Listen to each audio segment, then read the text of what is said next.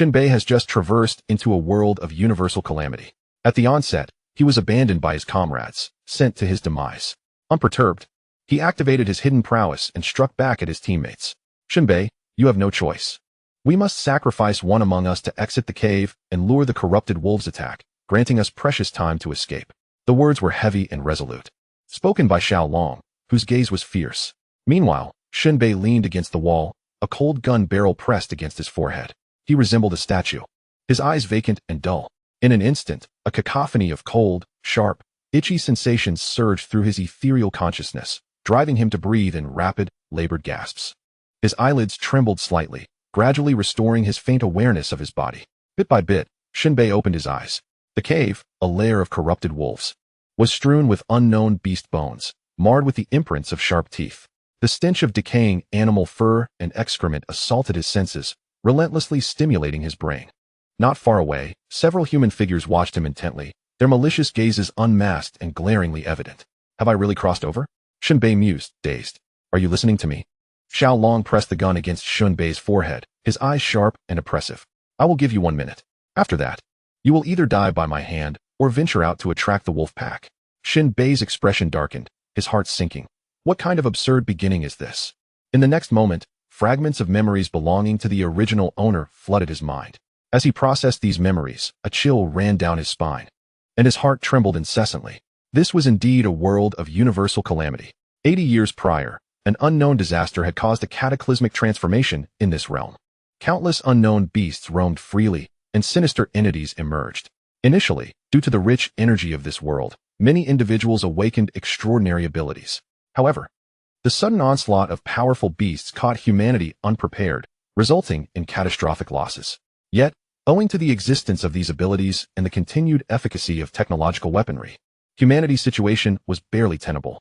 While those with extraordinary powers could defend against common beasts, the strength of the sinister entities was formidable and inscrutable. Neither conventional weapons nor extraordinary abilities could inflict harm upon them, rendering them nearly immortal. Thus far, no one had succeeded in vanquishing these entities. Cities that had faced their wrath lay in ruins, desolate for miles.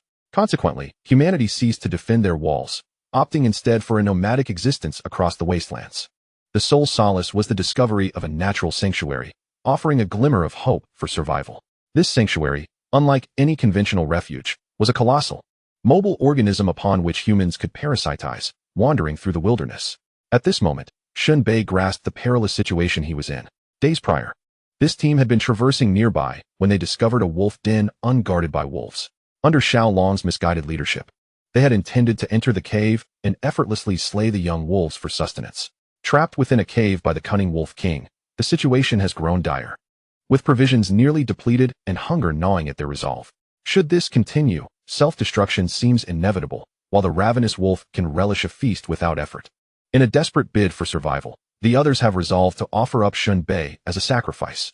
Shen Bei winces in pain. The onset of this predicament feels utterly hellish. The countdown to death looms ominously, 1 minute remaining. At this juncture, the others implore him, Shen Bei, do you not grasp the necessity of personal sacrifice for the collective good? The greater cause must take precedence. You must awaken to this reality. Do not despair. Perhaps by luring the wolves away, you might escape if you run fast enough. Indeed, Shen Bei, give it a try. If you survive, you shall be my savior, and I will repay your kindness. Expand your horizon, Shen Bei. Better to risk it outside than perish under a hail of bullets. I doubt you can outrun my bullets. Shen Bei, what say you? Their words, though seemingly persuasive, harbor an undercurrent of coercion and intimidation. Shen Bei, however, is not so easily swayed by their verbal manipulations.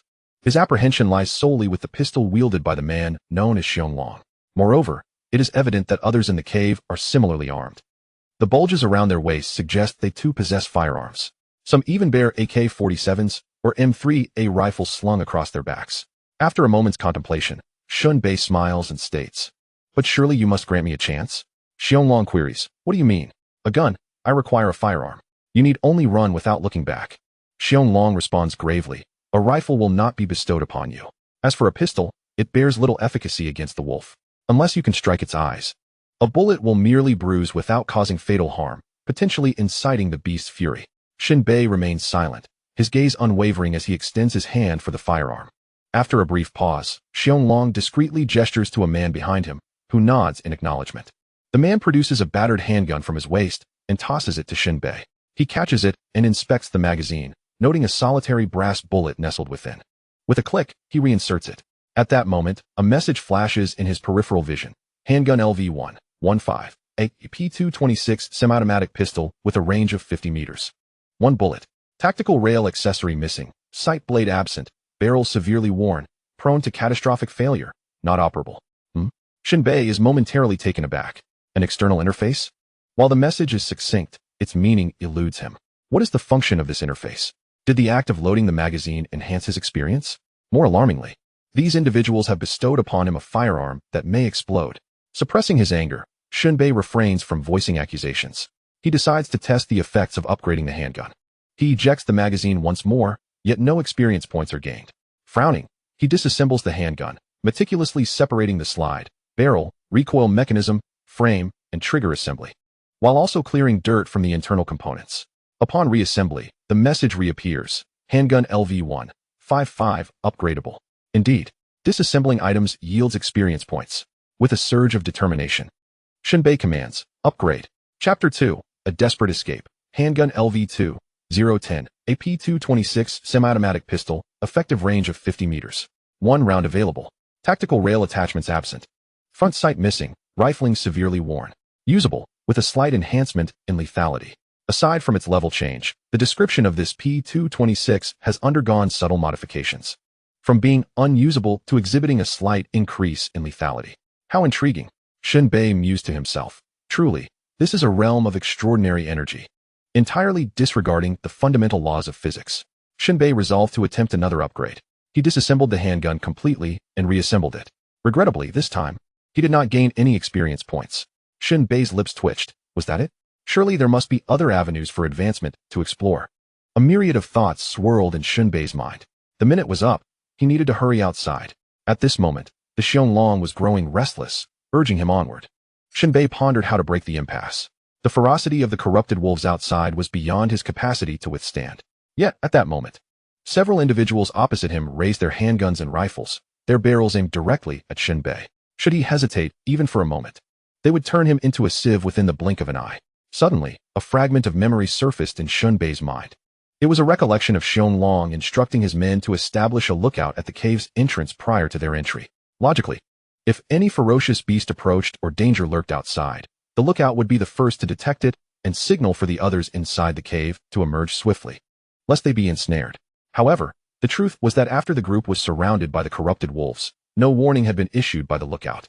This could only imply one thing. The Wolf King had stealthily ambushed the lookout from behind. This was the most fatal reason for the group's predicament. But this lookout was a sniper, equipped with a Barrett M95. Shen Bei's expression shifted as he meticulously considered the lookout's position. Very well. So you all wish for my demise while striving to survive, do you? A cold smile crept across Shen Bei's face as a plan formulated in his mind. Then, with the gaze of the assembled group upon him, Shen Bei slowly approached the cave entrance. This was his first true observation of this world.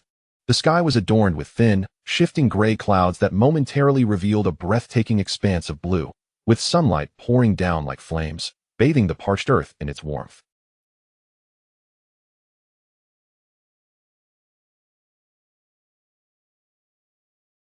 Into wisps of white smoke. Yet, despite their hunger, they lingered 500 meters from the cave's mouth. It seemed they understood that beyond this distance, the effectiveness and accuracy of automatic rifles would diminish significantly. Within the valley, over 300 corrupted wolves circled ominously. If they were to abandon the sanctuary of the cave, the agile and swift corrupted wolves could easily encircle them. A single charge would suffice to tear the entire squad to shreds. However, the group could not afford to wait, and thus Shen Bei was thrust forward as a sacrificial offering.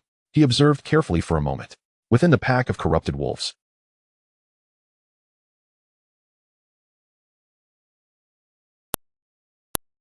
of howls, varying in pitch and length. While using its forepaws to direct them, Shen Bei listened intently, his heart racing. The alpha produced at least 30 distinct sounds.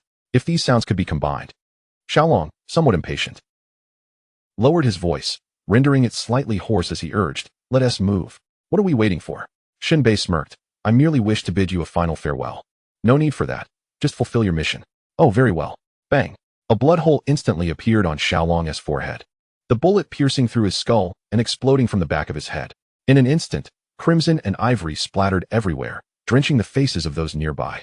Xiaolong collapsed without uttering a single cry, lifeless on the ground. This shocking scene left everyone in a state of stunned disbelief. Shen Bei holstered his smoking pistol. A smug satisfaction etched across his face. Damn it, you give me a faulty gun and expect me to walk into my demise? Let the last bullet be your end. A gentleman does not harbor grudges overnight. He avenged himself on the spot. Simultaneously, Shen Bei experienced an unexpected thrill. Firing a shot had inexplicably increased his experience points. Pistol LV2, 110. At that moment, the others in the cave could hardly fathom the turn of events. How could a seemingly broken pistol still discharge a bullet?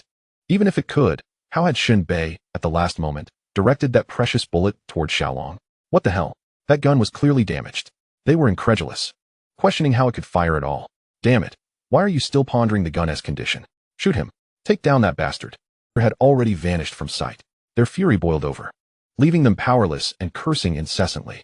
Meanwhile, Shen Bei sprinted away, deliberately avoiding a direct charge at the wolf pack. Instead, he exerted every ounce of energy, veering left to escape the cave's line of sight, thereby evading retaliation from the others. More importantly, this route would allow him to reach the mountaintop swiftly and acquire the sniper rifle. To breach a horde of over 300 corrupted wolves without the aid of supernatural abilities was nothing short of a fool's errand. A reckless endeavor that would lead to annihilation. There was only one solution, the sniper rifle at the summit. At that very moment, upon seeing Shen Bei's figure dart out, the Alpha did not command the entire pack to charge. It seemed to comprehend that Shen Bei was merely bait, a human lure sent forth. The lead wolf stood upright, emitting a series of howls as it coordinated the actions of the pack, dispatching several corrupted wolves to pursue, while maintaining order among the others. When necessary, it would walk on two legs, yet it never lingered in one spot for too long. More often, it completely blended into the pack. Besides its wolf-like appearance, from any angle, it resembled a calm, ruthless, and cunning human commander. With a swift glance over his shoulder, Shen Bei observed several corrupted wolves charging towards him, their speed propelling stones from the ground into the air, akin to a racing car accelerating. Cursed be it, Shen Bei had underestimated the beasts of this world. The speed of the corrupted wolves was enough to send chills down his spine. With a low growl, Shen Bei forced himself to exert every ounce of energy, pushing his heart to its limits. Even as blood erupted from his nostrils due to the intense exertion, he paid no heed to the danger of life and death, wishing fervently for 8 legs to escape. In mere moments, the distance between them shrank. The fastest of the corrupted wolves was now less than 20 meters behind him. He could even feel the oppressive force emanating from the creature, as if it were pulling him backward. Finally, a small hillock of less than 3 meters appeared in his line of sight, standing like a wall before him. Shen Bei crouched and leapt, his fingers grasping the edge, using the momentum to roll over the top. He glanced to the left and spotted a partially devoured corpse, alongside a Barrett M95. Chapter 3. Too early for joy. Sniper teammate. Without a moment's hesitation, Shen Bei flipped over and seized the sniper rifle from the ground, pulling back the bolt. The corner of his eye caught a message. Sniper rifle LV1, 05. Modified Barrett M95, range 900 meters, 5-round magazine, missing detachable bipod, adjustable rear monopod, and scope. High lethality. There was no time to ponder the message. Despite the absence of a bipod leading to significant recoil, the weapon was equipped with an efficient recoil compensator that could reduce recoil by 70. No bipod. He would still fire. Turning around, the nearest corrupted wolf had already leapt to the summit and was lunging at him with its gaping maw. The distance between them was less than a meter. He could even smell the foul odor emanating from its mouth. Taking a deep breath to steady his wildly beating heart, he did not aim. At such close range, he would shoot blind. Bang! The recoil jolted Shen Bei's shoulder, leaving it sore and numb, as if it might dislocate. The tremendous force pushed him back by 10 centimeters. Sniper rifle LV1, 15. For Shen Bei, after observing the situation through the words of Xiaolong and from the cave entrance, it was evident that a handgun posed little threat to the corrupted wolves. However, anything above an automatic rifle would undoubtedly be lethal to them. Otherwise, how could these corrupted wolves have suddenly grown so intelligent? They are aware of the traps laid before them and possess the cunning to evade the most lethal range of automatic rifles. Despite their hunger, not a single wolf dares to cross that invisible line. Such behavior is reminiscent of a disciplined army. It is only fear that can induce such conduct in these wretched creatures. Hence, a sniper rifle, boasting greater might than an automatic weapon, is undoubtedly a deadly apparatus. Indeed, after Shen Bei's blind shot, A massive bloom of crimson erupted upon one of the corrupted wolves, the searing bullet completely tearing apart its abdomen. This formidable male wolf, weighing no less than 30 kilograms, was propelled several meters by the force of the impact. After tumbling to the ground, with nearly all its innards dislodged, it still struggled to rise. Though gravely wounded and devoid of combat capability, it continued to sway and emit a low growl of defiance towards Shen Bei until another male wolf ascended the summit and severed its spinal cord with a single bite. This exemplifies the harsh laws of survival. A gravely injured corrupted wolf, unable to hunt, is destined for a swift demise. After a brief moment of astonishment at the wolf's tenacity, Shen Bei dared not hesitate. He swiftly fired another shot. The bullet, imbued with formidable power, cleaved another corrupted wolf in two. Nevertheless, that wolf persisted in gnashing at the air, crawling towards Shen Bei. Without a glance, Shen Bei knew it would not endure for more than a few seconds before succumbing. He then pivoted his rifle and discharged a final shot at the last corrupted wolf attempting to leap up. The bullet penetrated straight through its mouth, sending the creature crashing to the ground like a discarded rag doll, convulsing momentarily before expiring. Having dealt with the pursuing corrupted wolves, Shen Bei positioned himself on the mountaintop, the vintage sight of his rifle gradually aligning with the head of the lead wolf below, to escape the encirclement of the corrupted wolves. He understood that to capture the king, one must first subdue its minions. To eradicate the entire pack would require an untenable amount of ammunition. Only by eliminating the alpha could chaos ensue among the others, potentially causing them to scatter in disarray. Shen Bei's hypothesis stemmed from observing the pack at the cave entrance, where several male wolves had dared to challenge the authority of the alpha. This indicated that the group was composed of multiple packs amalgamated together. The death of the alpha would surely precipitate their collapse into disorder. The rifle he wielded was a modified, vintage Barrett, showing signs of bespoke enhancements. The weapon had undergone simple yet effective adjustments, allowing it to fire more potent rounds, with an extended steel barrel enhancing its range. However, it lacked any advanced targeting apparatus. Even the most rudimentary of sights, relying solely on a primitive front sight. The distance from the muzzle to the alpha exceeded 1,000 meters. Under optimal conditions, and in the hands of a seasoned marksman, this firearm could achieve an effective range of up to 2,000 meters. However, due to poor maintenance and modifications, it increasingly resembled an antiquated relic. Even if the range of this firearm were sufficient, the likelihood of hitting a target would rely solely on fortuitous chance, and an extraordinary one at that. The muzzle of the sniper rifle swayed slightly in tandem with the movement of the leading wolf. This motion was nearly precise to the micron. Bang! The resounding crack of the rifle reverberated throughout the valley. The searing bullet traced a white line through the air. In an instant, the robust chest of the leading wolf was nearly obliterated. Lowering its head, it caught sight of its horrific wound before collapsing to the ground. As the leading wolf fell, the horde of corrupted wolves was thrown into disarray. Most of the corrupted wolves, incensed, dashed back and forth across the valley, seeking the audacious assailant who had dared to provoke the entire pack. Yet, apart from the lingering scent of gunpowder wafting through the valley, there was no other unusual odor to be found, and a few of the most keen-nosed corrupted wolves had already surged to the mountaintop, only to find it utterly desolate. Dozens of enraged corrupted wolves charged toward the humans hidden within the cave.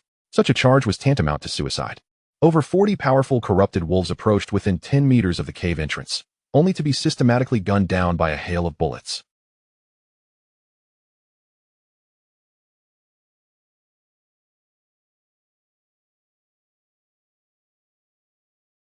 A robust male wolf began to emit frequent roars and howls, attempting to usurp the position of the fallen leader. Witnessing this, the humans within the cave grew tense. Although this wolf was merely stronger compared to the ordinary corrupted wolves, it did not possess the superior intelligence of the original leader. However, with the resurgence of a new alpha, who could predict what might transpire next? Bang!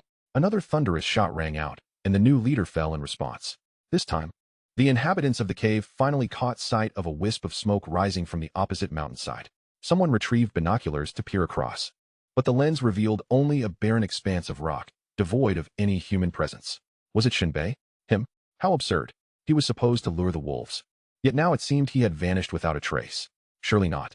The distance was nearly 1,200 meters, and he had no training. How could he shoot with such precision?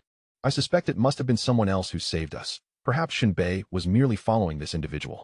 Regardless of who it was, it appeared we had been granted reprieve. With the pack deprived of its leader, they were unlikely to charge again. Alas, the demise of the Shadow Dragon was tragic. Once we are free, I must hold Shen Bei accountable.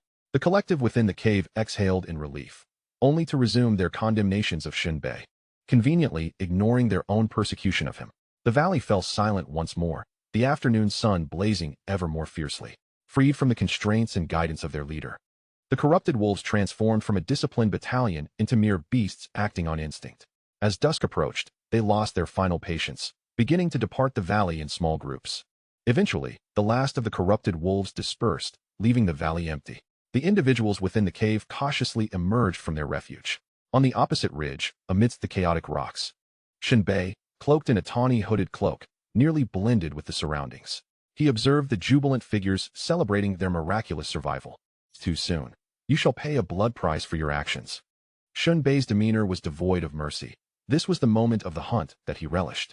At this instant, as the people in the cave noted the complete disappearance of the rotting wolf pack, they emerged with exhilaration and enthusiasm.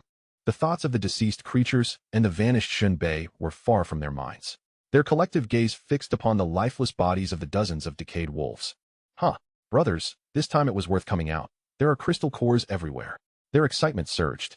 These are currency. Hurry, extract the cores from the wolves' brains. Leave 5 for me. I intend to trade for a new era rifle. It's time to replace this antique. Laughter erupted as one expressed a desire to purchase 2 sets of wheels, envisioning a life free from the landlord's disdain and exploitation. Greed illuminated their faces as they drew their daggers, commencing the harvest of the crystal cores nestled within the rotting wolves' skulls.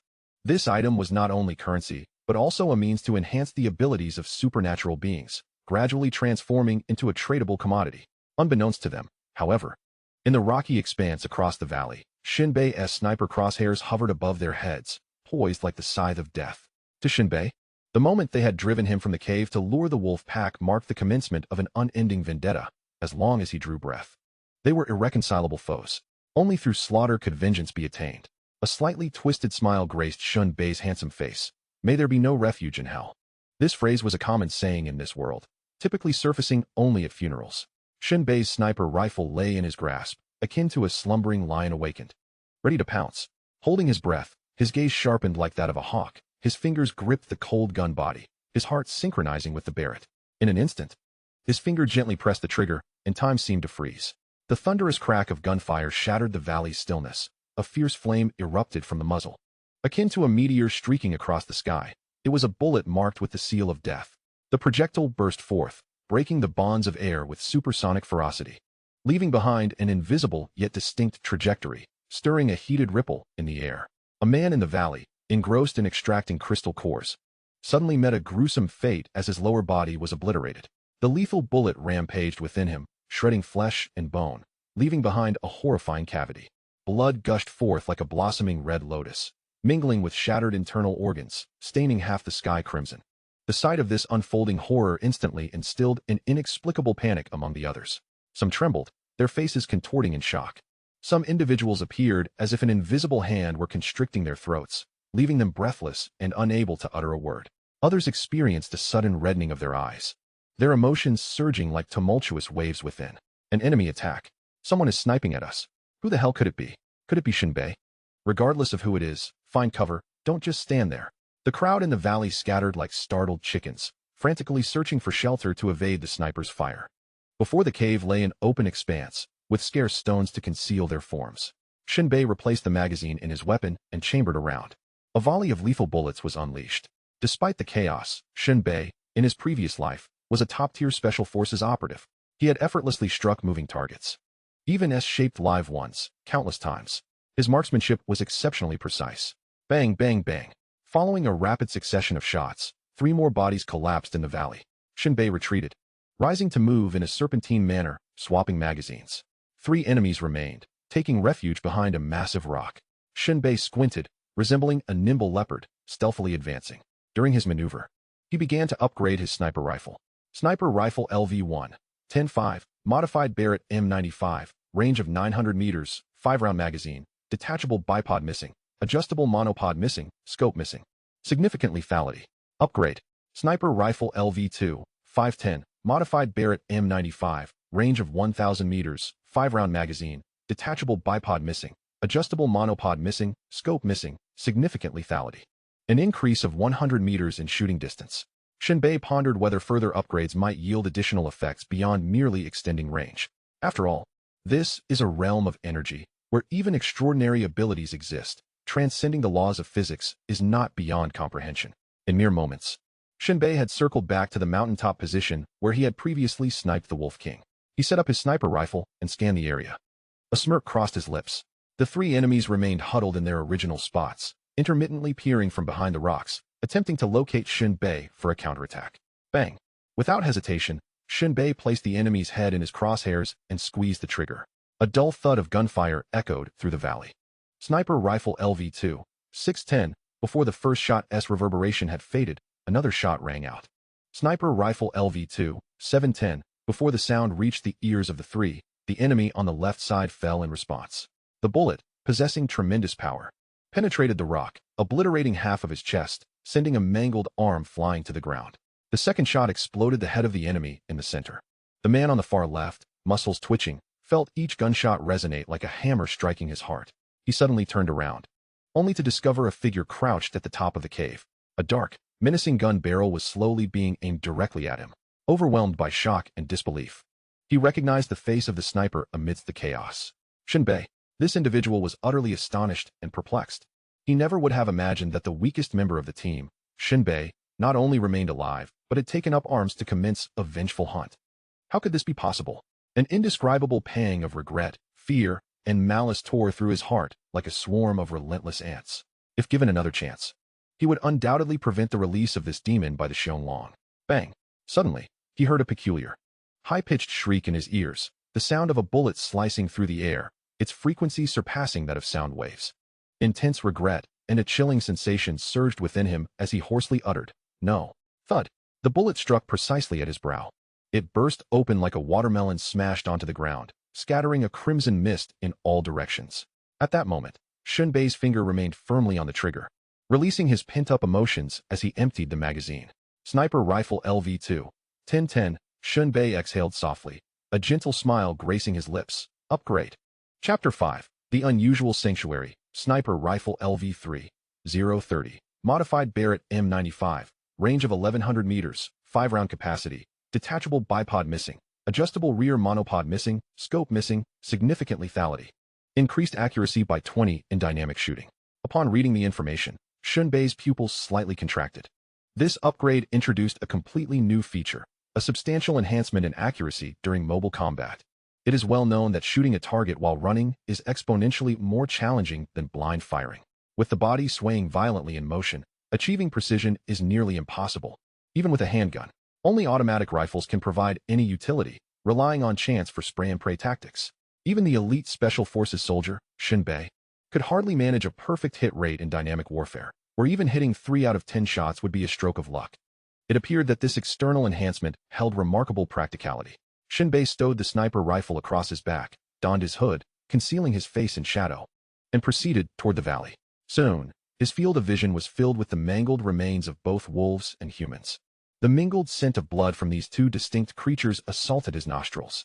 After acclimating for a moment, Shen Bei began to clean the battlefield. According to the original owner's memories, the ferocious beasts of the wasteland yielded crystal source cores, an essential currency in this world and a vital resource for those with supernatural abilities, and began collecting the crystal source cores. Some had already been extracted by the enemies, easily within reach for collection. He grasped one of the cores, lifting it for inspection. By this time, night had fallen, and the solitary moon hung in the sky, like shape and radiating a brilliant blue glow. Within the interior, a milky, cream-like substance flows languidly through the space. Regrettably, according to the original owner's memories, this body lacks the conditions necessary to awaken any extraordinary abilities, relegating it to mere currency. Shen Bei sighed softly. Nevertheless, he did not believe that a lack of powers would prevent him from surviving in this peculiar world. After all, even the ordinary people he had slain managed to scrape by. Moreover, he possessed boundless potential in terms of external advantages. The future appeared to be exceedingly bright. After approximately an hour, Shen Bei had collected all the crystal cores, totaling 37. The precise value of these cores remained uncertain due to gaps in the original owner's memories. He would need to reach a shelter to ascertain their worth. Subsequently, Shen Bei rummaged through the bodies of his foes. Aside from rifle ammunition, he found only a bottle of water, some dry bread, and half a cigarette. Clearly, the situation was dire. He had to break through. With a faint smile, Shen Bei sat cross-legged on the ground, savoring small bites of his meager provisions.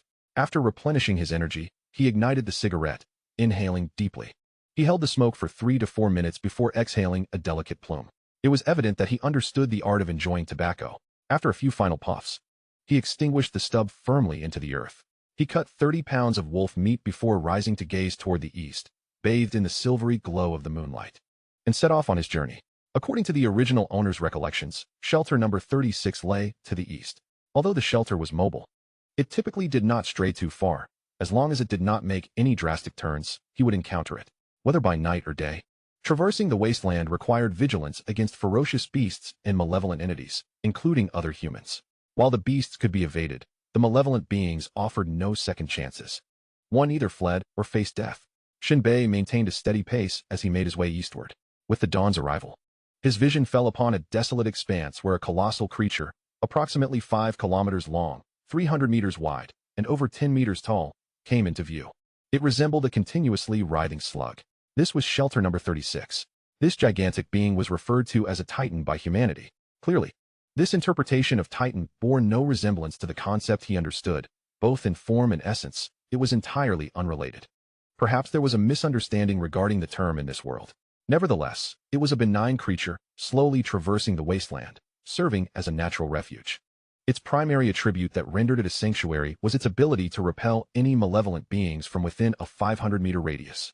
The reasons behind this characteristic remained a mystery to humanity. However, that was of little consequence. The vital point was that as long as the malevolent entities could not approach, it represented a glimmer of hope for humanity's survival. Currently, it was known that 56 such shelters existed, scattered across the wasteland. Humanity migrated in tandem with the Titans, following them wherever they roamed. Wherever the Titan ventured, humanity followed. Within the confines of these sanctuaries, social hierarchies emerged. Those in power naturally resided atop the Titan's back, where numerous dwellings and various facilities were constructed. Individuals like Shen Bei, who occupy the lower echelons of society, lack the privilege to ascend to the sanctuary and can only trail behind the Titan. Shen Bei quickened his pace, endeavoring to catch up with the sanctuary. Before long, his view was entirely obscured by the Titan's colossal form. Within a few kilometers, an extraordinary scene unfolded. Countless ropes, densely intertwined and impossible to quantify, connected one end to the Titan's massive body and the other to an innumerable array of wheeled dwellings. These structures stretched endlessly behind the Titan, extending nearly 5 kilometers. One could easily surmise that when the malevolent entities descend upon them, this 5-kilometer radius would be anything but safe. These dwellings would inevitably need to be rearranged, compressing into a congested space of 500 meters. Such a shift would undoubtedly incite friction and conflict. The only truly secure location was the sanctuary perched atop the Titan's back, a haven not accessible to all. Upon entering the realm of the dwellings, Shen Bei slowed his steps, gradually exploring this wondrous world. The cacophony of numerous wheel tracks blended with the thunderous sound of the Titan's massive form crushing the surface stones, creating an indescribable din. The sizes of these houses varied. Some served as residences, others as bars, and many functioned as shops selling various goods. Generally speaking, the more wheels a house possessed, the larger it was. This explained why, in the valley, the enemy's lifelong pursuit revolved around acquiring 2 pairs of wheels, an embodiment of a true home. As Shen Bei meandered, he arrived at a shop adorned with a simple sign depicting a droplet of water, an establishment dedicated to selling water. Ascending a ladder, he pushed open the door. "Welcome," greeted a bald proprietor seated behind the counter, his back against a massive water tank constructed from ultra-strong alloy steel, impervious to bullets, and reinforced with numerous steel bars for protection. Shen Bei produced a crystal core, presenting it for a bottle of water. The proprietor cheerfully accepted the bottle, exclaiming, "Certainly." By the way, he turned around and added, "The price of water has increased. It now requires 5 crystal cores." Such pricing was rather outrageous. The water bottle in Shen Bei's hand was modest in size, a standard 500 milliliters mineral water bottle. The mere acquisition of a single bottle demanded 5 crystal cores. How, in such a world, did humanity manage to survive? Shen Bei was well aware of the scarcity of water sources. In this realm, both groundwater and surface water were nearly all tainted. To procure water, humans relied on the Titan, a colossal creature that often ceased its movements, opening its immense maw to extend a spiraled, hollow appendage deep into the ground. This mechanism extracted subterranean water, which, after passing through specialized internal filtering organs, was cleansed of impurities and stored within its digestive cavity, ensuring a supply of life-sustaining water. Humans would then carve a passage into the Titan, reaching its stomach to draw forth the purified water for consumption. Although this process was arduous, it nonetheless provided sufficient resources for the inhabitants of Sanctuary number 36. Titan has not ceased drawing water for nearly 2 months. As scarcity elevates value, the price of water naturally rises. He placed a bottle of pristine water on the counter, saying, "Thank you for your patronage." Shen Bei shrugged and handed over 5 crystal core fragments before departing from the water shop. He carefully set the water bottle down, navigating through a maze of mobile homes, guided by the memories of the original owner, until he arrived at an apartment building. The structure was modest, comprising merely 3 stories. In the corner of the 3rd floor, a small room served as his dwelling. Back already?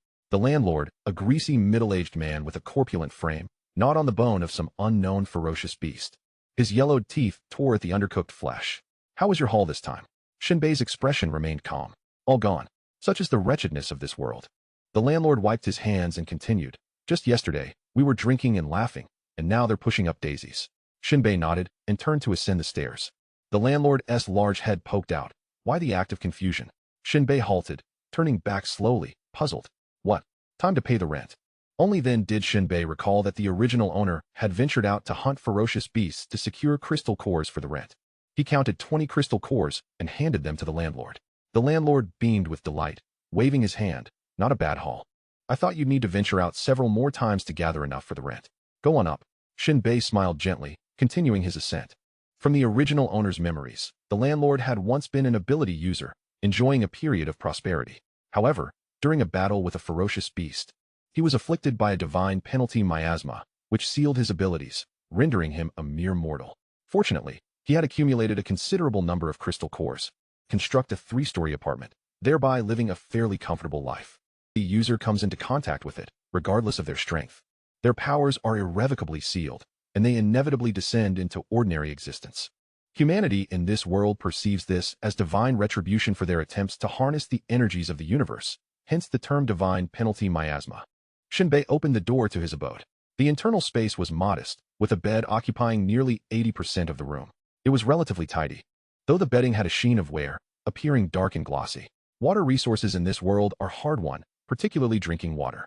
Even the affluent seldom indulge in bathing with pure water, opting instead for secondary water sourced through purification devices.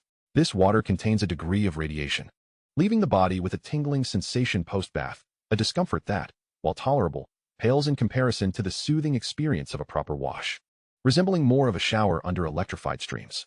Consequently, most people rarely bathe, leading to naturally unkempt appearances. Inside his room, Shen Bei rummaged through the few drawers, discovering only items of little value. Yet, within one packaging bag, he found a photograph hidden away. The front of the photograph features a charming portrait of a young boy and girl, both approximately 5 years of age. The reverse side is inscribed with elegant handwriting, seemingly penned by a woman. It reads, "In the year 67 of the new calendar, my sister Shun Nan accompanied me to shelter number 7, the Scarlet Queen." In her own hand. Sister Scarlet Queen? Shen Bei was taken aback. This fragment of memory had not been passed down to him at all. Were it not for rummaging through the drawer, he would remain blissfully unaware of such a thing. The name Scarlet Queen appears quite formidable. Shen Bei pursed his lips. Tail. With his current abilities, he was inept at locating the whereabouts of shelter number 7. Subsequently, he seized the alarm clock from the table, tilting his head as a glimmer of inspiration struck him.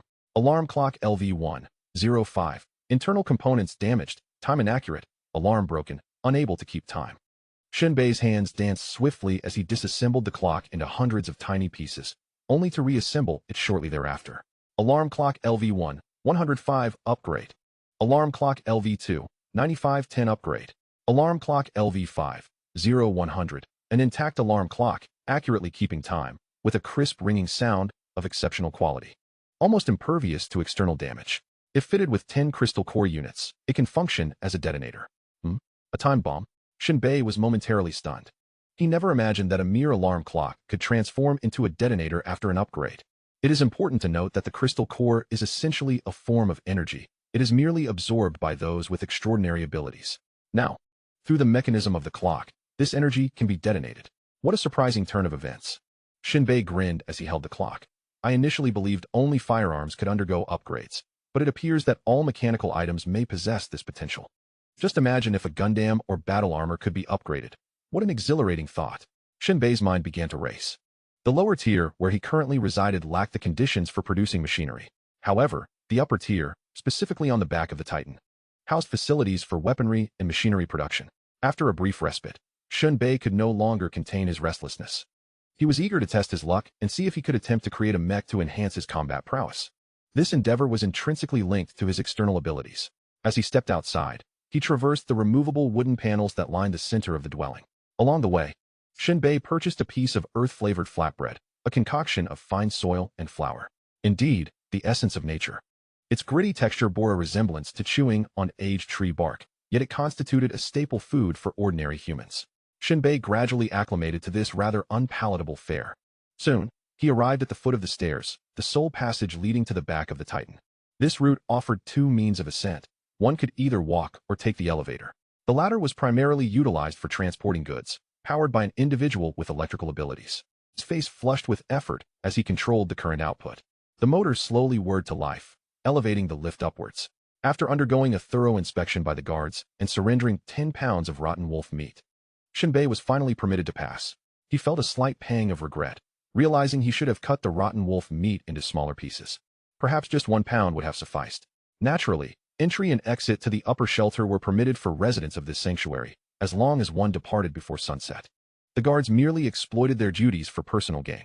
Upon ascending to the pinnacle, Shen Bei was greeted by a striking sight. Chapter 7. You are too handsome, danger lurks. Ignoring the current environment of widespread turmoil and the lurking threats, the scene atop the colossal creature resembled a small city in every regard. Factories sprawled in a connected expanse, producing an array of goods from canned food and cement to steel and weaponry. At the far end stood a modest power plant supplying energy. Though the scale of production here could not be compared to that of the bygone era, it was a necessity in these tumultuous times. The streets boasted even more luxurious shops, well-paved roads, and a multitude of buildings. Verdant flora and vibrant flowers adorned the pathways. In the distance, vast fields and steam-emitting turbines stretched endlessly. Even amidst the apocalypse, those in power continued to thrive, untouched by the chaos surrounding them. Shen Bei couldn't help but marvel at the scene. Strolling along the street, he stumbled upon a modernized small factory.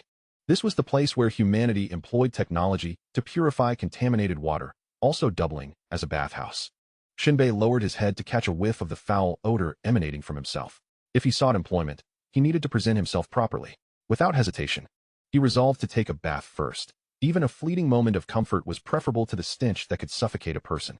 Upon entering the courtyard, the thunderous roar of machinery and the sound of rushing water filled the air. Numerous individuals with abilities passed in and out, evidently there for the same purpose. These individuals appeared to prioritize their appearance and image far more than those struggling for mere survival in the lower echelons. Inside, he observed 3 separate pipes branching from the water outlet. One led outside, supplying water to other residences for cleaning, street maintenance, and irrigation of trees and crops. Another directed flow to the nearby steam power plant. The final pipe connected to individual bathing stalls. How much is the bathing fee? Shen Bei inquired, leaning over the counter. A staff member, eyes fixed on a novel, replied without looking up. Are you an ability user? Please present your license. The license served as identification for ability users.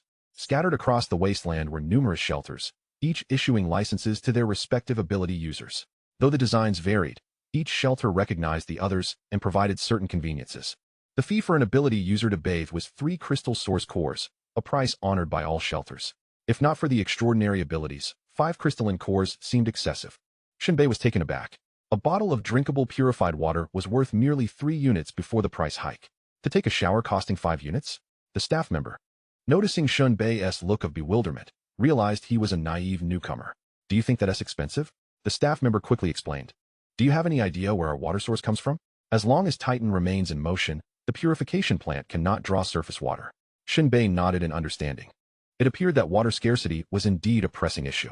Until Titan ceased its incessant movement, the availability of water posed a significant problem.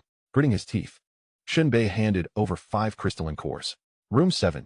You have only 2 minutes, the staff member reminded him, causing Shen Bei to nearly stumble. What? Just 2 minutes for a shower? This is outrageous. He hurried to bathroom 7, swiftly disrobing and turning on the Shoriat.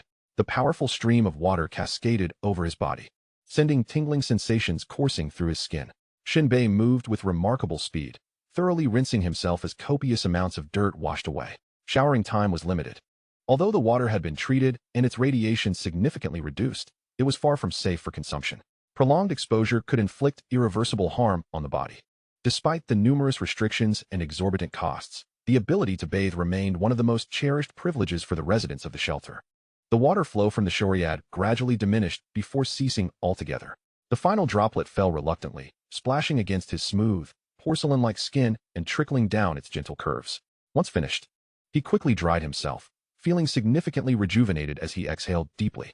He looked somewhat presentable now. Shen Bei tidied his hair before dressing and stepping out. However, as he passed the counter, the staff member gazed at Shen Bei's refreshed visage. His long, strong, slightly arched eyebrows, sparkling eyes, and the contours framing his features amalgamated into a nearly flawless portrait. Suddenly, the staff member felt a dryness in his throat, although Shen Bei appeared male.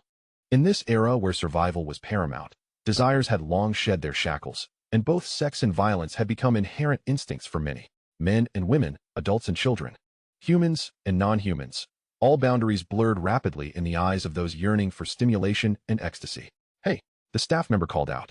Shen Bei halted and turned back, inquiring, "Is there something else?" "I merely wish to remind you," the staff member grinned. "Sometimes, dirt can serve as a form of camouflage. I hope you understand." Initially, Shen Bei was perplexed by the staff member's implication.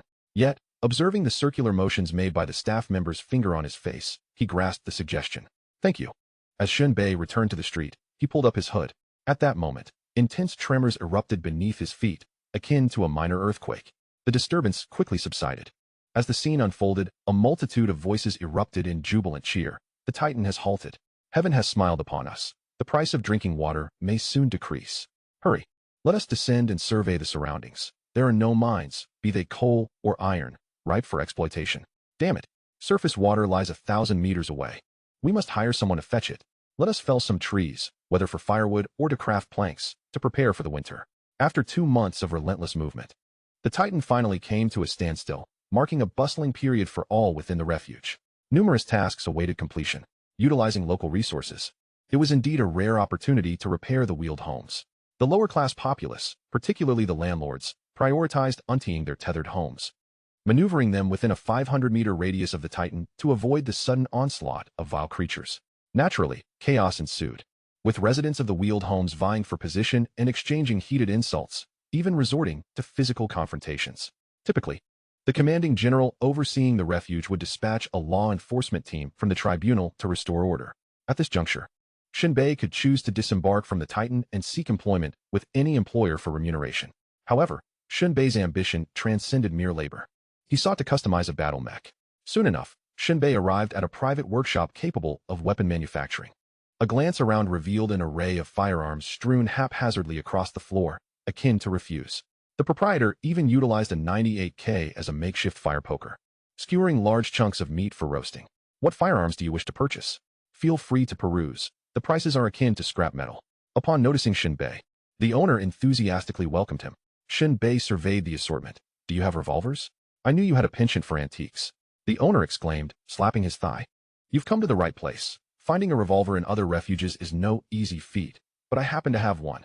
In this world, Shen Bei's understanding of firearms had ascended to new heights.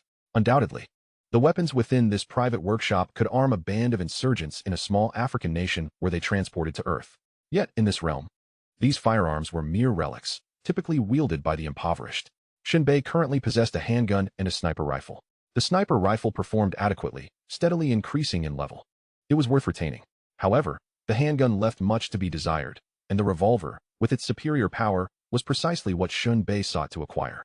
The owner rummaged through the pile of weapons for an extended period before producing an M500 revolver, tossing it casually to Shen Bei. Upon inspection, Shen Bei noted its rusted exterior, indicative of neglect. The trigger was stiff, seemingly on the verge of jamming.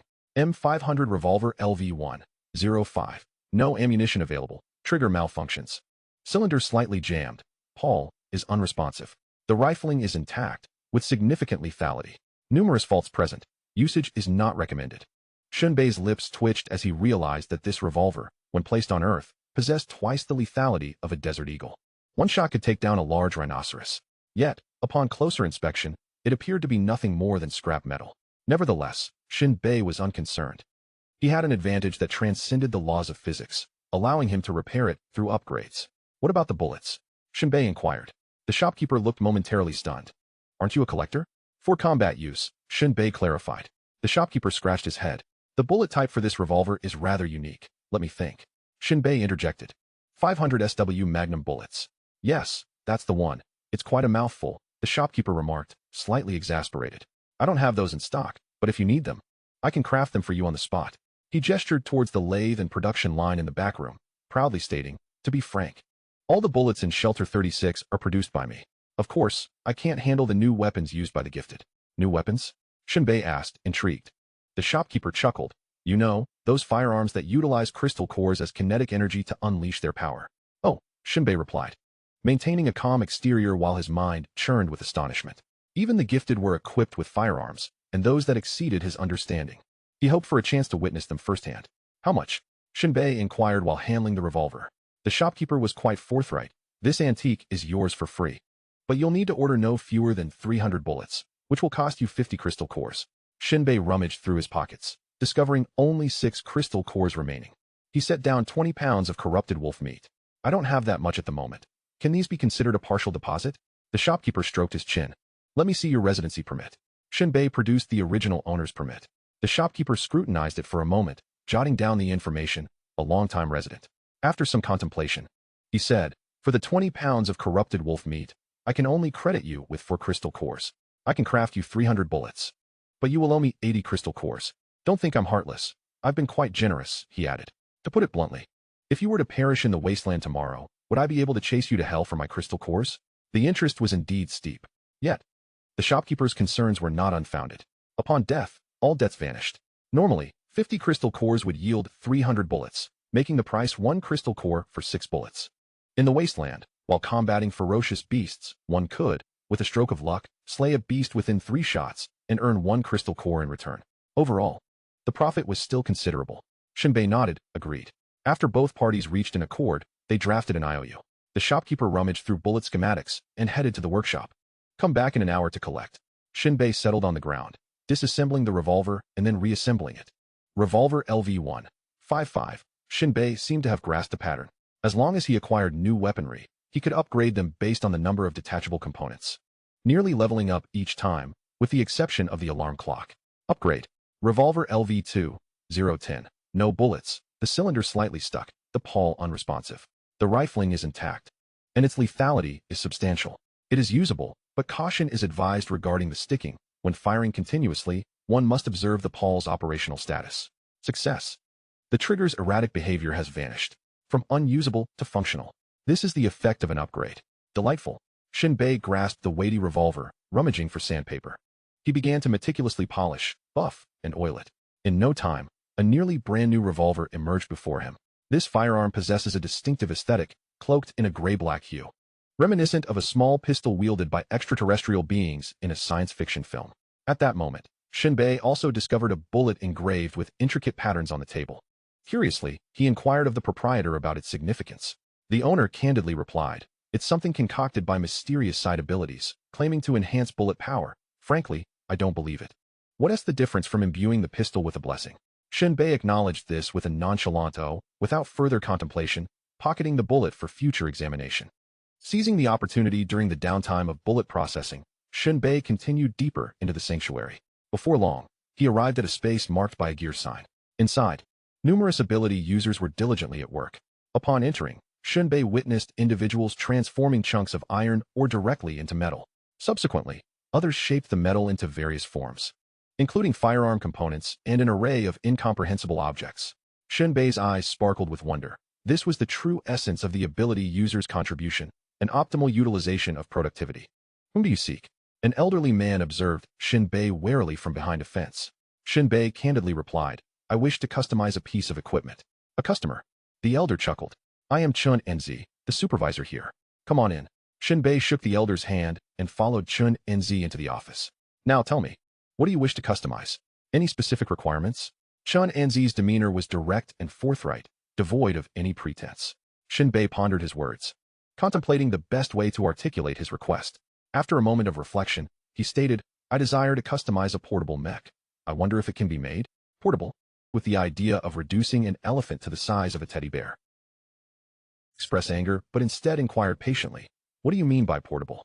Shen Bei clarified his requirements. If possible, I envision it as a box that can be carried while traveling, and when needed, pressing a button would cause it to unfold into a fitted mech.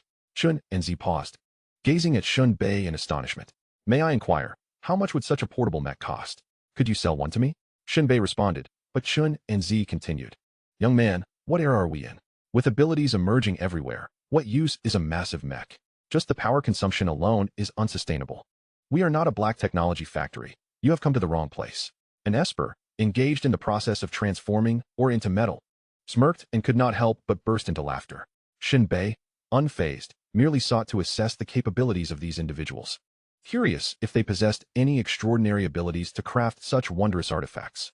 Observing their inability to produce what he desired, he lowered his expectations. How about a suit of close-fitting armor? You have set the bar even higher than for mecha. Chun Enzi nearly leapt from his seat. Shen Bei pressed his lips together. What can you create then? My requirement is simplicity, primarily for portability. Chapter 9. Custom-made armor. Shen Bei's inquiries were evidently contradictory. How could a suit of close-fitting armor be streamlined? It necessitated a plethora of components and modules, including exoskeletons, armor plating, and power modules. The construction was inherently intricate and complex. Chun Enzi stroked his chin thoughtfully and remarked, in fact, our research institute has indeed attempted to design armor. Although there are many espers, there are also a considerable number of ordinary individuals. Equipping them would yield significant combat potential. Furthermore, with the special materials shaped by espers, coupled with a crystal core, theoretically, it is entirely possible to design a suit of close-fitting armor. Upon hearing the term theoretically, Shen Bei sensed trouble. They might have attempted it, but certainly, they had not seen it through. Shen Bei cautiously inquired, what percentage of your envisioned ideal armor can you achieve? Director Chen pondered for a moment, gently rubbing his chin, and replied, setting aside our current research status, the question is whether you truly desire it. Shen Bei nodded. If he had no interest, there would be no point in wasting time. For 1 million crystal cores, I could provide you with armor that disregards cost and labor. Honestly, that joke is not amusing at all. Shen Bei coughed lightly. Director Chun, you truly have a sense of humor. Chun Anzi shrugged with a sheepish grin. If I had that much money, I would simply buy a fighter jet. Indeed, with such a sum, one could purchase 10 fighter jets. Director Chen replied with a wry smile. He continued, powered armor has been a subject of our ongoing research. Since the world changed, with the emergence of various new materials and energy sources, our progress has significantly accelerated, yet we still fall short of achieving fully functional powered armor. What step are we lacking? Shen Bei inquired, intrigued. Lacking, A technician nearby hastily cleared his throat. Mind your own business. I know what to say and what not to say, just focus on your work. Director Chen shot a glare at the technician before addressing Shen Bei.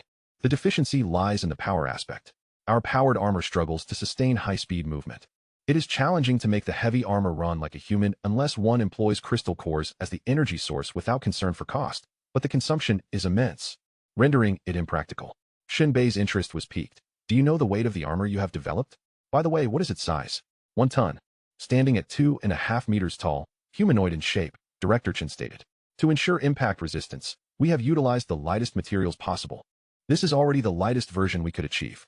Upon hearing this, Shen Bei's eyes brightened. If we use ordinary materials, could we not further reduce the weight?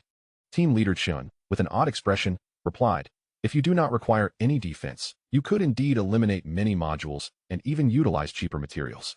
However, to be frank, purchasing such armor would be a waste. This caliber of armor is merely a facade. Due to the inferior quality of the materials, it is prone to wear and tear. It wouldn't even require an enemy's attack. Just a few uses could render it damaged. Shen Bei pondered for a moment and inquired, what level of performance can this powered armor achieve? What is the price? Team leader Chen, you guessed correctly. I merely wish to experience the sensation of wearing powered armor to fulfill a childhood aspiration. As for its combat capabilities, it is of little consequence. One should not squander wealth frivolously. Team leader Chen fell silent, but eventually said, this powered armor would weigh around 100 kilograms, sufficient to allow you to run. But even then, it may not be faster than your own pace. As for the price, he calculated in his mind. If you require only the shell without weapons, I could create it for you with 1,000 essence cores, and I can assemble it right away. 1,000? Shen Bei contemplated and asked, will the materials you intend to use be bulletproof? What if we forego bulletproof materials? Even against a handgun, I wish to create something akin to Iron Man. I only require it to look the part and to be mobile, though the performance is secondary. Oh, and it must be camouflaged in color. Are you not attempting to pilfer some technology? Do you have a means to enhance performance? Team leader Chen regarded Shen Bei with suspicion. In these times, value. Haha, you saw right through me. Shen Bei replied, somewhat sheepishly. My hobby is dismantling remote controls, clocks, and the like. I merely wish to see if I can modify the powered armor and challenge my limits. Come with me to the lab. I can assemble what you desire on the spot. Team leader Chen shook his head in disbelief, having hoped for a lucrative opportunity. It all boiled down to merely a shell, making it a much simpler task. However, Shen Bei did not follow Chen Anzi out. Chen Anzi tilted his head and asked, "What's wrong?" Shen Bei felt a twinge of embarrassment, initially intending to candidly admit that he currently lacked the means to pay for the armor. Yet, as the words hovered on his lips, he fell silent, nearly jeopardizing everything. Shen Bei contemplated that if he openly stated he had no money, Chen Anzi would undoubtedly expel him.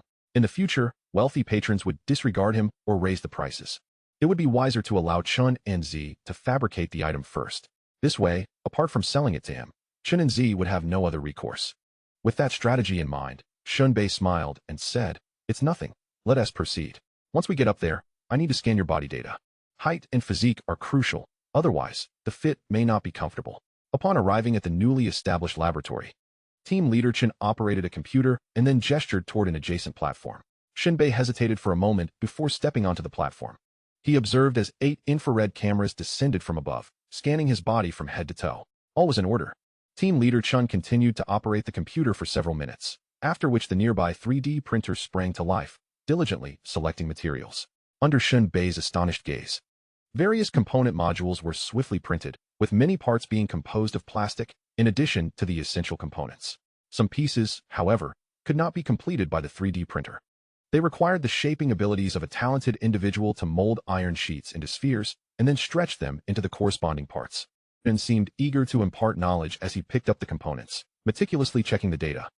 "I shall craft for you a truly formidable suit of armor." Yet, Shen Bei bore no disdain. After all, he could upgrade. To his surprise, a dozen mechanical arms sprung into action, beginning the automatic assembly process. Has the technology of this world advanced to such heights? At least in the realm of artificial intelligence, it surpassed the Earth he had traversed from. "Can I assemble it myself?" he inquired eagerly. Although it was the most rudimentary version, it was still a sophisticated piece of high-tech equipment, and he lacked the confidence to disassemble and reassemble it on his own. Chapter 10. Are you trying to frustrate me? Team leader Chen paused, his fingers halting on the keyboard. You wish to assemble it yourself? This armor, even with numerous modules removed, consists of thousands of parts. The mechanical arms can complete the assembly in mere minutes, but manually, it would take several hours. Are you certain you want to undertake this task? Indeed. I hope to assemble it myself, but I would appreciate a sequence for assembly, Yang Yuan replied. If you lack knowledge of powered armor, even with a video of the assembly sequence, you may still struggle. A single missing screw could render it inoperative, Team leader Chen cautioned. Could you guide me then? Shen Bei asked. That is possible, but my time is invaluable. Team leader Chen paused, contemplating before stating, I can only provide you with an assembly video. Should you have questions, feel free to ask. Shen Bei nodded affirmatively, no problem. Chen Anji shrugged, feeling a sense of relief, yet inwardly muttering, I truly don't understand. If you manage to stealthily learn the technology, I might as well devour this computer. Even if you master the assembly, without understanding the underlying principles, you won't be able to fabricate various parts. Team leader Chen shook his head in disbelief, then instructed the mechanical arms to dismantle the modules they had just assembled, subsequently maneuvering the newly printed components onto the assembly table. Come over, let us begin. After speaking, Chen Anji departed from the assembly table, retreating to the opposite side of the laboratory to focus on his own research. Shen Bei rubbed his hands together and opened the assembly video on the computer. He diligently followed along, learning to assemble. Without the automated assistance of the mechanical arms, the manual assembly was indeed slow. However, Shen Bei felt no disdain. This was all valuable experience. Every time Shen Bei assembles a module into a component, he reaps a point of experience. Little by little, grain by grain, time passes. After a full 3 hours, a power armor resembling Iron Man, in a camouflage color, takes shape. This suit, perhaps due to the removal of many modules, stands only 2 meters tall. As the final piece clicks into place, a white light flashes, visible only to Yang Yuan. The power armor presents its own data. Pseudo, Power Armor LV1, 1000. This combat suit possesses no practical value, incapable of combat, offering no defense, and lacking offensive capabilities. Perhaps it could be worn during festive occasions to enhance the celebratory atmosphere. Shen Bei grimaces, The prefix pseudo is quite telling, indicating that this contraption is merely a plastic toy. Yet, Yang Yuan remains exhilarated, for after personally assembling it, his experience points are now sufficient for an upgrade. With upgrade data available, all seems well. Naturally, Shen Bei refrains from upgrading at this moment, as the presence of Team Leader Chun in the laboratory could lead to unwanted complications. Team Leader Chun himself hesitates to even refer to this as power armor, instead designating it as, it possesses all the functions you desire, albeit in a severely downgraded version, weighing around 20 pounds. It is merely a fragile shell, let alone being bulletproof. Even a common person wielding a sword could likely pierce it. The most valuable aspect is the energy converter located in the chest. It is advisable not to engage in combat while wearing it, or else do not blame me if anything unfortunate occurs. Rest assured, Shen Bei grinned. Team Leader Chun retrieved a crystal core, manually opening the energy compartment of the armor and placing the core inside. In the next moment, the eyes of the power armor illuminated. All right, you may enter now. He pressed a button on the exterior of the energy compartment, causing the front half of the armor to contract entirely. The helmet, chest, abdomen, arms, and legs all shrank by half, allowing a person to step inside effortlessly. As Yang Yuan stepped in, once his hands, feet, and head settled into place, the armor sealed itself automatically. Almost immediately, he realized he could control the armor through sheer thought. It seemed to possess a rudimentary form of artificial intelligence. No, this has nothing to do with artificial intelligence. It appears to be a technology that links neurons, enabling him to manipulate the armor's functionalities with his mind. He was somewhat astonished.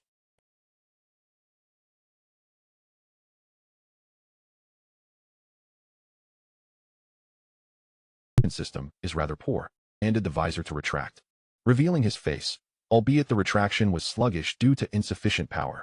He attempted to move, discovering that it felt akin to being encased in a heavy shell. Despite the armor's light weight allowing for decent mobility, there seemed to be no additional propulsion. Immediately thereafter, he tested the engine functions of his limbs, discovering that both his palms and soles could indeed emit light particles, yet the thrust generated was barely perceptible. Moreover, concealed firing ports were located at each shoulder, capable of housing 10 rounds of handgun ammunition. However, the force produced was negligible, merely a facade of functionality. One could only rely on their own strength to facilitate movement, though the joints exhibited sufficient flexibility, theoretically allowing for increased speed if one's power was considerable, albeit at the risk of wearing out the components. Team Leader Chen shook his head in resignation. The crystal core lasts a mere 3 minutes. Once depleted, you must replace it yourself. This energy converter is also a stripped-down version, resulting in substantial energy waste. Shen Bei's eyes widened in disbelief. Only 3 minutes? Good heavens, that is far too brief. He felt embarrassed to voice his thoughts, fearing misinterpretation. However, Shen Bei soon discovered a delightful surprise. Just moments ago, while donning the battle armor, he noticed a notification flash in his peripheral vision. Pseudo armor, experience points 1. Could it be that he gained experience merely from wearing it for a minute? Elated, he realized that acquiring experience with this powered armor was significantly easier than with a handgun. He deduced that experience could only be obtained once per assembly of an item, and usage of the item was necessary to earn further experience, such as firing a weapon, which not only required ammunition but also necessitated hitting a target or a ferocious beast. This was why he had emptied his magazine during the incident with his teammate. Only successful shots yielded experience. The armor, however, presented an unexpectedly convenient means of gaining experience. Simply by wearing it, one could continuously accrue points. How splendid. At that moment, Chun Nz remarked, well then, as per your request, the armor is complete. That will be 1,000 crystal cores. Please make your payment.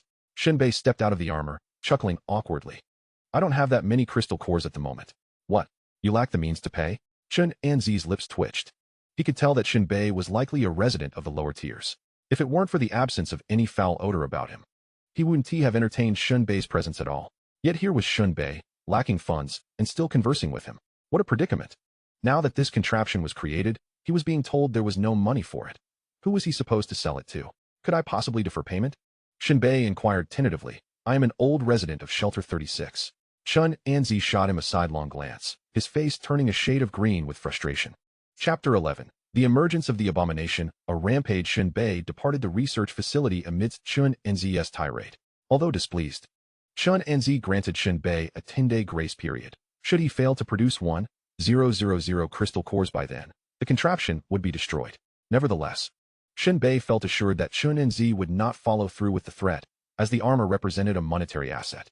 aside from selling it to him. No one else would even glance at it. Reluctant to part with it, Chun Anzi had no alternative. Returning to the armory, the proprietor had prepared 300 rounds of ammunition. Shen Bei expressed his gratitude profusely before taking them. By the end of the day, Shen Bei found himself burdened with a considerable debt. However, he felt no pressure. His cheat code was his greatest reliance for survival. Ultimately, he utilized the remaining strips of meat to procure additional sniper rifle bullets. As night descended, Shen Bei returned to his rented room. The nocturnal hours in this world offered little in terms of entertainment, merely gambling, bars, and brothels, all of which he abhorred. He could only gaze vacantly at the setting sun.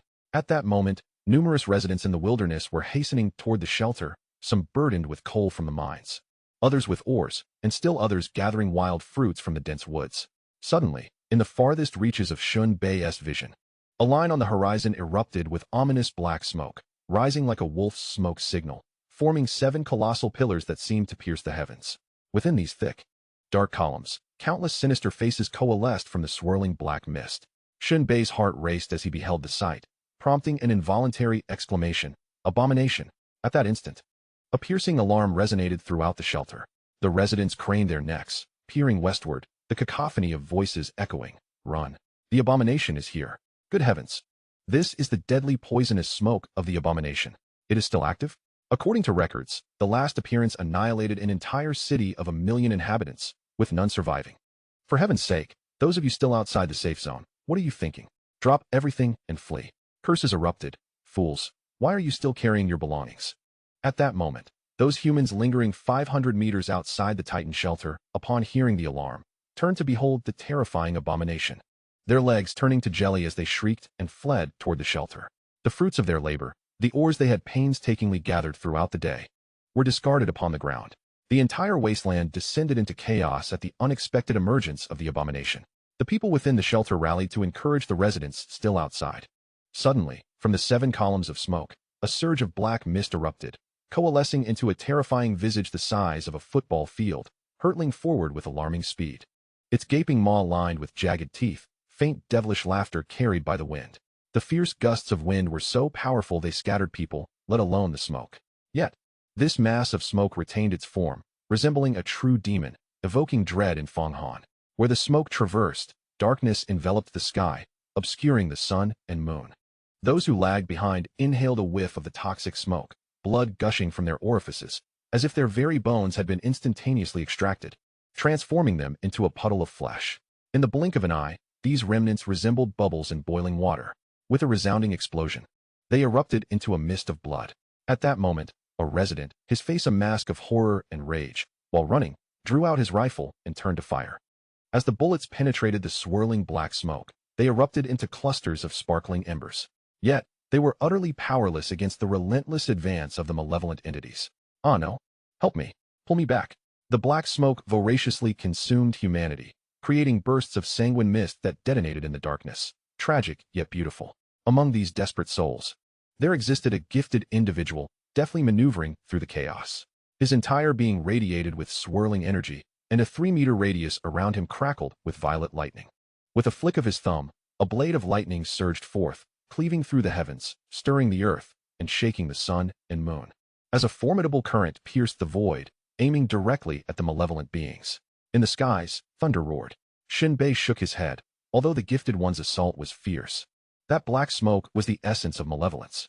Despite the lightning blade striking true, it inflicted no damage whatsoever. Nevertheless, the gifted individual possessed an innate physical prowess far superior to that of ordinary humans. He sprinted with astonishing speed, not forgetting to seize a few lagging residents and carry them along.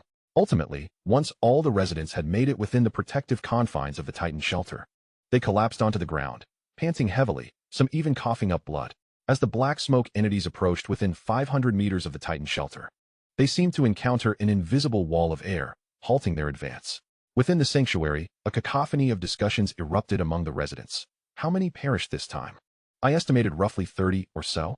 Damn this wretched world. There was no choice. If Titan paused, it would be our opportunity to gather supplies. If we didn't venture out for resources, we would all go hungry.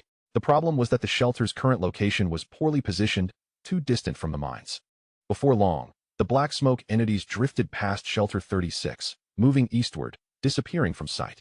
They arrived swiftly and departed just as quickly. leaving behind a desolate landscape dotted with crimson craters. The residents had long grown accustomed to the cycles of life and death. Within moments, they resumed their activities, playing cards and drinking. Shen Bei sat within his modest abode, witnessing the fragility of life, momentarily lost in thought. I must grow stronger, even more formidable, not only to vanquish the malevolent entities, but to outrun them. The recent events had profoundly affected Shen Bei. To be blunt, if he were to encounter those entities alone in the wilderness, he would genuinely be unable to escape. Thus, upgrading his armor became imperative. Tomorrow, he would venture out to hunt, aiming to gather 1,000 core crystals to secure the armor. Once dawned, Shen Bei believed that he would soon ascend to the level of Iron Man with his upgraded suit. As the sun completely set and night enveloped the land, the stars sparkled brilliantly, rendering the heavens exceptionally enchanting, as if countless diamonds were embedded within the sky. Shen Bei blinked, drowsiness overwhelming him. Before retiring, he secured a length of metal wire at the door as an alarm. Then, with a tilt of his head, he succumbed to slumber. This marked his inaugural night of sleep in this world. Shen Bei experienced a peculiar dream in which he transformed into a colossal spaceship, tirelessly processing vast amounts of data and repairing the vessel. However, the incessantly damaged parts could not be repaired. Within the superbrain data, a red alert blared. In the midst of slumber, a signal resonated deep within Shen Bei's consciousness. Like a high-speed computer, dozens of data points instantaneously transmitted throughout his body, resulting in an uncanny lateral shift of 30 centimeters. He then abruptly sat upright, his left hand gripping the revolver, which he thrust forward with lightning speed, pressing the barrel against the chin of the unwelcome guest. This series of movements transpired with such swiftness that only when the gun aligned with its target did Shen Bei's eyes fully open. In the darkness, his pupils shimmered with a faint glow. Shen Bei was momentarily taken aback. When had he raised his weapon and sat up? Was it an uncontrolled reflex? In that fleeting instant, he realized the presence of an intruder. "Who are you?" Shen Bei demanded in a hushed tone. His voice, intentionally subdued, possessed an alluring magnetism. Yet the rugged revolver in his hand starkly contrasted with the softness of his words. Chapter 12. The Uninvited Guest. Excessive Violence. The formidable revolver in Shen Bei's grasp, with its substantial size, elongated barrel, and intimidating muzzle, left no doubt that within any range, it possessed the power to obliterate even the most ferocious armored bear's skull into minuscule fragments. This was not a weapon for the average individual. Its violent recoil rivaled the firepower of ancient war machines. Shooting with one hand, even if his wrist miraculously remained unbroken after the first shot, the subsequent recoil would significantly displace the grip, greatly increasing the time and precision needed for subsequent aiming. Yet at this moment, the savage revolver was already pressed against the intruder's jaw, rendering any aiming concerns moot. Even if the discharge were to fracture Shen Bei's wrist, it would only occur after the intruder's head had been reduced to a cloud of debris. Beneath the muzzle, the head appeared fragile and insubstantial. Whether it was this domineering revolver or the least powerful ordinary handgun, either could effortlessly penetrate her skull. However, few could easily pull the trigger, especially after glimpsing the intruder's visage. Almost all men would hesitate to shoot upon recognizing her beauty. She was an extraordinarily lovely young girl, seemingly not yet 20. In an era marked by widespread hardship, a woman's actual age often belied her appearance. She might have been merely 18 or even younger. Her deep chestnut hair framed a sun-kissed complexion, and her alluring lips were adorned with a peculiar shade of purplish gray. Her large, bright eyes were fixed intently upon Shen Bei, flickering with a blend of panic intertwined with excitement and anticipation. The girl wore a cropped leather jacket with a plunging neckline, its hemline just short enough to accentuate her ample bosom and taut waist, as if no other covering existed beneath the leather. Her lower half was clad in tight-fitting jeans that hugged her curvaceous hips and long, powerful legs, resembling a second skin.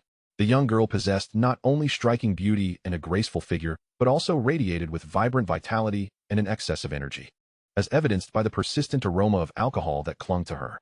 Clearly, the spirits she had consumed had rendered her nervous system overly stimulated, fixated on the pursuit of thrills and excitement, while her fear of life and death before her appeared numb and indifferent. Despite the handgun ominously suspended just beneath her chin, her slightly blurred gaze, dulled by intoxication, remained fixated on Shen Bei's enchanting eyes and the hand that wielded the gun. Shen Bei's hands, impeccably clean, with their fluid lines and delicate skin, made the girl's once proud hands seem dull in comparison. A flicker of murderous intent crossed Shen Bei's eyes as he noticed the metallic wire that had fallen to the ground. While inebriated, his slender finger, resting on the trigger, slightly contracted. A mere additional pressure would unleash the weapon's thunderous wrath. He maintained his aim at her, into a mangled visage of flesh and blood. The gun pressed firmly against her, compelling her to rise onto her toes, holding a position only a ballet dancer could achieve, where even the minutest of movements could inadvertently trigger the firearm. Yet, massaging along her neck, even inserting his fingers into her slightly parted, rapidly breathing mouth.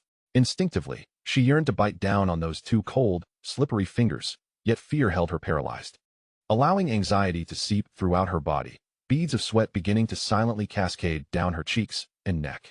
Subsequently, Shen Bei deftly unfastened the last two buttons of her short leather jacket, revealing her upper body, unadorned by any undergarments, and meticulously explored her skin inch by inch.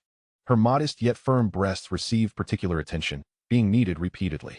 The icy, smooth sensation conveyed by Shen Bei's fingertips slithered like a serpent, akin to a lover's tender caress. Then, he shifted his focus to her lower body. Without hesitation, he unbuttoned her jeans, roughly pulling them down to her knees, initiating a thorough and invasive examination.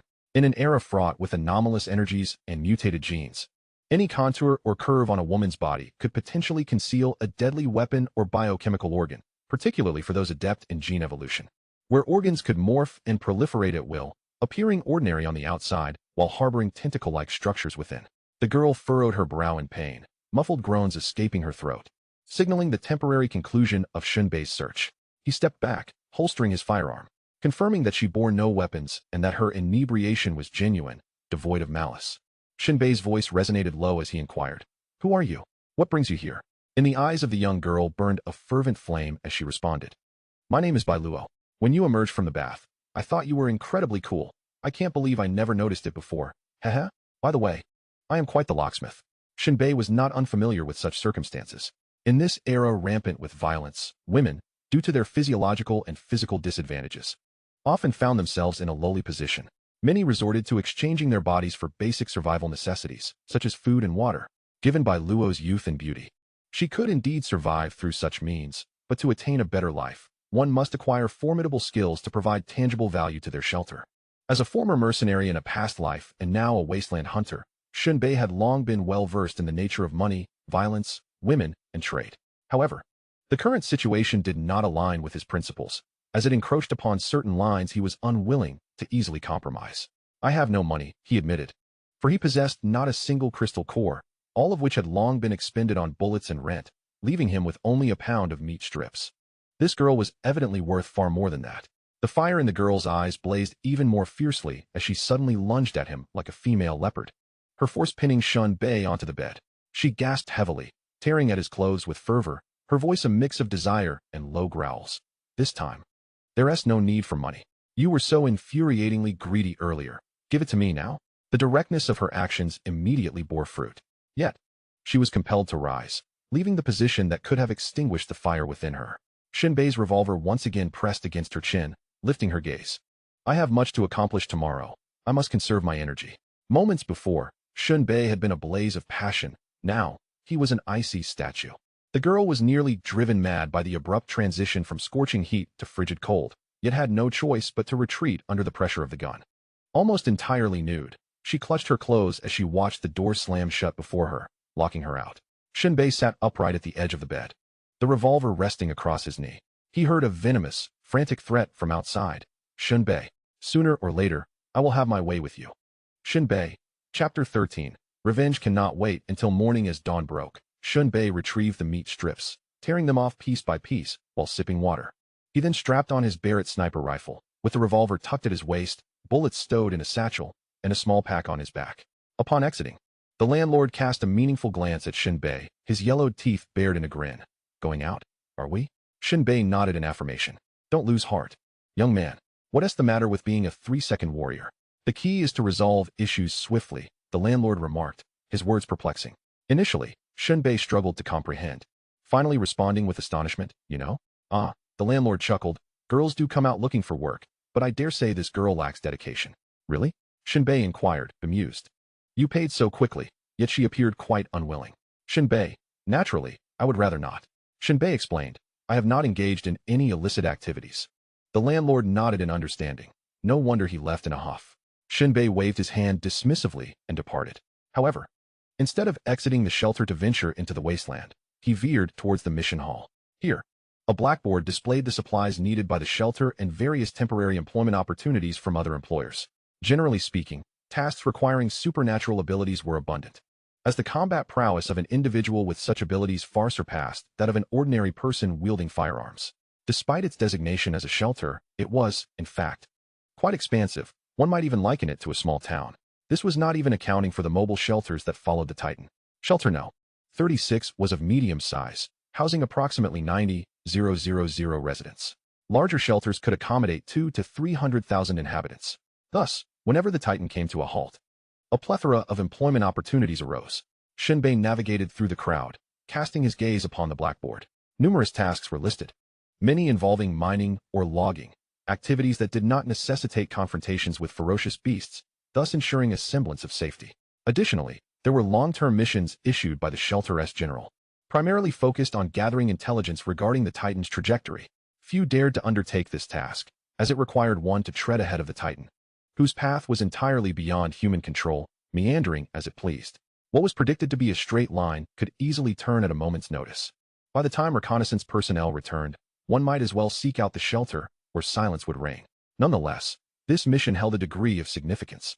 In the wasteland, numerous vast urban ruins lay scattered, inhabited by various cunning and ruthless mutated creatures, mutants, zombies, and ferocious beasts. This was not particularly alarming, as the shelter's supernatural beings were more than capable of handling such threats. The sole concern was that once the Titan entered the ruined cities, it would create immense angles of overturning and jarring motions. The shelter would need to reinforce its buildings in advance, while the mobile shelters trailing behind would have to untie all their ropes and navigate in circles. This was a colossal undertaking, necessitating prior warning. Countless individuals had met their demise due to bankruptcy each time they passed through the ruins. Shen Bei glanced at the board and zeroed in on a specific task, exploring an abandoned coal mine to ascertain whether ferocious beasts had taken residence, offering 30 crystal cores as compensation. Should any beasts be found and eradicated, the reward would increase to 200 cores. In truth, the subterranean realm was ill-suited for snipers. The densely built urban landscapes above ground and the expansive forests were the true paradises for sharpshooters. Yet, the allure of this reward was simply too enticing. Typically, the mines in the wasteland had been subject to repeated exploitation. If shelter number 36 arrived today, shelter number 30 might very well pass by tomorrow, scouring the nearby mines. Suddenly, a figure appeared in his path, blocking his way. "Are you Shen Bei?" the person inquired. At this, Shen Bei slowly lifted his gaze. Before him stood a man clad in a leather combat suit, which bore no resemblance to that of a regular soldier. The upper half of his chest was unbuttoned, was complemented by deep gray eyes, exuded an aura of strength and charisma. In the memories of the original owner, Shen Bei recalled the man's name, Eagle. He was one of the combat-type ability users from Shelter 36. Why has only one returned? Where is my brother, Falcon? Eagle inquired gravely, his gaze sharp. Shen Bei shook his head. I'm not sure. They abandoned me halfway, so I returned. Eagle's expression shifted to one of skepticism. They abandoned you? Yes. Is there a problem? Shen Bei replied nonchalantly. Eagle's demeanor darkened, his face a tumult of emotions, and a flicker of rage passed through his eyes. The mission you undertook was supposed to involve only the corrupted wolves, a beast of no significant danger. How could they have discarded you like a burden? Shen Bei, their dialogue, retorted. Then go ask your brother. I'll ask you, damn it. Eagle's temper flared. What exactly happened? Where's my brother? Shen Bei reiterated. A straightforward confrontation and less ambushed. A sense of foreboding gnawing at him. He exited the shelter, heading in the direction where Falcon had conducted his mission. Damn it, if my brother is alive, then you, Shen Bei, will be unharmed. But if anything has befallen him, you shall pay the price. Eagle's expression was resolute. Meanwhile, Shen Bei concealed himself, watching as Eagle's silhouette faded into the distance, narrowing his eyes. Once he laid eyes on Falcon's corpse, it would be evident that he himself would become a prime suspect. After all, it was the people who fell to bullets. The beasts did not wield firearms. In the days to come, Eagle would remain in the shadows while he stood in the light, and revenge might strike at any moment. Teeth, setting aside thoughts of the mission for now, and decided to follow. He needed to find a suitable vantage point to ambush and eliminate Eagle.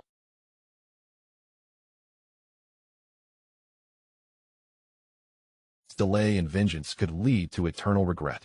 An hour later, Shen Bei set forth. The merciless rays of the sun, laden with intense ultraviolet light, scorched the earth. Yet, he walked at a steady pace. And it was not until 3 hours later that he halted before a solitary ruin of a house. After meticulously inspecting the villa, which had lost half its roof, of formidable carnivores like the ironclad bear, Shen Bei finally relaxed. This would do. What of the supernatural beings? It was a matter of either your demise or mine. Chapter 14. Can bullets upgrade? Shen Bei waited quietly, lost in his thoughts. Just as he closed his eyes to rest for a moment, a sudden realization struck him. He reached into his pocket and retrieved a bullet. This bullet had been taken from the desk of the arms dealer at the shelter. It bore intricate engravings upon its surface. As he traced his fingers over it, he could feel the surreal quality of these patterns. They did not seem to be carved, but appeared to be the natural markings of the metal itself. Yet, upon closer inspection, he could discern the shallow grooves etched into it, so subtle that they were nearly imperceptible to the naked eye, showcasing a craftsmanship akin to that of a high-precision machine.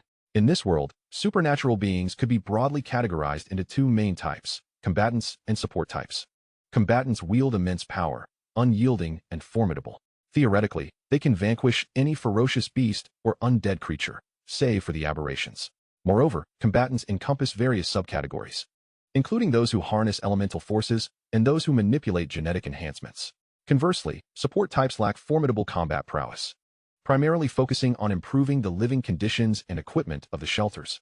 However, the realm of the mysterious is peculiar. Some supernatural beings in this category possess combat capabilities that rival those of combatants, such as the manipulation of space and time. Yet, certain mysterious entities can only aid combatants in enhancing their strength. The bullet in Shen Bei's hand, adorned with engravings, originated from a being of the mysterious type. At that moment, the bullet's information appeared before Shen Bei's eyes.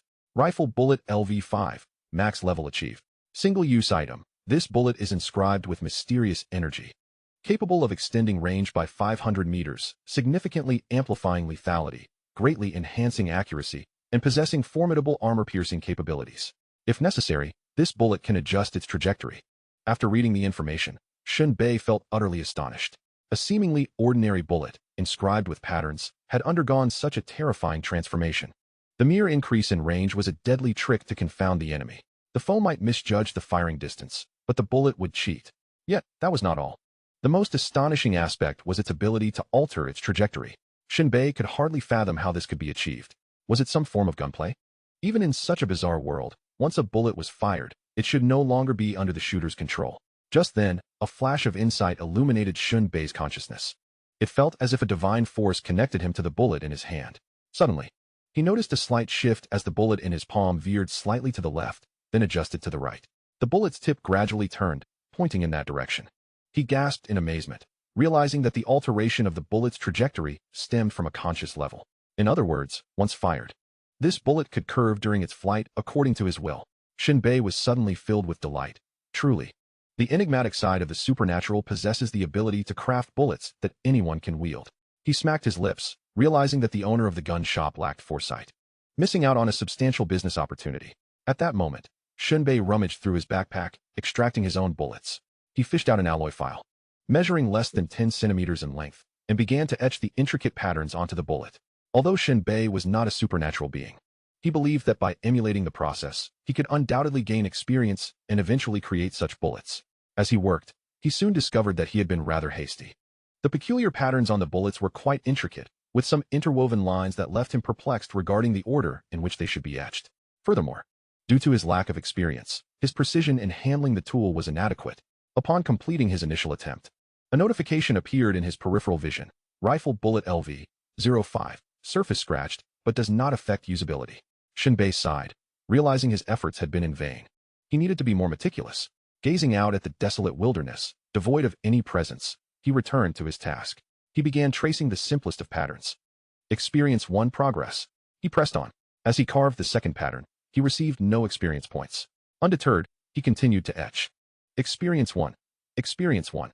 After accumulating 5 experience points, he found that the bullet had no further areas to carve.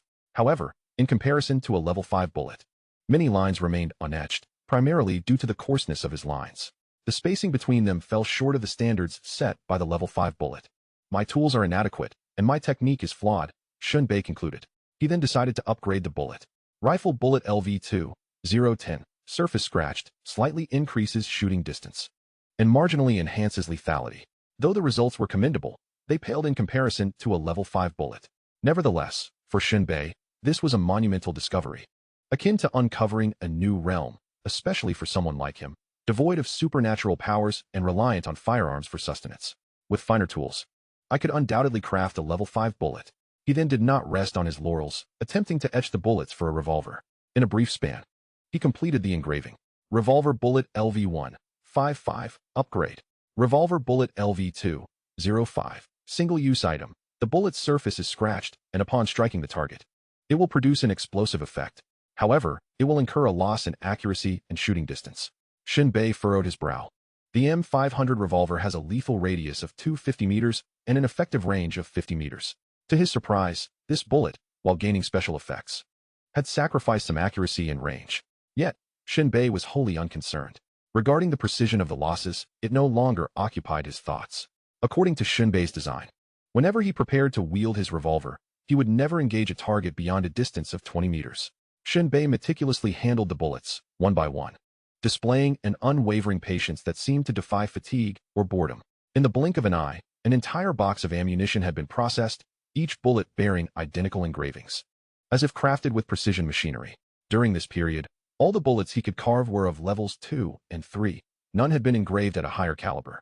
Shen Bei remained unhurried, intending to seek out the enigmatic ability user from the mysterious side for further enlightenment once he completed his task at hand. Carefully storing the bullets, he retrieved a second box and opened it, seemingly undeterred by the repetitive labor that had consumed 2 full hours. His past experiences as a Special Forces soldier had taught him that ample patience was essential for survival. Shen Bei lifted his gaze towards the outside world once more. Suddenly, in the distance across the desolate expanse, a figure emerged, carrying a lifeless body, sprinting towards him at a steady speed of approximately 30 miles per hour. The eagle had returned. With astonishing swiftness, Shen Bei organized his bullets and tools, grasping the barrett in his hand. In a deft motion, he chambered a modified round. He then stepped swiftly to the wall, peering through a narrow gap in the structure. Throughout these actions, aside from the metallic click of the rifle being readied, Shen Bei emitted not a single sound. At this moment, his rifle lacked any sighting apparatus, yet this did not hinder his ability to perform a sniper's task. Shen Bei squinted slightly, shielding his eyes from reflections, cautiously observing the outside world. His expertise in long-range shooting made him acutely aware of what could compromise his position. The figure drew nearer. Shen Bei's rifle slowly extended outward. Chapter 15. Sniping the ability user on the opposite side, the eagle raced through the wilderness, burdened by the body of his brother, the dragon. At this moment, fury coursed through him. He had harbored a premonition of his brother's demise. Yet he was utterly unprepared for the grim discovery that not only had everyone perished, but they had all been shot down by snipers. After examining each corpse, he found that, aside from the dragon, whose forehead had been pierced by a handgun bullet, every other member had fallen victim to sniper fire. This revelation instantly linked the sniper rifle on Shen Bei to the tragedy. It was him. He must have killed them all. The eagle's face contorted with rage. Had he known, he would have eliminated Shen Bei that very morning. He mused that it was not too late.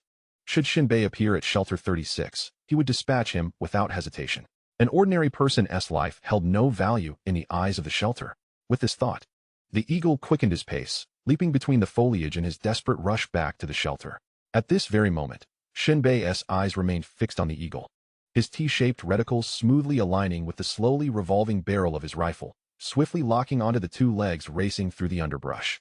Initially intending to aim for the adversary's head or chest, the dense foliage cascading from the tree obscured the upper body of the target. The limited visibility among the densely clustered underbrush allowed only fleeting glimpses of 2 legs swiftly darting about. The upper half of the figure remained concealed. Slowly, ever so slowly, one must glance back at your wicked progeny, as Shen Bei silently mouthed words, soft blades of grass brushing gently against his cheek. Suddenly, seizing the opportunity, as the adversary's legs came to an abrupt halt, awaiting the cerebral command to change direction, Shen Bei decisively squeezed the trigger. A shrill bullet erupted from the chamber, shattering the obstructive grass, hurtling directly toward its mark. The projectile traversed the ground at an astonishing speed, skimming just above the earth, leaving a whistling trail in its wake. Just as the adversary prepared to spring forward, the bullet struck his left ankle, causing him to crash heavily to the ground.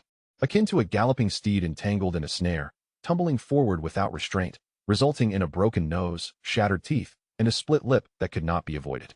In the midst of the foliage, there was a brief commotion before silence descended. Remarkably, the adversary displayed a formidable combat awareness, even after being hit. He refrained from panicking or shouting. Instead, he remained eerily calm, seemingly vanishing into the underbrush. Quickly, Shen Bei ejected the spent cartridge from his rifle. His finger once again on the trigger, his gaze unwaveringly fixed on the target through the scope, not daring to blink. Upon closer inspection, he discerned a flaw, a hand protruding from the foliage, glaringly conspicuous amidst the disarray of grass. With a swift motion, Shen Bei's Barrett sniper rifle struck like a venomous serpent, delivering a second lethal bite to the prey. The bullet, propelled within mere moments, shattered the exposed hand. Expecting a cry of agony, Shen Bei was met with an unsettling silence. The obliterated hand exhibited no reflexive response, as if it belonged to a lifeless body. A chill ran through Shen Bei. This was the corpse of the adversary. His face awash with shock, Shen Bei hoisted his sniper rifle and retreated behind a wall. He surveyed his surroundings, straining to catch any sounds. He was utterly convinced that the first shot had indeed struck the adversary's ankle, while the second had fallen victim to a ruse, hitting the lifeless body instead. The unseen adversary would have undoubtedly pinpointed his location and would likely maneuver to flank him, to the left or to the right. Shen Bei recognized the necessity of repositioning. In close quarters, he stood no chance against the adversary. Taking a gamble, he cautiously crept to the left. Advancing low to the ground, he made his way toward the position of the corpse, determined to change his vantage point and catch the adversary off guard when he emerged from the ruins, perhaps even delivering a fatal blow. Soon, Shen Bei found himself behind the body of the adversary, raising his sniper rifle. Almost simultaneously, a shadow emerged from the position where Shen Bei had initially taken aim. It was none other than the formidable Hawk. Shen Bei's finger on the trigger gradually tightened, and without hesitation, he fired a shot. Bang! A bullet shot forth from the barrel, darting towards the patch of grass amidst the ruins. This fleeting streak of white vanished almost instantaneously among the dense foliage. The interplay of sunlight and shadow on the bullet occurred at an astonishing speed, ultimately causing only a few blades of grass on the lush green patch to tremble slightly before it disappeared into the unfathomable depths of the rubble. A cloud of blood erupted from the debris. Shen Bei had anticipated that this time he would eliminate his target. Although Hawk possessed supernatural abilities, he was merely a first-tier power user, while Shen Bei's sniper rifle was rated at level 3 and the ammunition at level 2. This should have been more than sufficient to incapacitate him. However, in the next moment, the barrel of a rifle emerged from the ruins, unleashing a barrage of fire towards Shen Bei's direction. Rat-a-tat-tat. The gunfire was filled with impotent rage and erratic shooting. With agile movements, Shen Bei raised the corpse of the Hawk Dragon to shield himself from the bullets, then swiftly rolled under a large tree. At that moment, the gunfire ceased, and from the ruins came Hawk's furious voice. "Damn it, Shen Bei. Is that you, Shen Bei?" Shen Bei was momentarily taken aback, gaining a renewed understanding of the capabilities of supernatural beings. Having sustained 2 gunshot wounds, Hawk was still able to speak. Shen Bei boldly responded, "Indeed. The early bird catches the worm. You wouldn't mind, would you? You bastard." Hawk's venomous voice echoed back. "So you killed my brother, and now you wish to kill me too? What? Do you still think you can kill me with firearms? I am a supernatural being. Those supernatural beings are powerful, they are not invulnerable." Hawk fell silent. The rifle posed a significant threat to supernatural beings, especially those of the first and second tiers. Hawk's ankle was severely injured.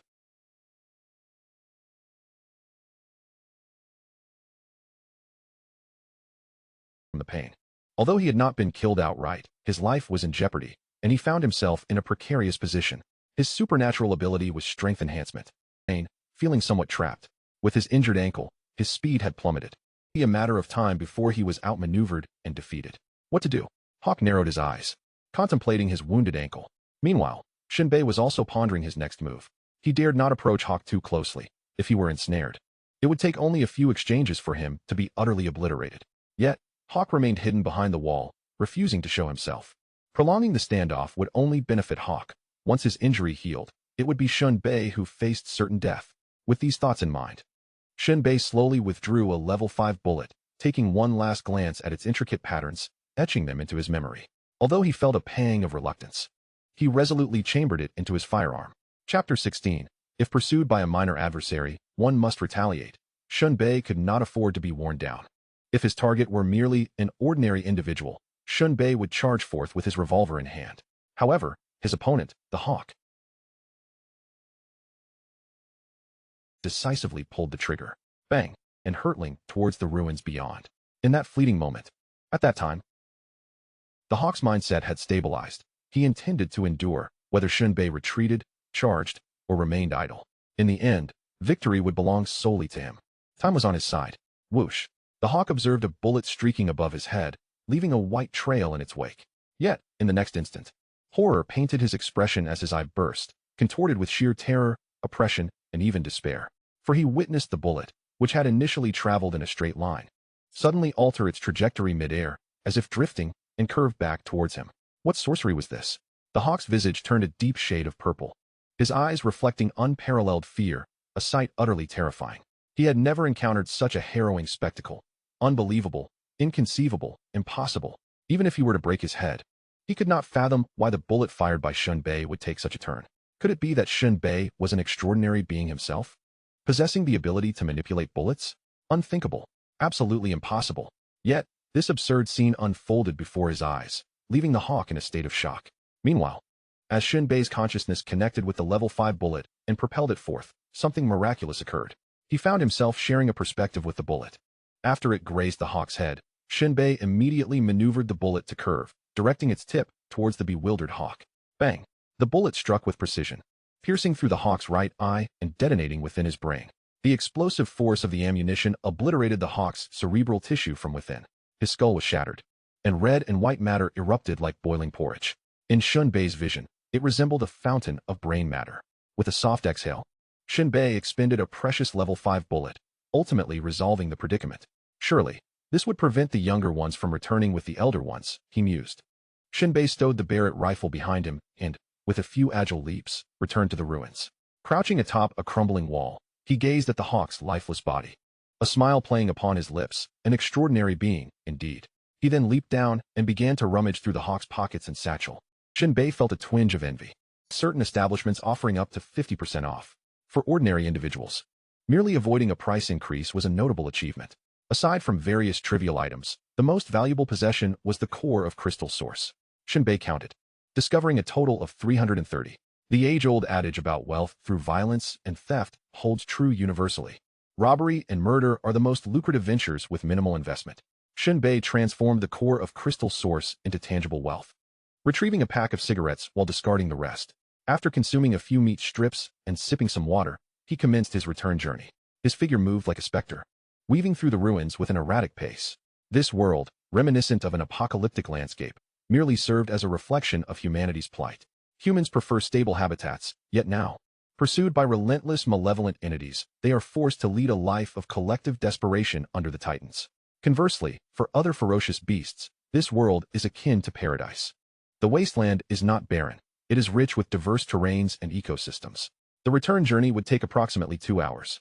Shen Bei endeavored to evade the beasts, seeking no confrontation, not out of cowardice, but due to his urgency to complete the task of exploring the mines, which promised greater rewards. However, fate had other plans. An hour later, Shen Bei unexpectedly encountered a peculiar life form, a stone golem. Towering over 3 meters, it appeared cumbersome, yet strangely, it moved with almost no sound. Typically, it lay on the ground, blending seamlessly with the earth, basking in the sun and sleeping soundly, rarely stirring. Yet once disturbed, it would relentlessly pursue any creature that dared to awaken it, showing no mercy. The most formidable aspect of the stone golem was its incredibly tough physique. Generally, when faced with such a creature, it is advisable to have an ice-type supernatural being in the team to immobilize it, allowing for a leisurely escape. Engaging in combat would be a waste of time and effort. The stone golem is akin to the stubborn rock in a humble abode, both foul and unyielding. Rapid succession to pierce its heart.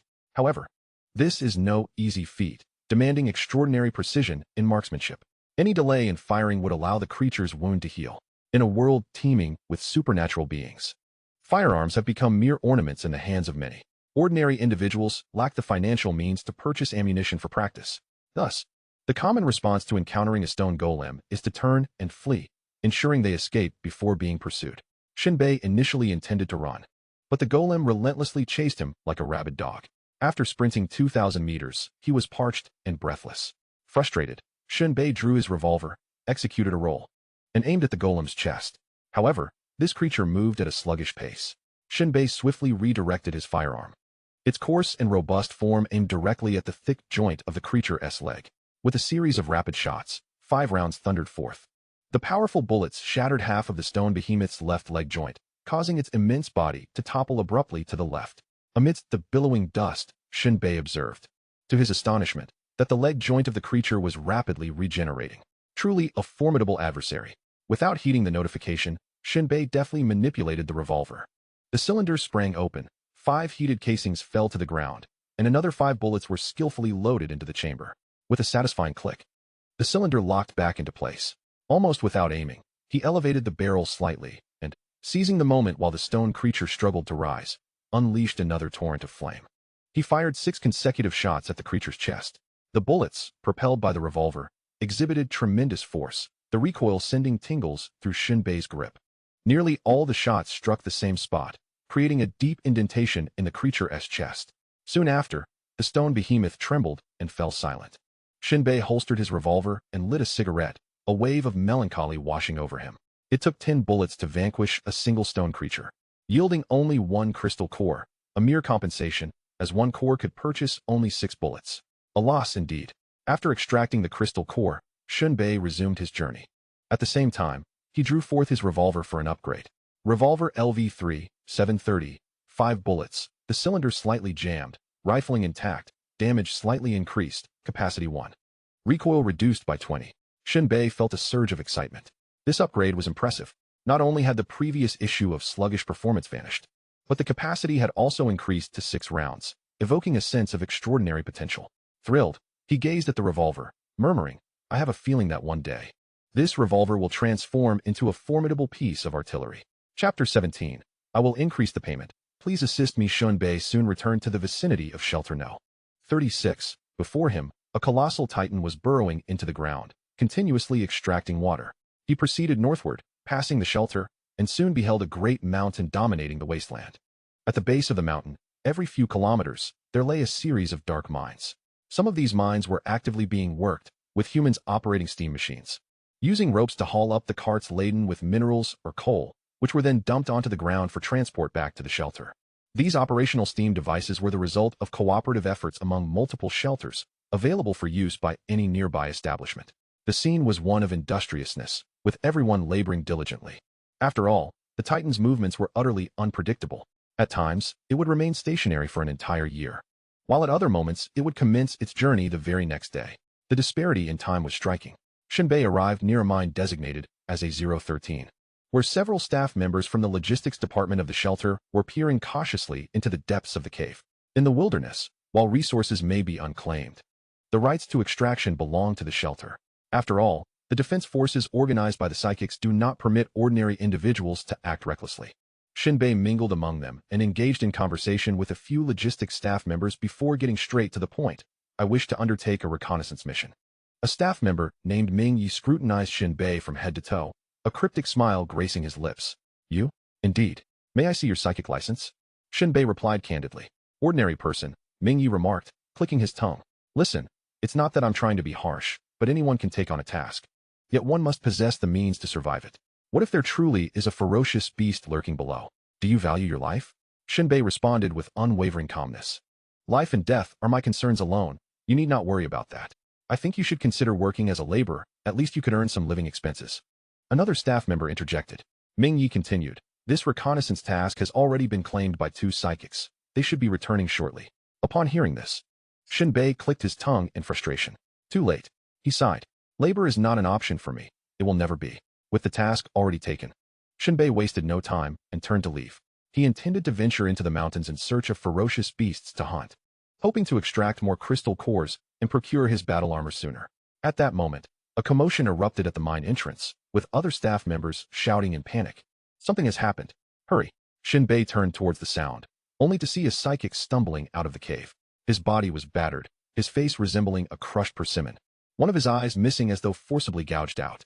His body bore the gnawing marks of rodents, drenched in blood. In fact, the flesh on his arm was nearly stripped away, revealing stark, white bones. After collapsing to the ground, the psychic wore an expression of sheer terror, managing to utter just 4 words, save, people, danger. Not another word escaped his lips before he stiffened, lifeless. Ming Yi's expression changed dramatically, his pupils constricting in shock. Hey, is Thunder Tiger still alive? What is down there? Speak up.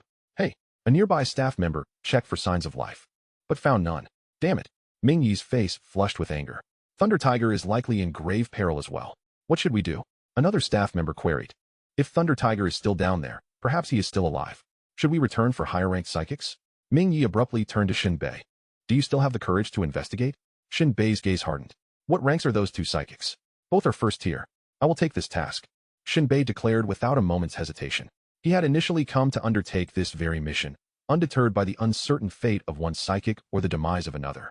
In other words, had he received the task earlier, he would still need to confront the dangers that lay ahead.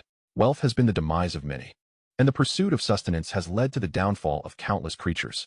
The demise of two first-tier ability users does not signify one's own demise. Ming Yi was forthright. If you can eliminate the threats within, I shall bestow upon you an additional 100 crystal source cores, totaling 300. Should Lei Lehu return alive, I will grant you another 100. Shen Bei nodded, first rolling in a nearby muddy pit, coating himself in filth and grime. Ming Yi and the other staff observed Shen Bei's preparations, gasping in astonishment, exclaiming, how incredibly professional. This was indeed a method to conceal one's presence. Evidently, this fellow possessed a keen intellect. Ability users seldom attend to such details. Each has their own unique approach. Shen Bei wiped the mud from his eyelids and retrieved a three-edged military dagger from the lifeless body of an ability user as his weapon. Without hesitation, he ventured into the mine. He tread carefully through the depths of the cavern, his steps light and soft, akin to a nimble cat, moving soundlessly. The thick hooded cloak and the scent of earth kept his aura and body heat contained, thus rendering him nearly undetectable to the perilous creatures lurking below that hunted by scent or infrared vision. After all, the beasts dwelling underground possessed extraordinarily developed olfactory and infrared capabilities. Simultaneously, Shen Bei gripped the sharp-edged dagger tightly in his hand, its tip honed to a lethal sharpness. Capable of both slashing and piercing, a truly fearsome weapon. Although the original host lacked combat prowess, in his previous life, Shen Bei was a special forces operative, possessing hand-to-hand combat skills that had been ingrained in his very genes through his transmigration. One could say that combat techniques were akin to data, with transmigration serving as a mere copy and paste. His modified rifle and pistol were secured on his back and concealed beneath his cloak, respectively. The pistol, while powerful, lacked precision. However, in the confined terrain of the cavern, its effectiveness could be exponentially enhanced. The concern lay in the fact that within this deep, silent passage, the sound of gunfire could travel vast distances, inevitably alerting monsters within several kilometers to his presence. Relatively speaking, the dagger was far more suited to the current environment. The mine was not shrouded in darkness. At intervals along the walls, kerosene lamps with shades flickered to life. These were lit by the previous two ability users as they explored the depths. Normally, the extinguishing of these lamps would signify the location of their misfortune. As Shen Bei approached a corner, he suddenly halted, retracting himself into his cloak, gradually merging with the shadows. A faint rustling sound echoed through the passage. And a mutated rat, nearly a meter in length, emerged. Its disproportionately large nose quivered as it sniffed the air, while its small, dim eyes reflected a near-complete degeneration. This mutated rat was a descendant of the common rats that roamed the surface decades ago. Yet now, in a world forever altered, suffused with bizarre energies, these creatures had undergone a profound transformation. Though the mutated rat had grown in size, its strength had also markedly increased. However, Shen Bei's mind remained relatively undisturbed. According to the memories of the former owner, 2 or 3 ordinary individuals, with a modicum of caution, could easily eliminate such a creature without significant peril. Simultaneously, Shen Bei found himself puzzled. How could 2 supernatural beings falter against mere mutated rats? It seemed rather pathetic. He harbored a premonition that beneath the mine, there existed entities far more perilous than the mutated rodents. With no time for further contemplation, Shen Bei concealed himself in the shadows, gathering strength in his dagger, awaiting the approach of the mutated rat as it neared the corner where he lay in wait. Chapter 18. The Thrill of the Encounter. As the mutated rat drew almost parallel to Shen Bei, he seized the initiative. His trident dagger struck like lightning, piercing the upper end of the rat's snout, penetrating through its jaws and anchoring it firmly to the ground. The snout represented the rat's most vulnerable point, and it shrieked in a frenzy, its foreshort, the dagger's hilt, particularly grievous. But the risk of infection loomed large. In this world, there was no healthcare, and the cost of treatment could be exorbitant. At that moment, the severely wounded mutated rat could not withstand even a minute before its body convulsed violently, collapsing to the ground, lifeless. Shen Bei slowly withdrew his dagger and turned the rat over, revealing it to be a female. He furrowed his brow, his expression subtly shifting. Male mutated rats were known to act alone, while a female would invariably be trailed by a male. Without a moment's hesitation, Shen Bei swiftly moved sideways, positioning himself in the center of the passage from which the rat had emerged, crouching on his forelegs, with his hind feet firmly planted on the ground. Raising his dagger in readiness, aimed at the deep, dark corridor. Almost as soon as he leveled his dagger, a foul wind surged from the passage. Dagger remained steady, and as the rat charged, Shen Bei released his grip and swiftly retreated a few steps, massive jaws down on the dagger's hilt. Although its incisors could gnaw through nearly any rock, they were no match for such reinforced steel. With a crunch, the steel bent, and the rat's teeth shattered. The force of its charge was too great. After plummeting from the air, it skidded several meters across the rugged terrain before landing before Shen Bei. He lifted his right leg, pressing down onto the rat's head. The creature squealed pitifully, struggling, yet its head could not lift from the ground. Any attempt at exertion would send excruciating pain coursing through its body, pierced by the dagger. Despite suffering such a devastating blow, it struggled for over a minute before finally succumbing. Shen Bei withdrew his dagger, a wave of nausea washing over him. Killing this creature felt more depraved than taking a human life. He pressed deeper into the darkness. In the rugged cavern, his eyes scanned the ground incessantly, searching for the claw marks of the mutated rats. The prints became increasingly numerous, scattered chaotically throughout the various tunnels. Before long, the light of the kerosene lamp extinguished, plunging Shen Bei's vision into obscurity. Fortunately, the occasional luminescent moss and the faint glow of murky water provided some clarity to his surroundings. He grimaced, increasingly convinced of the necessity of armor. If only he could obtain infrared vision through his suit, this darkness would be as bright as day. At that moment, footprints mingled with pools of blood, forming a viscous sludge. Peering deeper into the tunnel, he could discern traces of dragging. Shen Bei almost crouched entirely, tightening his cloak around him, suspended by ropes above the ground. Was this an alarm system? Shen Bei was taken aback. Such contraptions were clearly the work of intelligent beings. Had the mutated rats evolved to such a level of intellect? This reminded him of the recently decayed wolf leader. Rubbing his temples, he acknowledged that these rudimentary traps posed no threat to him, yet they slowed his movements considerably. He carefully maneuvered past them. After a considerable time, he spotted an iron door. At the same moment, the dragging marks vanished within. This iron door likely led to a refuge within the mine. Shen Bei drew his revolver, took a deep breath, and with a creaking sound, he forcefully swung open the heavy door and charged out. Rats of various sizes roamed, some nearly adult, others still blind from their births. Able to assume they could produce a litter roughly once a month. However, a bed positioned in the center of the hall. Upon it sat a mutated rat strikingly human-like in form, snout and teeth still protruding, a long tail swaying behind her. Remarkably, she wore an entire ensemble of a pencil skirt typical of professional women from the bygone era, compared to the fur-covered bodies of other mutated rats, resembling more closely the appearance of a professional woman from the old world. She had a slightly petite figure, recklessly riding atop a male human, producing a sound reminiscent of water splashing.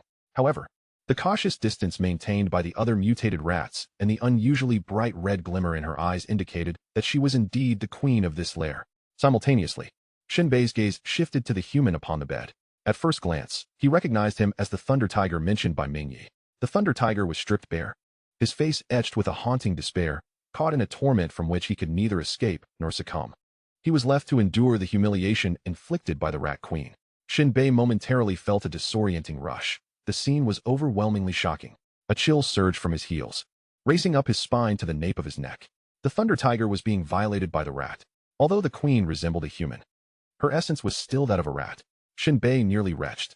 "Save me. Please, save me." The Thunder Tiger, upon seeing Shen Bei, hoarsely cried out, his face trembling violently. Though they were strangers, there was no doubt that Shen Bei was a rescue team sent from above. Without hesitation, Shen Bei raised his revolver, the dark muzzle forming a straight line aimed at the queen's forehead. At that moment, the rat queen's mouth gaped wide, her eyes igniting with a dazzling red light as her elongated fangs glimmered. With an astonishing speed, she lunged forward, her grotesque mouth distorting her entire visage. Bang, bang, bang. The upgraded revolver had significantly reduced recoil. Shen Bei, unwavering, fired 6 bullets almost simultaneously. The first bullet pierced her neck, while the remaining 5 traced an arc along her collarbone, severing her head cleanly from her body. This scene made it appear as though the bullets from Shen Bei's revolver were akin to a chainsaw. The Thunder Tiger was rendered speechless. Chapter 19. A bullet to the head. My mercy to you. The Thunder Tiger's eyes widened in disbelief as he watched the queen's head effortlessly shot off by Shen Bei, rolling to the ground. His expression reflected utter astonishment, breath caught in his throat. Did he just kill the Rat Queen? Without even using any abilities? Wait. The Thunder Tiger furrowed his brow. This person seemed not to be an ability user, relying solely on the power of his gun and his audacity. With this realization, a hint of disdain crept into the Thunder Tiger's mind, though he had been subjected to the disgrace of being overpowered by such a creature. As long as his life was no longer in jeopardy, he still fundamentally looked down upon mere mortals wielding firearms to flaunt their strength. At this moment, once again, hated rats. Then, with swift and agile steps, he leaped out the door, frantic dash, pursuing the depths where Shen Bei had vanished. Meanwhile, Shen Bei sprinted ahead, creating distance while firing wildly. The scorching shell casings clattered against the floor, and the muffled, gradually retraced his steps, re-entering the hall. At this moment, Hu had freed himself from his restraints, standing bare-skinned in a fit of rage, his face contorted as he wielded fists laced with metallic elements, crushing the remaining mutated rodent offspring into a pulp. The profound humiliation and fury nearly burst his eyes. Again and again, he struck. He even dragged the corpse of the rodent queen over, swinging it violently until its skull shattered beneath his foot. Leaning against the doorway, with the foul across Hu's features. You certainly have some audacity. As my lackey from now on. Go. An eyebrow, feeling a surge of displeasure. Who indulged this arrogant demeanor? You expect me to be your subordinate? A cold smile crept onto Shen Bei's lips as he remained unmoved. Did you not hear me speak? Hu's gaze was filled with brutality, cruelty. It's a tremendous honor. Shen Bei's gaze turned frigid and profound as he slowly replied. To follow you and be assaulted by rodents, you say? Repeat that. Terror and disbelief flickered in Hu's eyes. Are you seeking death? I warn you.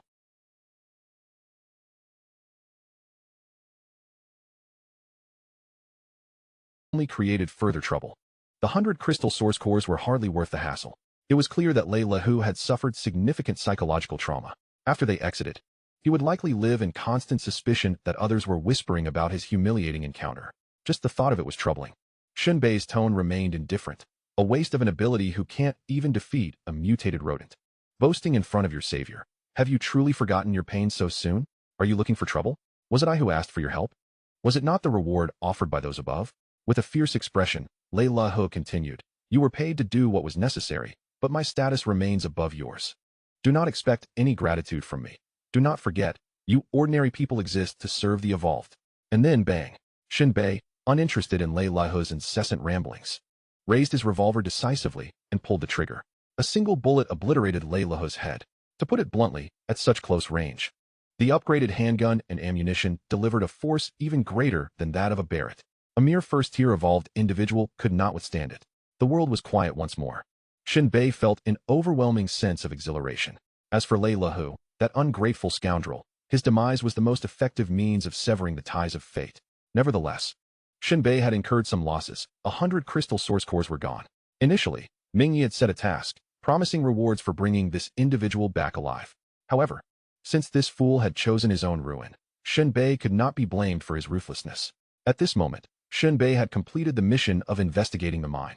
The profits amounted to 300 crystal source cores, and with the spoils from the ruthless dealings of the Xiong Ying and the output from the mutated rats, his total assets had reached over 700, drawing him closer to the coveted 1,000 crystal source cores. Next, Shen Bei dragged Hu's corpse away, entering an abandoned tunnel, where he located an underground well and disposed of the body. He then returned to the hall, where he excavated the crystal source core from the decimated head of the Rat Queen. Just as he was about to leave, a thought struck him, prompting him to turn back to the refuge chamber. Surely, Hu must have had some goods? After rummaging through, he discovered Hu's satchel in a corner. Upon opening it, a brilliant azure light emanated from within, causing Shen Bei's eyes to widen in astonishment. There were nearly 300 crystal source cores. Could he really clear his debts in just one day? The act of killing and plundering was indeed lucrative. Shen Bei gleefully collected the spoils. Subsequently, Shen Bei departed from the refuge chamber, delving deeper into the mine. Typically, mutated rats possess a strong territorial instinct, making it unlikely for other mutated rats to occupy this tunnel. Yet, exercising caution, Shen Bei continued his exploration until he was halted by a wire mesh gate. He cleared the debris blocking the door and shot through the rusted iron lock, finally pushing open the gate, ascending for over 100 meters. His eyes narrowed slightly as a beam of bright sunlight illuminated his face. Having spent so long in darkness, this ray of light was somewhat uncomfortable for his eyes. Scenery outside was unremarkable, mirroring the desolation of the entrance yet teeming with life. Looking around, he beheld the vast wilderness to the west and countless skyscrapers shrouded in mist to the east, remnants of humanity's former abode, now overrun by various monstrous beasts. Shen Bei retraced his steps, meticulously inspecting the tunnel twice more to ensure there were no issues or lurking mutated rats before returning to the entrance. The process of task completion went smoothly. Shen Bei briefly described the mutated rats, omitting any mention of Lei Lehe's whereabouts. When Ming Yi inquired, he feigned ignorance. Unlike the Xiong Long and Xiong Ying, who targeted the weak to confront the strong, Shen Bei had no intention of following such a path. The rewards for the task were settled on the spot, yielding 3 crystal source cores. Indeed, 3 cores, albeit larger in size, classified as intermediate crystal source cores. 1 intermediate crystal source core could be exchanged for 100 ordinary crystal source cores. The recent endeavor proved to be quite fruitful, after deducting expenses and settling debts. 100 crystalline cores remained. Without lingering, Shen Bei promptly returned to shelter number 36, intent on acquiring the bespoke and unique battle armor he had commissioned. Time was of the essence. Upgrading was the path forward. Chapter 20. Upgrading the battle armor, unexpected delight upon arriving at shelter number 36.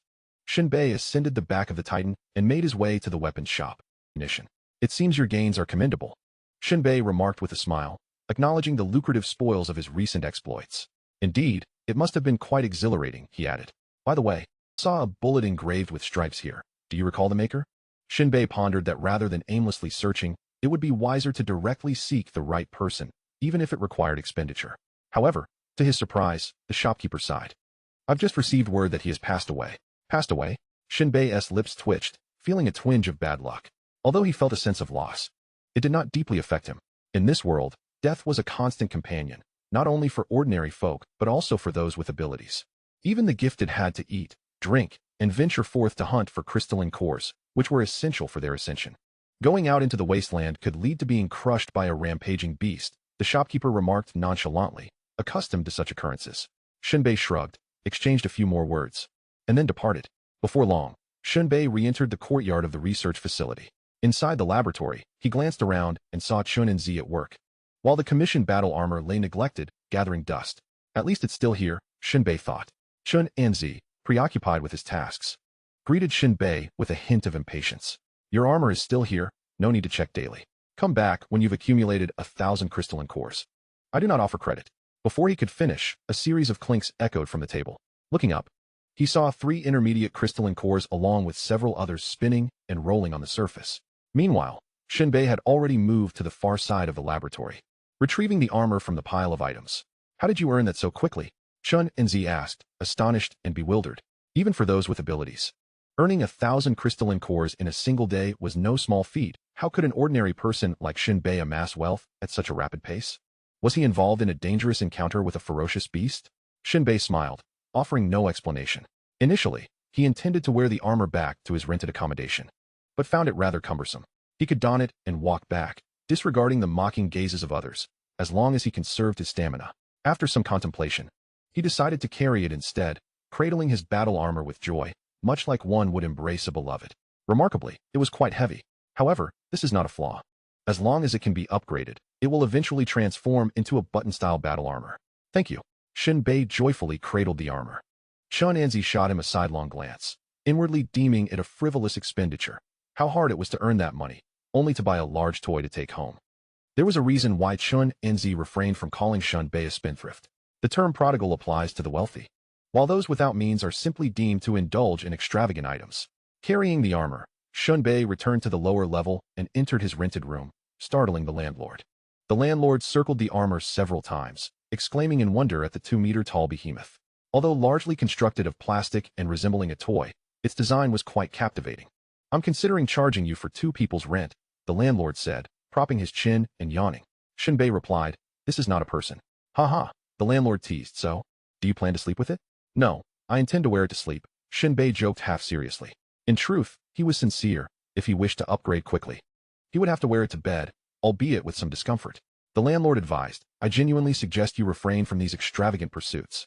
With your earnings, wouldn't it be better to find a wife and have children? Shen Bei looked bewildered, retorting, in this damned world, isn't it just subjecting children to misery? Despite his dismissive words, the landlord choked up and pondered, But why do we live? Shen Bei paused, offering a straightforward answer: to simply exist. How shallow. The landlord suddenly waxed philosophical, stating, what is the meaning of life? It is to leave something behind for posterity, often in the form of one's offspring. To create replicas of oneself, to produce seeds and nurture them. Shen Bei smacked his lips, rolled his eyes, and chose to ignore the philosophizing as he ascended the stairs. Such rhetoric is already outdated in a peaceful world. In this perilous realm, it is best left unsaid. Upon returning to his room, Shen Bei placed the armor on the bed, leaving no space for himself to lie down. Nonetheless, he was filled with excitement and joy, akin to someone who had just purchased an inflatable doll, eager to engage. Yet, Shen Bei exercised patience. To open the armor, a crystal core was required, which could only sustain itself for 3 minutes. It was still early evening, not yet time to rest. Otherwise, a trip to the bathroom would necessitate removal, resulting in a significant loss. Shen Bei resolved to upgrade the armor first. With a thought, information regarding the armor materialized. Pseudo Power Armor LV1, 1000 and 1000. An utterly impractical suit of armor, incapable of combat, providing no defense, and possessing no offensive capability. Perhaps it could be worn during festive occasions to enhance the celebratory atmosphere. During its assembly, this armor had already garnered experience for an upgrade. However, with Chun Anzi present at the time, he feared that any anomaly in the armor would be detected, leading to an inexplicable situation. Now, the moment for upgrading had finally arrived. Upgrade. Pseudo Power Armor LV2, 2000. This armor possesses minimal utility. Engaging in combat while clad in it would be deemed imprudent. However, it does offer a slight enhancement in defensive capabilities, marginally improved walking speed, and a minor increase in the responsiveness of thought connections. Furthermore, it is equipped with an infrared vision system, allowing one to keep pace with others during nighttime festivities and to better discern the terrain beneath one's feet. Upon absorbing this information, Shen Bei clicked his tongue in discontent. While changes were evident, they fell far short of what was required for effective combat. Although this represented a small step, it marked a significant leap in Shen Bei's overall combat prowess. Setting aside the armor for the time being, he anticipated a moment of respite to indulge in a much-needed slumber within this rather troublesome piece of equipment. Venturing out, Shen Bei arrived at a bar, buoyed by a pleasant mood, eager to enjoy a drink and a meal. The establishment's deep blue glass facade gleamed with immaculate clarity, and a massive advertisement loomed overhead, its fiery emblem strikingly vivid. This was the Blaze Bar, a favored haunt among the lower echelons of society. Inside, the ambience was dimly lit, saturated with the aromas of alcohol and hormones, as provocatively dressed women navigated the space, seeking men willing to pay for their company that evening. On a modest stage, 2 nearly nude dancers writhed in a frenzied display, propelled by a concoction of intoxicants and alcohol, capable of dancing for hours until utterly spent, at which point they would be carried off. Many men found pleasure in releasing their desires upon their exhausted forms, and naturally, these dancers were not lacking in physical allure. Their worth commensurate with their beauty and figure. As Shen Bei settled into a seat, an unexpected guest plopped down across from him, boldly proclaiming, "You're treating today." The speaker bore an air of arrogance, with a beard reminiscent of a steel ring, seemingly unkempt for years. A jagged scar traced from the corner of his left eye to the corner of his right mouth, resembling a twisted worm. Suddenly, a surge of memories from the original owner flooded Shen Bei's mind. The man's name was Rock, a staff member at Shelter 36, responsible for posting employment opportunities. Essentially, he held the key to various jobs that could provide others with a means to earn a living. Yet, the tasks he assigned were seldom desirable. The lucrative opportunities were typically funneled to his circle of acquaintances.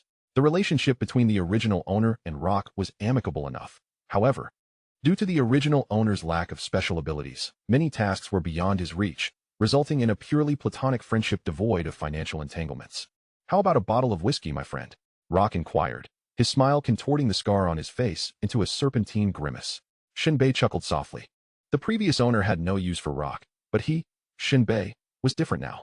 Nodding in agreement, he paid the price of 12 crystal cores, a reasonable sum indeed. "I quite enjoy this place." Rock downed a shot of strong liquor, exhaling sharply and grimacing as he released the aroma of the drink. He continued, "This place is suffused with a sense of despair, desire, and debauchery. A sip of liquor, this is life." If it weren't for Shen Bei's good mood today, he would have shunned such an establishment. The heavy, almost indiscernible scent enveloping the air could easily be likened to hallucinogens and aphrodisiacs for most, inciting a loss of reason and a regression to primal instincts.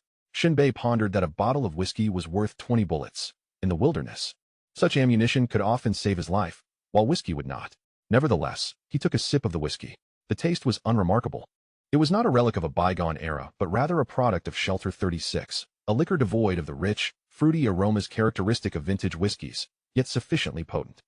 In truth, Rock's tolerance for alcohol was rather meager, belonging to the category of novices who were both inexperienced and eager to drink. After downing a glass, he began to feel lightheaded, rambling on about past exploits. According to the memories of the original owner, Rock resembled a parrot, nearly memorizing those tales. Shen Bei could even predict Rock's next utterance, the expression and tone he would employ. While enjoying his dinner, Shen Bei assumed the role of a quiet listener. He found it difficult to interject, and even if he did, Rock would not engage, continuing instead to recount his valiant tales from a time unmarred by the miasma of divine punishment. Shen Bei could only regard Rock with a sense of pity and fortune. Stripped of his abilities, he still managed to secure a decent job, enabling him to sustain himself, one of the fortunate few in this world. At that moment, Rock filled his glass to the brim and, with a satisfied sigh, remarked, "I saw you entering the upper levels of the shelter today, engaging with a significant toy. Were you?" Shen Bei nodded, "Just having a bit of fun." Rock queried, "Have you lost your mind, or have you been deceived by that research facility?" "What do you mean?" He tilted his head back and took a swig, his gaze becoming enigmatic. "The thing you're working on has the wrong gender. Shouldn't it be in a female form?" Shen Bei replied, "That is not a plaything." Rock chuckled, "I knew it. If you want to play with women, there are plenty to choose from." At that moment, a young woman, already half drunk, settled beside Shen Bei, almost whispering in his ear, "You've captured my heart, handsome." "What do you say?" Rock erupted in laughter. "Look at that, your fortune is blooming." As he spoke, he tossed some crystal cores onto the table. Wearing an expression that conveyed understanding, "It's on me." The girl giggled, pocketing the payment and tucking it into her cleavage, a subtle display of pride, showcasing her ample bosom. Shen Bei thought candidly that the woman's figure and looks were quite appealing, evoking memories of the girl, Bai Luo, who had attempted to force herself upon him the previous night. However, Shen Bei had no time for romantic entanglements. He needed sleep, even if it meant doing so in his armor. He had no inclination for romantic distractions. Yet, it seemed that trouble always arrived hand in hand with women. Shen Bei had not yet contemplated how to gracefully decline, maintaining his composure while also retrieving the core of crystal source from the girl's chest. Suddenly, a large, dark hand descended upon the wine glass in Shen Bei's grasp, crushing it violently against the bar. The hand then flaunted itself in the air, sending shards of glass cascading to the floor, yet leaving not a single mark upon its palm. Slowly, Shen Bei raised his gaze to meet that of a towering figure, nearly 2 meters in height. The man's muscular frame shimmered with a coppery sheen under the lights, as if coated in oil. Leaning down, he glowered with a menacing intensity, his voice grating like steel against steel. "Kid, are you trying to steal the woman I have my eye on?" This was clearly a provocation, an unwarranted confrontation, considering it was the woman who had initiated the closeness with Shen Bei. At that moment, the entire bar fell silent, all eyes drawn toward the unfolding drama.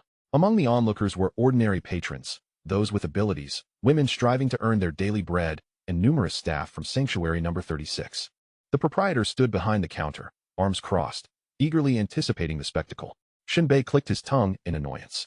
Even a meal could not be enjoyed in peace. Displaying no sign of distress, he casually remarked, "You're interrupting my meal." "Meal?" The giant's lips curled into a sinister grin, his face radiating a fierce menace. "Would you care to taste my fist instead, pretty boy?" With that, he raised his massive fist. Each pore on his arm appeared to swell, expanding and contracting as it inhaled the air. The already enormous fist began to inflate like an oversized balloon, quickly growing to a size surpassing that of a wash basin before Shen Bei. The giant reveled in his display, his eyes cold and cruel, laced with disdain for Shen Bei. This spectacle prompted the other patrons in the bar to cheer, eager for chaos. "Let us see a fight. We could use some entertainment." "Meng Shan, those fingers of yours would make any woman swoon." "Huh? Come on, I know his ability. It can only last 3 minutes at most." "How pathetic. Why not pop some blue tranquil pills instead?" Meng Shan, undeterred by the jeers, aimed to teach Shen Bei a minor lesson. Wealth did not grant one the right to toy with women. He coughed a few times, a thick phlegm building in his throat, preparing to spit it on the frail pretty boy's face before delivering a crushing blow to his neck. However, just as the phlegm reached his throat, it became lodged, impossible to expel. The eagerness to unleash his frustration abruptly shifted. In that moment, Shen Bei merely paused in silence, then with a swift motion of his arm, brandished a nearly 30-centimeter-long revolver directly against Meng Shan's forehead. Meng Shan's mouth fell agape, his eyes wide in disbelief, utterly perplexed by the sudden appearance of the firearm. Yet, The imposing presence of the nearly 30-centimeter-long gun served as a stark reminder. This weapon could effortlessly shatter his skull, proving far easier than smashing a glass. At such a close range, even those endowed with extraordinary abilities cannot withstand the might of a bullet. "Brother, let us speak calmly." Meng Shan, once fierce, softened his tone, abandoning his aggressive demeanor. However, Shen Bei merely smiled serenely. Without hesitation, he pulled the trigger. Click. The once menacing visage of Meng Shan suddenly froze, alternating between pale and ashen hues. He had never anticipated such decisive action from Shen Bei. Yet, contrary to his expectations, the anticipated thunderous gunfire did not resonate. The burly Meng Shan, paralyzed by fear, collapsed to the ground, overturning 2 tables and scattering numerous bottles and cups in his wake. The bar erupted in a cacophony of women's shrieks. Whether mocking Meng Shan's cowardice or rallying in support of Shen Bei, it was unclear. Shen Bei picked up a bottle of exquisite brandy from the table, pouring some over the gun's muzzle before lighting a cigarette. Only after the pale blue flame extinguished did he open the magazine, reloading the 6 bullets from his palm. Rock laughed heartily. "You truly are something else." Shen Bei smirked. "Save some good work for me next time. You wish to prove your strength with firearms, claiming you are not inferior to those with powers? Shen Bei, wake up. You've truly had too much to drink." "Who says it's a bad thing?" Shen Bei replied. Chapter 22. A shot not to be fired. Boom. A shell arrives after this brief farce. Rock and Shen Bei exited the bar. At that moment, outside shelter number 36, the once pitch-black wasteland illuminated with blinding lights. Shen Bei squinted into the distance. It was a row of vehicles with their headlights ablaze. "Not our people," Rock muttered. "Either it's a shelter coming for trade, exchanging resources, or they covet the control of our shelter." In this world, gasoline had long since vanished, due to the mass exodus of humanity. Even intact refineries could not muster the technical talent to produce it. The cost-effectiveness was simply too low. The beasts of prey were manageable. But the true threat lay in the abominations that turned every territory they traversed into a hellscape. Humanity could only survive through the Titans. Remaining stationary or engaging in prolonged production work was merely a matter of time before death arrived, with no room for luck. Thus, in this world, vehicle engines had been modified to run on crystal core power. Even so, the costs were prohibitive for the average person. Often, 1 kilometer of travel consumed a high-grade crystal core. Only the powerful or the shelters could afford such extravagance. At this moment, Shelter No. 36 directed its searchlights toward the convoy. Before long, the vehicles halted 500 meters from the perimeter of shelter number 36. Approximately a dozen modified vehicles lined up, equipped with truck beds. Simultaneously, numerous individuals clad in matching black military uniforms disembarked. A few among them set up machine guns on the trunks, aiming at shelter number 36. Exuding an air of extreme arrogance, as if preparing to assault and seize control. Inside the shelter, many emerged to observe, their faces betraying palpable terror, with some even shrieking in panic. In this world, shelters serve as sanctuaries for the extraordinary, yet for humanity, they can ignite fierce conflicts. Each Titan is a coveted resource. Whoever wields control over them becomes a sovereign in their realm. The insatiable desire for Titans is palpable, and those who dominate them occupy a perilous position, for they may find themselves swiftly overthrown as others vie for power. Such struggles inevitably lead to bloodshed. At this juncture, General Yu-Vucheng, the overseer of shelter number 36, stood upon the barricade, observing intently. His tall and imposing figure, illuminated by the moonlight, revealed a pallid, sinister-faced middle-aged man approaching. Clad in military boots and a scarlet uniform adorned with grim skeletal motifs, his eyes glowed ominously in the dim light, surveying the assembly below as though they were mere lambs awaiting slaughter. "General," Rock called out, lifting his gaze to discern the General's silhouette in the moonlight, exclaiming urgently. "It seems our visitor bears ill intentions." The General's uniform billowed in the night breeze, yet he merely smiled with indifference, asserting, "With me here, they wouldn't dare fire a shot." Suddenly, an unidentified assailant below launched a mortar shell towards shelter number 36. Shen Bei remarked, "Ah, are we not being struck?" Fortunately, the projectile soared over the shelter, detonating in the distance. Under the moon's glow, General Yu-Vucheng stood with hands clasped behind his back, releasing a scornful chuckle. "Bei Luo from shelter number 7, must you create such a ruckus?"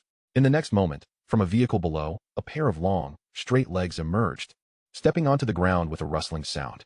Bei Luo, adorned in a sharply tailored officer's uniform with a dazzling gold star on her epaulets, bore a frosty expression. B6, upon witnessing her, sighed and dispersed, sprayed with the convoy, while others retreated to the bar to indulge in oblivion. Rock scoffed, rolling his eyes. "It's coming." Meanwhile, dazed, for the Beluo before him was a battlefield commander, exuding an aura of iron will. Devoid of the languor from that fateful night of intoxication. What could have transpired? Shen Bei uttered involuntarily. Rock, puzzled, responded, you know her? Shen Bei furrowed his brow. We've met once. I must warn you, Rock said earnestly. Beluo is a subordinate of the tribunal established by the Spider Queen. Her status is formidable. It's best not to provoke her, for she is known as the Widowmaker. Shen Bei gasped. Who is provoking her? It is she who has sought me out.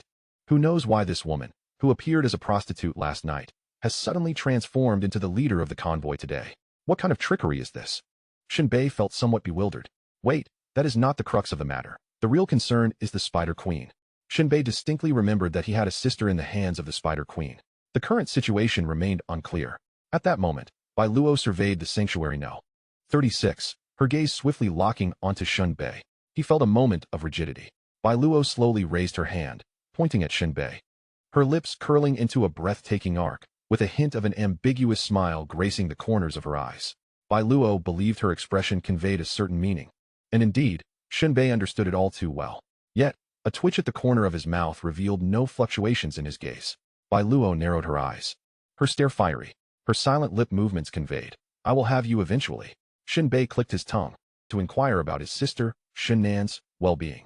However, under the current circumstances, it seemed that any conversation could only take place in the bedroom. For the sake of his integrity, Shen Bei decided against pursuing that route. There would be future opportunities to gather information about his sister. He estimated that she would likely be fine. After all, she was taken by the Spider Queen, a figure even more formidable than General Yu Vucheng. Turning to Locke, Shen Bei said, I'm heading back to rest. Locke waved him off. Go on. I'll stay a bit longer to enjoy the spectacle.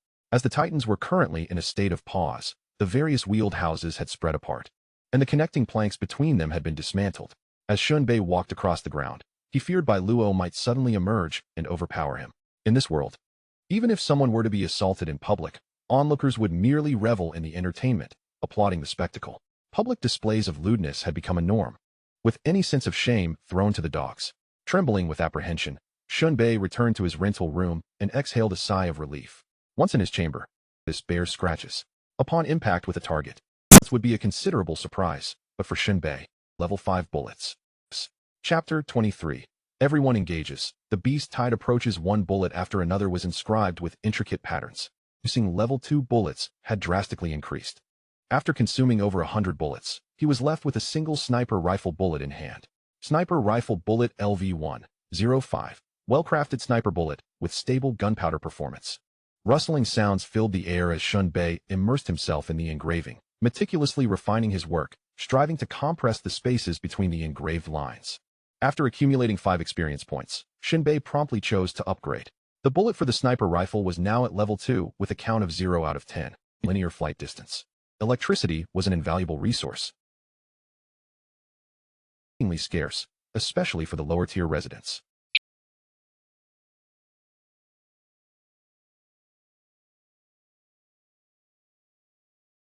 Darkness. Of course, Shen Bei's room was equipped with a light, but there was no electricity. To obtain power, he would need to approach the landlord and pay extra, which he deemed unnecessary. The moonlight was sufficiently illuminating, at least several levels brighter than the moon on Earth. As Shen Bei gazed at his handiwork, a look of delight spread across his face. It was noteworthy that after engraving over 100 bullets, there had been no remaining space for further etchings. This time, his technique had become more refined, with a clearer understanding and control over the lines. He hoped to produce a level 3 bullet this time. Uppercasing of the bullet. Shen Bei shook his hands and continued his engraving of the lines. Shen Bei was not an extraordinary being, entirely manual, where even a single breath could affect the depth and alignment of the lines. With the final stroke of the knife, the bullet was perfectly engraved, through Shen Bei as he cradled the bullet. And with a flicker of thought, he upgraded it directly. The bullet was now at level 3 with a count of 0 out of 20, featuring a range of 100. Increased lethality, enhanced penetration, and a greater linear flight distance. After reviewing the information, Shen Bei felt a pang of melancholy. It seemed he had overestimated. It was out of the question. Rubbing his temples, he stored the bullets away and made a trip to the restroom. The so-called restroom was merely a matter of finding any suitable spot. Restroom. Nature sufficed. After attending to his personal needs, hurriedly stepped inside. Any delay would necessitate the use of another crystal core, which was simply not worth it. Once settled in, He adjusted himself to a comfortable position and promptly fell asleep. Every minute, one gains an experience point. This is what one might call a laid-back victory. Shen Bei, ZZZ, experience point 1, experience point 1, the next day. When Shen Bei awoke, he felt some discomfort in his spine. After all, sleeping within the confines of a battle suit is not the most prudent choice. Yet, in pursuit of experience points, Shen Bei had no alternative. He pushed open the suit and leapt out, stretching his limbs. Next time, he must remember to lay down some bedding. He glanced out the window. Bai Luo from shelter number 7 had already departed, and Shen Bei breathed a sigh of relief. After massaging his neck for a while, he finally felt some relief. Turning to inspect the battle suit's information. Pseudo, Power Armor LV2, 601-2000, an almost entirely useless suit of armor. Engaging in combat with it would be an unwise endeavor. However, it offers a slight enhancement in defense, a marginal increase in walking speed, and a slight acceleration in mental connection response time. Additionally, it is equipped with an infrared vision system. During nighttime festivities, it allows one to keep pace with others and discern the path more clearly. Its points accrued by the suit. It certainly proved more convenient for upgrading than firearms and ammunition. However, there was a drawback. The required experience was rather substantial. After some contemplation, Shen Bei decided he would refrain from venturing outside for the time being, opting to remain within the suit. At the very least, it should accommodate his movements, provide sufficient defense, conserve his stamina while running, and offer an acceleration boost. Other functionalities could be upgraded gradually. After all, in this world, survival does not necessitate exceptional prowess. There exists a principle. Simply running faster than others suffices. Currently, Shen Bei still possessed some crystal cores. If he economized, they would sustain him for several days without needing to venture out. During this period, Shen Bei had but one objective: to recline within the battle suit, accrue experience points, and continuously upgrade. He must arm himself before undertaking any tasks. He prepared a simple breakfast, savoring each bite as he consumed the food, transforming it into energy. Just as he finished his meal, he heard the landlord shouting from below, "Beast tide. The beast tide is upon us. Grab your weapons." The entire apartment building erupted into chaos. Many rushed out. In this realm, the evil creatures cannot harm those near the titans of the mountain sea. Humanity must coexist with the titans, a relationship of mutual survival. Protect humanity, and humanity must likewise defend the titans. At this moment, the landlord waved from the foyer, 8-tier defense, quickly. The so-called 8-tier defense represents a designated checkpoint. All inhabitants of the shelter share a unified defensive duty, for ordinary individuals. Disobedience would lead to severe consequences, with the lightest punishment being a reckoning in the autumn, and the gravest resulting in immediate annihilation by General Yu-Va-Cheng. For those who reside in the shelter, the onslaught of beasts signifies an assault on their very homes and possessions. There is no need for further elaboration. Impending beast tide. Observe. The nature of power struggles remains unchanged, while the elite engage in their conflicts. The lower echelons remain largely untouched. Regardless of who reigns, the outcome remains the same. Shen Bei's plans for a quiet existence were abruptly interrupted, and he seized a sniper rifle, following the landlord to the 8th defense zone. At this moment, Shen Bei gazed into the distance, the horizon. The earth trembled with a thunderous roar, and an unending cacophony of howls filled the air. Various grotesque creatures resembling a formidable army. Among them was the fearsome earth dragon, Metal. Leading the charge was a primate-like beast, its white fur bristling, fangs protruding menacingly. With arms that nearly touched the ground, and an enormous maw that occupied nearly half its face, crowned by a grotesque flesh lump. Its blood-red eyes were as large as bells, creating an overwhelming aura of menace. This was the explosive ape. Above in the sky, a swarm of monstrous birds, each the size of a calf, descended with terrifying speed. These creatures, with 4 claws each, clutched boulders larger than basketballs. Their piercing cries echoed chillingly, sending shivers down spines. At this moment, General Yu-Va-Cheng stood resolutely at the railing, his crimson eyes narrowed. In a voice that, though not loud, resonated powerfully, he commanded, "Everyone, defend our homeland. Resist the beast tide. Prepare the artillery for simultaneous fire." Chapter 24. Surrounded and outnumbered, a grim scene boom. Under General Yu-Va-Cheng's command, the large-caliber artillery of Shelter 36 revealed their ominous black barrels, akin to a chorus of thunder. A multitude of shells ascended into the sky, tracing parabolic arcs before raining down upon the beast horde. In an instant, massive explosions erupted, transforming into mushroom clouds accompanied by ferocious shockwaves that obliterated the monstrous creatures within a 10-meter radius, scattering their remains like confetti. The acrid scent of gunpowder mingled with the pungent odor of blood and charred flesh, continually assaulting the senses of the shelter's occupants. Although this barrage inflicted considerable damage, claiming countless beasts, the sheer number of creatures was overwhelming, with some able to withstand the artillery's assault. They could not fully counter the wild charge and impact of the beast tide. The roars reverberated through the air, the ground quaking as if 1,000 horses were galloping. Yet, the relentless cannon fire slaughtered many of these beasts, forcing the tide to alter its course. Only a few reckless creatures continued their desperate advance, fortunate enough to slip through and approach the safety zone, only to be mercilessly riddled by the hail of machine gun fire. The artillery of Shelter 36 continued its relentless barrage, with an increasing number of ferocious beasts charging into the Titan's safety zone. At this moment, the team of extraordinary beings stood resolutely at the forefront, forming an impregnable defensive stronghold. As these gifted individuals took action, their prowess was nothing short of remarkable. One delivered a devastating punch, obliterating a monstrous beast over 5 meters tall. Another summoned a tempest of lightning that danced through the horde of beasts, each flash rendering a creature rigid, struck dead by the electric fury. Yet another extraordinary being leaned upon the ground, causing a vast expanse of ice to spread forth. Any beast unfortunate enough to wander into its grasp was instantly frozen, becoming a mere target. Through the concerted efforts of these extraordinary beings, they observed in astonishment. Individually, each extraordinary being might not wield such significant power, but in concert, managed to breach the defensive line established by the extraordinary beings.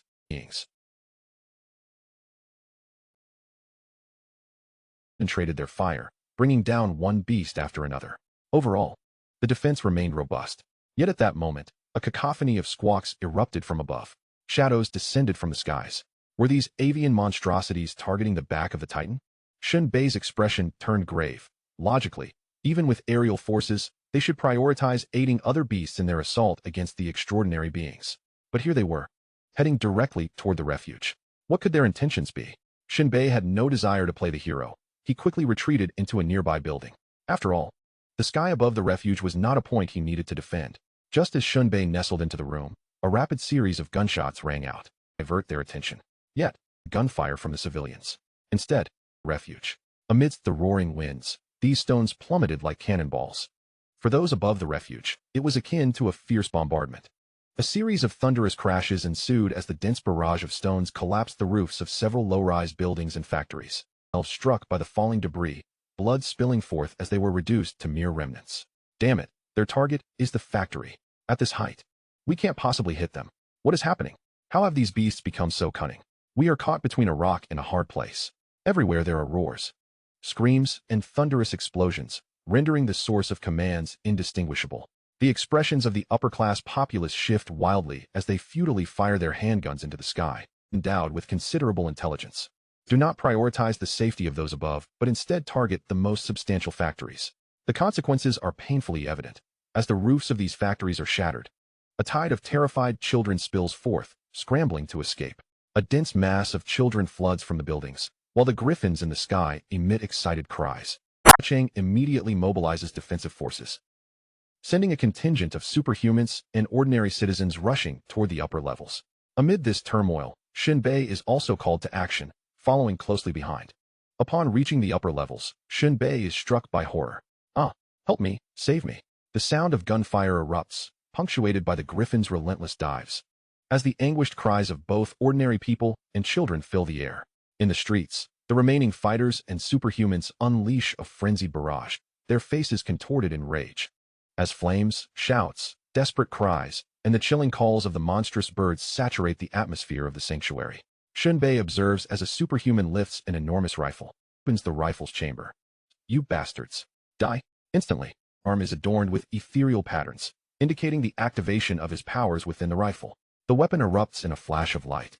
Projectiles, exploding in the sky like miniature suns, instantly dispatching 3 of the monstrous birds. Shen Bei gasps. It is his first encounter with such a weapon wielded by a superhuman. How fantastical. The superhuman's own powers to activate it. The power is impressive. Yet Shen Bei feels no envy, merely a flashy weapon, one he cannot utilize. At this moment, Shen Bei has no time to contemplate his surroundings. He quickly ascends a small artillery tower that has been partially collapsed by rocks, gaining a vantage point. From this height, he immediately spots the monstrous birds circling above, clutched in their talons, as if they have captured their prey. the sky. In the midst of the chaos, the monstrous birds began their ravenous assault. Their sharp beaks viciously ripped apart the helpless little ones, whose desperate struggles were akin to that of ragdolls. Thin Shen Bei's line of sight. These grotesque creatures circled and swooped over their territory, deftly avoiding the erratic gunfire of the panicked populace, focusing their attacks solely on the fleeing children, who scurried about like headless flies. In the blink of an eye, several children were snatched away as if they were mere chicks caught by an eagle. The creatures scattered widely, moving with ferocity and speed, taking full advantage of their aerial position. For most, except for those wielding oversized rifles, any attempts to combat these beasts were in vain. Apart from a few unfortunate birds that had been brought down by concentrated fire, their numbers remained largely intact. Figures suddenly emerged. A supernatural being known as Inhu moved with the swiftness of a cheetah, but before it could take flight. With a piercing shriek, the trapped bird flapped its wings violently, generating a tempest that stirred up dust and debris. Yet, Inhu remained steadfast, his feet seemingly anchored to the ground. His face a mask of determination. Beast, come down.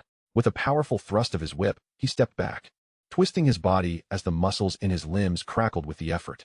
The struggling bird, akin to a young calf, was hurled with tremendous force against a nearby earthen wall, collapsing it upon impact. The sheer might of Inhu, this extraordinary individual, was evident. As the creature fell, the civilians around Inhu opened fire, their bullets raining down upon it in a frenzy, quickly transforming it into a lifeless husk. Meanwhile, Inhu continued his relentless advance through the throng, his whip striking like a venomous serpent, with nearly every strike finding its mark. Within mere minutes, he had eliminated 2 more of the monstrous birds with alarming ferocity. Witnessing this spectacle from several dozen meters away atop a turret, Shen Bei's gaze flickered with contemplation as he quietly calculated his next move, shifting his focus to another figure in the fray, Mengshan, the one with whom he had previously clashed. The extraordinary individual wielded an exaggerated chainsaw exceeding a meter in length, leaping swiftly across the rooftops of the low buildings like a monkey. Whenever a monstrous bird swooped down nearby, he would spring forth with a powerful thrust, his chainsaw striking with precision and ferocity upon the creature's wing, severing it as effortlessly as one would slice through tofu, leaving a scene of brutal carnage. Shen Bei squinted, his gaze shifting among several other extraordinary individuals. Undoubtedly, these individuals demonstrated powers far surpassing those of ordinary humans: strength, speed, stamina, reflexes, and combat skills, each one exuding a formidable intensity, akin to diminutive superheroes. Amidst the cacophony of curses, roars, and anguished cries, chaos reigned supreme. Just as Shen Bei prepared to fire, Locke ascended the half-collapsed gun tower, drenched in sweat, exclaiming, "What are you doing hiding here? These beasts possess strength akin to that of bulls, and move with incredible speed." Replied, "Of course, I intend to engage in battle." Locke shrank into a corner. Below, bitterness lacing his words. These winged, clawed griffins see us merely as domesticated food. Moreover, they seem to be growing increasingly cunning. They've even learned to hurl stones recently. Damn it. If it weren't for the cursed miasma I've been afflicted with, I would be the first to tear them apart. Shen Bei understood clearly. These monstrous birds held a distinct advantage in flight, making conventional firearms ineffective against them. Their ferocious nature and size, akin to calves, combined with their swift agility, rendered them exceptionally difficult adversaries. Yet, Inhu and his comrades managed to handle the situation with apparent ease, indicating they had prior experience. Without the intervention of extraordinary individuals like Inhu and Mengshan, the sanctuary would have faced devastating casualties. Caught in the jaws of a dual assault from the beast tide. At that moment, amidst the concentrated chaos ahead, a fervent and exhilarated cheer erupted. "It is the general. The general has arrived. Ha ha ha, you damn beasts, prepare for your reckoning." Upon hearing the mention of the general, Shen Bei turned toward the source of the voice. The scene before him was one of disarray, yet Yu-Vucheng appeared, hands clasped behind his back, strolling leisurely as if taking a casual promenade. The scattered populace fired into the air, their excited howls echoing as though welcoming their sovereign. A resounding call pierced the sky, serving as a signal of urgency. At this juncture, the airborne griffins had already lost a significant number of their ranks, aside from those engaged in tearing apart their prey mid-air. Several others seemed to have failed to capture any quarry, still circling impatiently, searching for opportunities. Meanwhile, Yu-Vucheng, adorned in striking crimson military garb, strolled onto the main road, instantly becoming the target of several griffins. Amidst the piercing cries from mighty taloned griffins, driven wild by the scent of blood, could no longer restrain themselves. With an excited shriek, They unfurled their wings, spanning a remarkable 4 meters, and extended their iron claw-like talons, diving ferociously towards Yu Vucheng in the open expanse. "You beast shall perish." A fierce gale swept through as Yu Vucheng slowly raised his head, a cruel smile etched across his sinister visage. "For it is my possessions you have ravaged and plundered." With a thunderous stomp, Yu Vucheng's foot struck the ground. In an instant, he vanished from sight amidst the chaos. To the nearby onlookers, 10 meters high.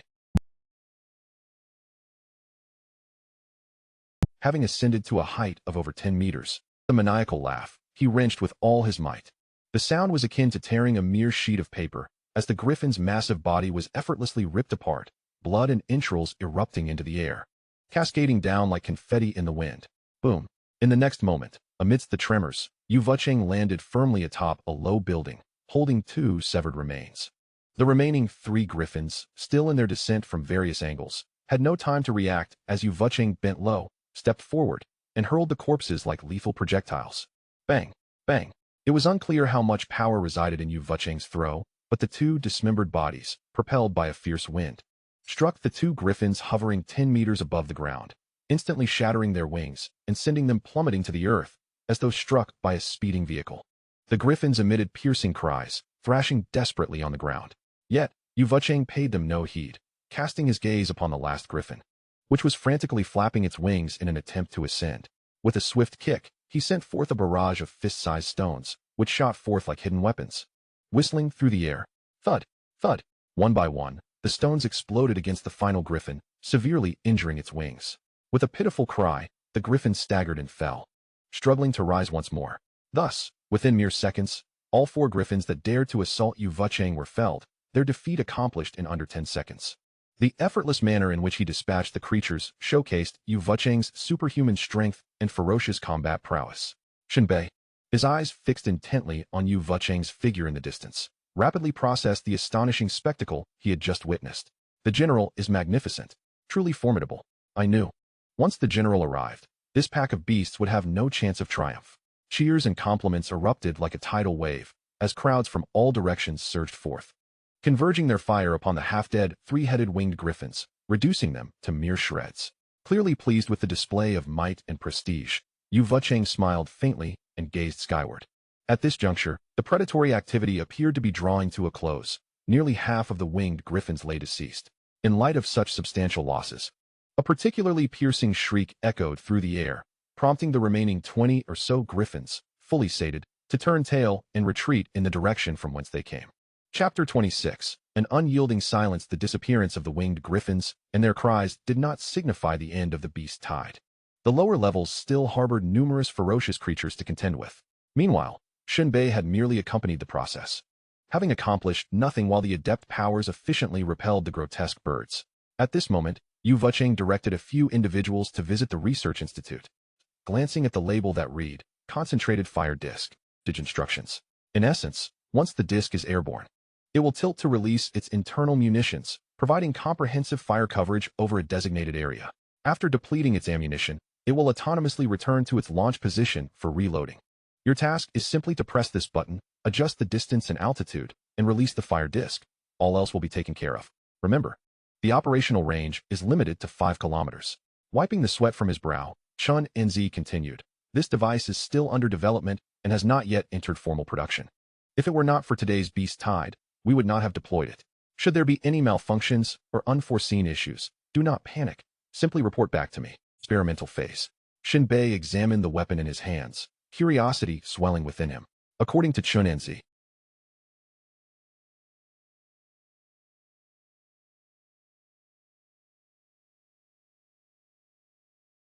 explosive damage.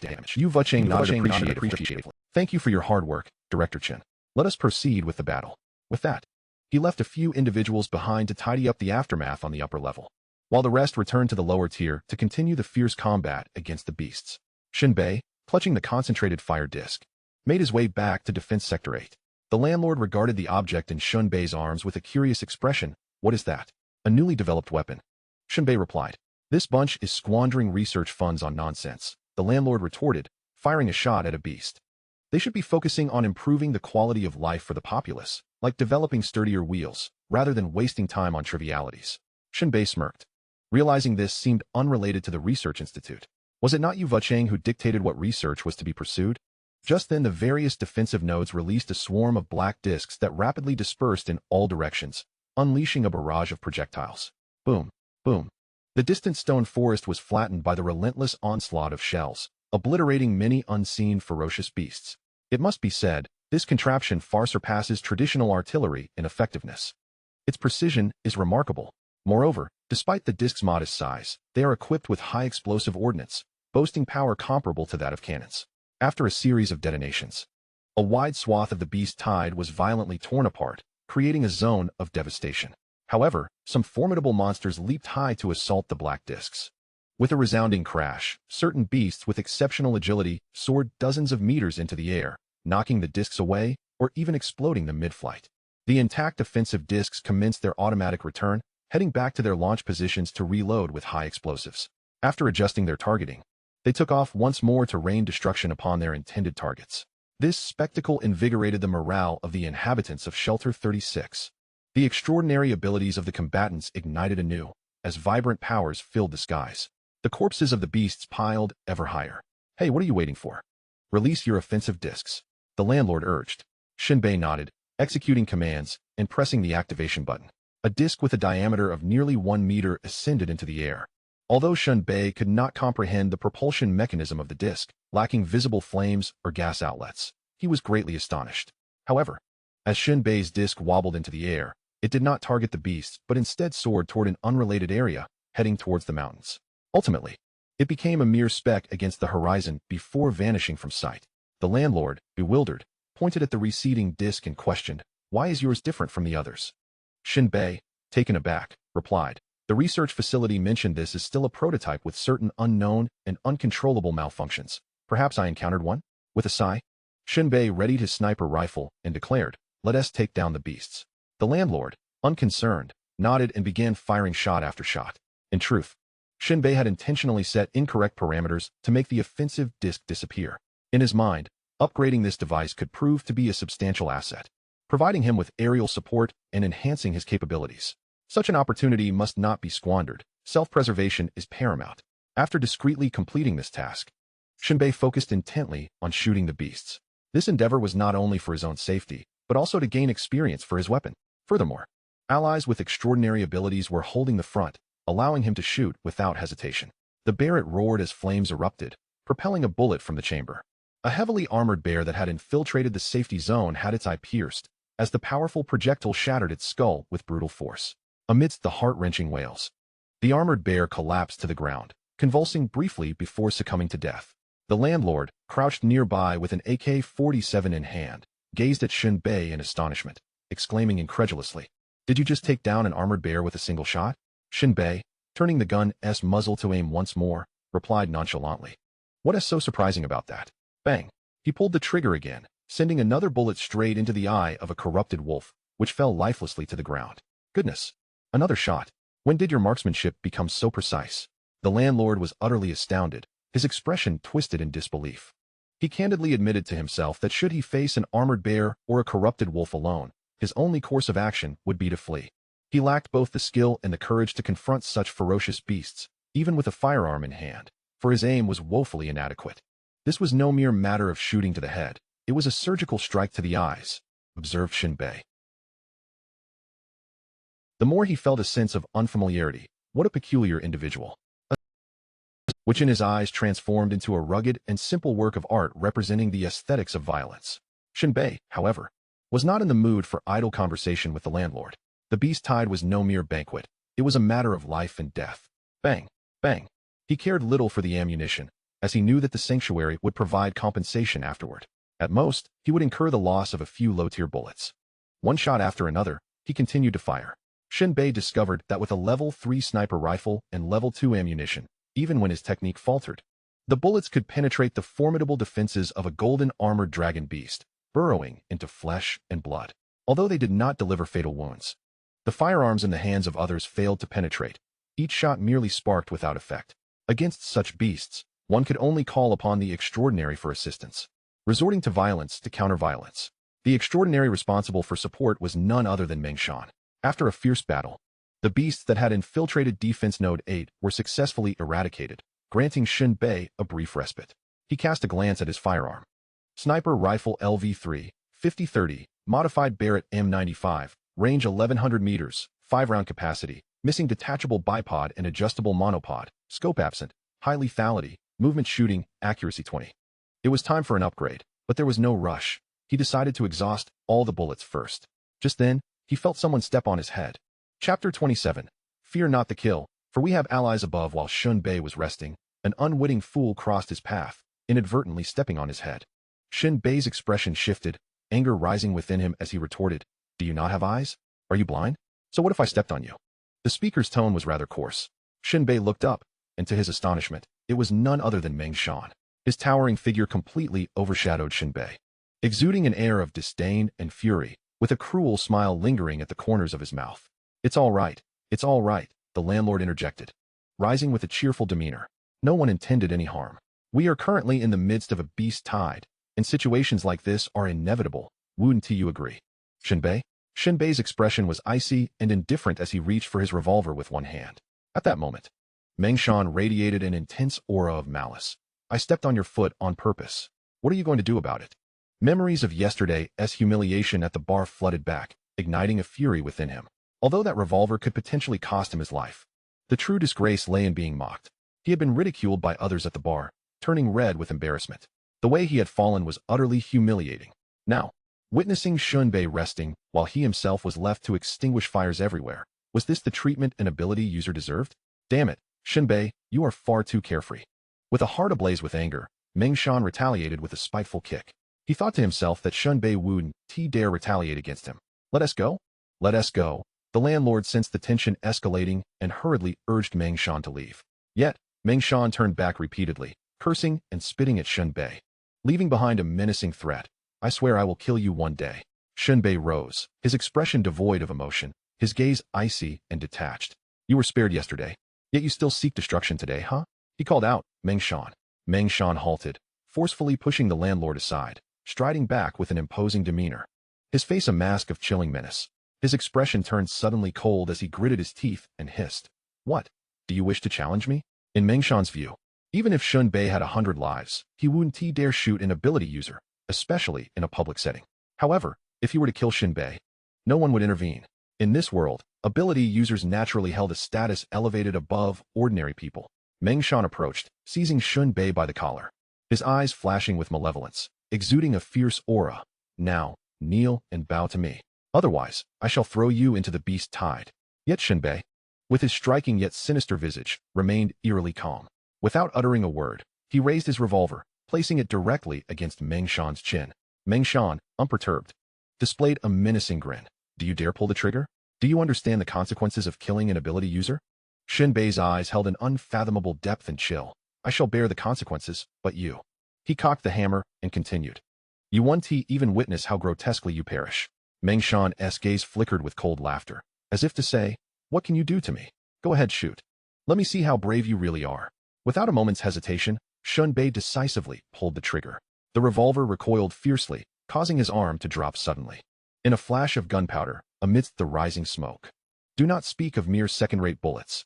Even ordinary ammunition, at such close range, would obliterate the head of a barely first-tier ability user into a shower of fragments. The instant Meng Shan heard the gunshot, all his fury and resentment froze upon his visage. His gaze was filled with a primal terror, contorted as if he had encountered a vengeful specter. How dare he? It shattered his skull, which erupted with a resounding blast. The air was thick with splattered remnants. Shen Bei casually shoved aside Meng Shan's lifeless body, wiped his face, and nonchalantly sat down, meticulously cleaning the remnants of flesh from his revolver. Meanwhile, the landlord and others were left dumbfounded. None had anticipated that Shen Bei would actually fire without a moment's hesitation, executing Meng Shan in a heartbeat. Meng Shan was an ability user of the combat type. Though only of the first tier, he was still a wielder of powers. The expressions on everyone's faces were an indescribable mixture of shock and astonishment, akin to tumultuous waves crashing upon the shore. The landlord's throat constricted as he realized the gravity of the situation. Just moments prior, Shen Bei and Meng Shan had merely exchanged words, and now, it had escalated to loss of life. While life may be cheap in this world, one must consider the identity of the deceased. He was an ability user. and his brain had been blown apart. The landlord's eyes flickered with uncertainty, his face darkened as if it could drip with water, and he gritted his teeth, exclaiming, Shen Bei, you've gone mad. You've killed the ability user Meng Shan. General Yu will not let this go unpunished. Shen Bei remained steadfast, his gaze profound, like a monk in deep meditation, calm and unperturbed, his voice tranquil yet icy. It matters not. The landlord, though he had a favorable impression of Shen Bei, realized that such actions left him with but one path. He quickly retrieved a high-grade crystal core and thrust it into Shen Bei's hands. A single high-grade crystal core could be exchanged for 1,000 crystal cores. This was no trifling sum. The landlord's voice bore a hint of raspiness as he lowered it. Go. Quickly leave shelter number 36 and seek refuge in the wasteland. Never return. Though the landlord's words were harsh, Shen Bei understood his goodwill. In this wretched world, it was rare to find someone with a heart still capable of compassion. Yet, Shen Bei did not accept the crystal core. Instead, he tossed it back, rising with a cold smile. Thank you, but do not let your compassion overflow, or you shall bear the burdens of another's suffering. With that, Shen Bei holstered his revolver and slung the barrett over his shoulder, departing from defense node number 8. Where are you going? The landlord pressed. Shen Bei waved a hand dismissively. To negotiate a resolution. Otherwise, my only fate awaits me is death. He was acutely aware that in such circumstances, killing an ability user was tantamount to courting death. In the desolate wasteland, silent and unseen, a kill could be accomplished. However, within the confines of a shelter, especially during the beast tide, it would only serve to provoke the wrath of General Yu. The inevitable storm of retribution would be unavoidable. For the moment, Shen Bei had no desire to depart from shelter number 36. Beyond the wilderness lies an expanse fraught with peril. My physical strength is utterly inadequate for sustained combat. Only after upgrading my armor will I earn the right to traverse the wilds over long distances. Shen Bei navigated through various defensive nodes, returning to the upper levels amid the chaos. He sought out Rock and recounted his predicament. Upon hearing this, Rock frowned slightly. You truly have a knack for trouble, he remarked, clicking his tongue. I really know how to find people, Shen Bei retorted. Enough of that, Rock replied, stroking his chin thoughtfully. You focus on defending your node. I'll handle matters with Yu. Thanks. Just remember, you owe me a favor, Shen Bei said, shrugging as he departed the upper level and returned to his defensive position. He was well aware that Rock was more than capable of smoothing things over on his behalf. Before succumbing to the miasma of divine punishment, Rock was not merely boastful. He was genuinely formidable. With mastery over thunder, he could rend the heavens asunder. Furthermore, he had previously rescued Yu. It could even be argued that without Rock, Yu would not be where he is today. Thus, Shen Bei dared to act recklessly and fire his weapon in public. After all, he had influential backing. Chapter 28. Upgrading the sniper rifle. The beast tide continued its relentless assault. The cluster vitality frisbees had become an undeniable force, capable of clearing vast swaths of ferocious beasts with each deployment. This allowed the psychics below to conserve considerable energy. For even the most capable of them are not perpetual motion machines. Fatigue inevitably sets in. The 36 shelter had faced beast tides more than once or twice, and both psychics and ordinary citizens had gained valuable experience in their defense. The only unexpected element this time was the strange birds hurling stones, inflicting significant harm on the residents above. Fortunately, General Yu swiftly led a counteroffensive. Although there were casualties, the situation remained manageable. At this moment, having resolved his own troubles, Shen Bei re-entered the fray. He fired shot after shot, each one finding its mark. His precision was so acute that even the landlord beside him began to question his own existence. As Shen Bei dispatched the psychic Meng Shan, thoughts of fleeing the 36th shelter crossed his mind. The world was vast, and countless refuges existed beyond this one. Any shelter could offer a chance at survival.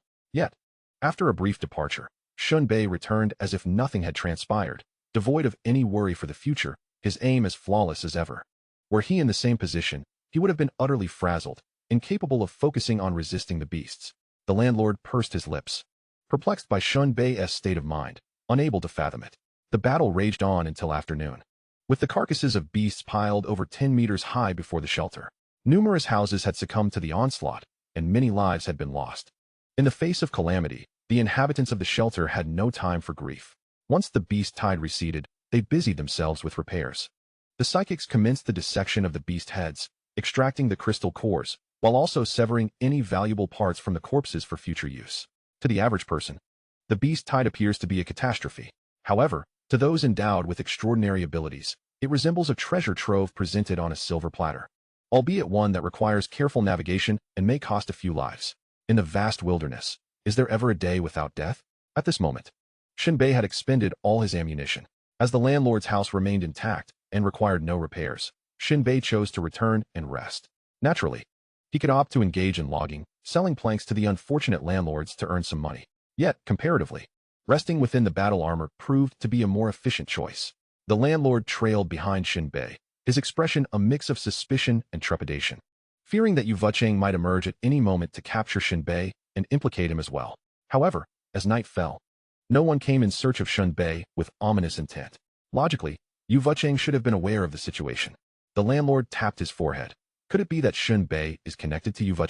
Unable to fathom this, he decided to abandon the thought. At that moment, shouts erupted from outside. The landlord hurriedly ran out to find personnel from the logistics department of shelter number 36, dragging 2 large bags as they dispersed them from door to door. One bag contained crystal core resources, while the other held various types of beast meat. How many people? The staff inquired of the landlord. He gestured, stating, 9 residents, plus myself, makes 10. Nonsense. The staff member pointed at the list, exclaiming, one is clearly deceased. The landlord wore a pained expression, but the deceased had a family. His wife and children need to eat. Life and death are fated. The staff member replied curtly, I am merely following the rules. If you break them, others will take advantage. With a sigh of resignation, the landlord accepted his share of the rewards for defending against the beast tide. Upon returning to the house, he called out loudly. The residents descended the stairs, each claiming their rightful portion. Shen Bei was the last to receive his share, 50 crystal cores and 100 pounds of beast meat. No one knew how the distribution was determined. In any case, whatever General Yu allocated, one simply accepted. In the end, the landlord suggested that everyone extend some assistance to the family of the deceased, sharing a portion of their meat. Others reluctantly contributed a little. However, Shen Bei handed a pistol to the young boy. This pistol was the same one Shen Bei had used to execute the formidable Xiaolong, albeit upgraded. Teaching someone to fish is far more valuable than simply giving them fish. If one cannot become an extraordinary being, then a pistol serves as a means of survival. The landlord was taken aback, his teeth aching. Did they not require beast meat for sustenance? Indeed. Shen Bei grinned. What I provide is sustenance. Nobody would consume iron, but the ferocious beasts would devour bullets. With that, Shen Bei turned and ascended the stairs, seizing the opportunity to recline. The landlord watched Shen Bei's retreating figure.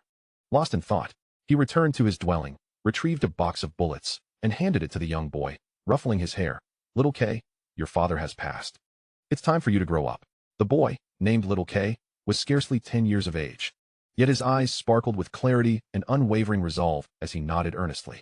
Meanwhile, Shen Bei sat cross-legged on his bed, his gaze fixed upon the Barrett sniper rifle in his hands. A segment of information emerged. Sniper rifle LV3, 80-30, modified Barrett M95, range of 1100 meters, 5 rounds. Detachable bipod missing, adjustable monopod missing, scope missing, significant lethality, dynamic shooting, precision increased by 20. Upgrade. Sniper rifle LV4, 5100, modified Barrett M95, range of 1300 meters. 5 rounds, significant lethality, dynamic shooting, precision increased by 20, blind shooting precision increased by 20, silencing effect increased by 20, recoil reduced by 20. Shen Bei's eyes gleamed. This upgrade brought about substantial changes. Not only was the range augmented, but even blind shooting precision was enhanced. It was utterly astonishing. Furthermore, the silencing effect, albeit with a modest reduction of 20, heralded the emergence of a new attribute that undoubtedly indicated that upon reaching the utmost upgrade, complete silence would be achieved. Such an effect was nothing short of explosive. It is worth noting that even the most sophisticated suppressor on a handgun cannot achieve absolute silence. The final aspect was the recoil, which was also remarkably impressive. The recoil of this Barrett was significantly greater than that of a revolver. Firing a revolver with one hand left Shen Bei's arm tingling. Any improper posture could easily lead to dislocation. However, this Barrett, if not held with both hands or fired prone, would inevitably result in dislocation due to its immense recoil, regardless of the stance taken. Firearms are man-made, yet humans cannot always fully master them.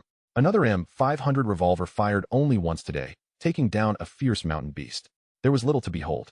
Subsequently, Shen Bei retrieved his alarm clock. This device had been disassembled and reassembled by Shen Bei, transforming it into a timed bomb. It merely required the addition of 10 crystal source cores. Shen Bei attempted to insert the crystal source cores. Strangely enough, despite the alarm clock lacking an opening or any place to accommodate the cores, Each core placed against the exterior was absorbed within. Excellent. Even Newton's coffin could not contain this. After inserting 10 crystal source cores, he looked at the alarm clock once more. Alarm clock LV5, max level, loading progress, 1010. In addition to being absolutely punctual with its alarms, it is also a timed bomb. Shen Bei clicked his tongue. Pondering the potential explosive power, perhaps he could procure more alarm clocks for experimentation. If the results were favorable, they could serve in eliminating foes. Setting down the clock, Shen Bei continued to focus on his most critical equipment, the battle armor. He laid out his bedding and comfortably nestled in. Battle Armor Experience 1. Battle Armor Experience 1 yawning, Shen Bei roughly calculated 6 hours of rest in the afternoon, 12 hours at night, totaling 18 hours. With each hour yielding 60 experience points, he would acquire 840 experience points by the next day. The day after, he could reach the next level. Hopefully, there would be surprises in store. Chapter 29, Blue Demon, so overbearing it makes your scalp tingle. Blaze Bar. In the early morning at Shen Bei, the bar lay in disarray. Bottles of various spirits were strewn across the floor, and remnants of food were scattered haphazardly. Intoxicated patrons lay sprawled on the ground, their snores rising and falling like a symphony. The air was thick with the pungent mixture of alcohol and vomit. The previous day's harrowing beast tide and subsequent bounty had granted each individual a considerable number of crystal core resources. For the desperate humans, living in a day-to-day struggle for survival, indulgence and heavy drinking remained eternal themes. Naturally, they sought to drink themselves into a stupor, blissfully unaware of their surroundings. Shen Bei found a relatively clean spot to sit. Shortly thereafter, Rock hurried in. Shen Bei waved his hand in greeting, calling out, "Waiter, a whiskey, please." No one responded. The staff were all fast asleep. Shen Bei rose and made his way behind the bar, retrieved a bottle of liquor, dropped a crystal core on the counter, and returned to his seat. Rock took a swig of his drink, smacked his lips, and rubbed his stubbled face, saying, "The matter regarding your elimination of the ability user, Meng Shan, has been settled." Shen Bei raised his glass in a gesture of gratitude. "Thank you." However, Rock added, "It wasn't without its complexities." Curious, Shen Bei inquired, "What additional conditions?" In a low voice, Rock explained, "It is not that Yu-Vucheng insisted on conditions. My status as a general still holds weight. Without me, he wouldn't be where he is today, you understand. However, Inhu, Meng Shan's close companion, insisted on causing a scene. In the end, you owe Yu-Vucheng a favor in the form of an unpaid task." Shen Bei understood immediately and candidly stated, "So, I owe Inhu a task, correct?" "You could interpret it that way," Rock shrugged. "Regardless of the task, as long as it is under the auspices of the shelter, it must pass through me. Any unreasonable demands I will reject." Shen Bei was unconcerned, as long as he had time to upgrade his battle armor. Even if Inhu sought to exploit the task's premise to eliminate him in the wastelands, it would not be so simple. The two conversed for a while longer before Shen Bei departed from the bar. For the next 2 days, Shen Bei had no obligations, primarily choosing to take it easy. When fatigue struck, he would stroll around the vicinity of the shelter. The wasteland was not a place to enter recklessly. Encountering feral beasts was one thing, but facing off against sinister entities was another matter entirely. There was no place safer than the shelter. Recently, the remnants of the beast tide had formed heaps of flesh, which had transformed into a makeshift entertainment venue. The scent of blood and flesh attracted numerous feral beasts seeking a meal, while ordinary folk armed with guns began to hunt. Although their efforts yielded little, leading to a waste of ammunition, the entertainment value was notable. The thrill lay in wagering on the outcome of each shot. Would it strike a beast? With time on his hands, Shen Bei decided to partake in the amusement. Coincidentally, the landlord was present. Upon seeing Shen Bei, his eyes lit up, signaling for him to join in on the betting, eager to set up a lucrative scheme. Shen Bei nodded slightly. The sniper rifles in use were far from exceptional. One was a 98K. Before his arrival in this world, the 98K was a legendary name in the gaming community.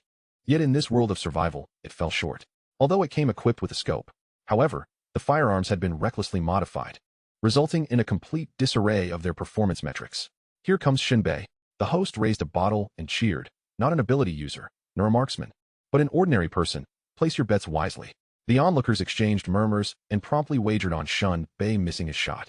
The landlord, grinning, placed his bet on Shen Bei hitting the target. He had witnessed Shen Bei's marksmanship firsthand, undoubtedly exceptional. To be frank, even an adept ability user specializing in shooting would find themselves at a disadvantage against him. Shen Bei lay prone on the shooting platform. The crosshairs of the high-powered scope aligned with the head of a ferocious beast that was gnawing on flesh. It was a corrupted bone lizard. Its appearance both bizarre and terrifying, cloaked in a rough, mottled shell that shimmered with a sinister glow under the sunlight, as if assembled from countless decaying bones. Its eyes were two sunken black voids, intermittently shooting out eerie blue flames, exuding an aura of dread even in daylight. Shen Bei calculated the distance, approximately 500 meters.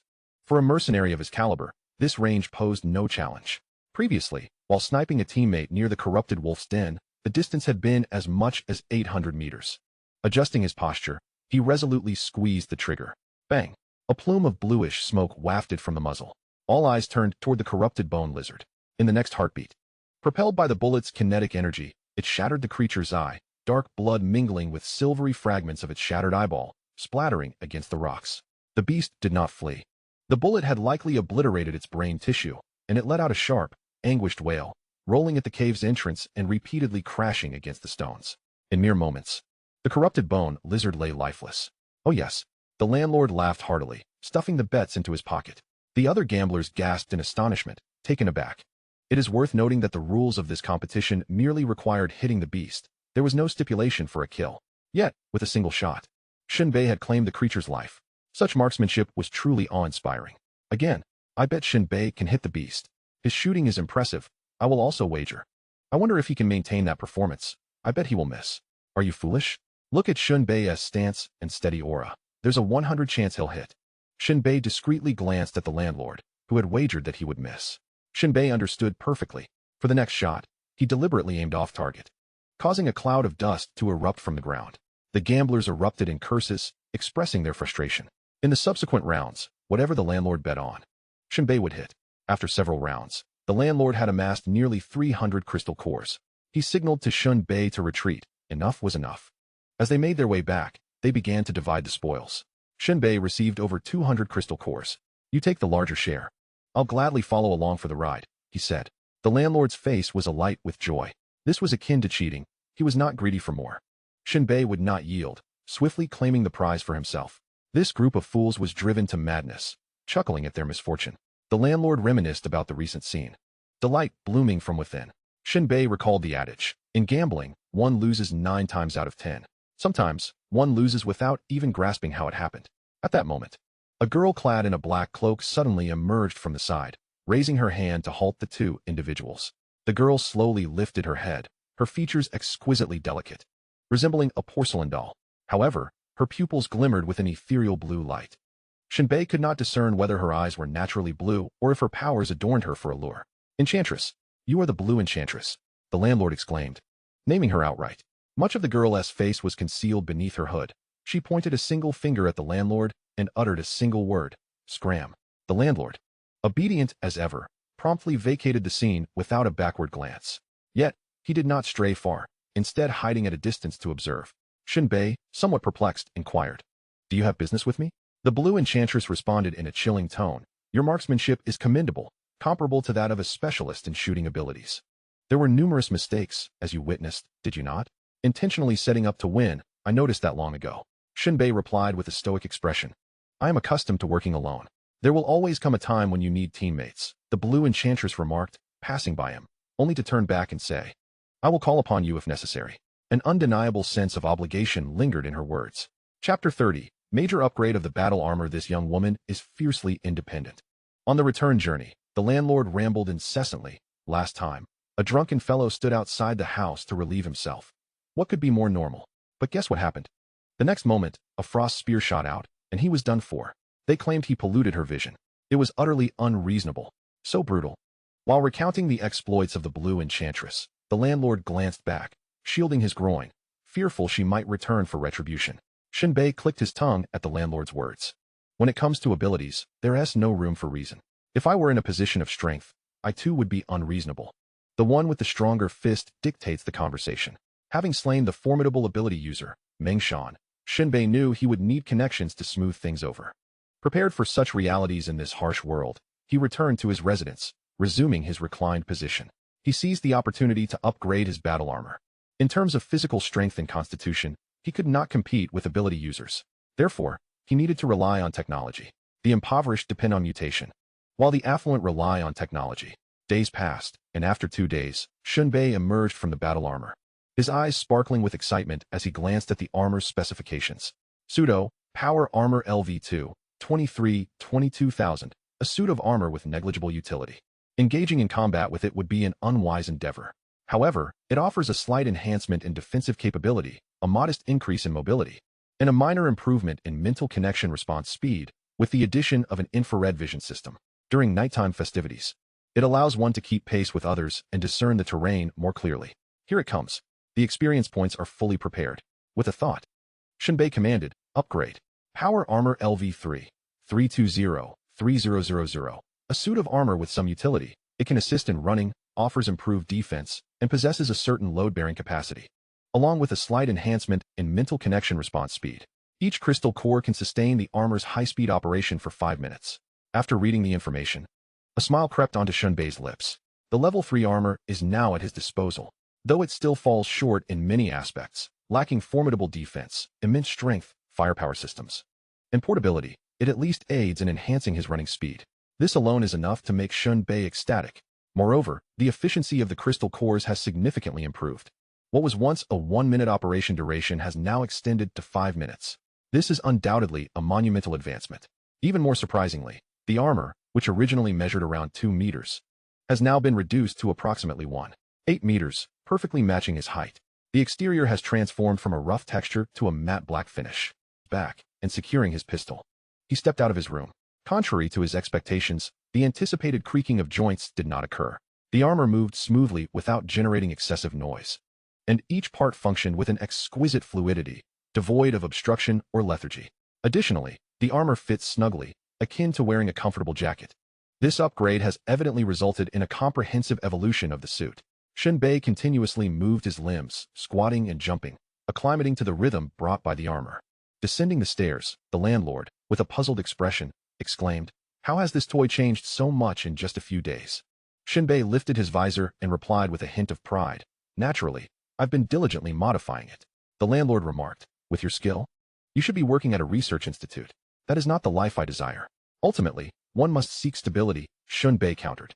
"That may be true for you." Waving his hand, Shen Bei departed from the rental unit, deliberately left behind during the beast tide, and observed the effects of the upgrade. At this moment, the entirety of Shelter 36 was bustling with activity, miners mining and lumberjacks gathering wood. Shen Bei strode confidently toward the upper levels of the shelter. Among the individuals with abilities, there were those fully armed to the teeth. For instance, specialized in marksmanship or close combat abilities. However, the protective suits worn by these individuals are designed to safeguard specific areas rather than providing comprehensive coverage. Shen Bei replenished a portion of his ammunition, having nearly exhausted his supply during the last beast tide. Without bullets, a firearm is merely a stick to burn. As Shen Bei organized the ammunition, he inquired of the shopkeeper, "Why haven't I seen any large firearms used by abilities here?" The last time, he had witnessed an ability user shooting down a monstrous bird with remarkable ferocity. The shopkeeper, puffing on a cigarette, chuckled. "What? Are you looking to purchase one?" Shen Bei blinked, contemplating the thought. "Could I also use one?" The shopkeeper, in a teasing tone, responded. "Those firearms powered by crystal cores are not as simple as just inserting a crystal core to fire. The user must also catalyze the energy to project the light bullets. Otherwise, they will merely detonate in place. Furthermore, the speed of the light bullets correlates with the user's level of ability. A specialist in marksmanship would have much better control over the firearm." Enlightenment dawned upon Shen Bei. No wonder that when he observed the ability user employing a large energy firearm to obliterate that monstrous bird, the trajectory of the bullets appeared somewhat peculiar. Seemingly slow, and with an early parabolic arc. It turned out that the inability of the user contributed to this phenomenon. With this realization, Shen Bei dismissed the notion of owning an energy firearm and took his leave. Departing from Shelter 36, Shen Bei commenced his journey northward on foot. The low-hanging clouds in the sky parted slightly, allowing a glimpse of the sun, which cast a vast expanse of golden rays upon the earth. After trekking through the desolate terrain for a short while, Shen Bei discovered the weaknesses and shortcomings of the battle armor. Under the searing heat, it felt akin to being inside a furnace, leaving Shen Bei drenched as if he had just emerged from a body of water. In reality, the armor was equipped with a temperature regulation system capable of cooling down to 0, albeit at the cost of the crystal core. Reluctant to deplete his resources, Shen Bei opted not to activate the system and instead lifted his visor for some fresh air. He maintained a steady pace, each step measured and deliberate, without a hint of deviation. Approximately 3 hours later, as Shen Bei neared the foothills of a great mountain, a sudden roar of an engine erupted behind him. Turning to look, he beheld what appeared to be a Tyrannosaurus Rex bellowing amidst the swirling dust. its roar eclipsing the sound of two speeding off-road vehicles. Abruptly, a sleek, deep black motorcycle burst forth from the cloud of debris, racing past the two vehicles with astonishing speed, heading directly towards Shen Bei. This motorcycle was outrageously modified, and the growl of its engine matched its incredible velocity. Shen Bei found the design somewhat familiar. After a brief moment of contemplation, he suddenly recalled, this was Bai Luo's ride. Shen Bei's lips twitched in response, an unrelenting specter. Without a moment's hesitation, he retrieved a crystal core and swiftly inserted it into the energy device. Instantly, the power system of the armor activated, and Shen Bei took off running. She is a force to be reckoned with, even more unreasonable than the elusive Blue Rose. The Blue Rose merely coerces one into joining her ranks, whereas Bai Luo is enticed by her own allure. In this maddening world, when a woman loses her composure, even 10 bulls cannot restrain her. You dare tell me this is an ordinary person? A burly man seated in the driver's cabin, cigar in mouth, glances at the speedometer and then at the man sprinting ahead. This speed has already soared to 40 kilometers per hour. Bai Luo, occupying the passenger seat, delicately holds a slender steel needle, twisting her hair into a bun and securing it with the needle. Her gaze is filled with interest as she observes Shen Bei running before her. Look, an ordinary person can indeed reach 40 kilometers per hour. I have surely made the right choice. The burly man chuckles. If you are convinced he's an ordinary person, then the issue lies in the protective gear he dons. He retrieves a core from the central extreme crystal source, inserts it into the engine's intake, and slams the accelerator, causing the vehicle to surge forward, kicking up a cloud of dust. After nearly 100 meters of agonizing and trembling braking, the vehicle, aided by the last vestiges of momentum, elegantly levels out, showcasing the burly man's near-perfect driving skills. The vehicle halts precisely 3 meters from Shen Bei.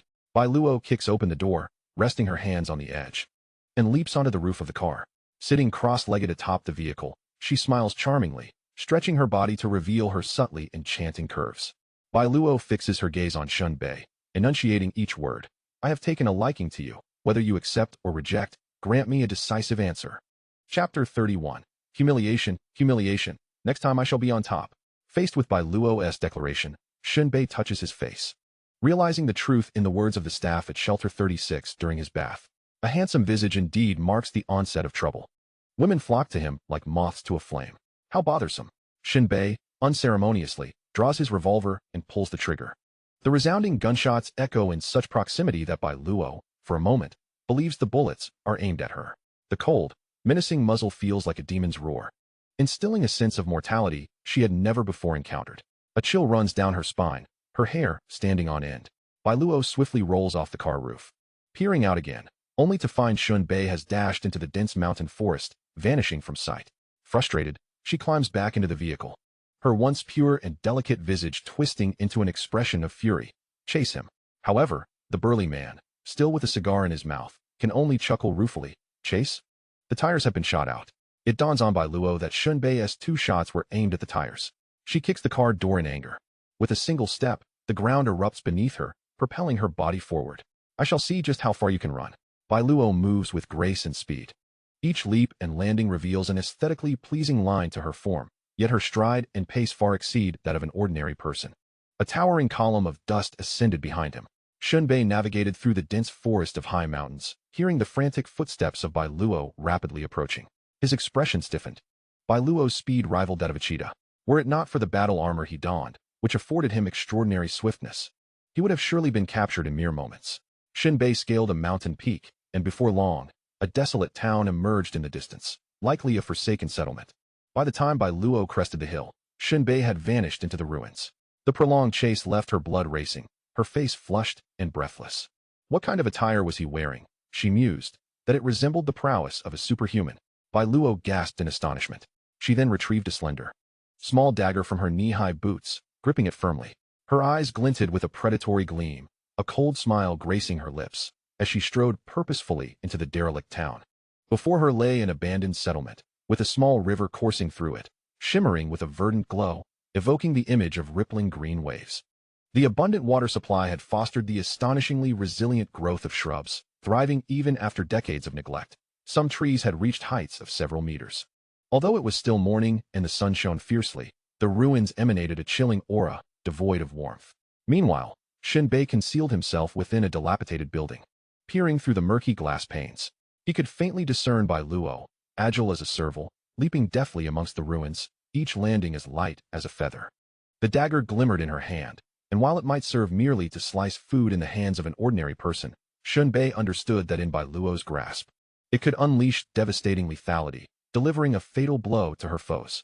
At present, Shen Bei was unaware of Bai Luo's level as an ability user. However, not all ability users were omnipotent. For instance, someone with a defensive capability of Tier 3, even if their offensive skills were only Tier 1, would still be classified as a Tier 3 ability user. Observing Bai Luo's form-fitting leather attire that accentuated her physique, Shen Bei surmised that her abilities likely lay in offense, particularly in close combat. This led him to deduce that her defensive capabilities might not be particularly high. Consequently, Shen Bei resolved to confront Bai Luo here. This individual proved to be quite troublesome. He could not afford to be relentlessly pursued each time he ventured into the wilderness, for that would hinder all his endeavors. Patience was key, and patience was something Shen Bei possessed in abundance. After casting one last glance at Bai Luo's silhouette, he silently retreated within the wall.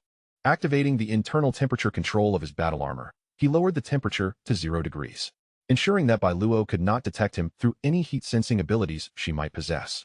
His clothing was sufficient to withstand the cold, given the considerable size of the town. There were numerous buildings suitable for Shen Bei's ambush. For Bai Luo to thoroughly search each one would require a considerable amount of time. With preparation complete, Shen Bei arranged the bullets before him, meticulously etching designs into them to enhance their potency. A perfect shot was a thought too ambitious for Shen Bei, yet it had to possess a sufficient degree of menace. As the sun dipped below the horizon, darkness gradually enveloped the surroundings. Bai Luo, blindly searching through the ruins of the small town, felt a momentary daze, suspecting that Shen Bei had silently departed, leaving her alone to mindlessly engage in her game. It is worth noting that her survival skills in the wild were exceptionally refined. Apart from encountering the evil kind, she had never failed to find her prey. However, Shen Bei was unlike any she had met before. He left no scent, no trace, no hint of his presence. Now, Bai Luo's stamina had dwindled significantly, and her mental acuity and alertness had waned compared to the daytime. She had to concede that Shen Bei was an extraordinarily cunning individual. Bai Luo was certain that he had not left, but was observing her from some concealed position, waiting for her to succumb to fatigue. She scanned her surroundings once more. All was cloaked in darkness. Suddenly, she felt a sensation akin to a mosquito bite on her neck. Reaching up, she discovered a dark red stinger in her grasp. A chill ran down her spine. Poison spider bee. This fearsome creature, no larger than the palm of her hand, was a hybrid of a bee and a spider. Its abdomen was grotesquely swollen, resembling both a bee's honey sac and a spider's egg sac. It possessed the ability to shoot anesthetic stingers and ensnare its prey with silk. While the silk posed little threat to those with abilities and could be easily dodged due to its slow speed, once struck by the anesthetic stinger, if one could not extricate themselves in time, the silk would harden over time, rendering even the most powerful abilities ineffective upon regaining consciousness. It was a considerable predicament. In the next moment, the anesthetic began to take effect within Bai Luo's body. An overwhelming sense of dread engulfed her. Her vision blurred, her steps faltered, and she stumbled before collapsing to the ground. Before her consciousness could fully fade, she heard a rustling sound. A poison spider bee flew overhead, circling twice before attempting to ensnare her with its silk. At that instant, from the corner of her eye, she noticed a small building amidst the ruins. 100 meters away, where a glass window suddenly shattered, a sniper rifle emerged, followed by a flash of gunfire. Bang! A blazing line of fire raced towards her. Only one thought occupied Bai Luo's mind: to be struck while down, to suffer an unexpected downfall. Unable to withstand the onslaught of the anesthetic any longer, she succumbed to unconsciousness. The cold, stinging sensation felt as if countless ants were gnawing at her flesh, while her consciousness drifted alone in a sea of anguish. Amidst the chaotic haze, faint laughter echoed. Tisk tisk, Boss Wu. What shall we say when Captain Bai awakens? What shall we say? Is this not the fulfillment of a wish? But Captain Bai is in a passive state. What does it matter, whether one is up or down? It's merely a matter of not experiencing the thrill. Various, indistinct, murky voices seemed to whisper in the darkness, stirring Bai Luo's fragmented consciousness amidst her excruciating suffering. I am still alive. In Bai Luo's ethereal realm, it seemed as though the very first ray of light had pierced through the enveloping darkness. A milky orb of luminescence gradually dispelling the gloom, akin to the gentle warmth of the winter sun. The frigid air, sharp and irritating, sent maddening sensations coursing through her body from the void of her mental landscape, prompting her to breathe in short, sharp gasps. Her eyelids fluttered slightly as she slowly regained a faint awareness of her physical form, and with deliberate effort, Bai Luo began to open her eyes. She found herself within the confines of a relatively intact abandoned dwelling, surrounded by the comforting glow of a campfire. Her teammates were gathered around, engaged in light-hearted banter. "Oh, you're awake," boomed the burly Wu, a cigar dangling from his lips, a playful smile dancing on his face. Bai Luo propped herself up, only to be met with a sudden, excruciating pain radiating from her lower body. Her eyes widened in shock as she instinctively reached down, only to recoil in horror at the sight of blood. Wu chuckled. "When we arrived, Shen Bei had just finished with you." "What the hell?" Bai Luo erupted. "Where is he?" "He left." "He left? Why didn't you stop him?" "Men are like that." Wu laughed heartily. "They just pull up their pants and go." The other team members erupted into laughter, rolling on the ground in amusement. With a serious tone, Wu added, "Losing in this game comes with its own price. Didn't he even enjoy it? Not even once." Wu flashed a toothy grin.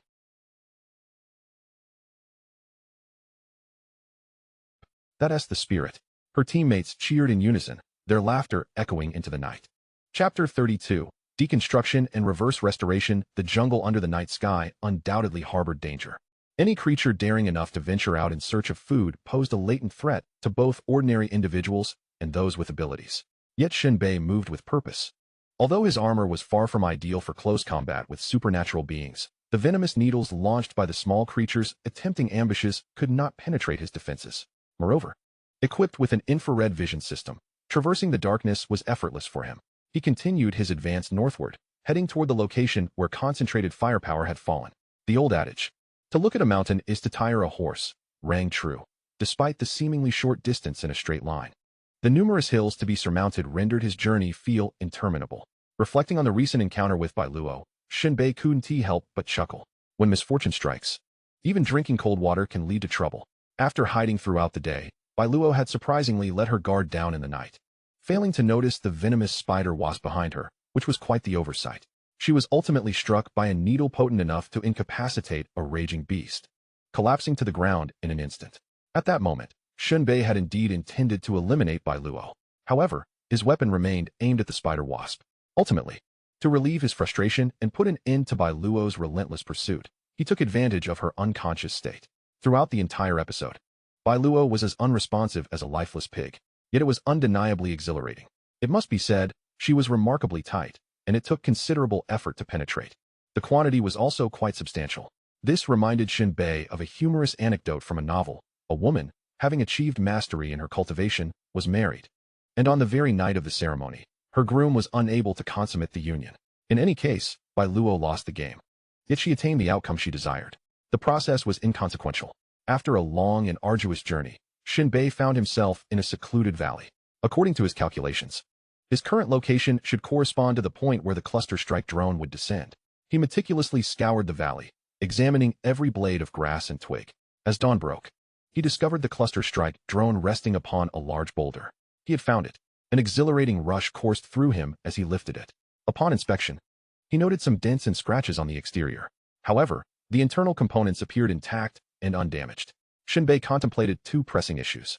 First, dismantling and reassembling the drone required a clean and stable environment, which was certainly unsuitable in his current surroundings. Even a single screw could easily be lost amidst the underbrush. Second, the drone was excessively large, with a diameter of nearly 1 meter. If he were to transport it back to the shelter, it would undoubtedly attract attention and be reclaimed by the research facility, along with an investigation. It was worth noting that he had previously reported the drone's deviation from its course, resulting in a collision with the mountainside. Returning with an almost intact drone would only invite unnecessary trouble. Thus, Shen Bei resolved to find a discreet location to conceal it, allowing him to upgrade it gradually and observe any future developments. With this in mind, Shen Bei ventured deeper into the valley. Before long, he emerged from its confines into a bright expanse. At the horizon's edge, a substantial city ruin came into view. Shen Bei consumed a crystal core to activate the acceleration mode of his battle armor, propelling him swiftly towards the city's periphery, which he reached in approximately half an hour. Upon entering, he sought out a relatively concealed spot. After circling the area and confirming that no ferocious beasts were lurking, he set down the cluster strike drone. Rubbing his hands together, he focused intently on the drone for a few moments, and information materialized. Cluster strike drone LV1, 0100, a flying apparatus capable of ground strikes. Cruising range of 5 kilometers. The power of this cluster strike drone was beyond dispute. Shen Bei had witnessed it firsthand. The next step was to disassemble and reassemble it. He retrieved his toolbox, took a few sips of water, and nibbled on some jerky to regain his vitality. After a brief respite, he grasped his tools and began the disassembly process. Starting with the exterior, which proved relatively straightforward, he unscrewed several high-strength screws with ease. It must be said that the manufacturing techniques of this world were commendable. The screws, regardless of how much force one applied with the wrench, would yield a satisfying click, allowing one to switch to using merely their fingers to unscrew them effortlessly. Once the exterior was removed, Shen Bei was confronted with an incredibly intricate network of structures and wiring. He understood that, in the absence of guidance from a research facility, he could not rush into disassembly. It was imperative to document everything meticulously. Taking up a pen and paper, Shen Bei commenced sketching the intricate internal structure diagram. In his previous life as a Special Forces soldier, he had studied the fundamentals of mechanical principles and constructions for a period of time. To put it succinctly, while he was not versed in overly complex mechanisms, he was more than capable of repairing an automobile. Of course, the automotive design in this world was shrouded in mystery, utilizing a crystal core as its power source. Although Shen Bei struggled to grasp the underlying principles, he could liken it to gasoline, allowing him to glean some understanding. The components included driving gears, output shafts, interconnected large gears, gyroscopes, firepower output modules, crystal core kinetic energy output modules, small cannons, and high explosives. Initially, Shen Bei was unfamiliar with the names of these various parts. However, the current batch of technical firepower discs were experimental models, and each component and module bore labels, presumably for the convenience of researchers during assembly. In normal production, such labels would likely not be affixed, nor would there be time to do so. This inadvertently benefited Shen Bei. As he disassembled the device, he meticulously sketched the connection diagrams of each component on the paper. Ordinarily, there would be assembly drawings, including front views, top views, left views, section views, and half-section views.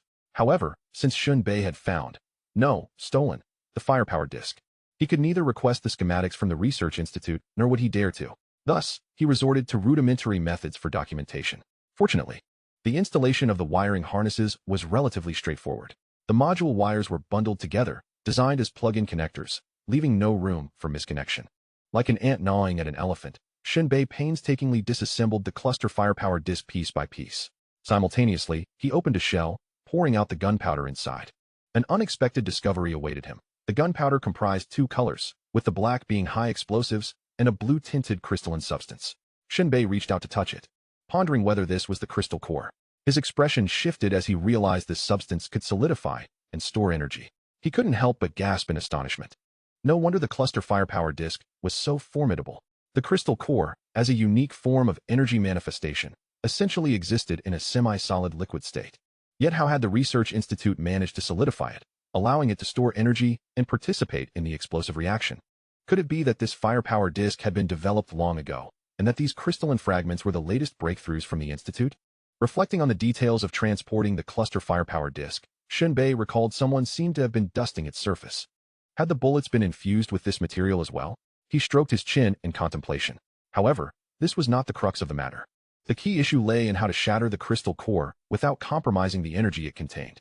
Shen Bei found himself at a loss, for he was not a professional researcher. He resolved to glean insights from Chun and Z when the opportunity arose. Setting aside his unexpected discovery regarding the gunpowder, Shen Bei glanced at the scattered components on the ground, rubbed his hands together, and began the assembly process. Only through the act of assembling could he accrue experience points. Moreover, according to past patterns, as long as the assembly is successful, one can attain a higher level. As for the subsequent methods of upgrading, it is merely a matter of exploration. With a click, Shen Bei gazed at his salvaged blueprint and began to reverse engineer it step by step. 3 hours later, after Shen Bei secured the outer casing by tightening the final screw, he cast another glance at his creation. Cluster Fire Disc LV1, 100-100. A flying apparatus capable of ground strikes, possessing formidable firepower, with a cruising range of 5 kilometers. Perfect. The experience points were just sufficient for an upgrade. Without a moment's hesitation, Shen Bei commanded, "Upgrade. Cluster Fire Disc LV2, 0200. A flying apparatus capable of ground strikes, boasting enhanced firepower, with a cruising range of 10 kilometers. Wireless connectivity has been added, slightly increasing bombing lethality, improving bombing speed, and doubling the ammunition capacity with automatic reloading." Shen Bei blinked, momentarily disregarding the information that had popped up, and focused instead on the form of the cluster fire disc. It had grown larger. Shen Bei was utterly bewildered. What he desired was a portable cluster fire disc, one that could be as small as possible, ideally fitting into his pocket, expanding only when thrown. Yet, paradoxically, this cluster fire disc had not diminished in size. Its diameter had reached 2 meters. Shen Bei's lips twitched. Must it necessarily enlarge with each upgrade? He stroked his chin, pondering the predicament. The larger it became with upgrades, the more challenging it would be to conceal this contraption. His head throbbed at the thought. Nevertheless, Shen Bei did not harbor excessive concern. If it was large, so be it. The wilderness was even more expansive. There were countless places untouched by human feet. Discarding it in a random location, it could remain undisturbed for a year or more. After all, with the entire populace fleeing, human activity could not stray too far from the Titans, lest the dangers become unpredictable. At that moment, Shen Bei's battle armor display illuminated a new message. Wireless connection detected. Would you like to connect? Quite intelligent, indeed. He responded affirmatively. Connect. This set of battle armor was designed with a computer module at its inception, though the memory was scant and the CPU rather feeble. Akin to a stripped-down vehicle system, its intelligence was commendable. Shortly thereafter, the armor's display presented another message. Connected. Data resetting. Resetting? Shen Bei surmised this meant restoring factory settings, erasing the central control permissions of the shelter. After a considerable wait, the reset had yet to complete, revealing the limitations of the underpowered CPU. Shen Bei turned his attention back to the updated information regarding the cluster fire disc. Originally capable of cruising 5 kilometers, it had now transformed to 10 kilometers post-upgrade. This was undoubtedly a significant enhancement, a doubling of its previous capabilities. Furthermore, this was not merely an expansion in distance. It also represented a substantial increase in the efficiency of utilizing the core crystal. This cluster fire disc required a mid-level core crystal to activate. Under the same energy conditions, it is indeed possible to soar further, emphasizing cost-effectiveness and efficiency. Originally, the firepower system of this fire disc consisted of 12 firing ports, arranged in a clock-like formation, allowing for a complete 360-degree range of fire. This includes not only the surrounding perimeter, but also the top and bottom, all equipped with firing ports. The perimeter, which constitutes the side of the disc, features a total of 9 32mm cannon openings, while the top and bottom each possess 3.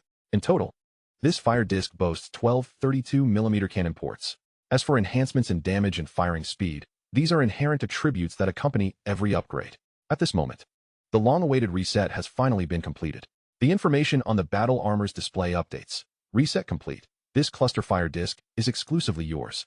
The wireless connection range extends to 1 kilometer. Within this radius, you can transmit signals through the battle armor to activate the cluster fire disc for reconnaissance and support. Shen Bei attempted to control it. Due to the neural binding, there was no need for button selection. With merely a thought, the wireless signal was transmitted to the fire disc, causing it to silently levitate. The disc ascended quietly and began to navigate the expansive factory space. Initially, it moved slowly, but gradually accelerated to a speed of 40 kilometers per hour. This velocity is commendable, already rivaling that of the battle armor. After allowing the disc to land, Shen Bei contemplated and then attempted to mount it, subsequently maneuvering it into the air. The 2-meter diameter, 30-centimeter thick disc slowly ascended, albeit at a leisurely pace. Yet it was indeed rising. Its stability was remarkable. Suddenly, he gasped as the fire disc tilted unexpectedly, unceremoniously throwing him off. Simultaneously, the virtual display of the powered battle armor flashed the term overweight. Fortunately, after his fall, the fire disc returned to normal, undamaged. Was this truly classified as overweight? Shen Bei brushed off the dust from his clothes, pondering what this device might transform into with further upgrades. In a daze, he increasingly felt that the cluster fire disc before him resembled a dream he had once, morphing into an immensely vast spacecraft. That thought was a bit far-fetched. He shook his head and proceeded to circle the cluster fire disc in search of alternative methods for gaining experience and upgrades. He experimented with both hovering and flying, yet yielded no results. Eliminating all incorrect options left him with but one conclusion: it required firing. How troublesome. In fact, firing to upgrade could be quite efficient. 12 projectiles, along with an additional 12 from the ammunition depot, could yield 24 experience points with a single launch. 5 such launches would suffice to reach level 3. However, the issue lay in the fact that the munitions were high explosive rounds, compounded with shards of crystal core, making this a rather complicated endeavor. Shen Bei felt a wave of despondency wash over him. He could only turn back and devise another plan. The location was a safe distance of 50 kilometers from shelter number 36. Shen Bei concealed a cluster fire disc in the corner of a factory, shrouded beneath a layer of weeds. He intended to procure high-explosive explosives and return to further enhance his arsenal. Once this was accomplished, Shen Bei gathered his belongings and commenced his journey back to the shelter. Any region of the wasteland had long ceased to belong to humanity.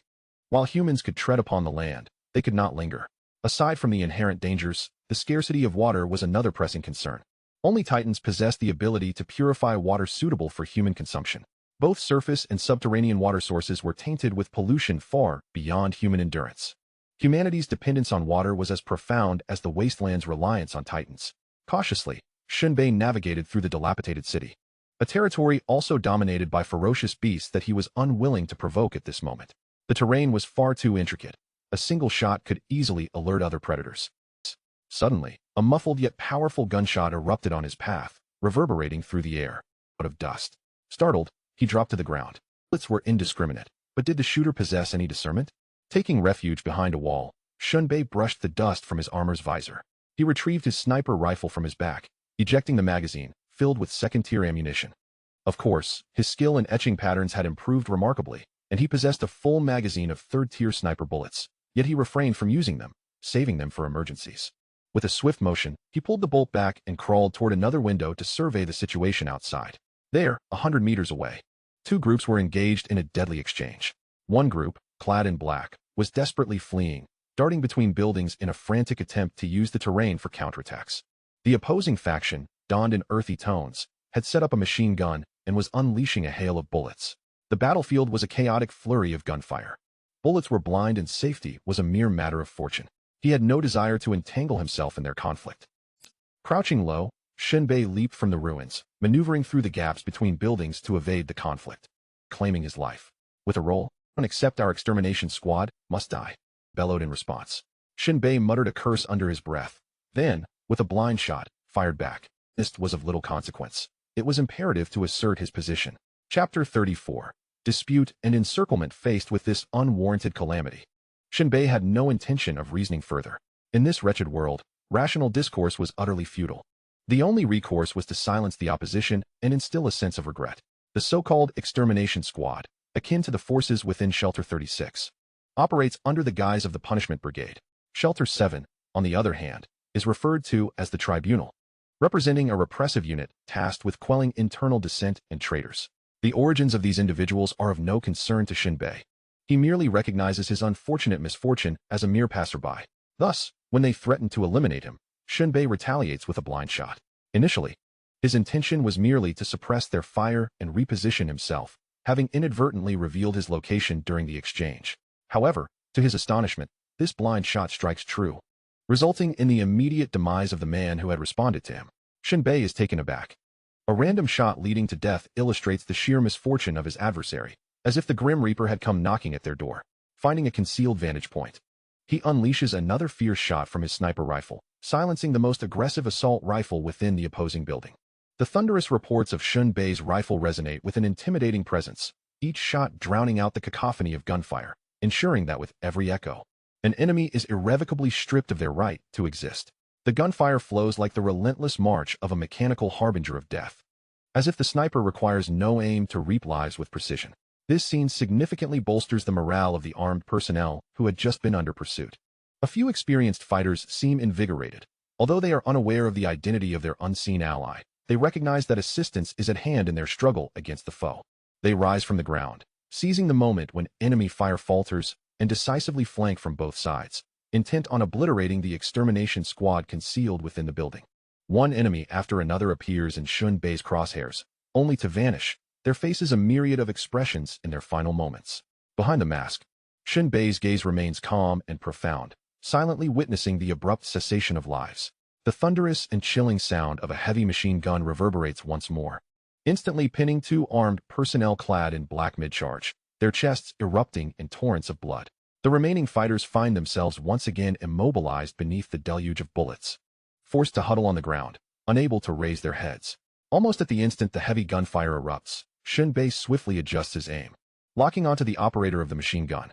Meanwhile, the gunner, still managing to redirect fire towards Shen Bei's position, is revealed to be a mere child, appearing no older than 11 or 12. Her ability to wield such a weapon indicates she is a newly awakened Esper. Upon her delicate face, rare among the extermination squad, Glisten tears in her large, sorrow-laden eyes. She bites her lip tightly, drawing blood that trickles down her chin, while the flames of the machine gun cast a flickering light upon her visage, filled with vengeance. Shen Bei was unaware of the origins of her hatred or the trials she had endured. Yet, being ensnared in an indiscriminate slaughter, she found herself a mere pawn in this grim game. Through the visage of the little girl, Shen Bei seemed to glimpse another figure, one she had thought long buried in the recesses of her memory.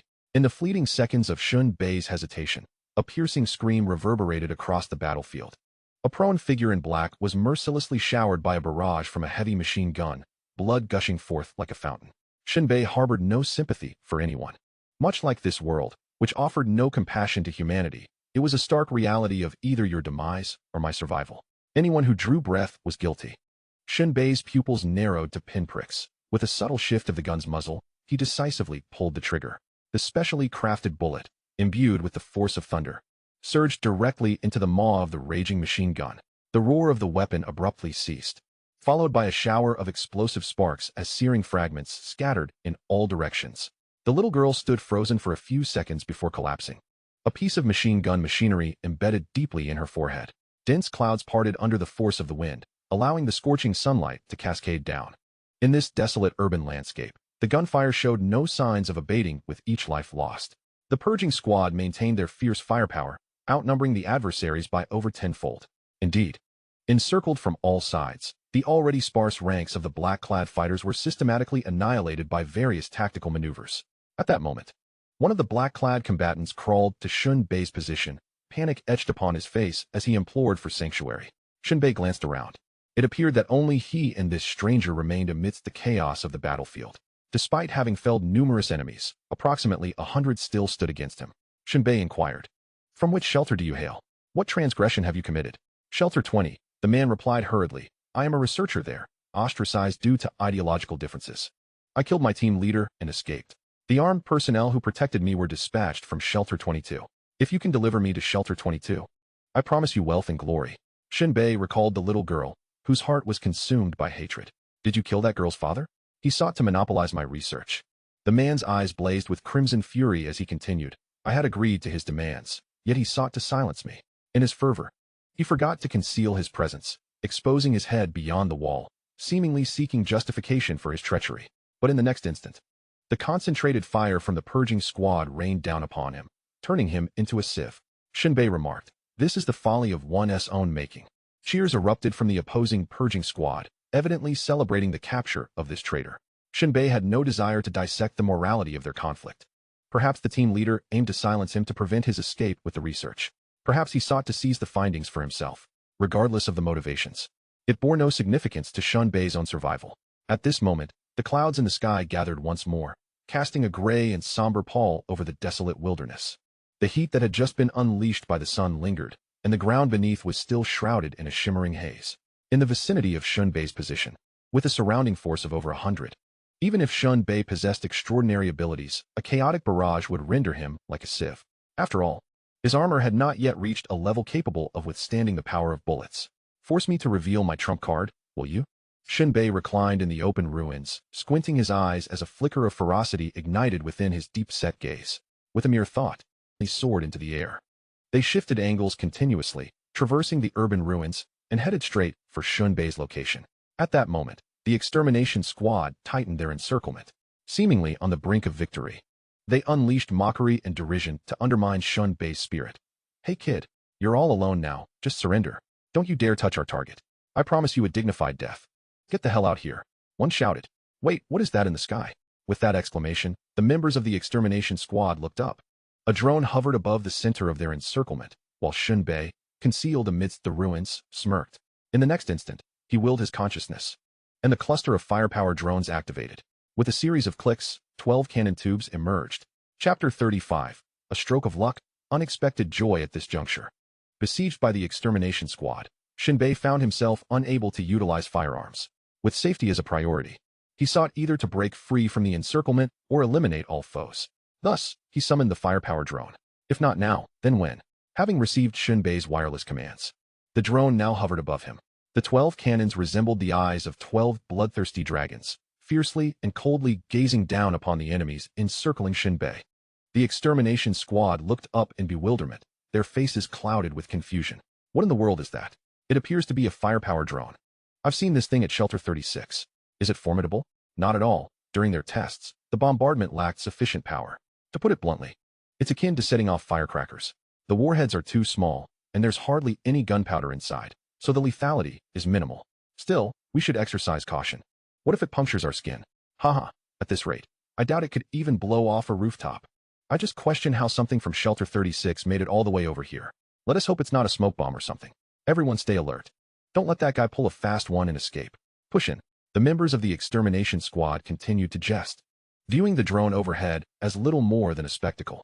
In their eyes, how much power could such a small cannon possibly unleash? There was no need for concern. Just charge forward. Eliminate that wretched creature responsible for the deaths of numerous extermination teams. The extermination squad once again tightened their encirclement. Meanwhile, Shen Bei's gaze was filled with derision and coldness. With a mere thought, the firepower disc received the bombardment command. In an instant, the 12 cannons mounted on the disc roared in unison, unleashing searing tongues of fire that tore through the air, transforming into 12 meteoric fireballs that streaked towards the ground, trailing long tails of flame, aiming directly at the foes below. The bombing unfolded like the cataclysm of heaven and earth, as a torrential barrage of fire rained down, turning the entire battlefield into a hellish arena. The explosive warheads, a volatile mix of high explosive materials and crystal core fragments, detonated upon impact with the ground, generating a continuous cacophony of explosions that wove a nightmarish tapestry of flames, smoke, and debris. The shockwaves surged forth like a furious tide, mercilessly obliterating everything in their path. Boom, boom, boom. The cluster firepower disc unleashed a 360-degree assault without a single blind spot. Viewed from above, it resembled a malevolent firework display, wreaking havoc upon the earth.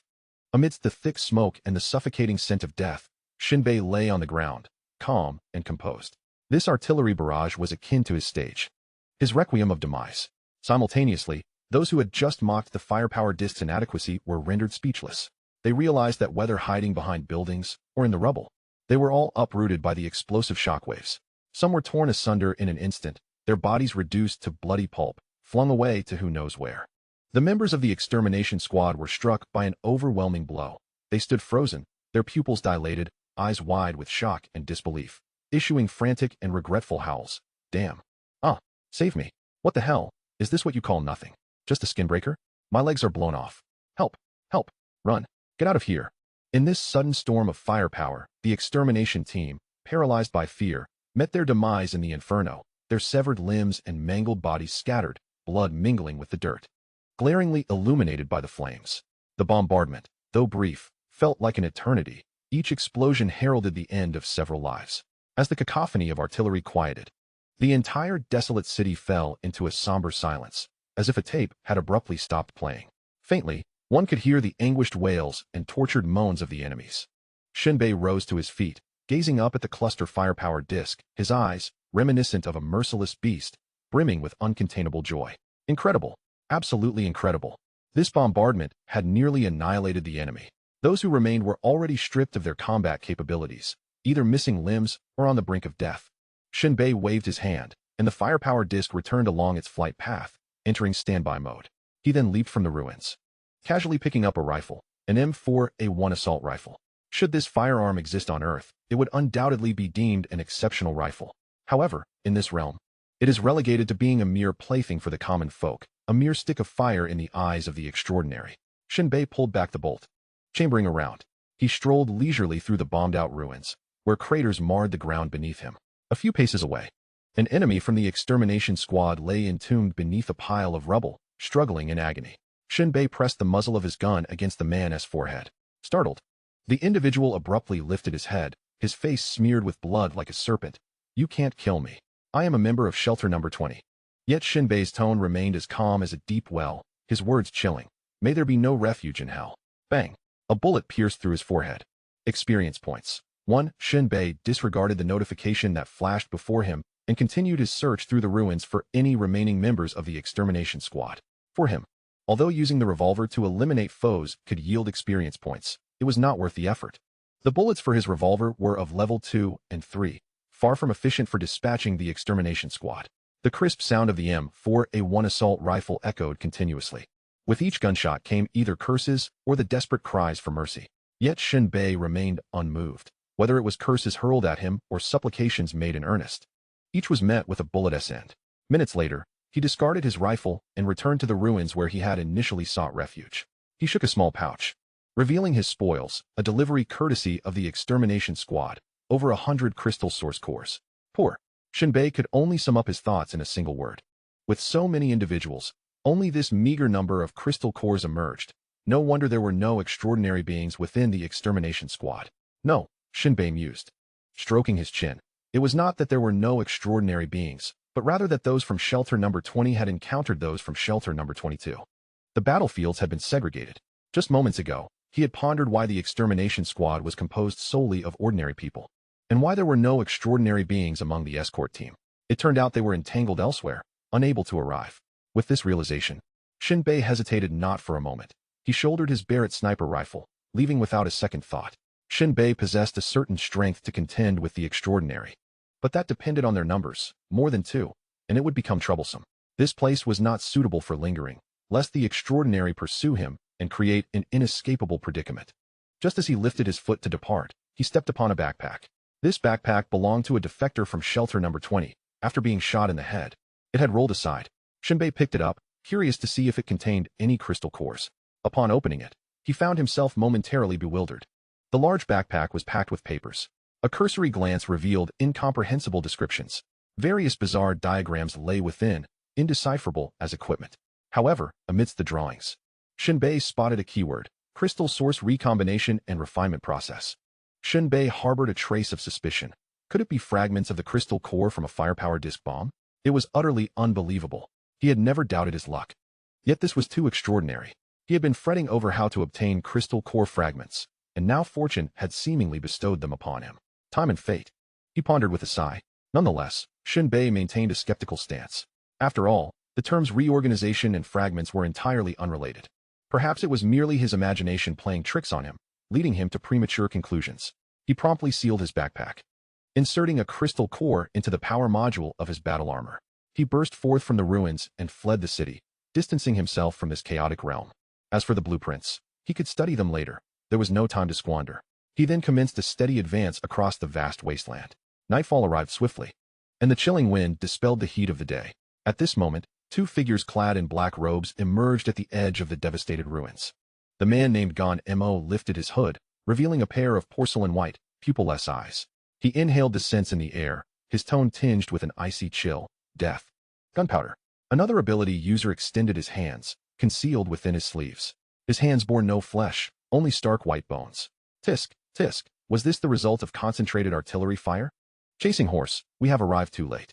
Mo crouched down, scooping a handful of blood-soaked earth, and licked it with his tongue. Our people from shelter no. 22 have perished as well. Chasing horse moved his skeletal hand and turned to gaze at the desolate wasteland. Apart from the howling wind, there was hardly any other sound, nor any signs of life. Indeed, Chasing horse chuckled softly. Whether it be our people or those from shelter number 20, they have all met their demise. At that moment, Mo, scenting the air, leapt effortlessly into the ruins where Shen Bei had once concealed himself. He took a deep breath, various lingering scents permeating his mind. This could only signify one thing. Mo smirked. There is one person still alive. Chasing horse laughed heartily. Obviously, with the loss of everything, someone must have survived. But tell me, where has he gone? Mo crouched atop the roof, his head bowed. He left no trace of blood. I cannot detect his scent. Chasing horse scratched his head. I recall that the nearest shelter is number 36. If Titan hasn't veered off course. Mo raised his head. Facing south, then it is time to investigate. Chapter 36. Upgrading battle armor. Have they arrived? At shelter number 36, Titan had already begun to move. The wheeled houses, amidst chaos, were tethered with iron chains, extending several kilometers as they were dragged onward by Titan in a relentless flight. As long as the vile entities remained alive, humanity could not cease their flight, forced to watch vast expanses of land rendered unusable, an unending saga of survival. Upon returning to his rented accommodation, Shen Bei searched diligently for quite some time. The arrangement of the rental properties was never fixed. To secure a prime position, one had to compete fiercely. Clearly, Shen Bei's landlord was not adept at this, as he had once again fallen behind in the massive convoy of wheeled houses.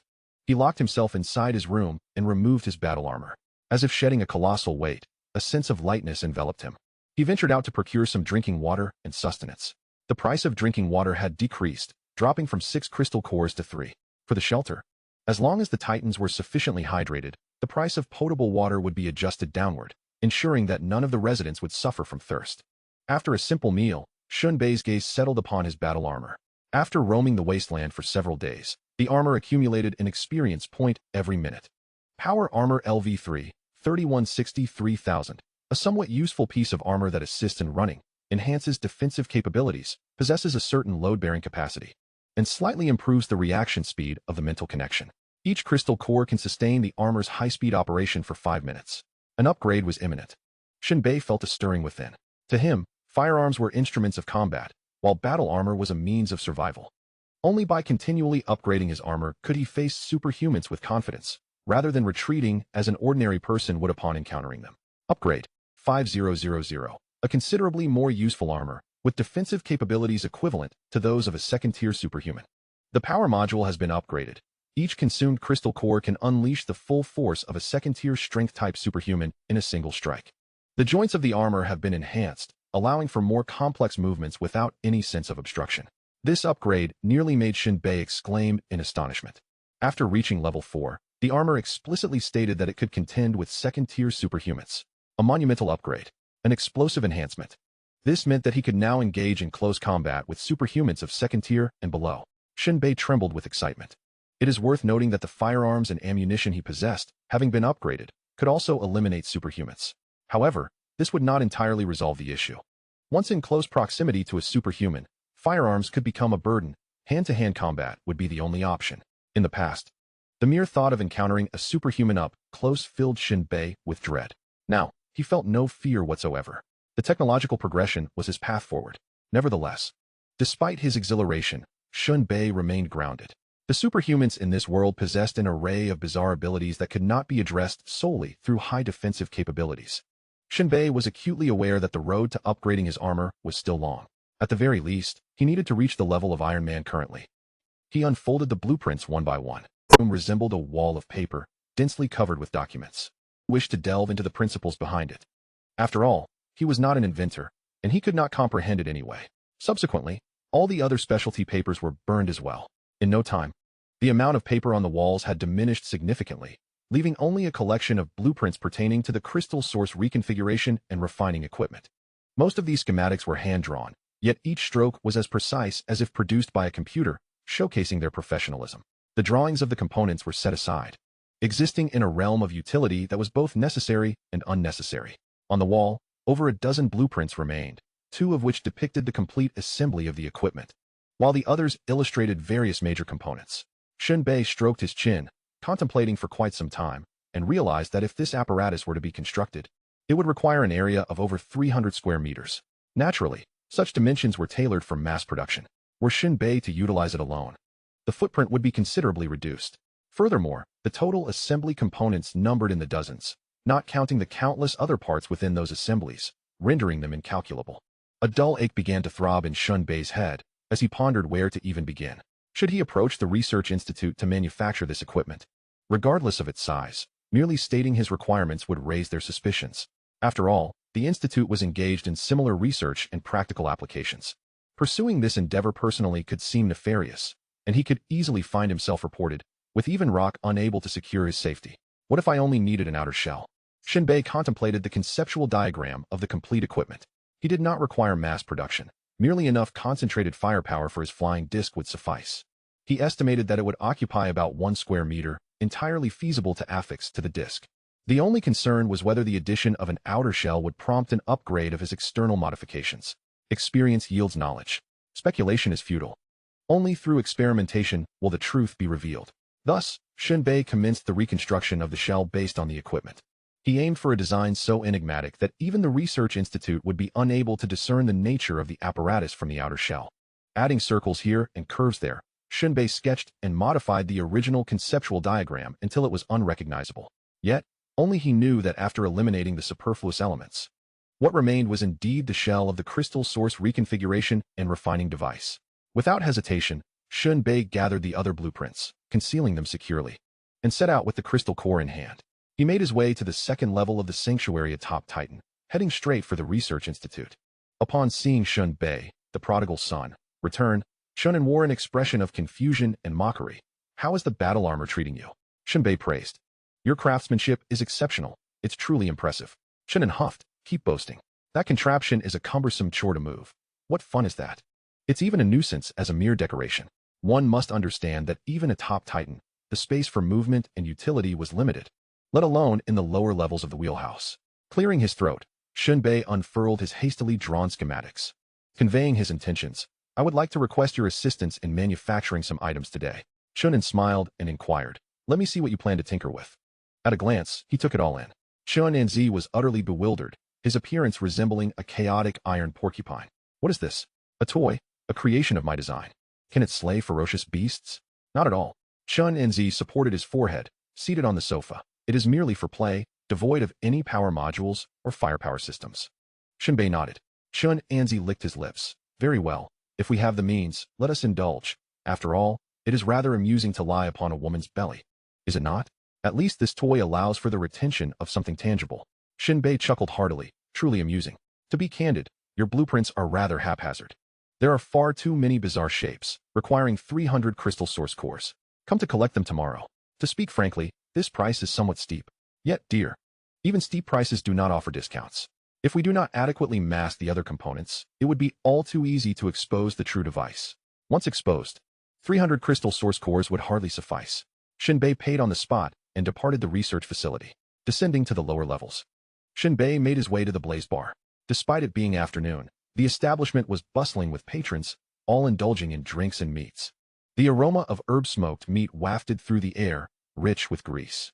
The price of meat was currently declining, primarily due to the surplus left from the last beast tide, much of which had been cured into tough jerky. Jerky, however, could not compare to fresh meat. Just as Shen Bei settled in, Rock appeared, leading two unfamiliar faces, all laughter and joviality, to sit opposite him. Allow me to introduce. Rock gestured towards the newcomers. This is J.A.R.V.I.S, and this is Gonemo. They hail from Shelter No. 22 and happen to pass through here. According to tradition, isn't it delightful to have friends come from afar? Shen Bei froze momentarily.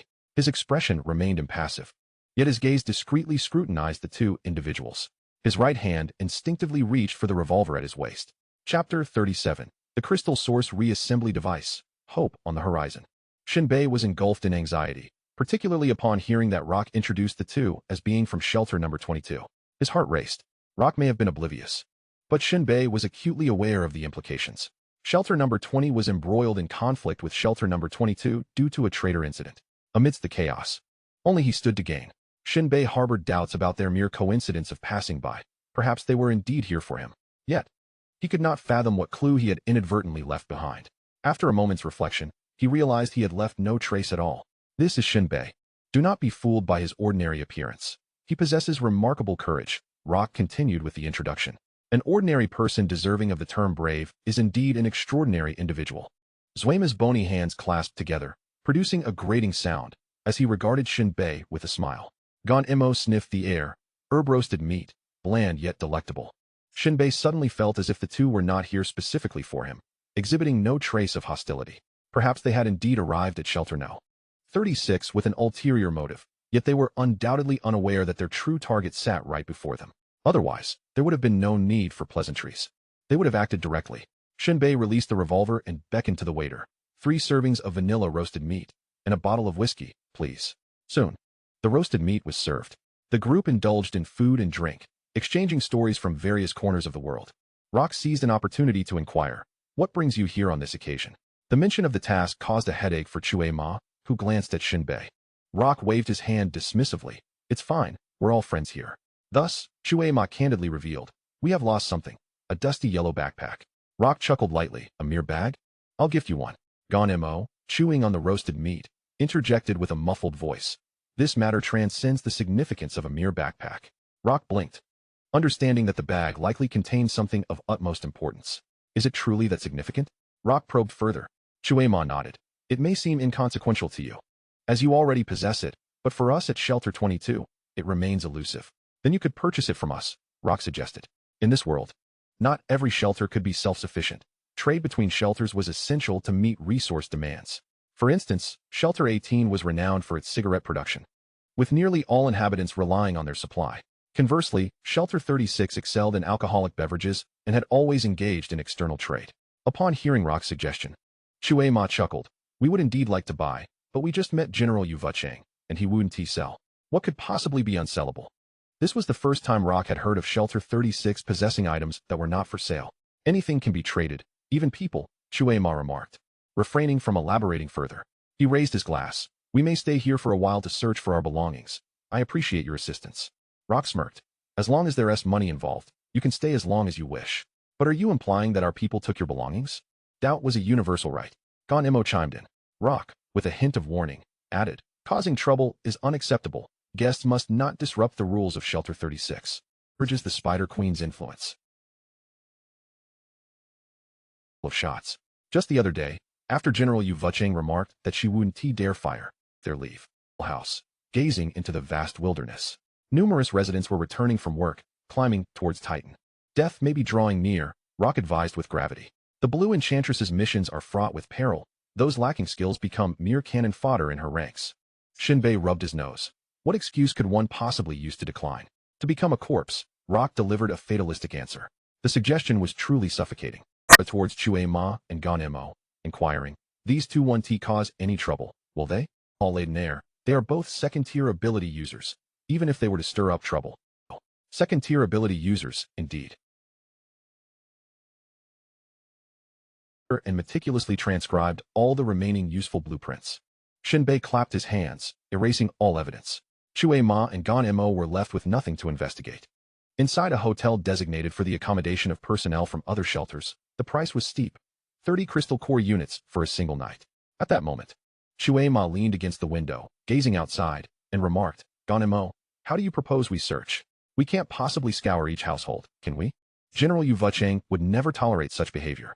Gon-Mo, with porcelain-like eyes, turned thoughtfully, fiddling with a bullet casing in his hand, and resolutely stated, I have a hunch that the answer lies here, and we shall uncover it soon. What makes you say that? J.A.R.V.I.S inquired. Gon-Mo lifted the bullet casing, tracing the engravings upon it. What a peculiar bullet. Why would one etch patterns onto a bullet? J.A.R.V.I.S dismissed it with a chuckle. Perhaps it's akin to someone unable to resist kicking stones. Yet, the engravings were remarkably orderly. Evidently, they were crafted with intention. Gon-Mo brought the bullet to his nose, inhaling deeply. I sense that these engravings might hold greater significance than what we are seeking. I have no expertise in firearms. Nor do I care. That's the realm of ordinary individuals, J.A.R.V.I.S yawned. Gon-Mo pondered. If an ordinary person can use a bullet to kill an ability user, then who truly qualifies as ordinary? Or perhaps, were these engravings designed to eliminate high-tier ability users? Yet, a contradiction emerged. Such skills were evidently traits of an ability user. However, ability users typically disdain gunpowder weaponry. Those specializing in marksmanship employed crystal weapons. If this was the work of an ordinary person, what purpose did these engravings serve? Gon-Mo found himself perplexed. The following day, Shen Bei arrived at the research institute to retrieve his belongings. As per the design, the items were originally only 1 square meter in size, but they had been embellished with numerous deceptive decorations. Overall, it resembled an intractable iron porcupine. Ultimately, it was Chun Anzi who assisted him with a wooden crate, allowing Shen Bei to carry it back to his rented apartment. Upon unpacking, Shen Bei devoted considerable time dismantling the excessive superfluous elements. This was primarily due to the Institute's negligence. Certain components were not detachable, but rather molded into a single piece. However, this did facilitate the shaping of ability users, allowing for manipulation akin to modeling clay. However, disassembling the device presented a considerable challenge for Shen Bei. Several saw blades were rendered useless in the process, which consumed a significant amount of time. At long last, he managed to restore the small-scale crystal source recombination device to its original form. At this moment, the device was merely an empty shell, devoid of any internal components. Shen Bei's gaze was fixed on the equipment, and soon, information materialized before him.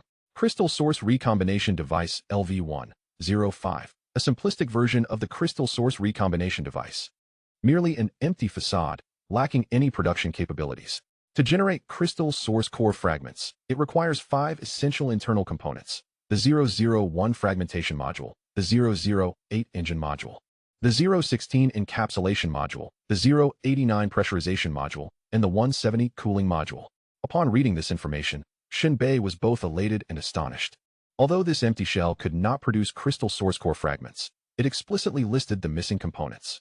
It was noteworthy that there were hundreds of schematics for the components, with some sheets depicting multiple parts simultaneously. Now, he only needed to follow the guidance provided and fabricate these 5 components to enable production. The disparity between mass production and individual crafting was indeed vast.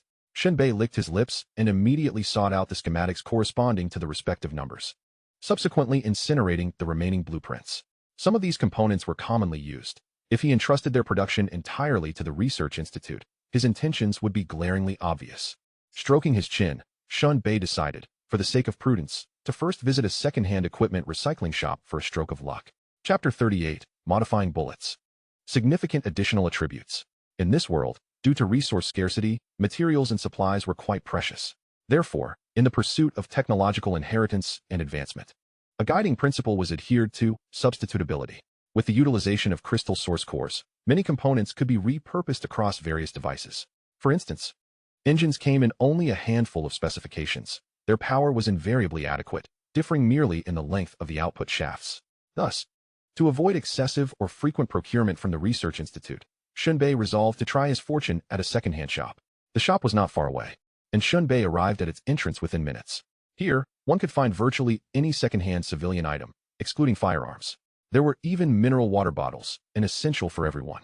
If Titans traversed the urban areas, many would specifically venture into the urban ruins to excavate such items.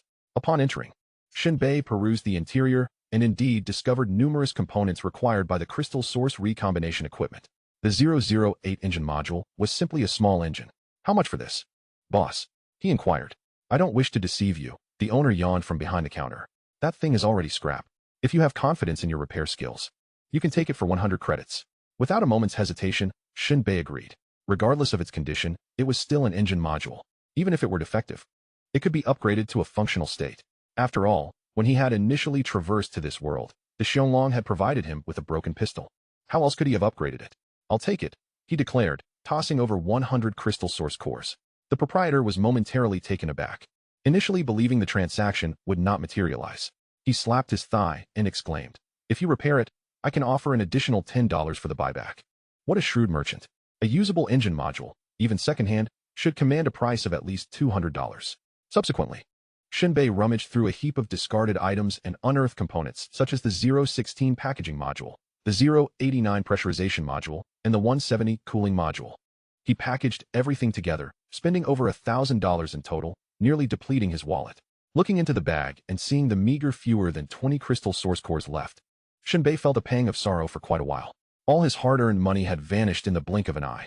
However, he did not dwell on his misfortune for long, as thoughts of becoming an extraordinary individual brought him solace. If the expenses for technological pursuits resemble an endless abyss, then the expenditures for an extraordinary individual aiming for ascension could only be likened to a black hole. Shen Bei departed the shop, carrying the components back to his residence. He placed the engine module into the crystal source reassembly device. Experience 1, a sign of experience. This indicated that even a faulty engine module was recognized by the system. He then added the packaging module and other parts. Experience points 1. Experience points 1. Upon inspecting the device's information, he noted, Crystal Source Reassembly Device LV1, 55, a rudimentary, aesthetically appealing version of a crystal source reassembly device, lacking any production capabilities. To produce crystal source core fragments, it requires 5 essential internal components: the 001 fragmentation module, the 008 engine module, the 016 packaging module, the 089 pressurization module, and the 170 cooling module. Upgrade. The device trembled slightly, akin to a magical vessel. The information then refreshed. Crystal Source Reassembly Device LV2, 020, a basic, low-performance version of a crystal source reassembly device, with subpar production capabilities, efficiency, and qualification rates, accompanied by high energy consumption. Although the text constantly indicated that this device was of inferior quality, all he needed was for it to produce. He could gradually upgrade it later to enhance efficiency and qualification rates. As for how the components he inserted connected and functioned, Shen Bei was unconcerned. All he desired were crystal source core fragments that could augment his lethality with energy-infused shards. After a thorough examination, he first inserted a crystal source core into the power inlet of the engine module as a power source. Shen Bei was curious to observe as the engine module possessed a mechanical claw that grasped the crystal source core. Subsequently, a slender hollow alloy tube extended from within, penetrating the core to extract liquid as the power source. It resembled a fuel tank. Shen Bei clicked his tongue in amazement. He then placed a crystal source core into the fragmentation module's inlet. To his surprise, the device signaled that the quantity was insufficient. Shen Bei added another core. Still insufficient. Could it be? Did it require more? How many could it produce? His expression darkened as he muttered to himself. He continued to insert cores until, after adding a total of 10, the device finally illuminated a green light, indicating that the input was complete. Following that, the device commenced its autonomous operation. Shen Bei could only wait with reassurance. Just at that moment, Shen Bei heard the landlord below shouting, "Welcome, Blue Enchantress, to my humble abode." The mention of the Blue Enchantress compelled Shen Bei to swiftly exit his room and securely lock the door behind him. This individual was undoubtedly seeking him out.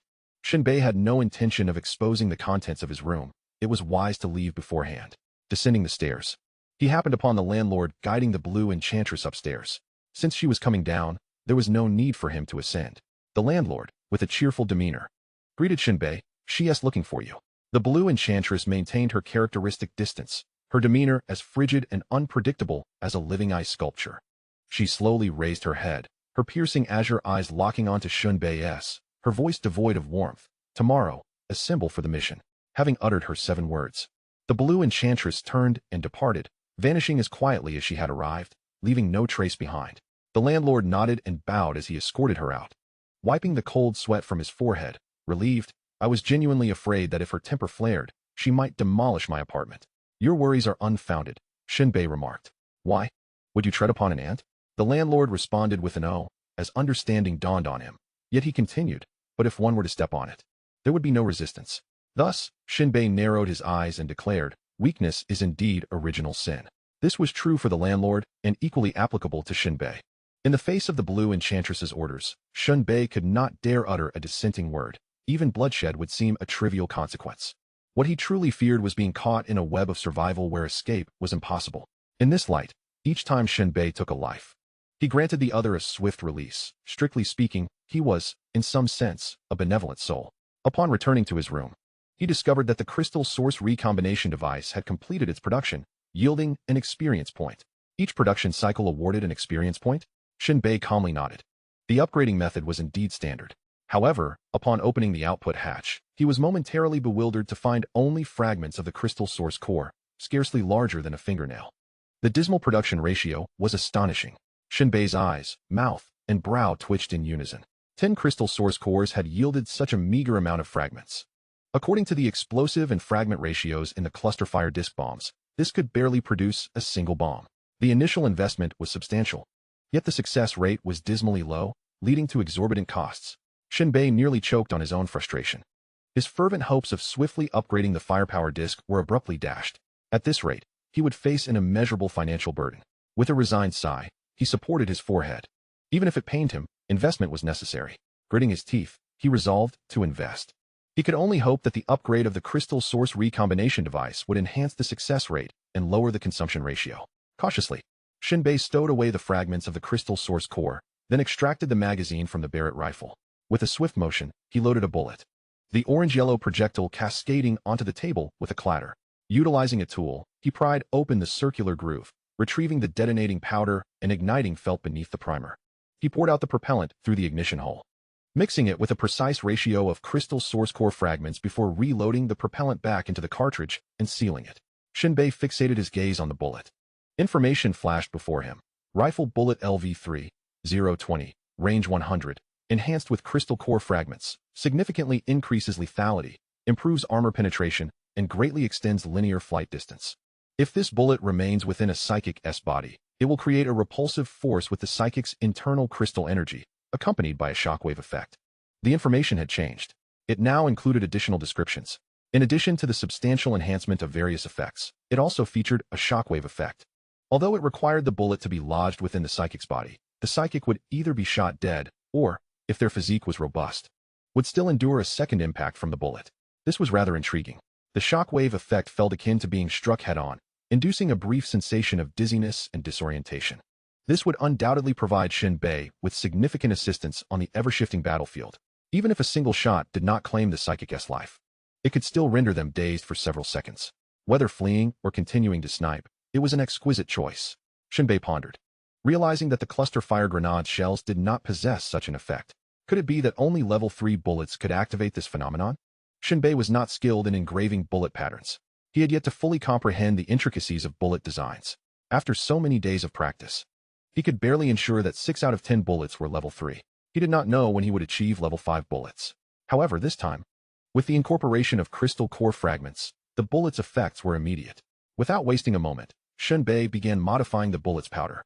After a full hour, having utilized all the crystal core fragments, he produced 10 bullets imbued with the shockwave effect. Excellent. Shen Bei carefully loaded the bullets into the magazine, reserving them for when the situation necessitated. After all, at this stage, crystal core fragments were hard to come by, all acquired at a cost. The next day, secured the door of his apartment. It was time to venture out and earn some money, might entail, or the rewards it would bring. Soon, at the rendezvous point, figures of others began to materialize. Shen Bei in astonishment. A seemingly ordinary individual carrying an antique sniper rifle was our teammate? What a joke. It was more for show than utility.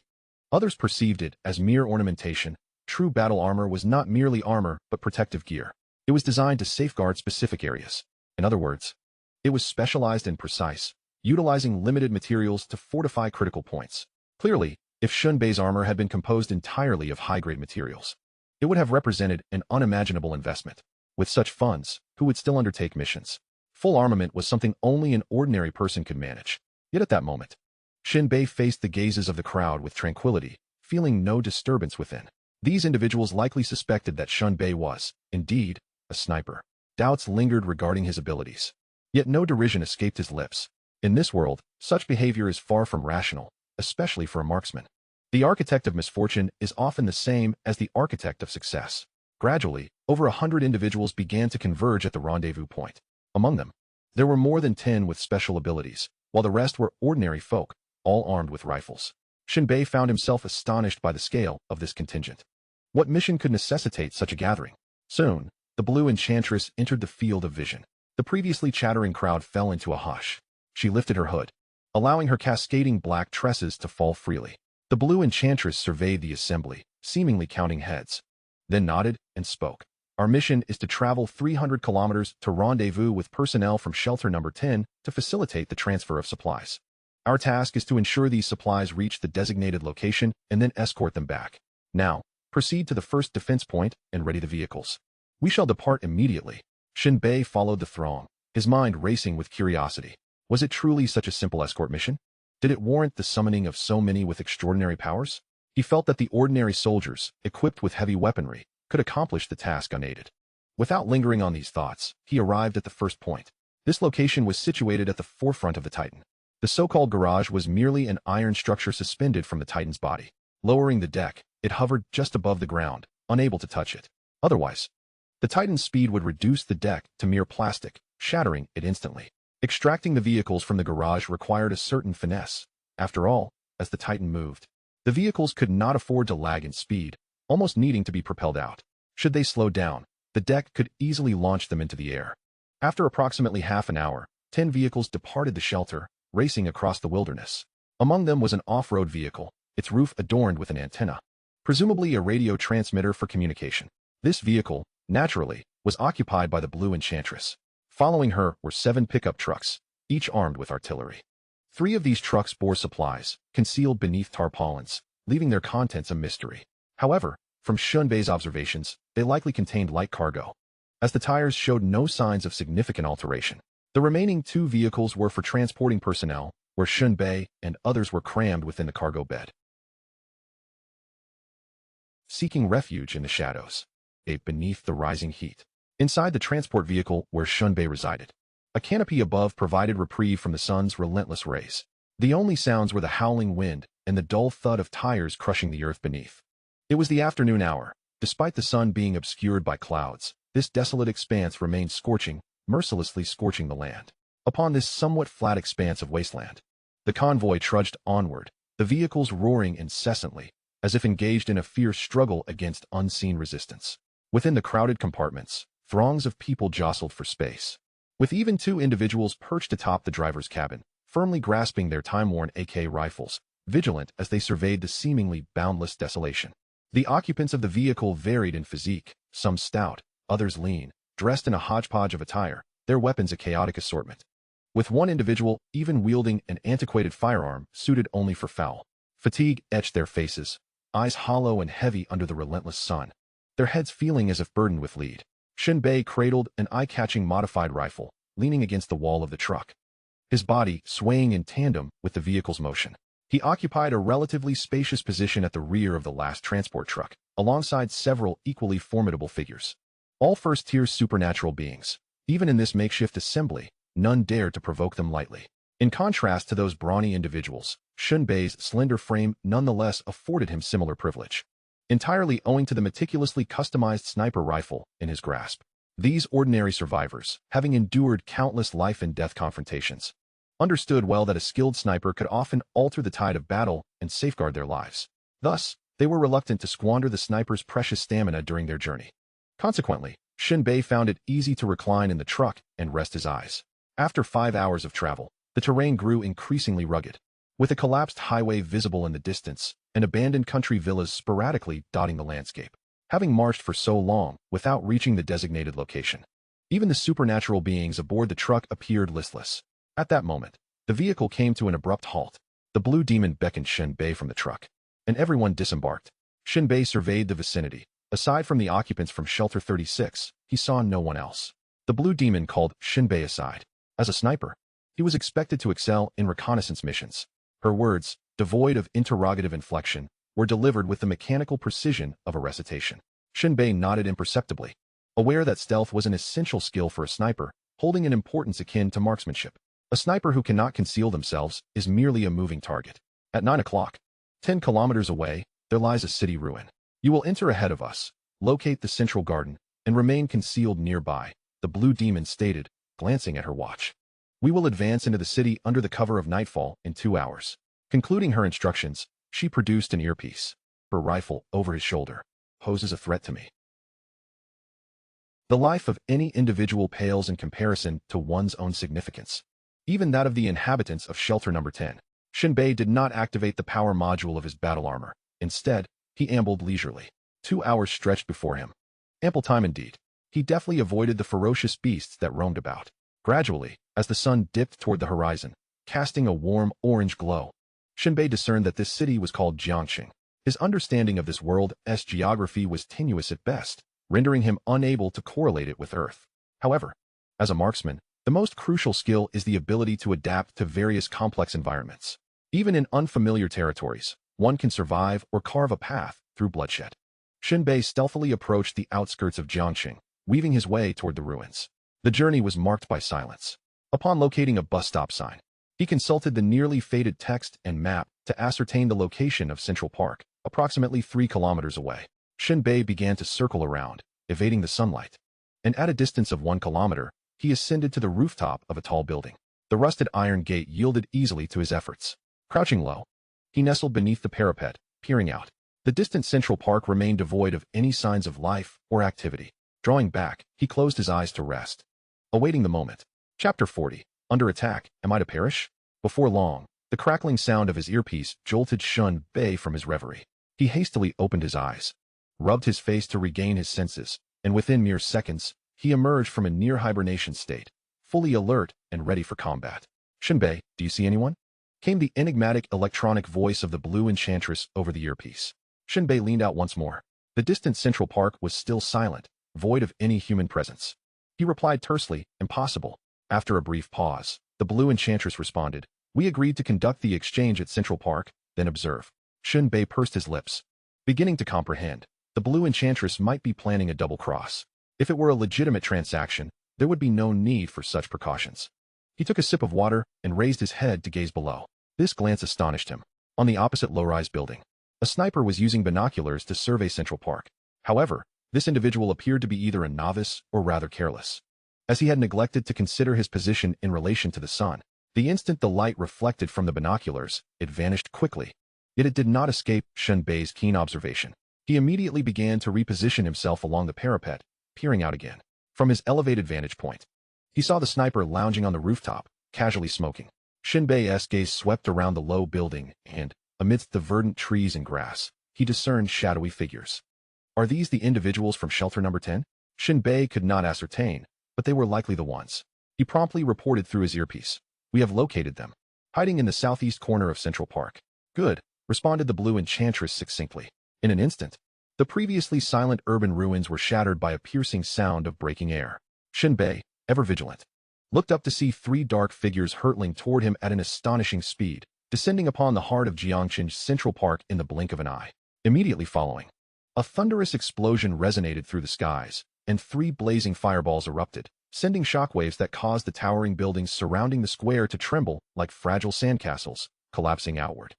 Confirm the artillery strike location, the blue enchantress inquired calmly. 10 degrees to the left. Shift left by 10 degrees. Fire 5 rounds in rapid succession. Execute immediately. Within mere seconds, the sky was once again marked by 5 fierce trajectories. Another barrage rained down upon Central Park, enveloping the area in thick smoke and cries of despair. Although Shen Bei was over a kilometer away from the central square, the air was already thick with heat and the acrid scent of burning.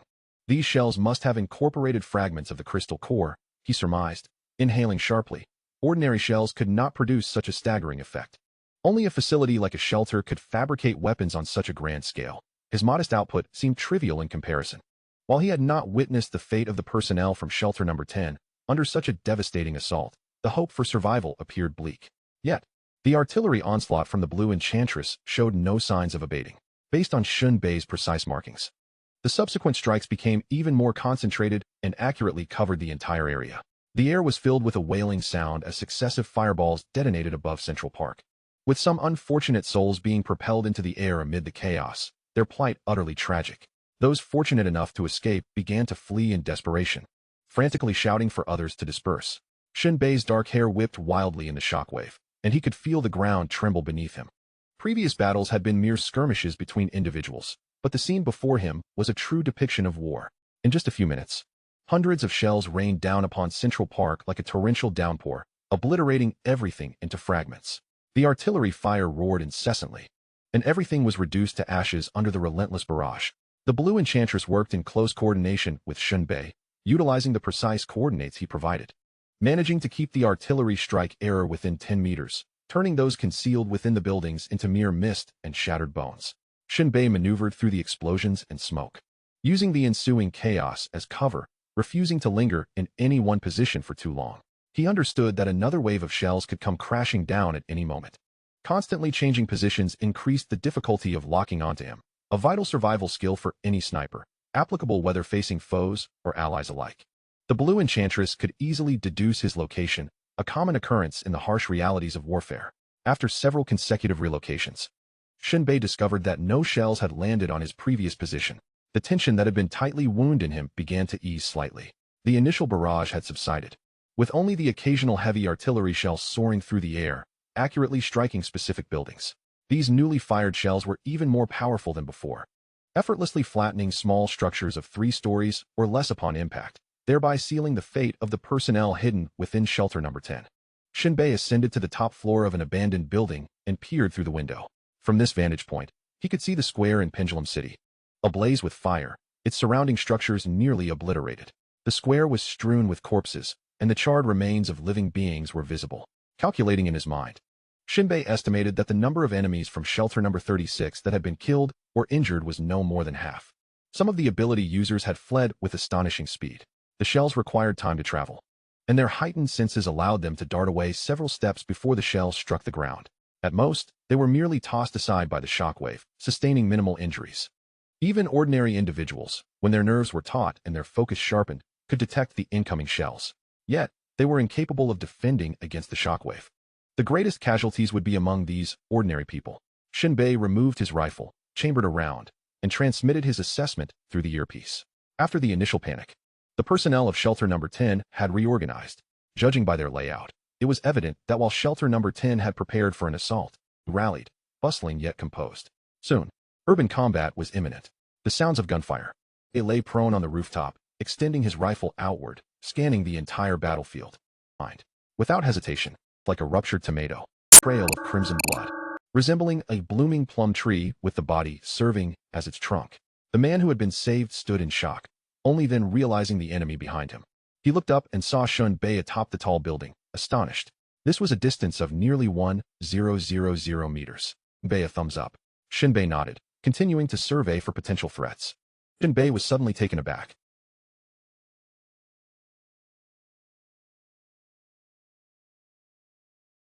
Futile. In an instant, a thunderous explosion reverberated in his ears, as if the wall beside him were made of mere paper, shattering with a deafening crack. A powerful shockwave tore through the air, the ensuing gust propelling Shen Bei violently, crashing him into another wall before he plummeted from the 6th floor. This scene did not escape the watchful eyes of the Blue Enchantress, who shook her head in disappointment. A mere mortal, struck by the crystal-powered giant gun of a firearm specialized ability user and falling from such a height, was undoubtedly doomed. Chapter 41. The monstrous power armor. Amidst the chaos of dirt, dust, and debris, Shen Bei fell like refuse from the 6th floor. With a resounding crash, he hit the ground, letting out a pained cry as a cascade of bricks buried him beneath their weight. Damn it!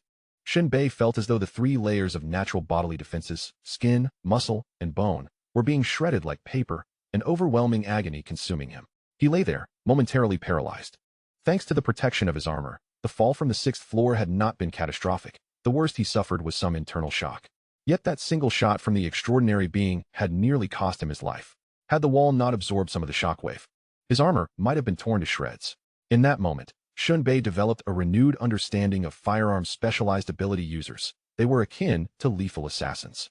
After lying on the ground for a full minute, he finally regained his senses. He pushed aside the rubble and took a moment to catch his breath, allowing his body to stabilize. Grasping his sniper rifle, he swiftly ejected the magazine with a crisp sound. In a blur of motion, he replaced it with a magazine filled with level 3 enhanced crystal core fragments, while simultaneously inserting a crystal core into the power module of his armor. The armor's power system hummed to life. Wiping the dust from his visor, Shen Bei sprang into action, clouds of dust swirling around him. With the formidable energy output of his armor, he burst forth from the dark alley. An extraordinary being, was it? Just wait.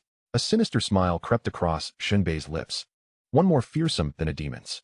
This high-intensity melee combat ignited a long-lost fervor within him, reminiscent of the exhilaration he felt in his past life amidst a hail of bullets, claiming the heads of his foes, a primal celebration of his very genes.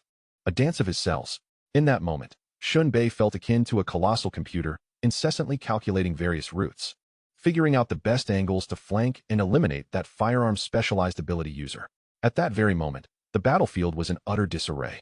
As Shen Bei advanced toward the opposing building, he could see that despite the Blue Enchantress's ambush, the personnel of Shelter Number 10 exhibited remarkable combat prowess, steadfastly resisting. Bullets flew as if they were free, the gunfire in every alley flickering incessantly. Though the marksmanship is dictated by fate, the bullets possess no eyes. Simultaneously, the combatants on both sides engage in a fierce battle, shaking the heavens and rattling the earth. At this moment, Shen Bei emerges from the shadows of a dark alley, immediately confronted by the Blue Demoness and a rugged leader facing her. This man, with a visage of raw brutality, is a mass of muscle, as if forged from iron and bronze. Demoness, is this the attitude you adopt in your dealings? Such treachery, do you not fear the consequences? The Blue Demoness, her crimson hair billowing, responds with a tone devoid of emotion. Iron Dome, your side initiated the offense against us. Blood debts must be repaid. What is there to contest? Your personnel voluntarily brought the goods to our Shelter Number 10. We accepted them without reservation. Ice materializes from the chill. Grasping it with one hand, she appears as a goddess of doom, her expression unyielding. Should you dare to consume the traitors from our side, be prepared to pay the price in blood. Huh, huh. Iron Dome's laughter grows louder, reverberating through the air as he spreads his arms wide. Very well. I am eager to witness the abilities of a Tier 5 ability user. Just don't let me capture you, for I shall relish in the pleasure of your submission as a woman. At that moment, Shen Bei, having just exited the alley, inadvertently attracts Iron Dome's attention. Little pest, you shall perish first. Shen Bei retorts, I am merely passing through. With a sinister grin, Iron Dome lunges forward, his powerful strides causing the ground to tremble, propelling himself like a cannonball towards Shen Bei. However, Shen Bei does not remain passive. He swiftly executes a blind shot. Bang! The gun's muzzle erupts with gunpowder, launching the bullet forth. The projectile, free from the barrel, spins at high velocity, slicing through the air and warping the surrounding space. In an instant, the bullet strikes Iron Dome squarely in the chest. Boom! To the naked eye, although the bullet penetrates Iron Dome's skin, it merely embeds itself within his substantial muscle. failing to advance further. Shen Bei is taken aback. This is a Tier 3 bullet.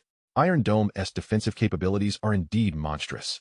This sensation for Shen Bei, she raised the ice spear, emanating a chilling aura, and thrust it forward with precision. The sharp tip cleaved through the air, compressing layers upon layers, resulting in a catastrophic explosion that sent a pure white shockwave cascading along the sides of the blue enchantress's arms. A muffled sound of bursting air mingled with a powerful surge of energy that pierced through the head of Iron Dome. Yet, this was merely the beginning. Like a vengeful spirit unleashed, the blue enchantress relentlessly struck again, transforming Iron Dome's body into a veritable hive of wounds. Iron Dome, his head buried in the ground, was drenched in blood, his body in ruins, trembling uncontrollably as bones and organs shattered under the onslaught of the relentless ice spears. Beneath him, a pool of blood spread outward, rendering him as pitiful as a rag doll, ultimately succumbing to the blue enchantress's brutal and violent assault. At that moment, the blue enchantress exhaled deeply, turning her gaze towards Shen Bei. Stunned by his unexpected presence, her pupils dilated in sheer disbelief, a fleeting expression of astonishment crossing her face. "You're still alive?" Shen Bei shrugged. The use of surprisingly seems rather misplaced. The blue enchantress furrowed her brow. No one had ever dared to correct or refute her assertions before. However, her astonishment was not merely at Shen Bei's survival or his audacity, but rather at the peculiar nature of that previous strike. Had it incapacitated the enemy? It lacked lethality, yet induced an abnormal state of disorientation. How could this be? It was utterly beyond her comprehension. Just as the blue enchantress intended to inquire how Shen Bei had accomplished such a feat, she saw him wave his hand and dart into a nearby alley, disappearing in the blink of an eye. She stood there, dumbfounded. How could he run so swiftly? At that moment, Shen Bei had no time for idle chatter with the blue enchantress. He focused intently on sprinting towards the building where the firearms specialized esper was located. He could already see that the individual was still firing wildly, each blue bullet equivalent to a cannonball. He was nothing short of a human artillery platform. Under the relentless barrage, the personnel of Sanctuary 36 struggled to keep their heads above water, continuously calling for assistance from other espers. Clutching his sniper rifle, Shen Bei burst forth from the alley. If he could reach the opposite building, a distance of 200 meters, he was confident that he could take down this esper with a single shot. However, just as Shen Bei emerged from the alley, he was met with the thunderous sound of machine gun fire. Bullets rained down like a torrential storm, kicking up a cloud of dust as they struck the ground. Shen Bei swiftly rolled back into the alley, pressing his body against the wall, heart racing, gasping for breath. A machine gun? How could such heavy firepower be present? The gunfire was deep and resonant, yet infused with a pulse-quickening force, relentless in its cadence. One could only imagine that under such a torrential downpour of metallic projectiles, nearly any living being would find it impossible to survive. Shen Bei cautiously peeked out, and upon seeing the scene, he was left utterly stunned. There, amidst the chaos, a foe from Sanctuary 10 was nearly engulfed within a peculiar and formidable armor. Before him stood a towering suit of armor, exceeding 2 meters in height.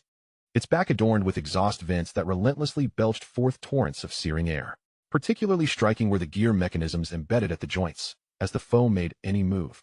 These gears whirled with frenzied vigor, pulsating akin to the very heartbeat of life. This power armor was equipped with an extraordinary propulsion system and exceptional maneuverability, exhibiting an agility that rendered it akin to a second skin for its wielder. Even more terrifying was the formidable multi-barreled rapid-fire cannon clutched in the adversary's grasp. A weapon typically reserved for heavy vehicles and not easily wielded by an ordinary soldier, save for those monstrous beings endowed with firearms expertise. The fearsome cannon spun rapidly under the enemy's command, resembling the scythe of death, effortlessly piercing through the walls of the surrounding buildings, mercilessly shredding the lives concealed within. The colossal ammunition box affixed to the armor's back resembled the maw of a beast, continuously feeding belts of ammunition directly into the cannon's chamber.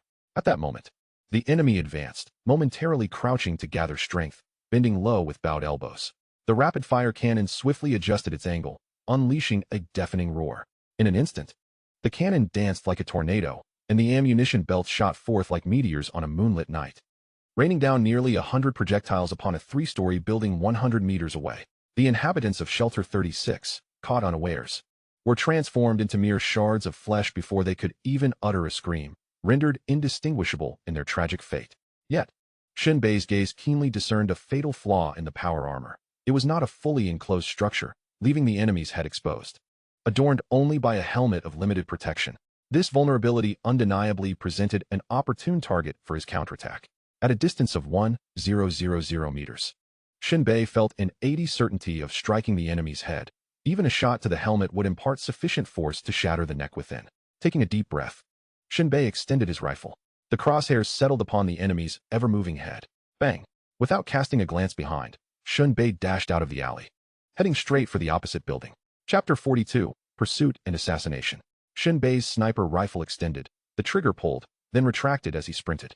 As for the individual piloting the power armor, Shen Bei disregarded him entirely. At less than 200 meters, he felt that missing would render his existence in this world futile. In that fleeting moment, the enemy's visor exploded into fragments. A cloud of blood erupted like a firework, while the rapid-fire cannon, thrown off course by the sudden demise of its operator, wasted its ammunition in a futile display before collapsing to the ground. At this juncture, Shen Bei had already slipped into the building, reaching his designated position. He was now situated 300 meters behind the firearms specialist. Shen Bei extended his sniper rifle out the window. The crosshairs aligned with the enemy's head. It was then that Shen Bei observed the foe clad in a thin layer of armor, the leather underpinning adorned with fragile plates as delicate as paper, seeming to serve more for ornamental purposes than genuine protection. In addition, he donned an antiquated helmet that clashed awkwardly with his armor. This individual was vigorously chewing gum, his temples pulsating as they aligned with Shen Bei's crosshair. Just as Shen Bei was about to pull the trigger, the adversary abruptly turned around, locking eyes with him. Shen Bei's expression was profoundly intense, glimmering with an icy, menacing light. He gestured with his pinky finger towards the enemy, who displayed an expression of sheer terror on his deathly pale face, his throat constricting and hairs standing on end. He could hardly fathom that despite having struck this armored figure, sending him tumbling from the 6th floor, he had survived. Yet, confronted suddenly by Shen Bei behind him, he felt no panic, for he noticed that the firearm in Shen Bei's hand was merely a modified Barrett. Such an antiquated weapon posed a threat only to a first-tier defensive ability user. Considering his specialization in third-tier firearms, coupled with his second-tier defense and the helmet he wore, he thought he could sustain injuries but not face fatality. A smirk crossed his lips, and he provocatively gestured a middle finger at Shen Bei. Without hesitation, Shen Bei decisively squeezed the trigger. A muted gunshot resonated. A brass-colored casing gleamed as it ejected from the chamber, clattering to the ground. The bullet flew at a speed nearly imperceptible to the naked eye. In the next moment, sparks erupted from the enemy's forehead, yet his body remained unmoving. In the instant of his demise, the enemy failed to comprehend how a bullet from an ordinary man could penetrate his second-tier defense. Was this even plausible? However, the bullet that shattered his brain left him with no time for further contemplation. He fell lifelessly to the ground.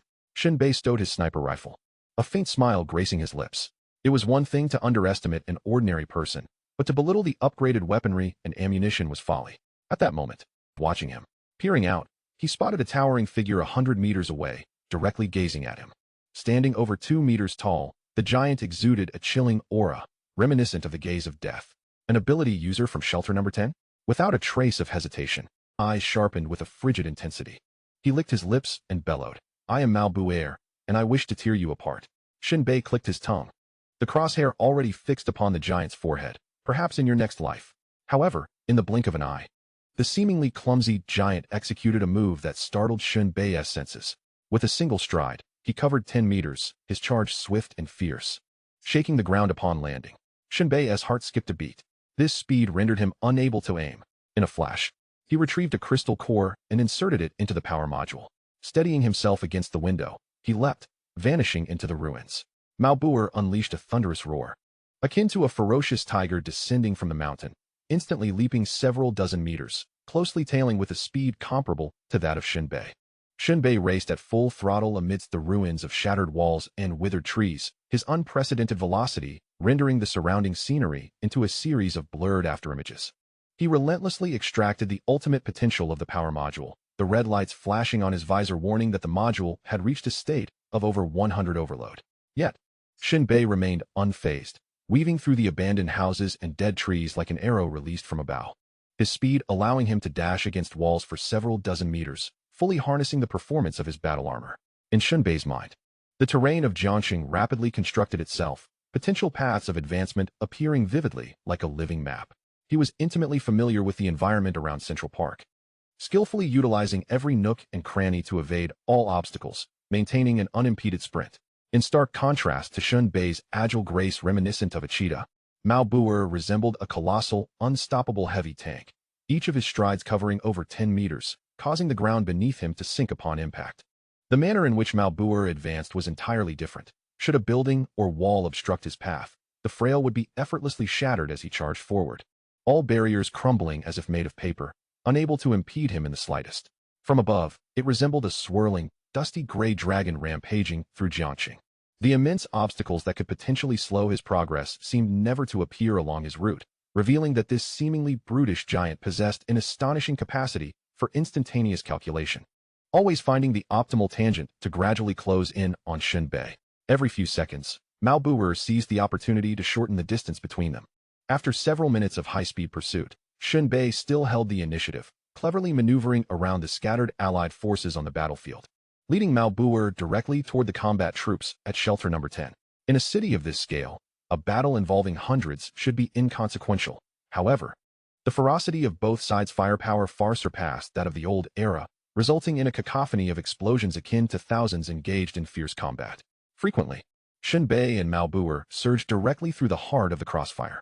The difference lay in Shen Bei's use of buildings and terrain to shield himself from stray bullets, while Malbuer charged straight through the hail of gunfire.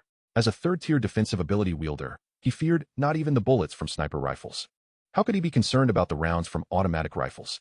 After several back-and-forth exchanges, the combat formation at Shelter Number 10 was utterly thrown into disarray. Shen Bei's intention was evident. Engaging in close combat with the ability wielder Malbuer could likely place him at a disadvantage. Therefore, Shen Bei opted for a strategy of evading, seeking to exhaust Malbuer's stamina. Meanwhile, Shen Bei's speed stemmed primarily from his battle armor, with at least 90 of his power derived from it, conserving considerable energy. However, it seemed that Malbuer had begun to discern Shen Bei's intentions. The extraordinary speed at which an ordinary person could run left Malbuer feeling an unprecedented sense of humiliation. In an explosive outburst, Malbuer emitted a soul-stirring roar, instantaneously elevating his physical prowess to an unprecedented level, his speed surging once more. As the distance between the two expanded to a critical near 200 meters, Malbuer leapt again, this time achieving a height and span surpassing any previous attempt. One of his colossal hands was raised high above, within which flickered a faint blue arc of electrical sparks. At that crucial moment, Shen Bei displayed an extraordinary calmness and reflexes. He abruptly halted, swiftly pivoted, and drew a revolver from his waist, executing a dazzlingly rapid sequence of actions to eject all the original bullets from the chamber. He then meticulously inserted a special bullet embedded with fragments of a level 3 crystal core, decisively pressing it into the chamber.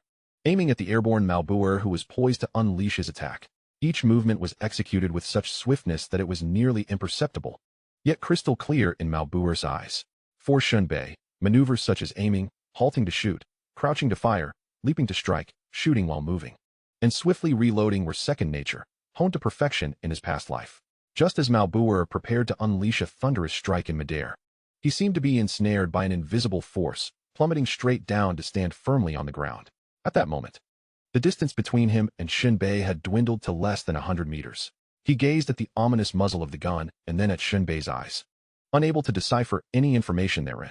However, the mere sight of the special bullet recently loaded by Shen Bei sent a chill coursing through Malbuer's heart. Akin to an instinctual alertness one feels in the presence of a natural predator. In that fleeting instant, Malbuer discerned the mysterious patterns etched upon the bullet, and though he could not ascertain their meaning, he speculated that they might significantly enhance the bullet's lethality. Clenching his fists tightly, he was enveloped by flickering electricity, unabashedly gathering energy. Observing this, Shen Bei furrowed his brow and coldly inquired, "Do you wish to experience the power of this thing?" To which Malbuer responded with a hearty laugh. What power could a mere handgun possess? Die? No sooner had the words left his mouth than the confrontation between the two was on the brink of eruption. Chapter 43. The $100,000 potion in an instant. Shen Bei's revolver fired. In this world, one must remember a vital truth. Strike first, reap the rewards early. It is a principle that never fails. With a thunderous bang, the sound reverberated, akin to thunder exploding in one's ears. The recoil from the revolver caused Shen Bei's arm to snap back violently. A searing flame erupted from the barrel, slicing through the darkness with blinding brightness, as if flames from the depths of hell were spewing forth. Propelled by this inferno, the level 3 bullet shot out with lightning speed. The velocity of the bullet was such that its trajectory was nearly impossible to discern, merely a fleeting silver glimmer. Malbuer showcased astonishing reflexes under Shen Bei's assault, rapidly tilting his head back to evade a lethal strike to his throat. However, Shen Bei's precise aim did not fail, striking directly at Mao Buer's mouth. Despite Mao Buer's three-tiered defensive capabilities, a close-range shot nearly shattered his chin. At the same time, Mao Buer retaliated with remarkable swiftness. He thrust both palms forward, unleashing arcs of electric fire that intertwined instantaneously into a vast and towering bright blue electric net, several meters in diameter and 2 meters high, enveloping Shen Bei in a flash. This intense high-voltage current penetrated Shen Bei's battle armor, scorching the skin beneath into charred blackness. Although Shen Bei anticipated Mao Buer's counterattack, the power of the electric net far surpassed his expectations. Upon contact, the skin and flesh on his surface were instantly carbonized. As the dazzling blue net came into view, Shen Bei felt the chilling approach of death. With a heavy thud, he collapsed to the ground, his body blackened like charcoal. Under the ferocious electric shock, the charred shell began to crack, exposing fresh, red flesh that oozed with a faint crimson blood. Lying on the ground, Shen Bei lay motionless. For anyone else, such injuries would have been fatal. However, cloaked in the protection of his armor, his chest still rose and fell slightly, indicating that a flicker of life remained within him. Meanwhile, Mao Buer's situation was equally dire. Having sustained severe injuries, he failed to extinguish Shen Bei completely, and at that moment, he lacked the strength to even approach and confirm Shen Bei's fate. He clutched his face tightly with both hands, emitting a roar of excruciating pain. His massive form rolling on the ground, each impact capable of demolishing several buildings. Amidst the chaos and agony, Mao Buer endured a torment of sharp pain, akin to countless blades slicing through every nerve ending. He stumbled to his feet, only to unexpectedly fall again. He attempted to rise once more, but once again, he collapsed. After several futile attempts, Mao Buer's eyes widened in disbelief. Was there unrest within his energy? After a few moments of struggle, he finally regained control of his body and wobbled to an upright position. It must be said, the constitution of an ability user is truly formidable. Any ordinary person would have succumbed to such a gunshot, yet Mao Buer managed to stand. The third-tier defense was indeed terrifying. However, the shock lingering in Mao Buer's heart did not dissipate. He could hardly fathom how his third-tier defense had failed to withstand a revolver. What kind of bullet was that? Its power rivaled that of a firearm specialist. Kid, you are increasingly piquing my curiosity. Simultaneously, Mao Buer felt a sense of unease in his understanding. Not to mention the small-frame Shen Bei, even an armored Tyrannosaurus would not withstand the immense electric net he had unleashed. Yet for some inexplicable reason, Mao Buer harbored a vague apprehension, sensing that this ordinary human was exceedingly dangerous, and this feeling of danger did not dissipate even as he fell. At last, Mao Buer discerned the source of his unease. It was the armor on Shen Bei. Whether in terms of speed or defensive capability, it rivaled that of a second-tier ability user. Has the technology of Shelter 36 advanced to such an extent?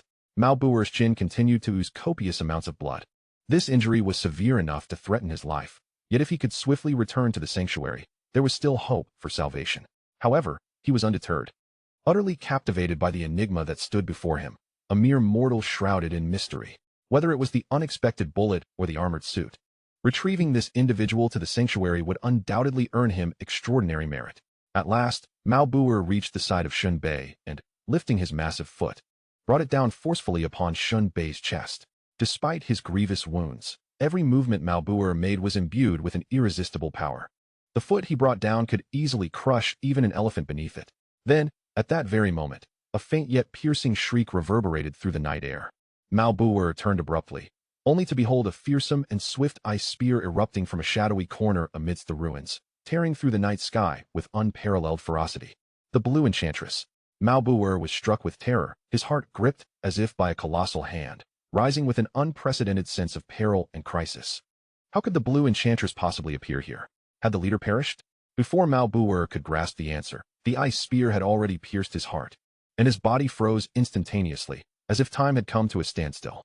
With a thud, Mao Buer fell to his knees, a venomous and anguished roar escaping his lips. "You treacherous fiend!" The Blue Enchantress approached slowly from the shadows, her piercing azure eyes radiating a clear disdain. "I could slay your leader, and for you, the outcome remains unchanged whether by ambush or direct confrontation." She gently tapped Mao Buer's forehead. "May hell have no refuge." Boom. Mao Buer departed this world with unclosed eyes, collapsing to the ground. The Blue Enchantress crouched beside Shen Bei, rapping on his visor. "Are you still alive?" Shen Bei weakly replied, "I'm nearly gone." "Huh," the Blue Enchantress scoffed. You truly dare to engage with a third-tier electrical and defensive ability user. Shen Bei wished to avoid dwelling on this matter, merely stating, "You ought to think of a way to keep me alive." "I can," the blue enchantress replied succinctly. She then produced a vial of yellow elixir and poured it into Shen Bei's mouth.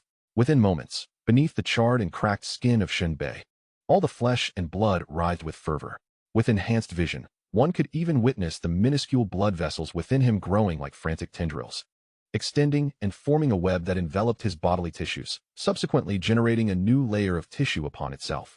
These newly formed tissues resembled fertile soil, from which countless buds sprouted. As they grew, they would reveal yet another network of blood vessels. Shen Bei gritted his teeth, enduring the bizarre transformation of his body, feeling as if thousands of ants were gnawing at him, an unbearable itch and pain. Meanwhile, the blue enchantress stated coldly, "This is a super regenerative elixir, worth 100,000 crystal cores." Shen Bei's gaze flickered with unease. "I owe you," he murmured. "No," the blue enchantress replied, her expression playful as she laughed heartily. "This is a gift for you. However, I must say that even for those with extraordinary abilities, such treatment is exceedingly rare, let alone for an ordinary person. You are not like the rest." She leaned closer, her cold, crystalline eyes locking onto Shen Bei's. "Indeed, you are different, not in terms of combat will, but in ways that elude my understanding." Rising to her full height, she continued, "In no more than half an hour, you shall regain your former self. I must return to the front lines. You are to follow." With that, the blue enchantress donned her hood and, with light-footed grace, vanished into the night. Chapter 44. Trouble always finds a pest at that moment. Shen Bei had no time to ponder the enigmatic words of the blue enchantress. The side effects of the potion were nearly overwhelming his will. Half an hour later, the peculiar sensations coursing through his body dissipated entirely. Regaining control, he staggered to his feet, shedding his battle armor and stripping down to reveal his skin. A gentle shake released a cascade of blackened dead skin. His complexion had returned to its original state, now even more tender and fair, reminiscent of an infantess. The efficacy of the potion was indeed commendable. A wave of elation washed over him as he felt reborn. Typically, injuries or fatalities incurred during missions were borne solely by the individual. Yet, with the blue enchantress bestowing the extraordinary restorative potion upon him, Shen Bei accepted it with ease and a clear conscience. One must not be overly modest in such matters. Clad once more in his battle armor, he established a normal connection of will and initiated a system self-check. Everything appeared to be functioning correctly. The anxiety that had gripped him eased, as he had feared that high voltage might have inflicted irreversible damage on his armor.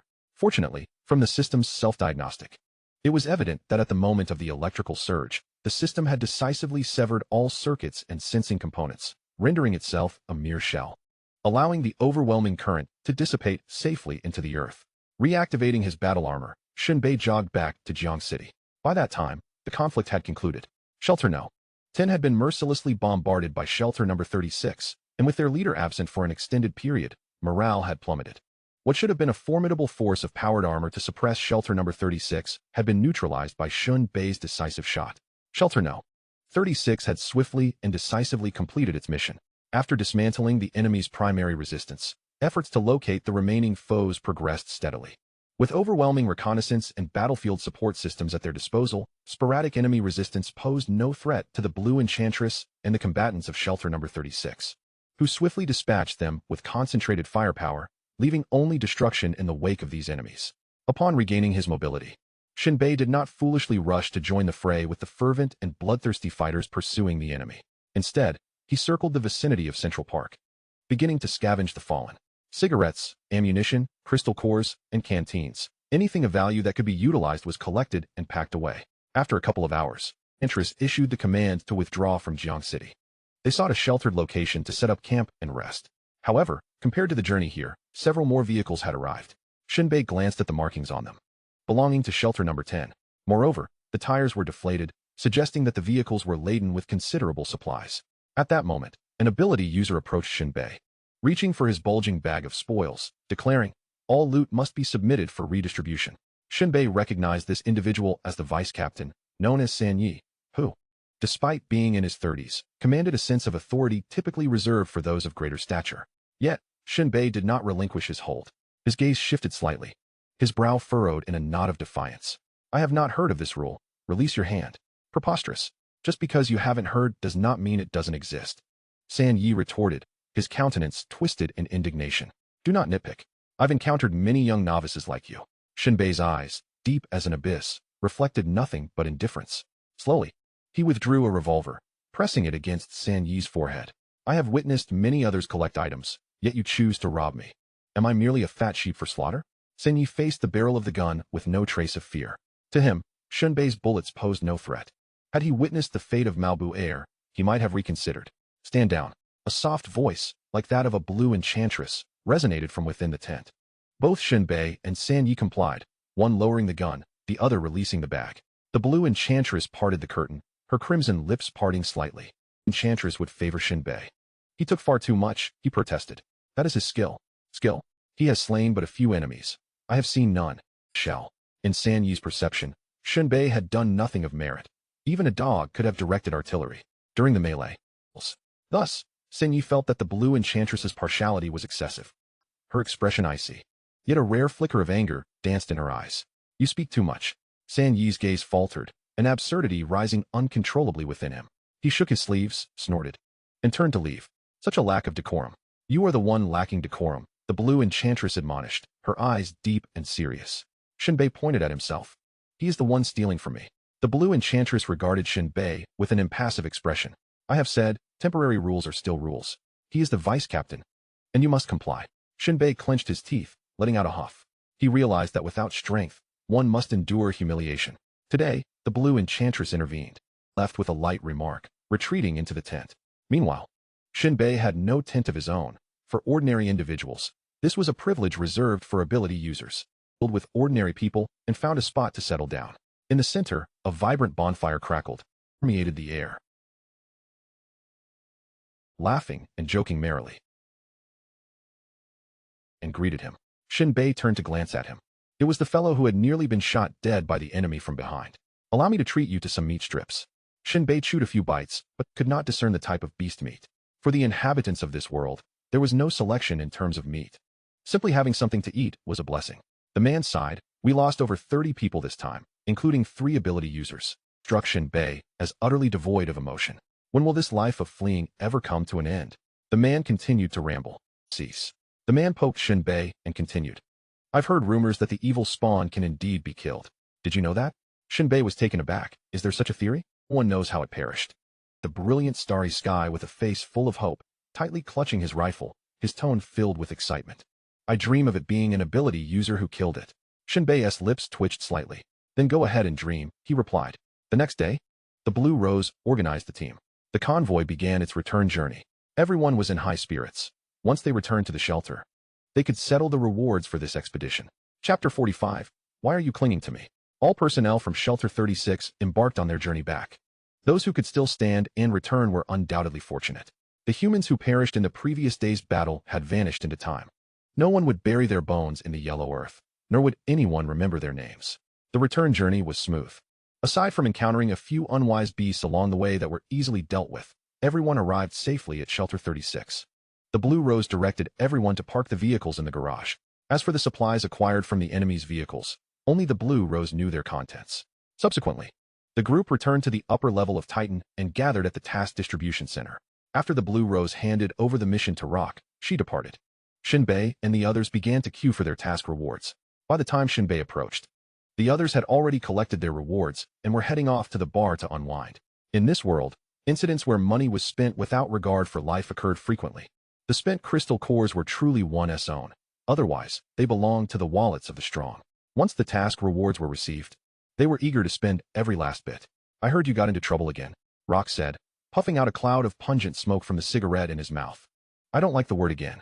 Shen Bei spread his arms wide, declaring, at times, it is not I who seek trouble, but rather trouble that seeks me. San Yi is indeed a formidable character. Rock flicked away the ash from his cigarette and remarked, otherwise, you wouldn't be the vice captain of the Blue Enchantress. Shen Bei nodded in understanding, asserting, I too possess a fierce disposition. Rock paused momentarily, then burst into laughter, saying, then take care of yourself. Following this, Rock handed the task reward to Shen Bei. Shen Bei opened the paper bag and peered inside, discovering 10 intermediate crystal cores. A look of confusion crossed his face as he questioned, did you miscalculate? According to the task rewards, the standard compensation for ordinary individuals was 3 intermediate crystal cores. Even as a sharpshooter, his reward would only amount to 5. Only those with abilities could receive 10. Clearly, there was an error in the reward dispensed by Rock. Had it been anyone else, Shen Bei would not have spoken up, but Rock was different. He had no intention of taking advantage of him.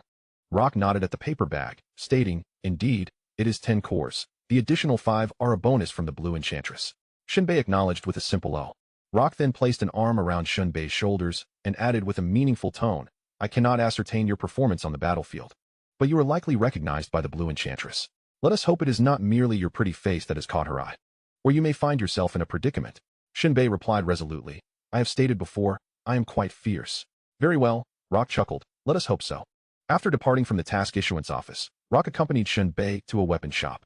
The shop presented a variety of bullets, differing in size and style, likely due to the materials used.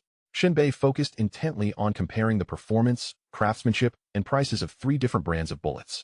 Rock lit up another cigarette, striking a match to ignite it. Smoking in a weapon shop was akin to courting disaster, yet Rock remained indifferent, and Shen Bei paid it no mind, though the shopkeeper's complexion turned somewhat green.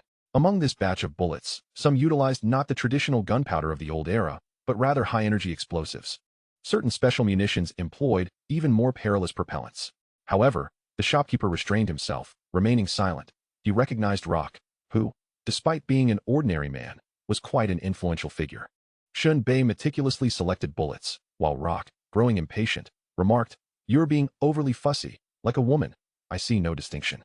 Rock examined the bullets, but could not discern any differences. Shen Bei shook his head, responding, "That is due to your insensitivity to ammunition. Sir, this brand comes in 300 rounds, while this one has 100 rounds. Is that so much?" Rock's eyes widened slightly. "You wouldn't actually fire in battle, would you? That would only deplete your finances. Are you planning to engage in combat?" "You have indeed spoken truthfully." As they exited the weapon shop, Rock whispered, "Some individuals do merely seek to survive, never firing a shot, hiding in the shadows, undetected, and when the time for a charge arrives, they emerge, shouting. Rival is indeed a skill." Rock patted Shen Bei on the shoulder, advising, "Study well, and do not rush headlong into danger. The first to fall are often those who charge in recklessly." The two then proceeded to the next level. Rock set out for a drink, while Shen Bei had his own matters to attend to, parting ways on the spot. Shen Bei purchased some food and water, returning to his rented room.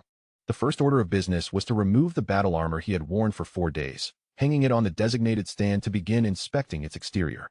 Although this armor had saved his life on several occasions, and its internal modules were still operational, its surface was pockmarked, with scratches and chipped paint marring its appearance.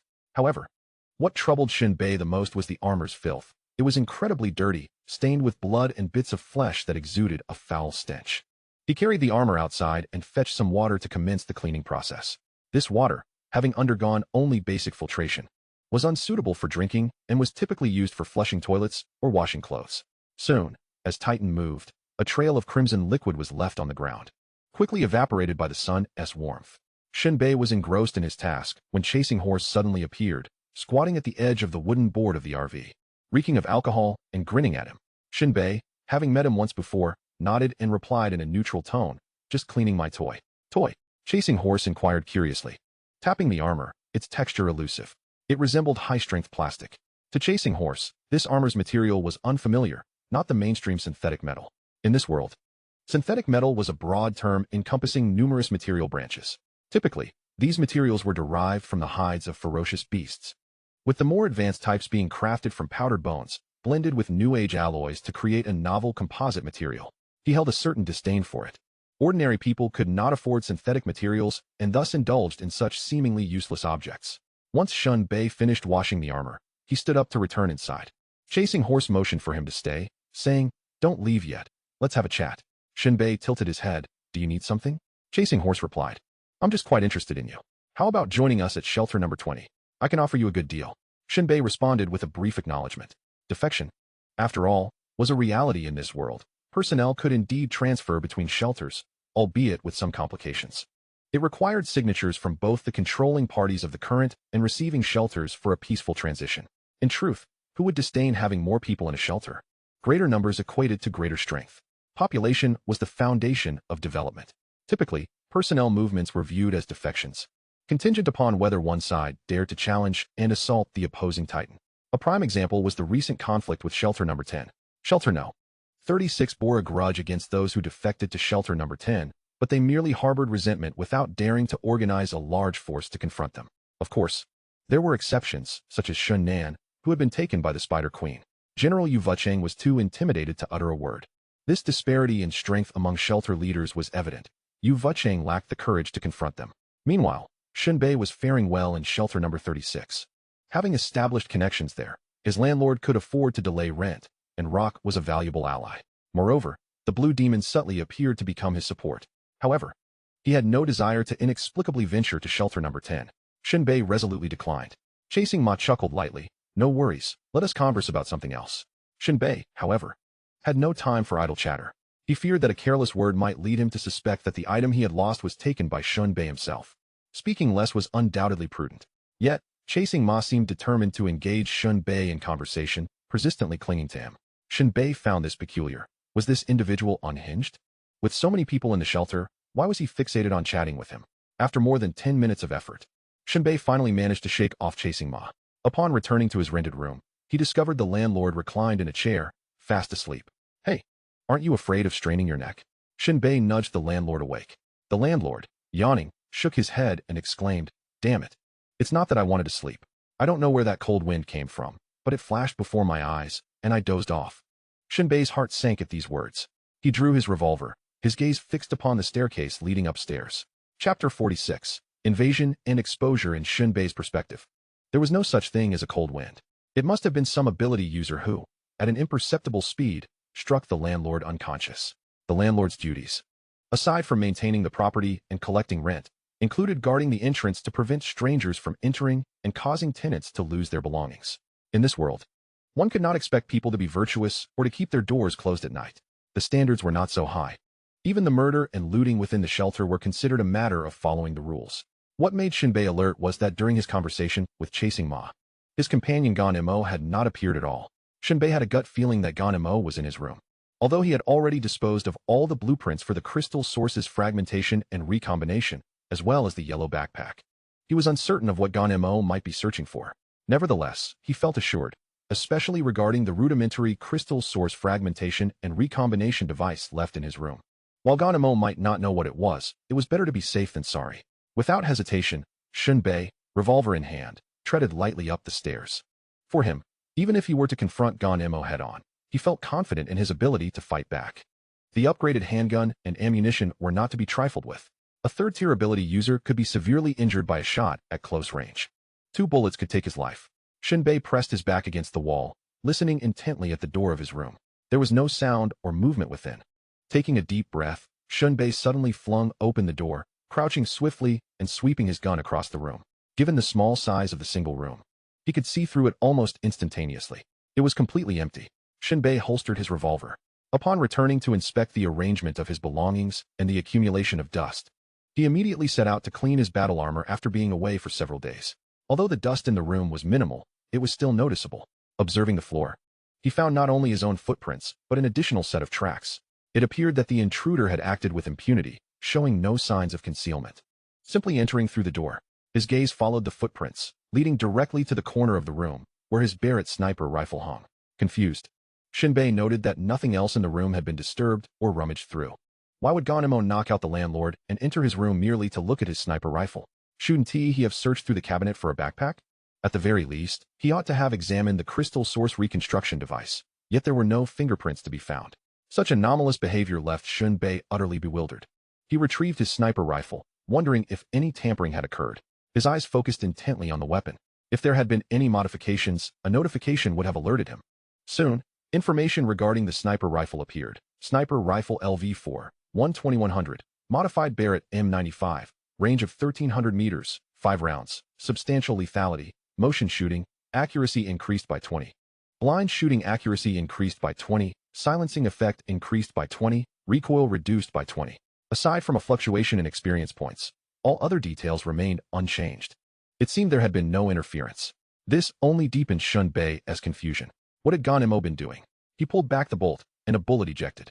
Frowning, Shen Bei realized that, logically, there should have been no bullet in the chamber. This was to prevent accidental discharge. The bolt was only drawn during combat to chamber a round. The presence of a bullet indicated someone had indeed manipulated the bolt. Why would he do that? As he stared at the bullet that had fallen to the ground, He bent down to pick it up, intending to reload it into the magazine. In that fleeting moment, a sudden realization struck him like a flash of lightning. His pupils dilated, and his expression stiffened. He had forgotten a crucial detail. Shen Bei finally understood why Mo had manipulated the bolt. He was inspecting the bullet. His ammunition was distinctly different from that of an ordinary person. It bore unique markings. During the battle at the ruins of the city, where he had participated in the rebellion at Shelter 20, he had fired numerous shots. There would undoubtedly be shell casings left behind bearing those distinct markings. A simple comparison would reveal that the bullets originated from him. On that battlefield, everyone else had perished. He was the sole survivor. Thus, the question of who possessed the backpack was clear to Mo. However, all these hypothetical deductions hinged upon a precise premise, that Chasing Horse and Mo had correctly identified him to solidify the evidence. Otherwise, there are numerous marksmen at Shelter number 36, infiltrating one by one in search of me, inevitably causing a commotion sooner or later. It is indeed perplexing. How did they manage to pinpoint my location? Shen Bei paced anxiously within the confines of his room, endeavoring to adopt the perspectives of Ma and Mo, attempting to piece together the evidence. After a brief moment of contemplation, a realization struck him. It stemmed from the time after the beast tide had subsided, when he had orchestrated a scheme with his landlord to shoot at scattered ferocious beasts, reaping considerable profits. Even the Blue Enchantress had discerned that he was feigning ineptitude to win money. Thus, it would have been a simple matter for Ma and Mo to inquire about skilled marksmen at Shelter number 36 and inevitably uncover his name. Shen Bei twisted his neck, muttering to himself, "My sole oversight was leaving behind the spent cartridges on the battlefield, a fatal flaw indeed." Yet, why had they not seized this opportunity to search for the schematics? How odd. Shen Bei harbored a faint suspicion that they seemed utterly indifferent to the crystal source fragmentation and recombination apparatus. After all, the rudimentary version of the device lay conspicuously within the room, untouched. It appeared they were in pursuit of something else entirely. However, Shen Bei was not in the mood to speculate about what they might be seeking. At that moment, he was already under the watchful gaze of both Ma and Mo. His thoughts were consumed with how to dispose of these two tails. The only solution to the problem was encapsulated in a single word: kill. Eliminate one if they come. Dispatch two if they dare approach. The only source of relief for Shen Bei was the knowledge that within the shelter, neither outsiders like Ma and Mo nor even locals would dare commit murder openly. Should they act brazenly, it would be tantamount to slapping General Yu Vuchang in the face. There was no need for him to intervene. Those two would surely face the general's judgment and execution. Time was still on his side. He needed to upgrade his battle armor, firearms, and any other equipment that could be enhanced. Then he would seek an opportunity in the wilderness to eliminate both of them. At this moment, Shen Bei felt no panic. Instead, he was stirred by a burgeoning desire for bloodshed. Simultaneously, curiosity gnawed at him. If they were not searching for the schematics of the crystal source fragmentation and recombination process, what could they possibly be after? Had he forgotten something of great significance? Shen Bei's gaze settled on his thoroughly cleaned battle armor. It was pockmarked and severely chipped. Yet he believed that once upgraded, it would surely be restored to its former glory. Upgrade the battle armor. Chapter 47. This upgrade seems rather amiss. Confronted with the current predicament of being pursued by Ma and Mo, Shen Bei had but one choice: to kill. The confidence to do so stemmed from his equipment. Admittedly, Shen Bei could not emulate the cataclysmic force of an extraordinary being, but his strength lay in precision shooting. It was a contest of technology against extraordinary abilities.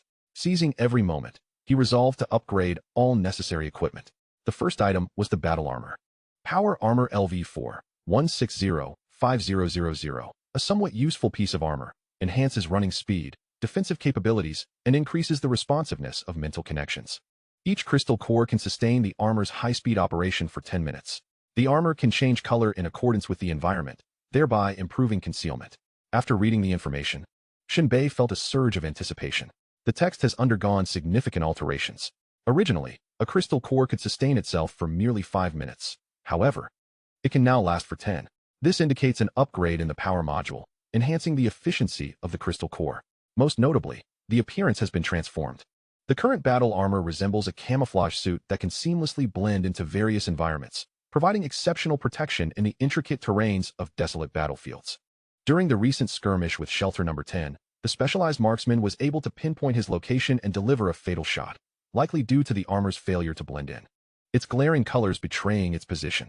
Now, with the upgrades, such concerns are a thing of the past. Next, Shen Bei commenced the enhancement of his sniper rifle. Sniper Rifle LV5, 2200, Modified Barrett M95, range of 1400 meters, 5-round magazine, exceptionally lethal, with a 30 increase in shooting accuracy, a 30 boost in blind shot precision, a 30 enhancement in silencing effect, and a 30 reduction in recoil. The barrel can function normally even when obstructed by mud and sand. The initial attributes of the sniper rifle remain largely unchanged, with some data enhancements. However, a crucial new attribute has been added: immunity to mud and sand. Previously, using this sniper rifle necessitated vigilance against debris entering the barrel, especially during combat. Once, after falling from the 6th floor, he had to clear the barrel while on the run to prevent a catastrophic malfunction. Now, it can be used effortlessly, even after rolling in a muddy pit. What an incredibly practical upgrade. Shen Bei couldn't help but feel elated. He then retrieved his revolver. Although Shen Bei had used this revolver infrequently, he had fired it a few times in close quarters during the last battlefield encounter. The experience gained should suffice for an upgrade. He glanced at the information. Revolver LV3, 3730, 5-round capacity, slightly jammed cylinder, intact rifling, slight increase in lethality. Capacity of 1, and a 20 reduction in recoil. Upgrade. Only through continuous enhancement can a supernatural being contend effectively. Revolver LV4, 750, 5-round capacity, intact rifling. Increased lethality, capacity of 1, and a 30 reduction in recoil. Damage increases with successive shots. Shen Bei was astounded. The previous jamming attribute had vanished after this upgrade, resulting in a brand new revolver without any mechanical faults. Furthermore, the newly added attribute was formidable. In a rapid-fire state, the damage inflicted by the bullets would escalate. This would undoubtedly prove lethal against supernatural beings in close quarters. It was astonishingly powerful. After upgrading all 3 primary combat items, Shen Bei found himself in deep contemplation. Reflecting on the recent battlefield experience, he initially believed that the weapon levels corresponded directly to the tiers of supernatural beings. Yet, during his confrontation with J.A.R.V.I.S, the 3rd-tier revolver, when fired almost at point-blank range against J.A.R.V.I.'s jaw, failed to shatter his skull, instead merely mangling his chin. It is essential to recognize that we are discussing a level 3 revolver, combined with high explosive materials and fragments of a crystal core, resulting in a formidable level 3 bullet. Thus, relying solely on levels to compare abilities proves utterly unreliable.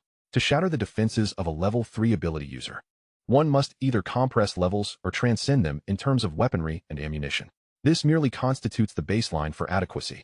To achieve excellence, further study and contemplation are imperative. However, given Shen Bei's current prowess, his ability to contend with level 3 ability users as an ordinary individual is indeed an impressive feat. This is precisely why the Blue Enchantress was astonished. In the ensuing days, Shen Bei commenced the upgrade of the crystal core fragmentation and reassembly device. At present, this apparatus is rather large and operates inefficiently. It necessitates a considerable financial investment to maintain. Shen Bei currently possesses 9 mid-level crystal cores, insufficient for more than 30 cores in total, reserving 1 mid-level core as a backup. He expended all other resources, while others indulge in the rewards of their missions. Shen Bei relentlessly pours his earnings into this seemingly bottomless pit. As the device powered on, experience points began to accumulate. Experience point 1, experience point 1, experience point 1. Shen Bei filtered out the information, extracted the fragmented crystal core, mixed it with gunpowder, and encapsulated it within the bullets. 1, 2, 3. After a period of diligent work, Shen Bei checked the device's status. Crystal Reassembly Device LV2, 2520, a lower-tier version of the Crystal Reassembly Device, characterized by low production capacity, inefficiency, low success rate, and high energy consumption. He paused operations to initiate an upgrade. Crystal Reassembly Device LV3, 5100, a lower-tier version of the Crystal Reassembly Device, still with reduced production capacity, efficiency, and success rate, alongside high energy consumption. The alterations to the description were minimal, with low changing to reduced, which could be considered progress. Nonetheless, Shen Bei remained unhurried. As long as he remained within the confines of shelter number 36, both Ma and Gon Mo could only fret impotently, unable to act recklessly. He would gradually produce and deplete all the crystal cores while simultaneously completing the modifications on the bullets, reserving some for the cluster fire disc usage. Moreover, he had to procure additional high-explosive gunpowder. In the midst of this contemplation, a critical issue struck Shen Bei: how to acquire the casing for the cluster fire disc bombs. Custom-made? While obtaining 1 or 2 could be managed easily at the weapon shop, upgrading the cluster fire discs would require a substantial quantity of bombs. Such numbers could easily arouse suspicion at the research institute. Having learned from various past experiences, Shen Bei approached this with utmost caution. Stealthy development was the key. Premature exposure could lead to dire consequences. Rubbing his temples, Shen Bei pondered, there will surely be a way forward when the time comes. He persisted in modifying the bullet gunpowder, simultaneously beginning to engrave patterns to enhance the bullet's quality. As night fell, Shen Bei reaped significant rewards. Engraving level 3 bullets had become second nature to him. After procuring new materials and specifications for ammunition from the weapon shop owner, an extraordinary level 5 sniper bullet was remarkably crafted. In the palm of Shen Bei's hand lay the coveted level 5 bullet, finally birthed under his own auspices. In an instant, information regarding this bullet flashed before his eyes. Rifle bullet LV5, 0300. A consumable item, this bullet is imbued with mysterious energy, capable of extending its range by 500 meters, significantly enhancing lethality and accuracy, and possessing formidable armor-piercing capabilities. If necessary, the trajectory of this bullet can be adjusted. Wait a moment. Shen Bei tilted his head, a look of skepticism crossing his face. Something seemed amiss. Chapter 48. The battle commences. Something is indeed amiss. Shen Bei immediately sensed that this freshly minted level 5 bullet was abnormal. The descriptive text was identical to that of the level 5 bullet he had previously discovered in the weapons shop. Yet, the anomaly lay in the bullet's classification. Shen Bei distinctly recalled that the level 5 bullets crafted by the hands of the ability user had a suffix indicating they were maxed out. How could this one still be upgradable? Did this imply the existence of level 6 and level 7 bullets? A chill coursed through Shen Bei as he pondered. Could it be that my understanding and manipulation of bullet engravings have surpassed that of this enigmatic ability user? This was rather exhilarating. Shen Bei believed that aside from being unable to awaken any abilities, he was absolutely on par with others in terms of combat skills and comprehension. Were it not for the treacherous world of survival akin to Earth, he would have the audacity and strategy to carve out a bloody path with his sniper rifle. It was merely the inscrutable nature of ability users that restrained him. Setting aside the matter of abilities, Shen Bei was confident that in other respects, he was not only ahead but also not merely a rigid thinker. Thus, he stood upon the shoulders of giants. Shen Bei exhaled softly. This bullet still possesses untapped potential. However, upon examining the bullet, he found no area left for further engravings. Where, then, lay its potential? This was a perplexing dilemma. The following day, with the dawn breaking bright, Shen Bei resumed his work. The first order of business was to upgrade the crystal source recombination device. After the previous upgrade, the emergence of the level 5 bullet had made him neglect it. Now, upon reviewing the information, Shen Bei was momentarily taken aback. Crystal source recombination device LV3, 880-100.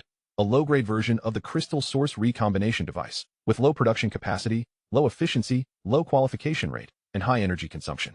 All crystal sources had been completely consumed, yielding 880 experience points. Without hesitation, he proceeded to upgrade. Crystal Source Recombination Device LV4, 780-300, a low-grade version of the Crystal Source Recombination Device, with low production capacity, low efficiency, low qualification rate, and high energy consumption. He continued to upgrade. Crystal Source Recombination Device LV5, for 8500, a Crystal Source Recombination Device with acceptable production capacity, efficiency, qualification rate, and energy consumption. After ascending 2 levels, the original descriptor of simplicity vanished entirely. Production efficiency has now reached a satisfactory phase. This signifies that with the same 10 crystal cores, what was once capable of assembling only 2 projectiles can now yield sufficient quantities for 5. Such a remarkable advancement. Shen Bei sighed, though a hint of melancholy lingered.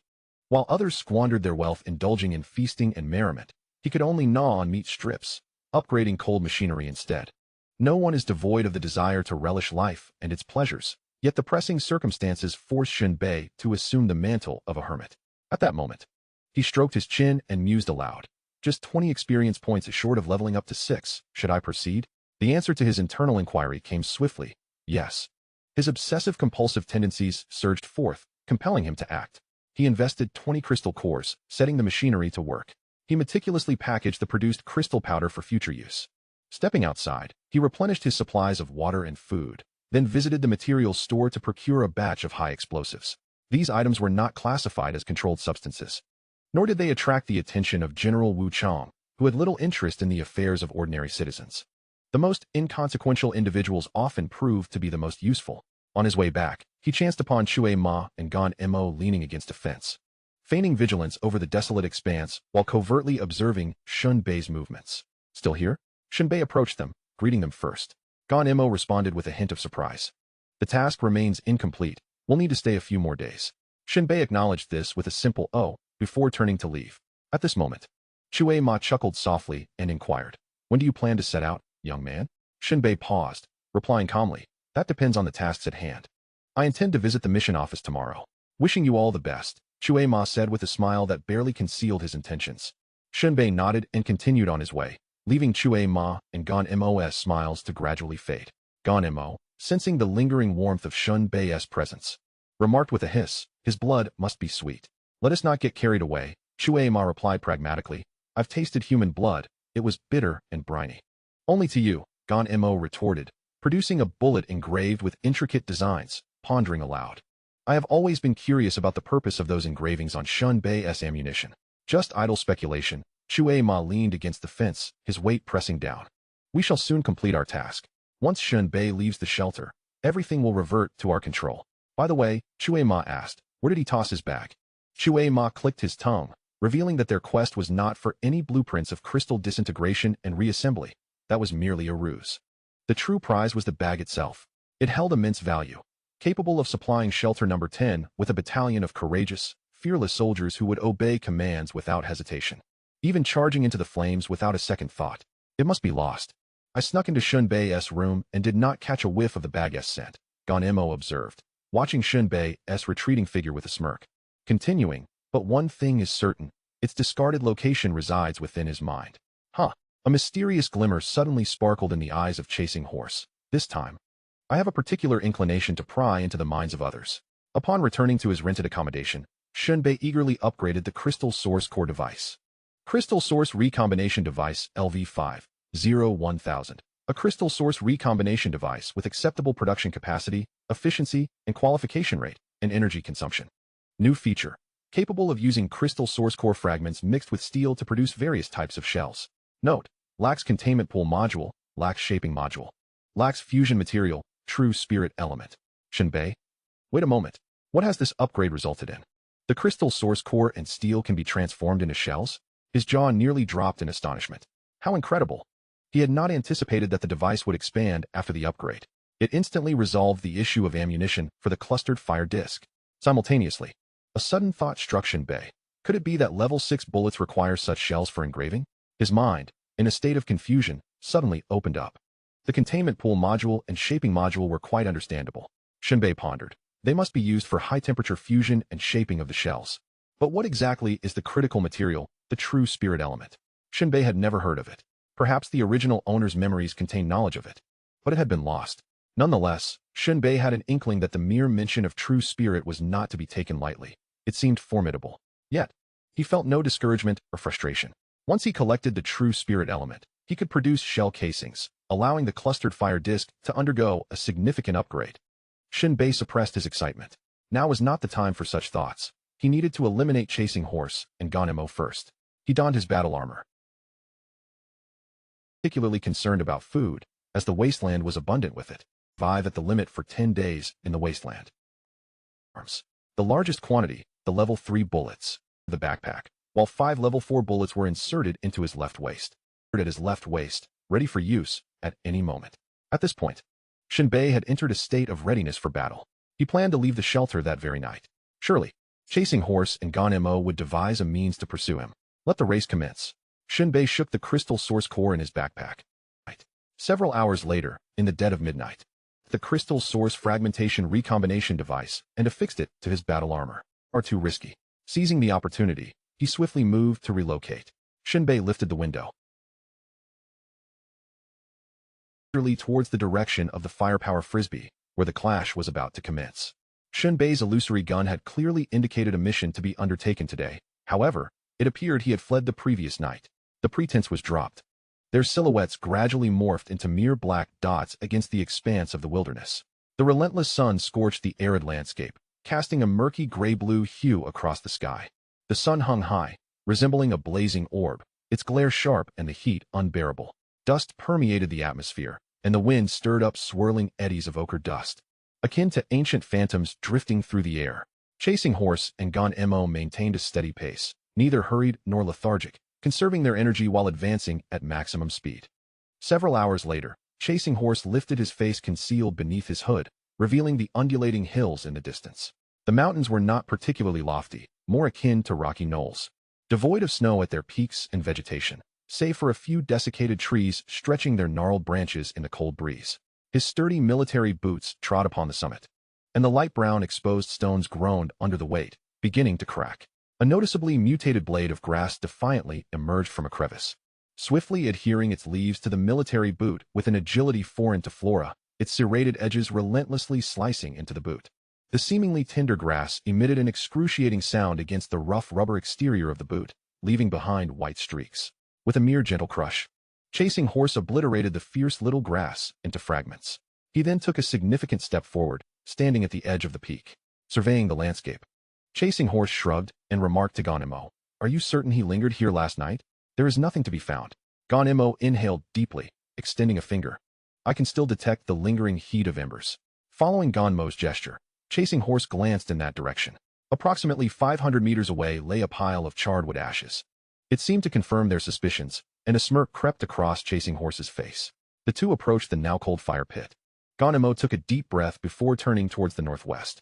Chasing Horse kicked the ashes, sending dark clouds swirling through the air like startled malevolence fleeing. He casually snapped a branch, placing it in his mouth with a grin, and strode forward with purpose. 3 hours later, they halted before the carcass of a fearsome creature, the scorpion lion. This beast was colossal, possessing the tail and venomous stinger of a scorpion, the body and claws of a lion, and a head merging insect-like compound eyes with sharp mandibles.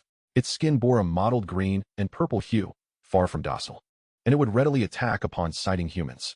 The corpse was riddled with bullet holes, resembling a sieve as if it had been mercilessly perforated by a high-speed machine gun. Upon witnessing this scene, Zwima could not help but let out a cold chuckle. Is this the handiwork of Shen Bei? His marksmanship is truly abysmal. Gonemo also appeared somewhat taken aback. This ferocious beast, despite its formidable nature, was merely a facade. Any ordinary person, wielding a firearm, could dispatch it with a single shot to the forehead. Yet Shen Bei had fired more than 10 shots to bring it down. Furrowing his brow, Gonemo posed a question. Could it be that Shen Bei is merely putting on a show? The residents of Shelter 36 had claimed to have lost a considerable sum of money at his hands. Zwima spat out the already chewed twig. It's about losing money. At times, Shen Bei can't even hit the beast and still loses money. This indicates that his shooting skills are rather erratic. Gonemo let out a long sigh. This fellow is no ordinary individual. He possesses a significant level of tactical acumen, akin to a wild wolf that refuses to be tamed. Zwima scoffed derisively. Gonemo continued, "Let us depart. The occurrence of this shooting incident without us hearing any sound suggests we are still quite far from Shen Bei." Stepping over the carcass of the scorpion lion, they pressed onward.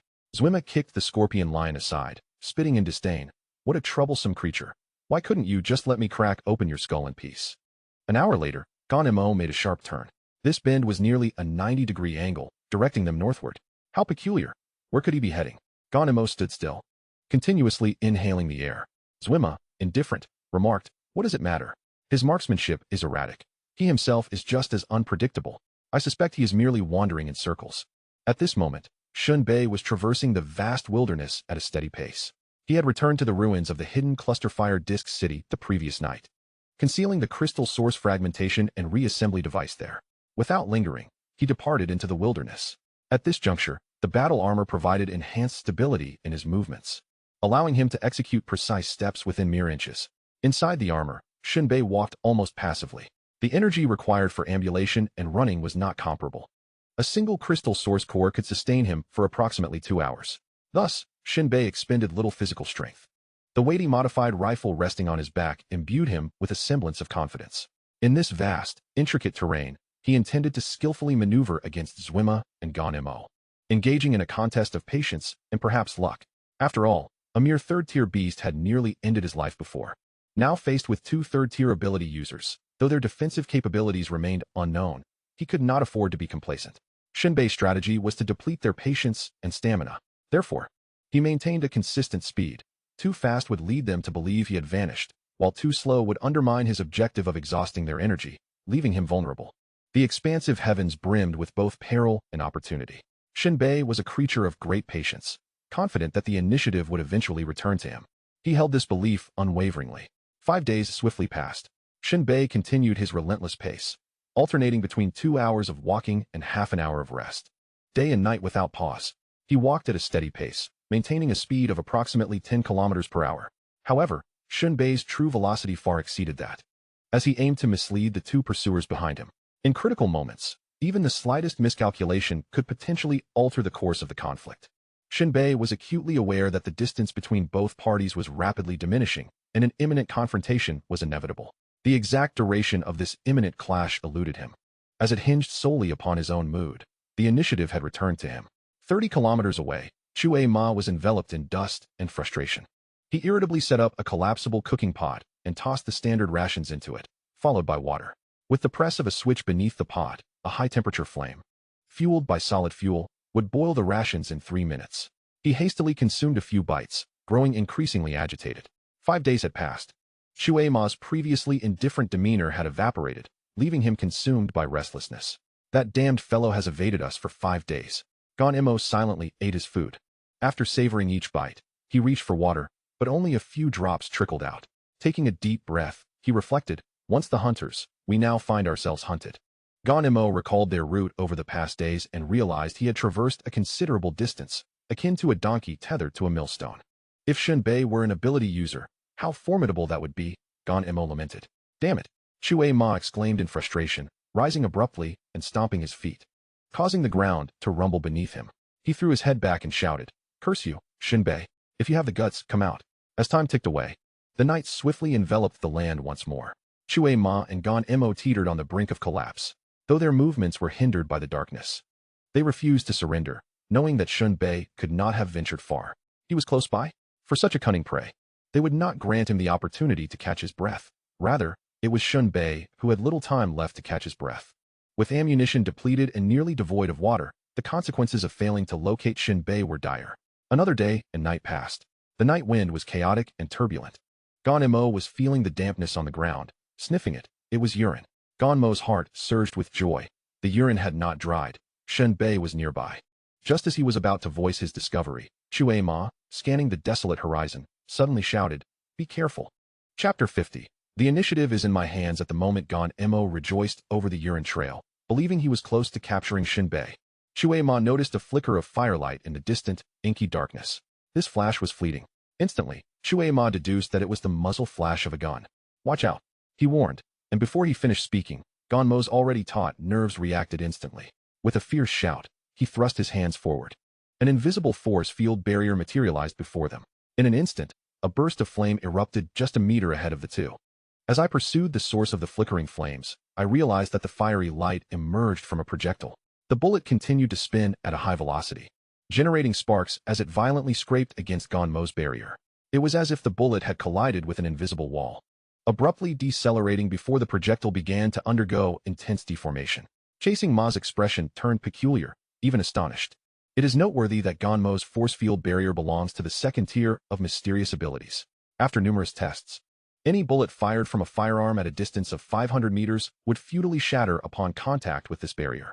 However, what perplexed Chasing Ma was that the glimmering muzzle flash was nearly 1,300 meters away from them. Covering such an extensive distance, how could this bullet refrain from exploding? Moreover, the bullet possessed immense momentum, far exceeding the ordinary, and despite becoming incandescent and almost molten due to the fierce friction, what kind of bullet is this? Chasing Ma let out an incredulous roar. Gon-Mo remained silent, having also discerned the bullet's unusual nature. He increased the energy output of the barrier to resist the bullet's kinetic energy. Nevertheless, in the moments that followed, amidst the explosive tension, the bullet ultimately pierced through the invisible wall with a resounding impact, transforming into a searing stream of molten metal, hurtling towards Chasing Ma's chest. Though the speed of this metallic stream had diminished compared to before, its force and high temperature could still effortlessly penetrate a thin steel plate. Yet, the bullet was momentarily obstructed, granting Chasing Ma ample time to react. In an instant, his eyes gleamed bright red, and with a thunderous shout, an intensely fiery storm erupted around him. At this point, the bullet had lost its streamlined form, morphing entirely into a mass of molten iron. As the stream surged into the searing winds, it was immediately caught in a violent whirlwind, which distorted, scattered, and sent numerous droplets of molten metal past Chasing Ma, splattering onto the barren ground, where wisps of smoke began to rise. After the Tempest-2 winds spun for several cycles, they suddenly expanded outward, igniting everything within a 10-meter radius of Chasing Ma. Only then did the thunderous crack of the sniper's rifle faintly echo in the air. A bead of cold sweat trickled down chasing Ma's forehead. It was evident that this shot was aimed directly at his heart. Had it been an ordinary bullet, chasing Ma would have been unconcerned. Though it might inflict injury, it would hardly be fatal. However, the power of this shot surpassed that of a conventional sniper rifle. Akin to an anti-material rifle, if struck directly, it could very well perforate half of his chest. The more he pondered, the more dread surged within him. It was clear he had underestimated Shen Bei. Yet, he could not fathom how Shen Bei's sniper rifle could possess such overwhelming might. A surge of fury ignited within his heart. His legs abruptly ignited with flames, and with a powerful stride, a fierce wave of fiery energy erupted from him, transforming the surrounding area into a tempest of swirling sand and stones. In a moment of recklessness, he unleashed his wrath. "You little rascal, seeking death."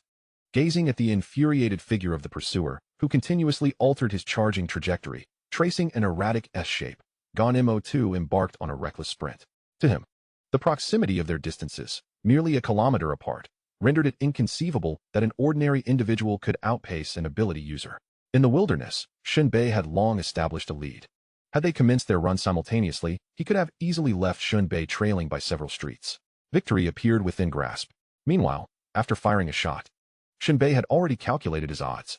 Gon-Mo was an enigmatic ability user, primarily skilled in tracking and support, while the pursuer specialized in combat. Wielding the power of flames, he had discerned their hidden cards. At that moment, cloaked by the night, Shen Bei moved like a nimble black cat. Advancing at a speed of approximately 20 kilometers per hour, he had no intention of engaging in close combat just yet.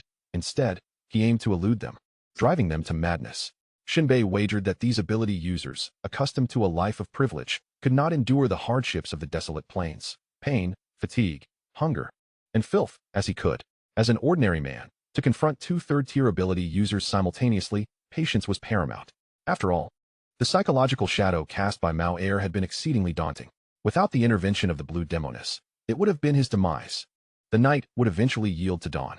As daybreak arrived, Shen Bei began to accelerate, continually consuming the core of crystalline energy, elevating the speed of his battle armor to 40 kilometers per hour. "Damn it," the pursuer muttered, parched and cursing, his face contorted in rage. He had never experienced such humiliation before.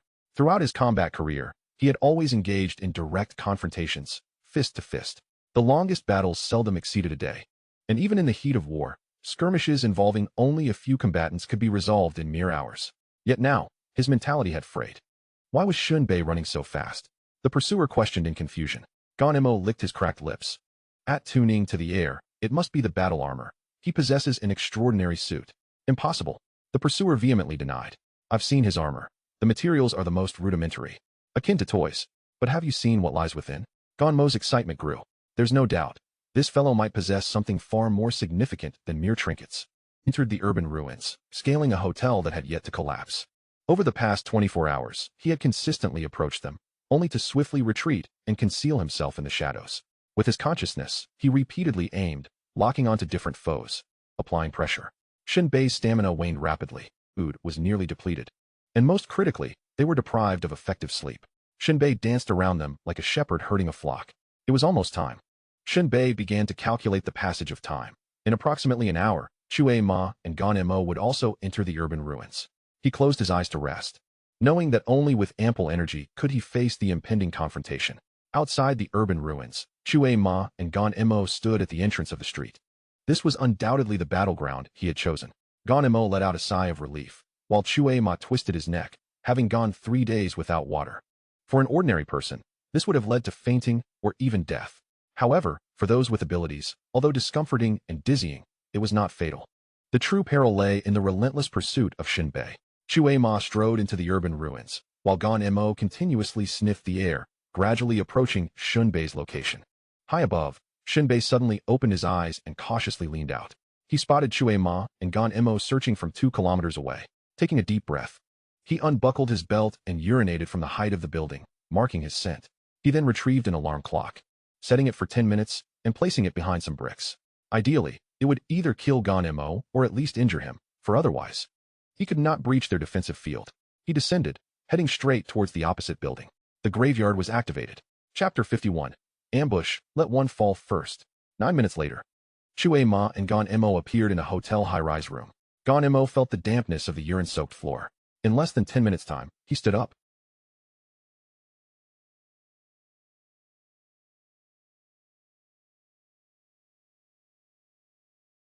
Did a force field for defense.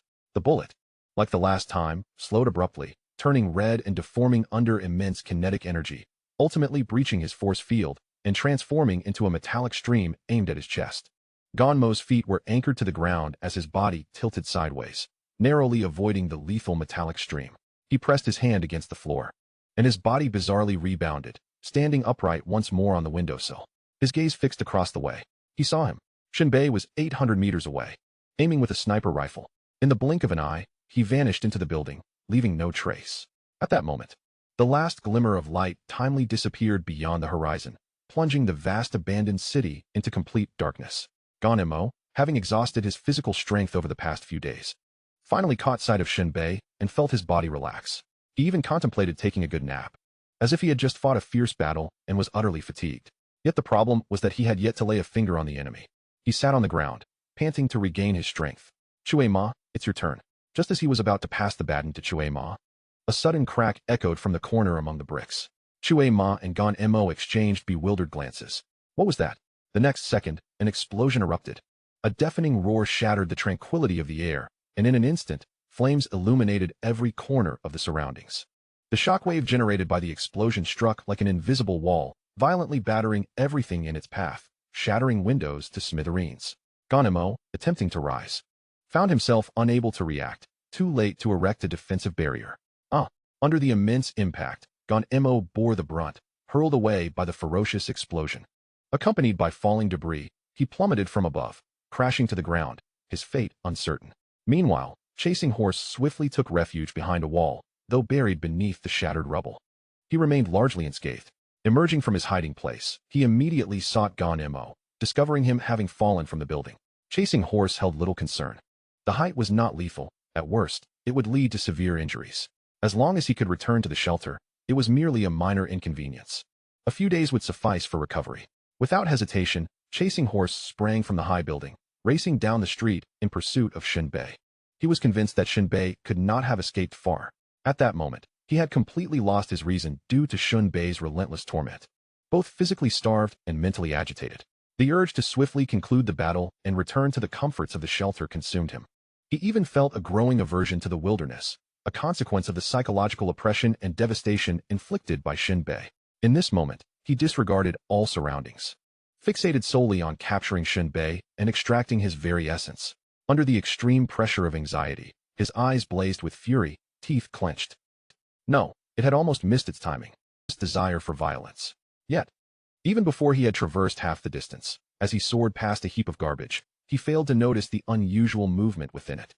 He would have detected the signs of disturbance in the refuse, just as he brushed past the garbage pile, to behold a figure emerging from the refuse.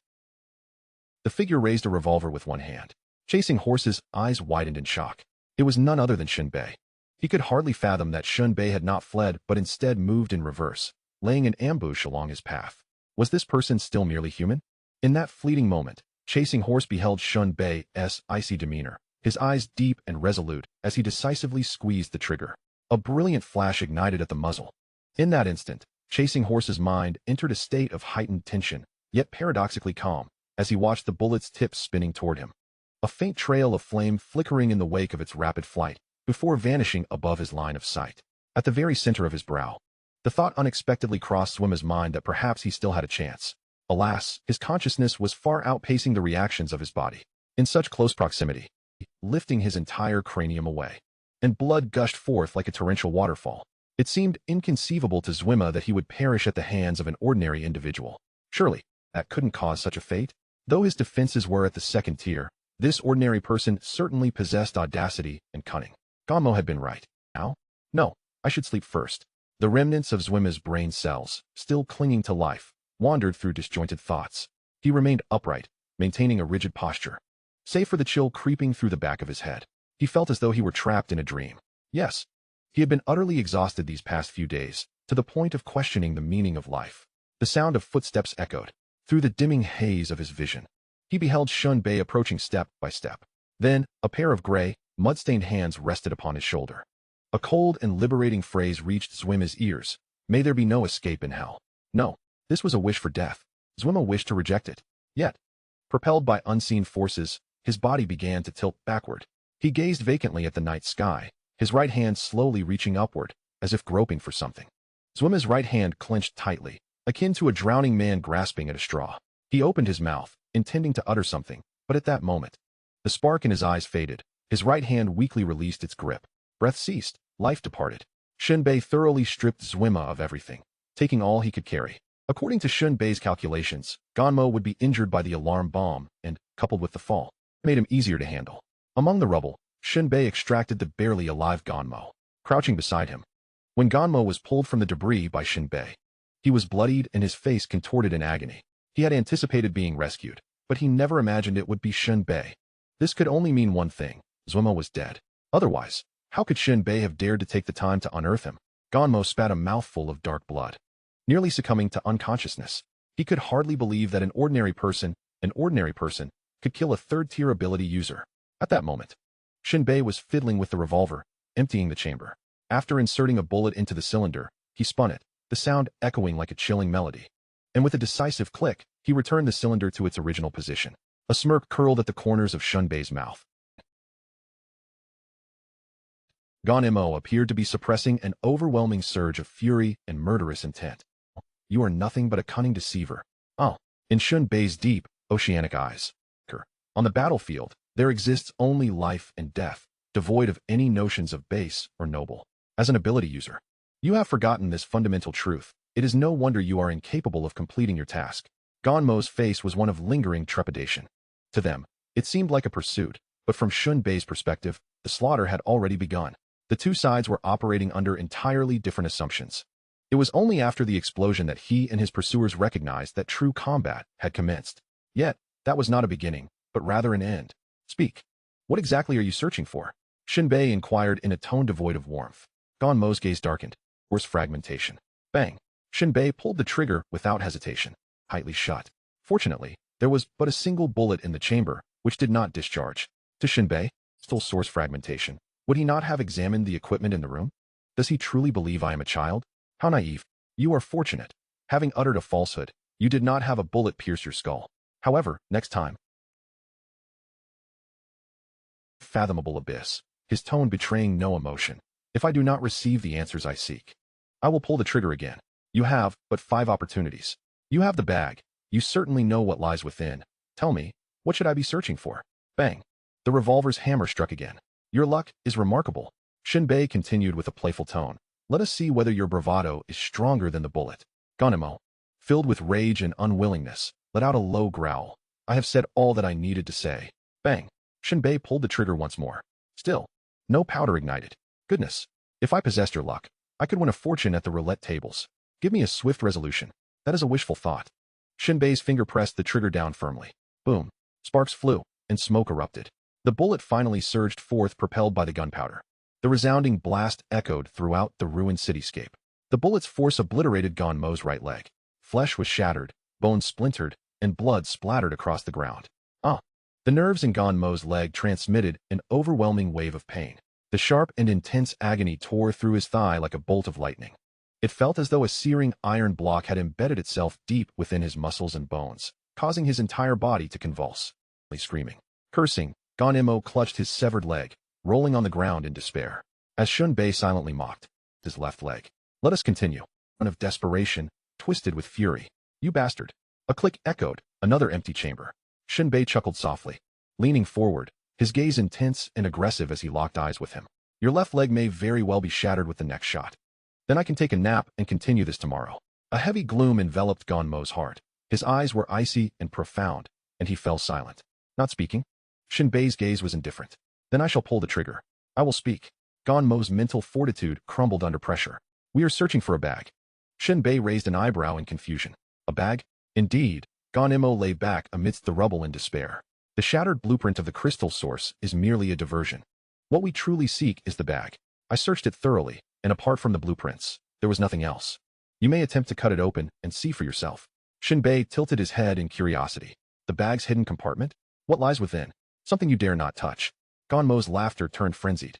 Truly, Shen Bei, We have fallen at your hands and accept our fate. But allow me to warn you. The weight of that object is beyond what an ordinary person like you can handle. Shen Bei aimed the gun at Ganmo's forehead, his eyes filled with disdain. That is not for you to dictate. Ganmo wore an expression of resignation, refusing to divulge any further information. Shen Bei cracked his neck, muttering, "May hell not harbor any escape." With a bang, a bullet shattered Ganmo's skull, his head exploding at the neck, rendering him a headless corpse, lifeless. Shen Bei yawned, rifling through Ganmo's body. Armed with a sniper rifle, he departed from the battlefield under the cover of night. After a while, he found a relatively safe house and nestled in a corner, laying out his spoils before him. 50 mid-tier crystal cores, quite a decent haul. Most of the other items held little practical value. However, amidst the clutter, Shen Bei discovered a key and a vial of red powder. The key resembled those of shelter number 36, seemingly belonging to a guest house. Not checked out yet? Shen Bei pondered, stroking his chin as he tucked the key away for safekeeping. Pouring a bit of the red powder out, he brought it to his nostrils. It bore a scent reminiscent of pickled cabbage, soup mixed with rotten eggs. What is this? Shen Bei examined the glass vial, noticing a simple label affixed to the back, Spirit Exorcism Agent, used to harm spiritual entities. His eyes widened slowly. This is a valuable find. Just when he was troubled about how to deal with genuine spiritual elements, this had presented itself as an unexpected gift. Had he not stumbled upon this, he would never have known that such a substance was necessary to confront spiritual beings. Subsequently, Shen Bei sipped some clear water, allowing his thoughts to drift into silence. Regarding the myriad aspects of the backpack, Shen Bei found himself engulfed in hesitation. Ganmo never revealed what lay concealed within the layers of the armor. Should he retrieve it to satiate his curiosity? After much contemplation, Shen Bei recalled the location where he had lost his backpack. Externally, it appeared as a fissure in the earth, but within, it likely concealed the tunnels of the inner-city subway. While it was indeed possible to search for it, was it truly necessary? Furrowing his brow, Shen Bei decided it was best to retrieve it eventually. Otherwise, it would linger as an unease in his mind. Nevertheless, there was no rush. Other matters could be set aside for the moment, and he resolved to upgrade the cluster fire disc the following day. With a slight shiver, he clutched his revolver and, with a hint of drowsiness, succumbed to slumber. A night passed uneventfully. As dawn broke, Shen Bei departed from the ruins of the city, once again traversing the desolate plains. Chapter 53. The fright after the hunt. This time, Shen Bei did not head directly toward the ruins of the concealed cluster fire disc. Instead, he veered off in a certain direction. An hour later, beneath a canopy of thick, ominous clouds, the light was dimmer than usual. Shen Bei slowed his pace, cautiously observing his surroundings. He found himself in a desolate, dilapidated town. Half-collapsed abandoned buildings dotted the horizon, while a few solitary high-voltage towers stood stark against the wind, their twisted steel framing a testament to the immense power of a nuclear explosion. In the distance, a vast, circular crater remained, the epicenter of that fateful nuclear blast. Indeed, the nuclear crater was a remnant of humanity's attempt to discern whether they could eradicate the aberrant beings. It had become evident that these entities were likely beings of higher dimensions, impervious to destruction or annihilation. In the aftermath of the nuclear explosion, no one survived in this town. Even without such a cataclysm, the town would have been decimated under the onslaught of the otherworldly creatures. However, Shen Bei had heard a rumor suggesting that the nuclear strike was not aimed at these aberrations, but rather at something else entirely. Though this may well have been mere hearsay, the name of this town eluded Shen Bei. In this era, all geographical names had lost their significance, collectively referred to as ruins. After all, humanity could no longer rely on cities for survival. The only name worth remembering was that of a titan. Shen Bei chose to rest in an abandoned house on the outskirts of the town. He turned and peered out, gazing at the sky above the settlement. An unnatural phenomenon loomed overhead, as thick clouds of radiation swirled ominously, their center hanging low, almost touching the town's towers. It seemed as if the very sky was on the verge of collapse, threatening to crush the town, which bore the scars of time. As nightfall approached, Shen Bei settled down with a sense of calm. Since his pursuit and fierce confrontation with Ganmo on the plains, he had inadvertently passed through this town one night. He had discovered several luminous beings. These entities, unlike the other savage creatures of the wasteland, bore a resemblance to spirits of the damned, naturally arising from places where negative energies, such as special magnetic fields and graveyards, converged. They are nearly invisible during the day, evading detection by the ordinary human eye. It is only at night that they resemble glowing fireflies, emitting a faint luminescence. Upon encountering these peculiar creatures, for the crystal source fragmentation and reassembly device. However, with pursuers in hot pursuit, Chase Ma and Ganmo, he refrained from attempting to slay them. Moreover, Shen Bei speculated that using conventional bullets might prove futile. fearing that a single shot would merely pass through without inflicting harm, potentially alerting these ethereal beings. Now, with the intent to eliminate the tail, two spirit elements. The most reliable method, naturally, was to utilize the exorcism potion possessed by J.A.R.V.I.S. Extracting the potion, he furrowed his brow, pondering its proper application. Should he apply it to his fists for close combat? Although he possessed combat skills, he questioned the reliability of such an approach, not in regard to the potion itself, but rather concerning the capabilities of these spiritual entities. Who could fathom their abilities? The likelihood of being detected before even closing the distance was substantial, thus spiraling the encounter beyond his control. After a moment of contemplation, Shen Bei rose and vacated the dilapidated structure. He had a premonition that when he had previously traversed this town, he had skirted its periphery, while J.A.R.V.I.S and Mo would undoubtedly cut straight through the town without deviation. They were bound to encounter the spiritual beings within, and a confrontation would surely ensue. By pinpointing their battleground, he could discern how the situation was resolved. This is what one refers to as learning from experience, utilizing readily available resources. The path into the town had long since deteriorated, barely recognizable as a thoroughfare. A wooden signpost stood by the roadside, adorned with several weathered signs pointing in various directions, most of which had become illegible. Shen Bei scoured the town. Given that it was daylight, he need not fear an attack from the spiritual entities, allowing him to traverse the streets without restraint. Upon reaching the town center, he found the ground coated in dust, a result of years of neglect. Indeed, he discovered two sets of footprints crossing the town. There was no doubt they belonged to J.A.R.V.I.S and Mo. Following the trail of footprints, he soon spotted a new crack in the wall of a dilapidated building not far off.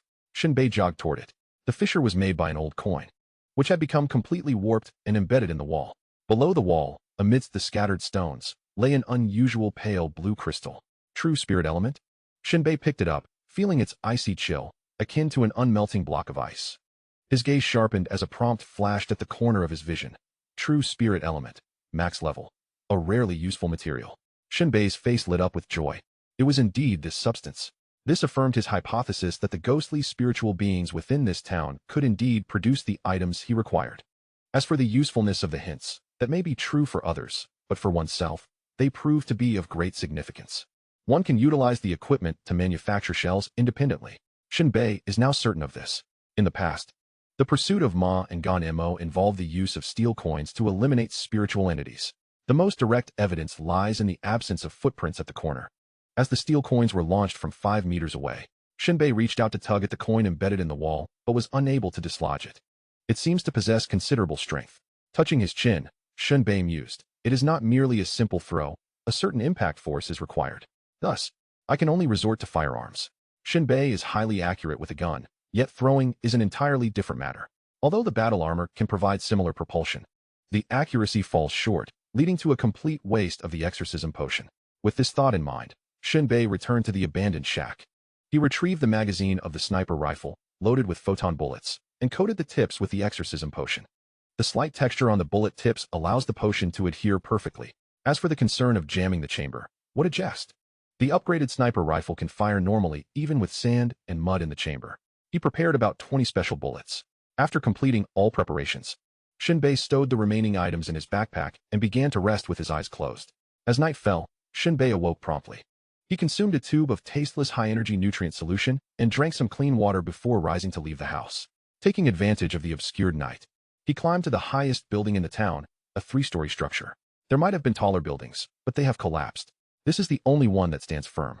Crouching on the rooftop, Shen Bei extended his rudimentary yet effective sniper rifle over the parapet. He deactivated the infrared vision within his battle armor, as it was unnecessary. The glowing spiritual entity presented itself as the perfect target. After waiting for about 10 minutes, darkness enveloped the sky completely. There was no moon, no wind, and one could not see their own hand before their face. Gradually, glimmers of light flickered within the small town, as if it had come to life at that moment. These lights moved continuously, resembling human forms. Upon closer inspection, however, it became evident that these spiritual beings had pitch-black eye sockets and lacked legs, their lower bodies resembling flowing ribbons. These entities busily flitted in and out of various buildings, creating an illusion for Shen Bei, as though the peaceful scenes of a century ago were being replayed. They appeared to be working diligently. It was time to hunt. Shen Bei aimed at one of the spiritual beings and pulled the trigger. Bang! The sharp and swift sound of the bullet slicing through the air shattered the tranquil silence. The high-speed bullet traced a graceful arc in the air, moving so swiftly that it stirred the surrounding atmosphere into swirling eddies. Crack! With a crash, the target he hit shattered like glass, dropping a true spirit element that transformed into specks of light, drifting towards the night sky, disappearing like stars beneath the darkened heavens. It was astonishingly effortless.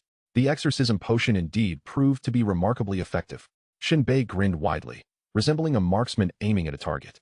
However, just as he was about to take aim at his second target, he suddenly noticed that all the ethereal beings in the town were collectively gazing at him.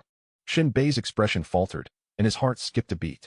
Without uttering a word, he seized his sniper rifle, leaped from the third floor, and bolted away. Chapter 54, Intelligent Chip? At that moment, Shen Bei believed it was merely a game, shooting at moving targets. The first shot rang out. By the time he considered pulling the trigger for the second time, he opted instead to flee. As he descended, his backpack was torn, and the crystal core rolled into a corner, unnoticed. Perhaps the gunfire was too loud, causing all the ethereal creatures in the town to turn their heads simultaneously. Their gazes fixated on Shen Bei. In that instant, Shen Bei's hair stood on end, and a chill ran down his spine. Clutching his sniper rifle, he activated the power module of his battle armor, pushing the output to its maximum and sprinting towards the outskirts of the town. However, the next moment, a swift ethereal being appeared to his left, seemingly disregarding distance. Shen Bei's peripheral vision caught a glimmer, nearly causing his mind to short-circuit. A displacement? At that moment, his heart nearly ceased to beat. Yet, Shen Bei's reflexes were sharp. He tilted his arm and aimed the rifle directly at the ethereal creature on his left.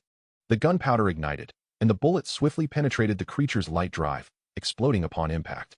Yet, before he could exhale in relief, another glimmer appeared to his right. Panic surged within Shen Bei. Just as he intended to swing his weapon and shoot, it was already too late. The ethereal being on his right suddenly waved its hand with a tenderness akin to a grandmother stroking her grandchild's hair. It effortlessly passed through Shen Bei's body. In the midst of his flight, he staggered in confusion. His battle armor provided no alerts of damage, and his flesh bore no wounds or blood. Had he been overly cautious? Was this entity harmless? Shen Bei was nearly frightened to death by his own thoughts. He contemplated halting his pace to continue his rampage. But in the next breath, his mind was struck as if by a heavy blow, plunging into a blank void.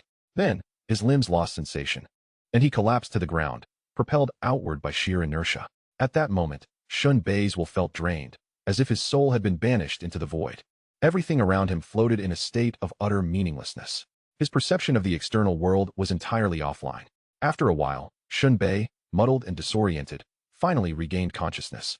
Even the act of opening his eyelids felt excruciating, as if a mountain were pressing down upon them. He struggled multiple times, and even with the assistance of his battle armor's energy, he could not rise. With great difficulty, Shen Bei lifted his head, his vision gradually clearing from a frosted haze. He saw those ethereal beings merely a meter away, yet they seemed trapped within an invisible barrier, thrashing about, their furious movements accompanied by silent screams, unable to escape. Shen Bei let out a sigh of relief, collapsing to the ground. He had underestimated the danger posed by the ethereal beings. They were indeed no trifling matter. Breathing heavily, Shen Bei murmured to himself, "They will disregard the distance, and once struck, while the physical form remains unscathed, the spirit will be utterly drained." Such a state is dire indeed. Shen Bei felt as though he had been ruthlessly exercised by a vacuum cleaner, utterly exhausted. More fatigued than during his pursuits of wild horses and gone MO on the desolate plains. It was as if he had never known slumber since birth. No wonder gone MO and the wild horses opted to assault spiritual entities with coins. Their sounds are so muted. Shen Bei pondered this insight. Were it not for the fact that spiritual beings cannot venture beyond their territory, had he endured a few more attacks, his spirit would surely have shattered, leaving him in a vegetative state. It was a perilous situation. Fortunately, the instantaneous acceleration provided by his combat armor propelled Shen Bei away from the town. Had he been a fraction closer, death would have been inevitable. After resting for approximately 10 minutes, Shen Bei finally managed to rise, leaning on his sniper rifle. "Now, I am in control." Standing outside the town, he raised his sniper rifle. Bang, bang, bang. The dazzling flashes of gunfire erupted. Bullets sliced through the air, spinning with incredible velocity. Those unafraid spiritual beings were shattered before Shen Bei in an instant. Soon, every spiritual entity before him lay defeated. Shen Bei re-entered the town. With each step, he maintained a steady pace and rhythm, deliberately not concealing the sound of his footfalls as he traversed the path leading into the town. Although he had lightened his steps considerably, in the stillness of the night, even the faintest sound echoed far and wide. Akin to a stone cast upon a perfectly mirrored lake, stirring endless ripples. Shen Bei diligently collected the true spirit elements. This was a bountiful harvest. With these materials, he could even produce his own shell casings. After picking up the last true spirit element, just as Shen Bei intended to turn and leave, his peripheral vision caught sight of light emanating from the corner of a building. This structure was familiar to him. It was the very rooftop he had once climbed to the 3rd floor. Shen Bei's pupils constricted. Hadn't he eradicated them all? How could there still be one left? Instantly, he raised his sniper rifle, preparing to shoot it down. Otherwise, the sensation of being caught would be unbearable. A crackling sound, reminiscent of electricity, seemed to emanate. Shen Bei tilted his head. An electric sound? Was it not a spiritual entity? Due to the wall obstructing his view, he could only see the light, but not the source. He cautiously circled around to the other side of the building. Upon casting his gaze, he realized it was merely a false alarm. The light did not stem from a spiritual being at all, but rather a bulb flickering on a circuit board.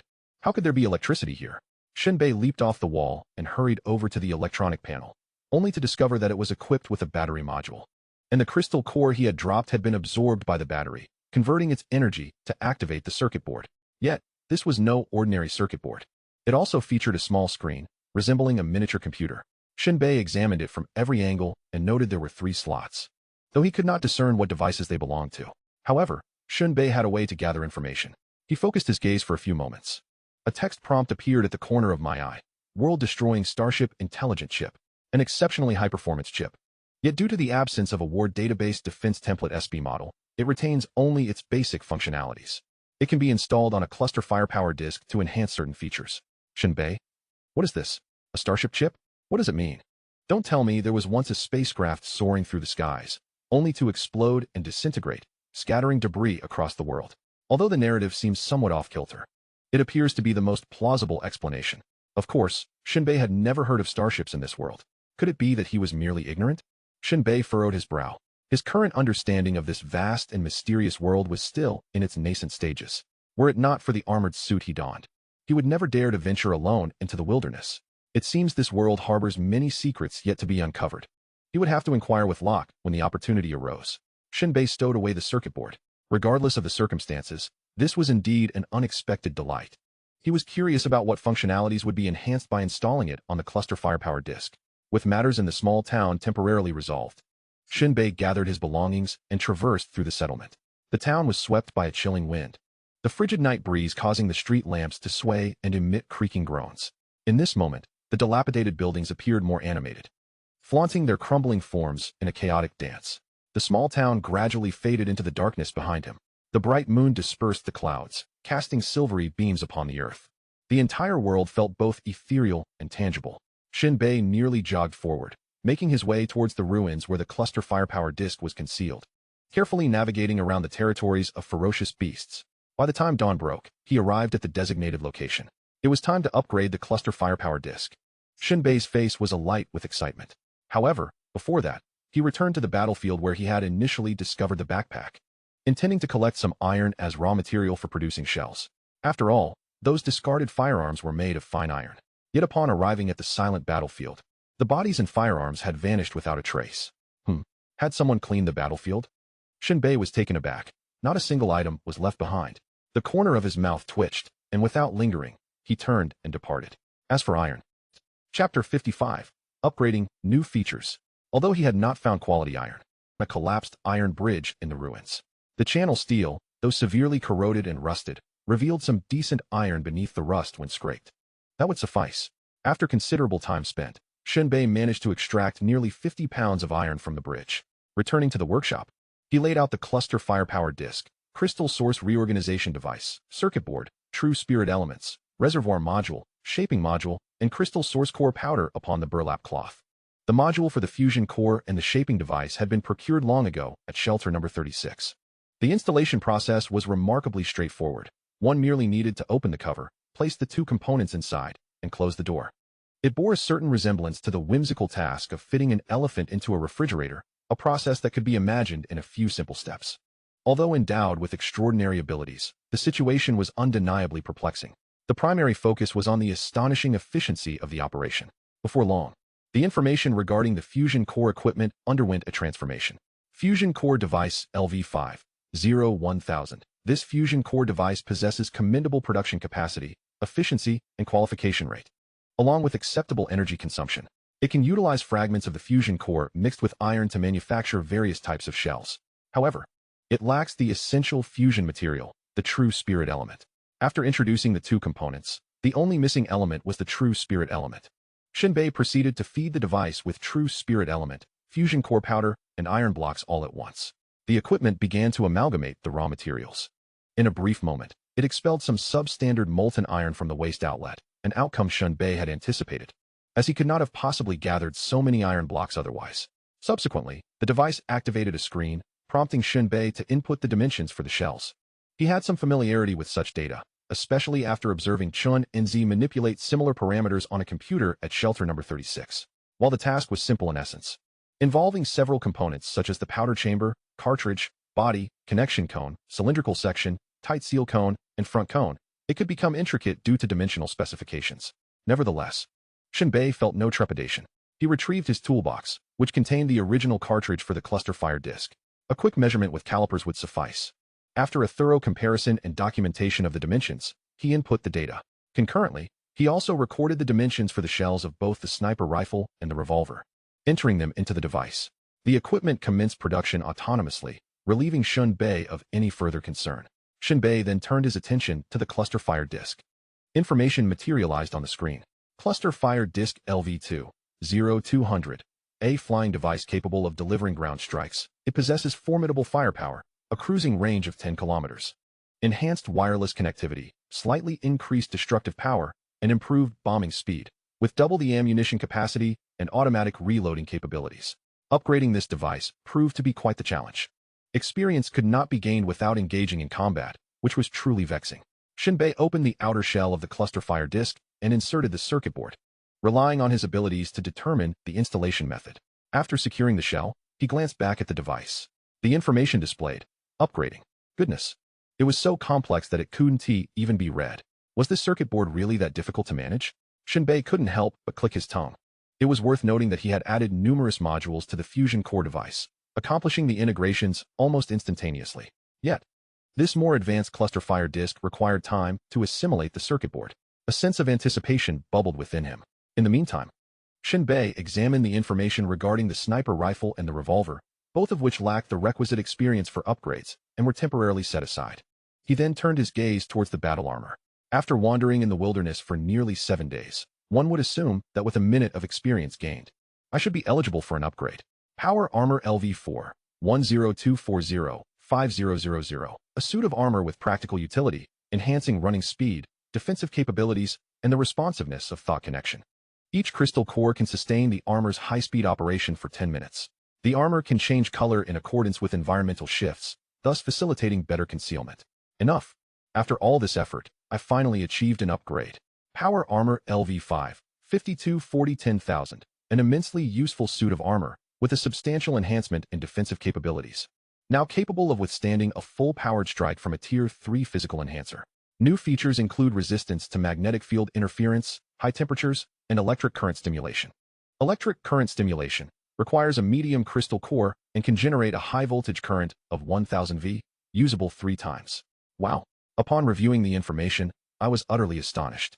Originally, I could only withstand a full-powered strike from a Tier 2 enhancer, but now I can endure the might of a Tier 3. This full-powered strike is not just a mundane attack. It's a culmination of immense power. Stronger, even more formidable. Furthermore, the addition of resistance to magnetic field interference is an indispensable enhancement. Generally speaking, the more intricate the device, the greater the threat posed by strong magnetic fields.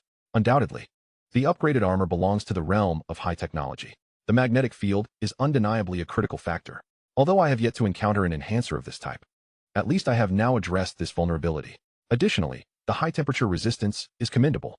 Had the armor upgraded sooner, I would have dared to engage in close combat with the fire element enhancer, Chasing Horse. Of course, this is merely a fanciful thought. I am well aware that while the armor can resist high temperatures, it does not imply complete insulation. Both roasting and scalding inflict harm. A significant upgrade is the electric current stimulation, an innovative offensive capability added following the armor's ability to unleash the power of a Tier 2 enhancer.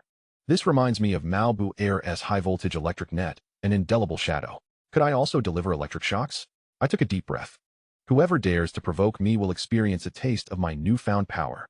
I smacked my lips in contemplation. However, to activate this electric current stimulation requires a medium crystal core, which pinches my wallet.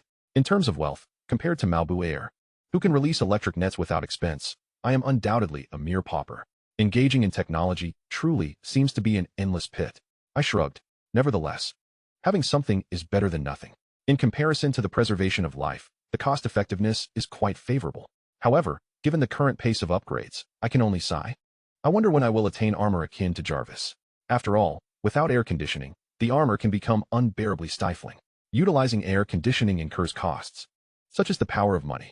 Alas, despite possessing 50 crystalline cores salvaged from Chue-Ma and Gonemo, Shen Bei felt a sense of uncertainty when glancing at the still upgrading cluster fire disc.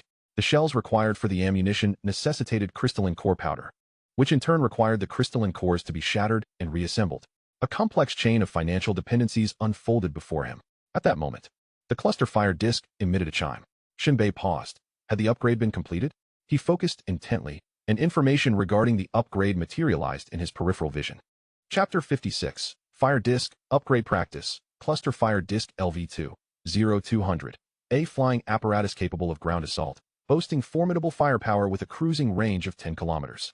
Enhanced wireless connectivity, slightly increased bombing lethality and speed, and a doubled ammunition capacity with automatic reloading.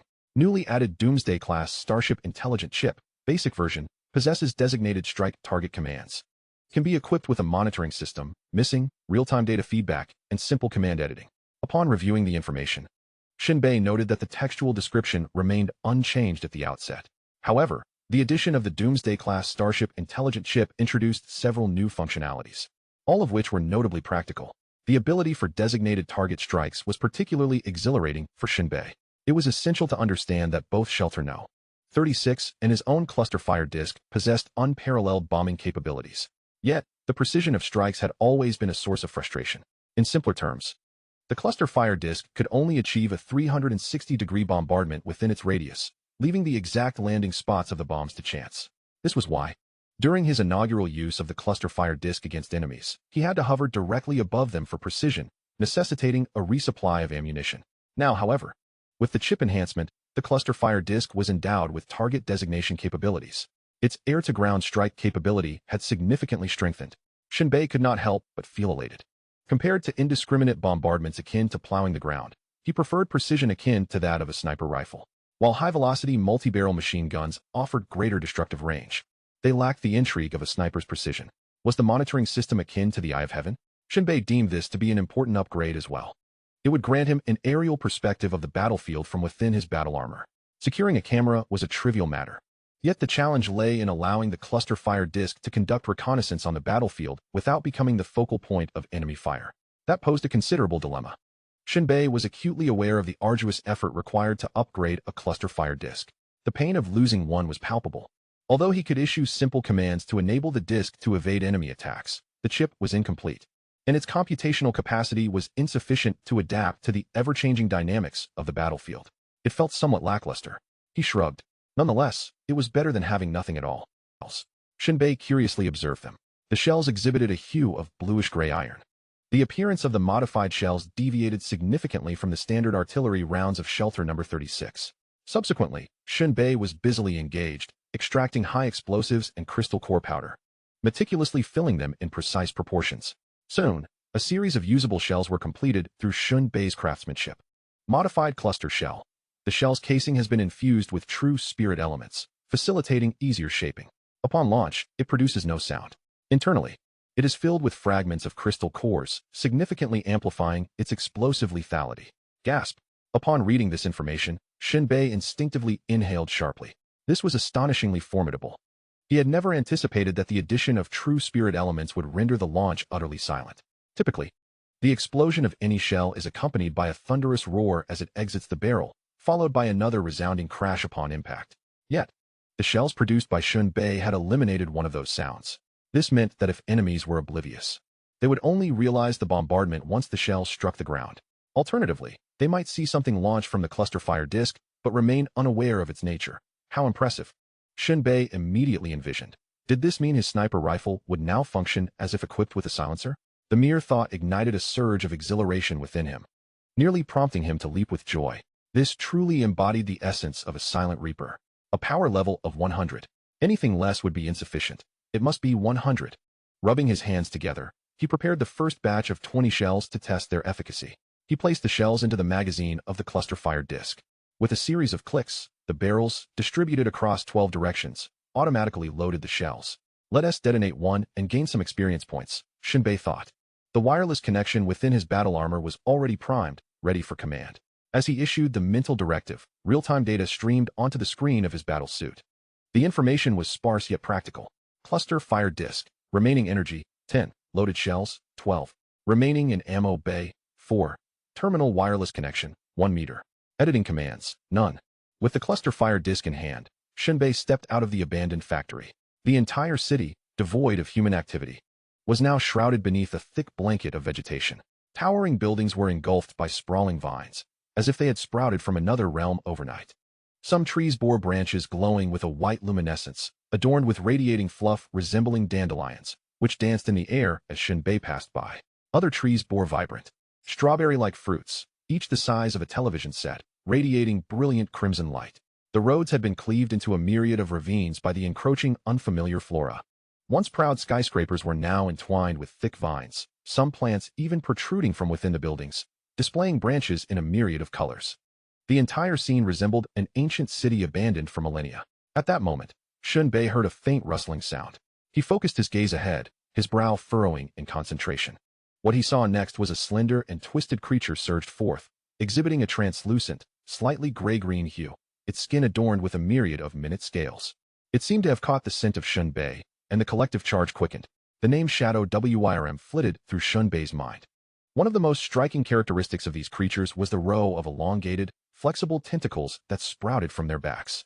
When at rest, these tentacles lay flat against their bodies, but when the Shadow WIRMs moved or hunted, they sprang forth with the swiftness of serpents. Moreover, as they congregated, their bodies would rub against one another, producing a deep, unsettling sound reminiscent of the Earth's low rumble. A solitary specimen could be easily managed by an ordinary individual, akin to swatting a fly. However, once they amassed, a qualitative transformation occurred due to sheer numbers. Before Shen Bei lay a dense swarm of these creatures, their collective strength exuding an aura daring enough to challenge even the most sinister of beings.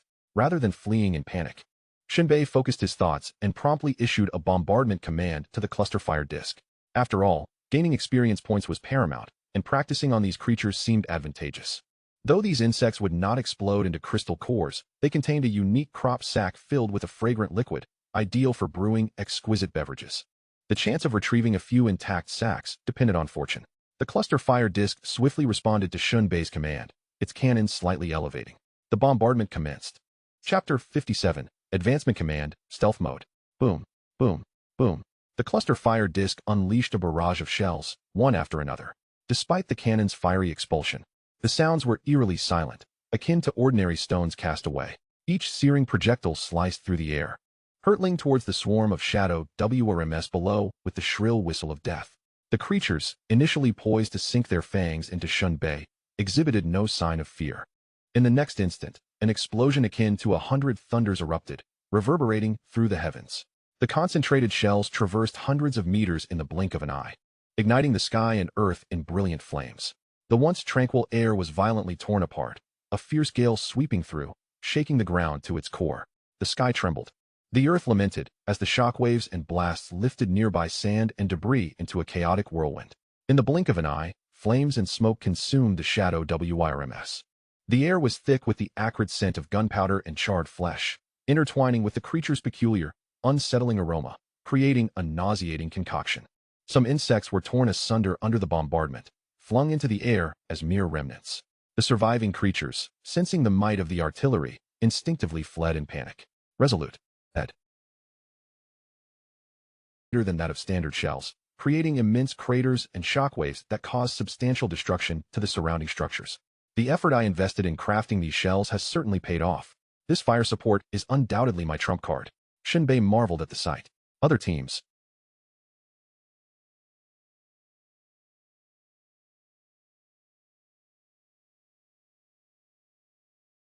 bombardment of a few shells, managed to inflict severe damage upon the shadow worms, leaving the remaining ones instinctively fleeing for their lives. Unlike previous volleys, this shelling was distinct. The upgraded cluster artillery disc ensured that firepower was directed at the enemy, rather than wasting ammunition on irrelevant areas. After each barrel discharged its ammunition, the cluster artillery disc would rotate its angle, allowing the next barrel to continue the bombardment. The empty barrels would automatically reload, awaiting the next firing. Shen Bei's eyes widened slightly. What? Each shell awarded 5 experience points? This was utterly unexpected. Was it due to the shells being so hard to come by? Shen Bei could only speculate. For creating such artillery shells required immense effort and a multitude of preparatory steps. 1 shell, equating to 5, seemed a reasonable assessment. If all 20 shells were fired, that could lead to an upgrade. Incredible. Shen Bei continuously issued commands, pursuing the fleeing insects with relentless bombardment until he had exhausted his ammunition. Meanwhile, he scoured the area for the remains of the shadow worm's crops. Even after the tactical panel indicated that the cluster artillery disc was out of ammunition, he had only managed to collect a few intact crops. The sheer power of these shells, while impressive, was not without its drawbacks. Weighing the 10 or so crops in his hands, Shen Bei couldn't help but smile wryly. The crops were hardly durable, even a dagger could pierce them. A normal person would need to exercise extreme caution when collecting these crops, especially with such potent explosives. Yet, amidst the craters, a captivating fragrance wafted through the air. Shen Bei glanced at the real-time data of the cluster artillery disc. Cluster artillery disc. Energy remaining, 5. Reload amount, 0 shells. Ammunition bay, 0 shells.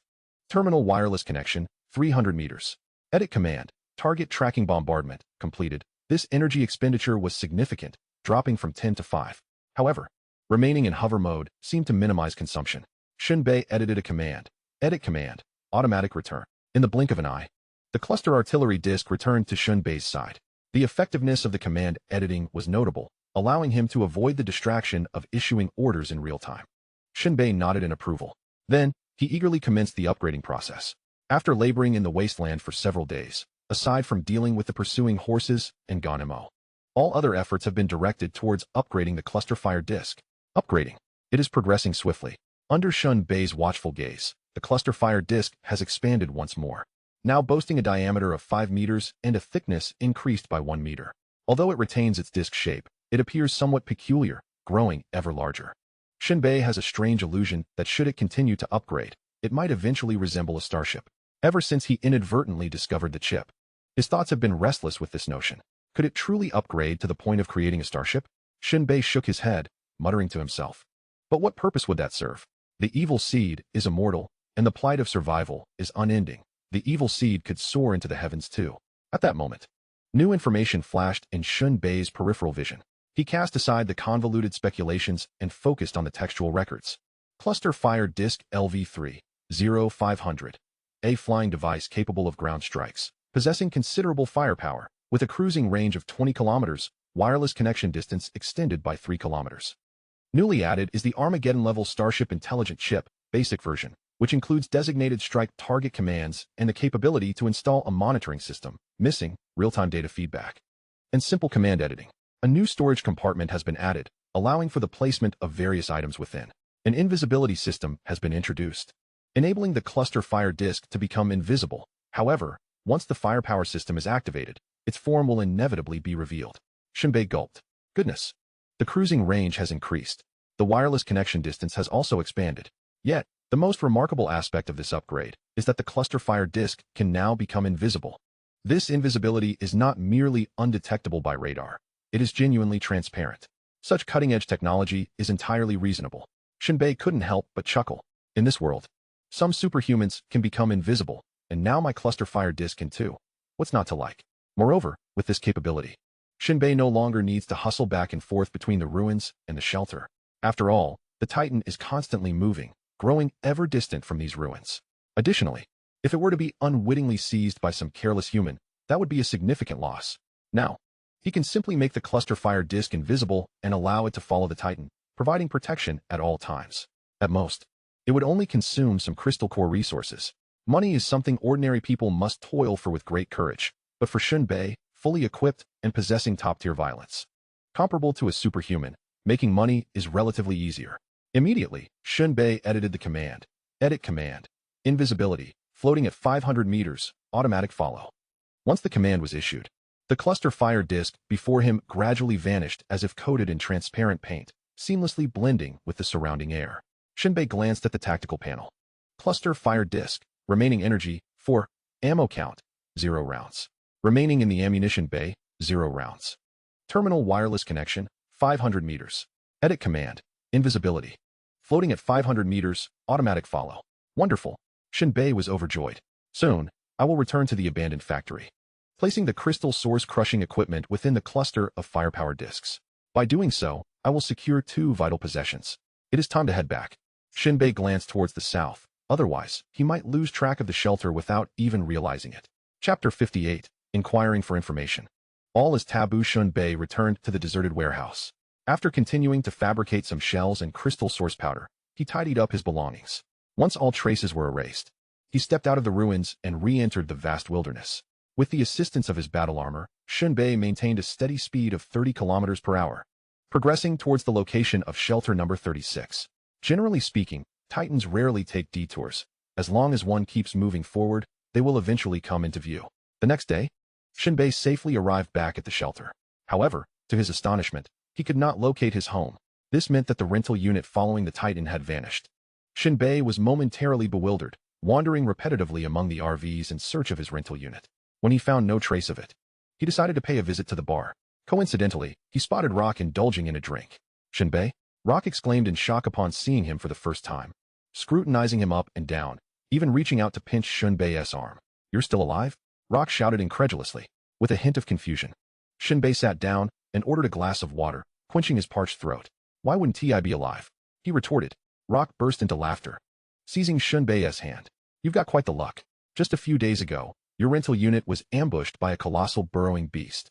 The entire place was devoured, leaving only a small boy alive. The others, well, they're all gone. Shen Bei's gaze flickered, his lips twitching slightly. No wonder he couldn't find his rental unit. It had been consumed by the monstrous creature. This beast, reaching lengths of up to 100 meters, possessed a mouth that dominated its head, filled with sharp, twisted fangs capable of tearing apart anything in their path. Whether it was robust metal or thick stone walls, they were rendered utterly helpless before its might. In the wilderness, aside from the beast's tides, it was the creature responsible for the most destruction of shelters. Reason was that this beast lurked underground. When the Titan passed by, its massive size made it oblivious to the threat. It behaved docilely like a dog. However, when an RV passed by, the hidden burrowing beast would erupt from the ground like a dragonfish leaping from the water, snapping up its prey in an instant, only to vanish back underground. Ordinary people, and even those with abilities, found themselves powerless against it, left to seethe in frustration. Taking a deep breath, Shen Bei realized that during his time in the wilderness, he had narrowly escaped a disaster. Calming his emotions, he inquired further, who survived? He hoped it was the landlord who could defer the rent, after all. This individual possessed some degree of capability to acquire another RV. Primarily, one can defer rent payments. For Shen Bei, who is ensnared in an insatiable financial abyss, every saved coin is of utmost importance. However, Rock's response took Shen Bei by surprise. It was a little boy named K. The name K, in this world, is rather arbitrary, a fact that Shen Bei had grown accustomed to. After all, no one batted an eye at the name Blue Enchantress. Shen Bei recalled K as the young lad who, following the beast wave, had gifted him a handgun while others presented him with beast meat. Quite fortunate indeed. Shen Bei nodded in acknowledgement. Rock, with a hint of nostalgia, remarked that such luck was akin to having one's ancestral grave explode. When the colossal burrowing beast devoured houses, that young boy had been inside a room and fortuitously fell through the gaps between the creature's teeth. Shen Bei shrugged, seizing a skewer of roasted meat and beginning to eat, his fire-like hunger finally appeased. Each morsel that entered his stomach ignited a furnace, swiftly breaking down the food. He consumed 5 plates of roasted meat before his hunger was somewhat quelled. Rock, his mouth slightly agape, inquired, have you awakened? Typically, the appetite of an extraordinary individual far exceeds that of an ordinary person. Shen Bei's voracious eating habits clearly surpassed normal limits. Shen Bei shook his head in response. You are well aware of my circumstances, but how can you eat so much? Rock teased, you resemble a starving ghost. Shen Bei chose not to elaborate. When hungry, one eats until satiated, regardless of the amount. There is no fault in that logic. The two engaged in casual conversation, during which they mentioned chasing horse and Ganemo.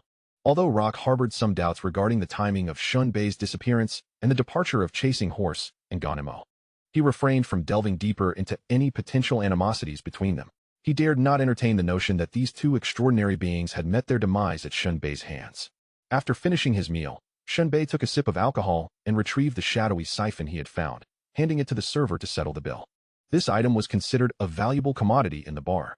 According to business customs, after settling the account, any surplus crystal cores should be returned to Shen Bei.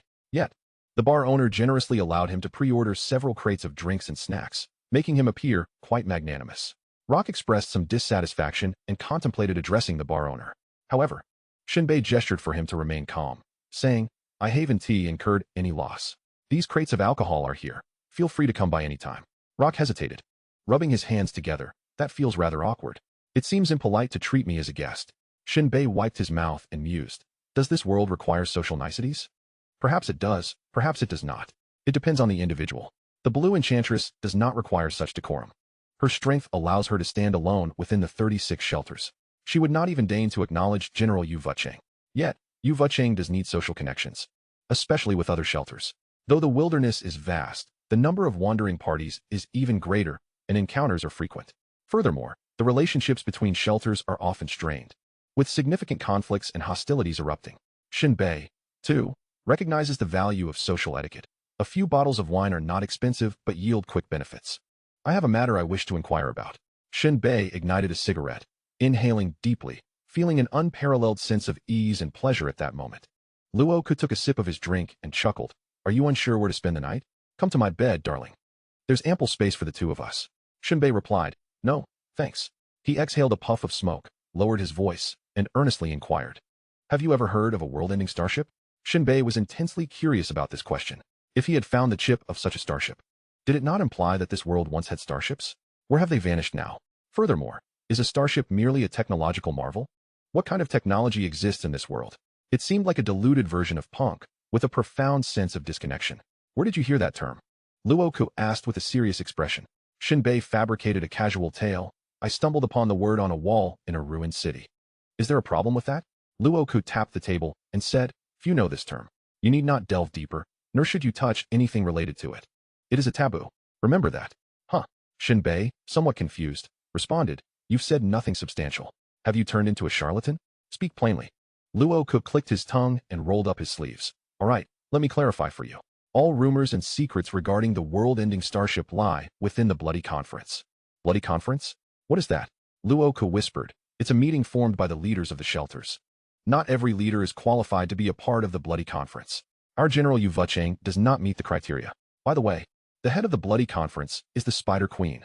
Shen Bei thought to himself, upon hearing the name of the Spider Queen, that there was no need to pursue the conversation further. The name held too much taboo and mystery. Just then, Luo Ku recalled something and said, "By the way, do you remember Inhu, the so-called good brother of Meng Shan? Indeed, he is about to embark on a mission soon." Shen Bei responded with a sigh. "So I'm just tagging along for free." Luo Ku took another sip of his drink, stood up, and patted Shen Bei on the shoulder. "Mind yourself. Make the most of it. After all, Inhu has two missions, one concerning you, and the other being the actual task." After saying this, Luo Ku yawned, stretched, and continued, "Are you sure you won't stay at my place tonight? Hotel prices aren't exactly cheap." Shen Bei chuckled. We'll see. I'm off now." Luo Ku's figure disappeared at the bar's entrance.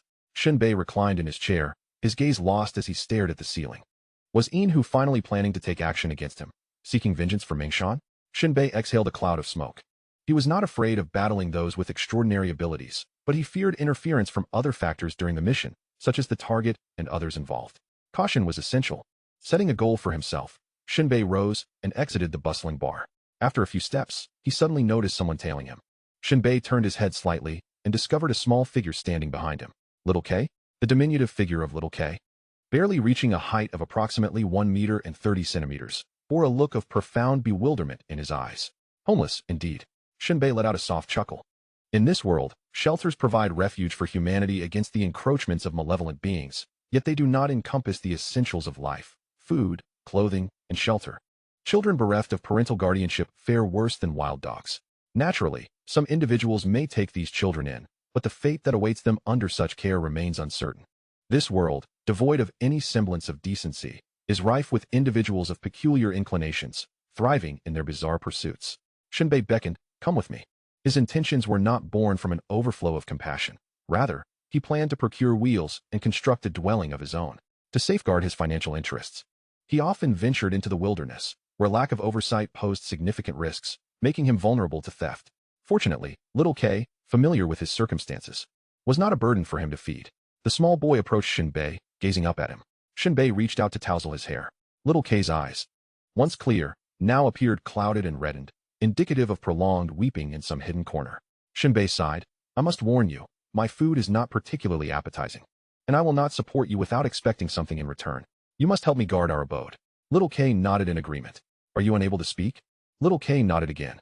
Shen Bei choked back emotion, chuckling softly as he led the reticent boy to the upper levels of the shelter.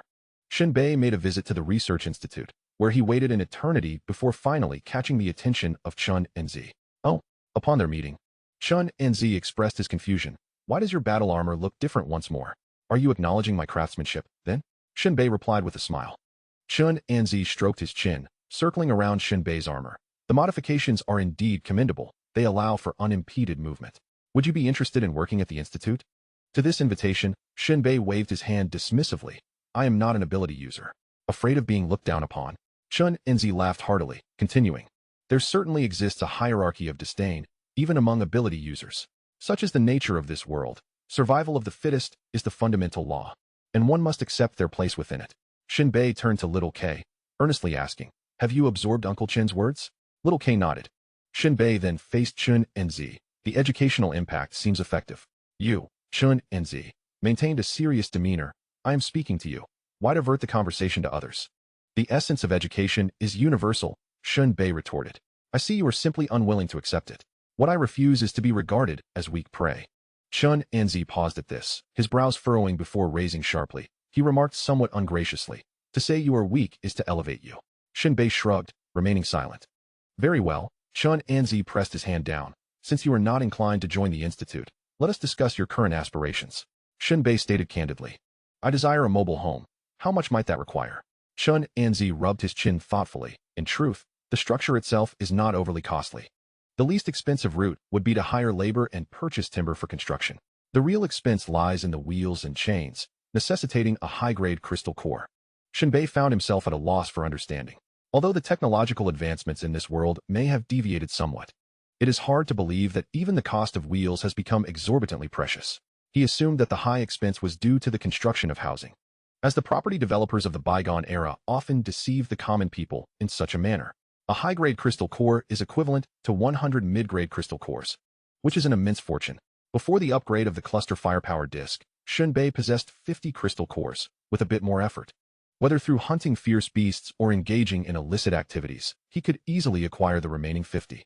However, after the upgrade, Shen Bei found himself with only one mid-grade crystal core left. He understood that housing vehicles were not inexpensive, yet he was taken aback by their steep price. Credit seemed impossible. Is it really that expensive? Chun and Z remarked, noticing Shen Bei's conflicted expression. He tapped the table and added, if you think it's costly, I share your sentiments. Moreover, let me enlighten you that neither the wheels nor the chains are the hefty expenses. It is the qualification certificate that is true luxury. Qualification certificate? This term was new to Shen Bei. He vaguely sensed that it was akin to the property deeds of the old world. Chun and Z continued. You must grasp this principle. A shelter's sustainability relies not only on titans, but also on taxation. Otherwise, from where would the salaries of us non-combatants originate? Essentially, Chun and Z succinctly summarized, one does not comprehend the value of household expenses until they manage one. Even General Yu Vuchang was on the brink of baldness. Without a qualification certificate, your housing vehicle lacks the right to be registered with the Titans. Should you dare to attach it without permission, the consequences would be unimaginable. Shen Bei stood up, a look of resignation on his face. It seems I have been overly simplistic in my thinking. Then why not come to our shelter to earn some money? Thank you for your kindness, Shen Bei humbly replied, continuing. How about this? Assist me in constructing an assemblable house. The materials do not matter. The cheaper, the better. It only needs to shield from wind and rain. Your demands are far too minimal, hardly sufficient for timber, Chun and Z noted. It matters not, Shen Bei replied with indifference. How many layers? Chun and Z recorded the specifications, inquiring. Are there any other requirements? 1 layer. Chun and Z was taken aback. Just one? Aren't you planning to be a landlord? Living there is sufficient, Shen Bei stated, placing a mid-grade crystal core as a deposit before turning to leave the research facility. To Shen Bei, the material for the house was inconsequential. Even a cardboard structure could be upgraded into a formidable abode. As long as it was a template for assembly, it could accumulate experience points. He had deduced this pattern. He would not miss any opportunity to gain experience. That evening, Shen Bei accompanied Little K to Rock's residence. He resided on the upper level, enjoying exceptional treatment in a standalone 2-story house. Accommodating Shen Bei for a few nights was no trouble at all. Though his words were tough, his body was quite honest. Rock opened the door with a hearty laugh and welcomed Shen Bei inside. The harshness of reality struck Shen Bei, prompting a helpless smile. He shared his intentions of constructing a housing vehicle with Rock, who gazed at him as if he were a fool. Such innocence. One only needs to use their common sense to realize that building a housing vehicle cheaply means no one would rent. Without further ado, there is a matter I neglected to inquire about. When will Inhu embark on his mission? Originally, the tasks that Rocky had to oversee were so numerous that he could hardly remember who was scheduled to depart and when. Notifications were often given on short notice. However, he paid particular attention to Shen Bei and promptly responded, "I initially thought you had perished. The timing of this mission is irrelevant. Yet today, Inhu has arrived, demanding to execute the task tomorrow." Tomorrow? Shen Bei's lips twitched slightly. "I shan't engage in idle chatter with you. I must seize the opportunity to rest." He patted Xiao Ke, instructing, "Go, find a place to sleep." Xiao Ke, feeling somewhat awkward amidst the disarray and litter strewn across the room, ultimately chose a corner. Gradually settling down, Rocky seized Xiao Ke by the neck, hauling him into the storage room and tossing a blanket inside, then shut the door. Isn't this generous? In Rocky's eyes, such a child was simply a burden. Having a storage room to sleep in was a tremendous favor. It was certainly preferable to sleeping like a stray dog. Shen Bei removed his battle armor, nestling into the sofa and yawning. "At least you have it better. You can stretch your legs. Look at me, this sofa is too small. Go upstairs and share a bed with me." Shen Bei quipped, "I fear I might err." Rocky, clutching a bottle of liquor as he ascended the stairs, retorted, "Tonight, I shall secure the door, denying you the opportunity to err." Chapter 60, Disparate Treatment. "Very well. Stay here, and if I do not return, call him Godfather, understand?" Shen Bei, having donned his gear, took a moment to advise Xiao Ke. Rocky, nearly choking on his breakfast, coughed a few times and exclaimed, "You are putting me in a dire predicament. I can barely manage myself, let alone this little rascal." Shen Bei, checking his firearms ammunition, chuckled, "He is mute. What do you have to fear?" Rocky's lips twitched slightly. "You simply find amusement at my expense. Come here. Little one, lick my leftover food clean. Waste a morsel, and I shall break your teeth." Despite Rocky's fierce demeanor, he nonetheless pushed Shen Bei's breakfast toward Xiao Ke.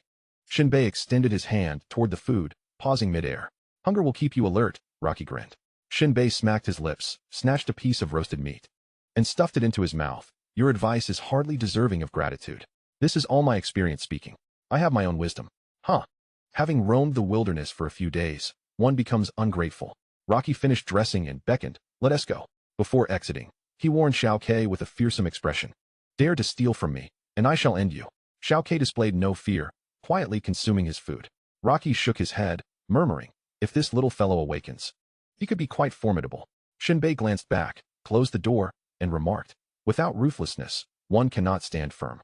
The weak have already been cast aside by this world." Rocky gazed at Shen Bei with a peculiar expression. "Are you aspiring to be a philosopher? If medicine cannot save lives, what use is philosophy? If you speak like that, I find it far more agreeable." Upon arriving at the mission site, they were met with a throng of individuals gathered at the entrance. Rocky's demeanor shifted dramatically, exuding an unyielding aura as he forcefully kicked aside those obstructing his path. "Make way. Do you not have eyes in the back of your head?"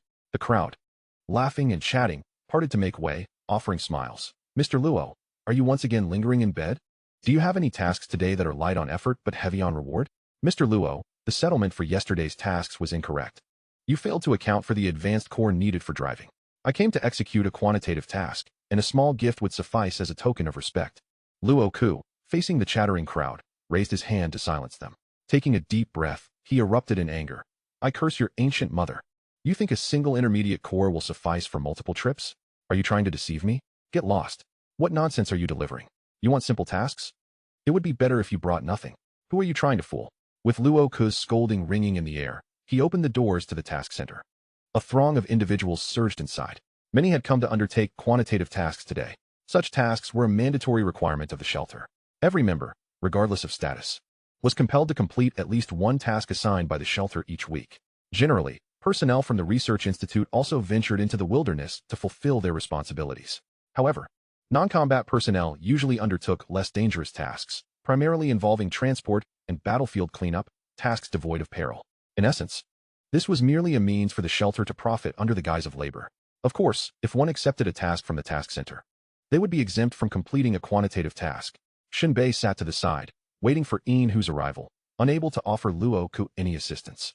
After a flurry of activity, the number of people in the task center dwindled. In this world of survival, there was no respite. Everyone scurried like ants around the Titan, gathering various supplies.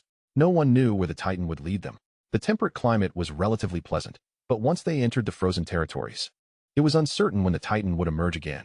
The upper fields had all been rendered barren, and a substantial amount of firewood was needed for warmth. The entire shelter would come to a standstill, relying solely on their stockpiled resources to endure. Shen Bei had heard tales of a Titan that had taken humans into the frozen lands for 5 years. After 5 years, only the Titan survived, while all others succumbed to the cold. Tragedy stemmed not only from malevolent beings and ferocious beasts, but also from the unforgiving climate. Once everyone had departed from the task center, Luo Ku stretched lazily. Only 4 hours of work each day? I am truly diligent. Shen Bei ignored Luo Ku's boastfulness, feeling he could not compare. What was the offering for Inhu's task? Surely it would entice you. Luo Ku opened his computer to check the personnel list, just the right amount for an advanced corps. However, this is irrelevant to you, as you owe me a favor. Shen Bei felt a rush of excitement at the mention of such a sum. It was indeed tempting, causing his heart to race.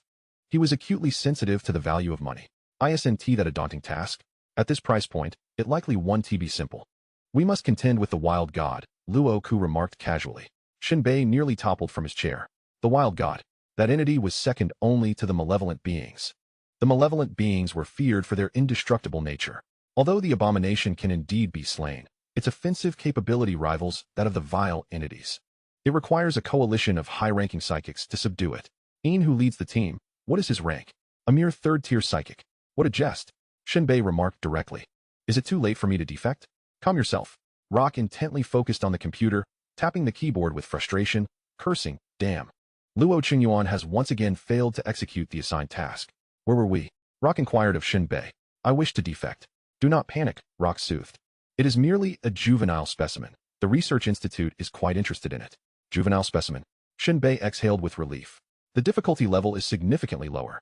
Does the Research Institute have ample funds to burn? What is there to study? Shen Bei questioned. Rock lowered his voice. I have heard that Shelter No. 1 has developed a serum that allows ordinary individuals to undergo a second awakening, with the primary ingredient being the blood of the Abomination.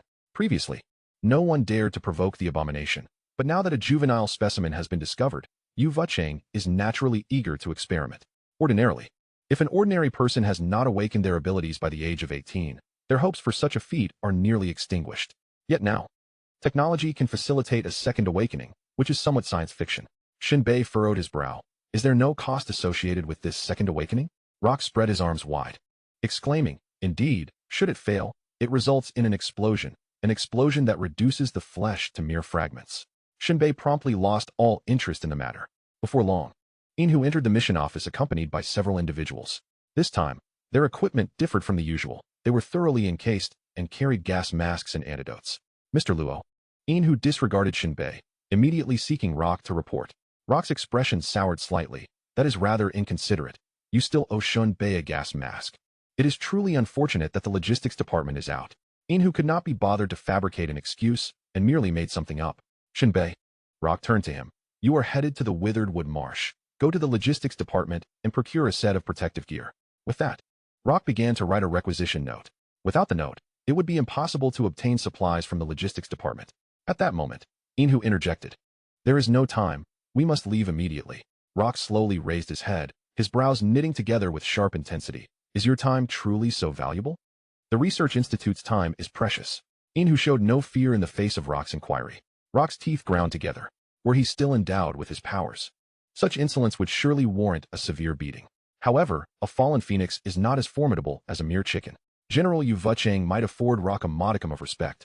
Yet his subordinates, endowed with abilities, often looked down upon Rock. At this juncture, Shen Bei stood up, composed and unperturbed, declaring, it is unnecessary. We shall depart immediately. A gas mask? Is it more useful than battle armor? A hindrance. A malicious, gleeful smile spread across Inhu's face. Then what are we waiting for? Let us go. With that, Inhu turned and departed. Rock glared furiously at Shen Bei. Foolish. You lack even the basics of survival. It is a place suffocated by miasma. Without a gas mask, are you courting death? Shen Bei waved his hand and, with a sniper rifle slung across his back, offered an opportunity to be a godfather. You must be joking, Rock retorted, his heart brimming with an indescribable frenzy, spitting as he exclaimed, you won't make it back. I'll toss that bastard Shao Ke into the wilderness. Shen Bei maintained an indifferent demeanor, neither appearing overly serious nor feigning lightness. Deftly shifting the topic, I have but one request. If I return alone, find a way to account for it, and procure this high-grade crystal core. I intend to build a mobile home. Rock. Chapter 61. Arrival and mission execution. Shen Bei followed Inhu and others along the suspension bridge to the Titan's front garage. The bridge, suspended from the Titan, swayed like a swing as they walked. Shen Bei discreetly observed the composition of the team. There were 5 ordinary individuals, each brandishing a rifle, led by Inhu, a third-tier ability user. His weapon, a long whip, was formidable. During the beast tide, he had slain numerous winged claw griffins. Additionally, there were 2 other ability users, one named Flying Squirrel and the other Suli. Their ranks and abilities were unknown. However, Suli carried a dark red bow, indicating he was a combat-oriented ability user. This posed a significant concern. To eliminate chasing horse and Gon Mo, they had to evade them for several days, ultimately leading to their demise through sheer irritation. Now, there were 3 ability users. Nonetheless, Shen Bei felt no trepidation. Armed with his battle armor and the cloaked firepower overhead, he felt more than prepared. Before long, the group arrived at the garage, which was not solely occupied by Inhu's team retrieving vehicles. Shen Bei also spotted the blue enchantress. Today, she donned a form-fitting leather military uniform that accentuated her exquisite figure, exuding a breathtakingly cold allure. Her ice blue hair rendered her unforgettable. The blue enchantress beckoned with a finger. Shen Bei pointed to himself, signaling his approach. The blue enchantress remained her ever-icy self, though her tone was melodious. Her voice, clear and soft, resembled the autumn breeze caressing crimson leaves, the vast sea reflecting the icy moon. Is there something you need? Shen Bei inquired, neither subservient nor arrogant. In truth, he felt a twinge of anxiety, fearing she might address the exorbitant costs of the modified restoration serum, worth 1,000,000 crystal cores. Life-saving items can indeed exact a toll. Where to? The blue enchantress's tone was frosty, yet her lips, a vibrant red, radiated a captivating vitality. The swamp of withered trees. The blue enchantress was taken aback. How did you end up with such a task? Shen Bei shrugged. I owe General Yuvucheng. Don't go, come with me. The blue enchantress's gaze was steady and composed. The most perilous aspect of that mission is not the wild god, but the miasma. Shen Bei's expression faltered. He was well aware of the blue enchantress's superior status over Inhu. Should she speak, Inhu would not dare utter a word. Shen Bei inquired. What mission do you have? How much can you earn? You could receive 5 intermediate crystal cores from me. Forget it. I shall venture into the desolate swamp of withered trees. Shen Bei outright rejected the blue enchantress. What a jest. Merely 5 intermediate crystal cores. There lies a superior crystal core here, yet he would chase after a trifling sum of money. To forsake a watermelon for a sesame seed. Although Shen Bei was uncertain whether Locke possessed the means to manipulate the finances, he understood that his priority was to complete the task at hand. Ah, quite stubborn indeed. The blue enchantress gazed at him with piercing intensity, cautioning, take care of yourself. Shen Bei shrugged and returned to Inhu's team. After a thorough inspection of their weapons, vehicles, and other tools, and confirming their readiness, Inhu procured the vehicle. The group mounted their motorcycles and surged out of the garage, heading toward the direction of the desolate swamp forest. The blazing sun endeavored to penetrate the thick gray clouds, casting its light upon the mottled earth of black and yellow. Occasionally, a strong gust of wind would part a small section of the clouds, allowing the sunlight to stream unobstructed. As Shen Bei gazed out the window, he observed a towering plant on the barren landscape, its pale stalks adorned with half-meter-long thorns. Whenever the sunlight graced it, the plant twisted its branches, striving to absorb the radiant light, growing at a visible pace. What a bewildering world it was. In this realm, there are only the unimaginable. Nothing is beyond existence's distortion. Inside the vehicle, Inhu lit a cigarette, resting his legs on the windshield. His eyes sparkled with a terrifying excitement as he wore a nonchalant smile, proclaiming, upon our arrival at the swamp of withered trees, we shall split into 2 teams to search for the juvenile form of the wild god. Fear not, it is merely a juvenile. Even I could handle it alone if encountered. Shen Bei, Fei Shu, and Su Li were assigned to one group, while the others followed Inhu. After the arrangements were made, Fei Shu and Su Li glanced back at Shen Bei in the rear seat, grinning with ill intent. A barely perceptible glint of amusement appeared in Shen Bei's eyes. This arrangement was indeed intriguing. While they claimed to divide into two groups, Shen Bei felt that as an ordinary person among the extraordinary, he was merely a pawn in this game. Should he inadvertently perish, it would delight everyone. If he survived, they would seek to bring about his demise.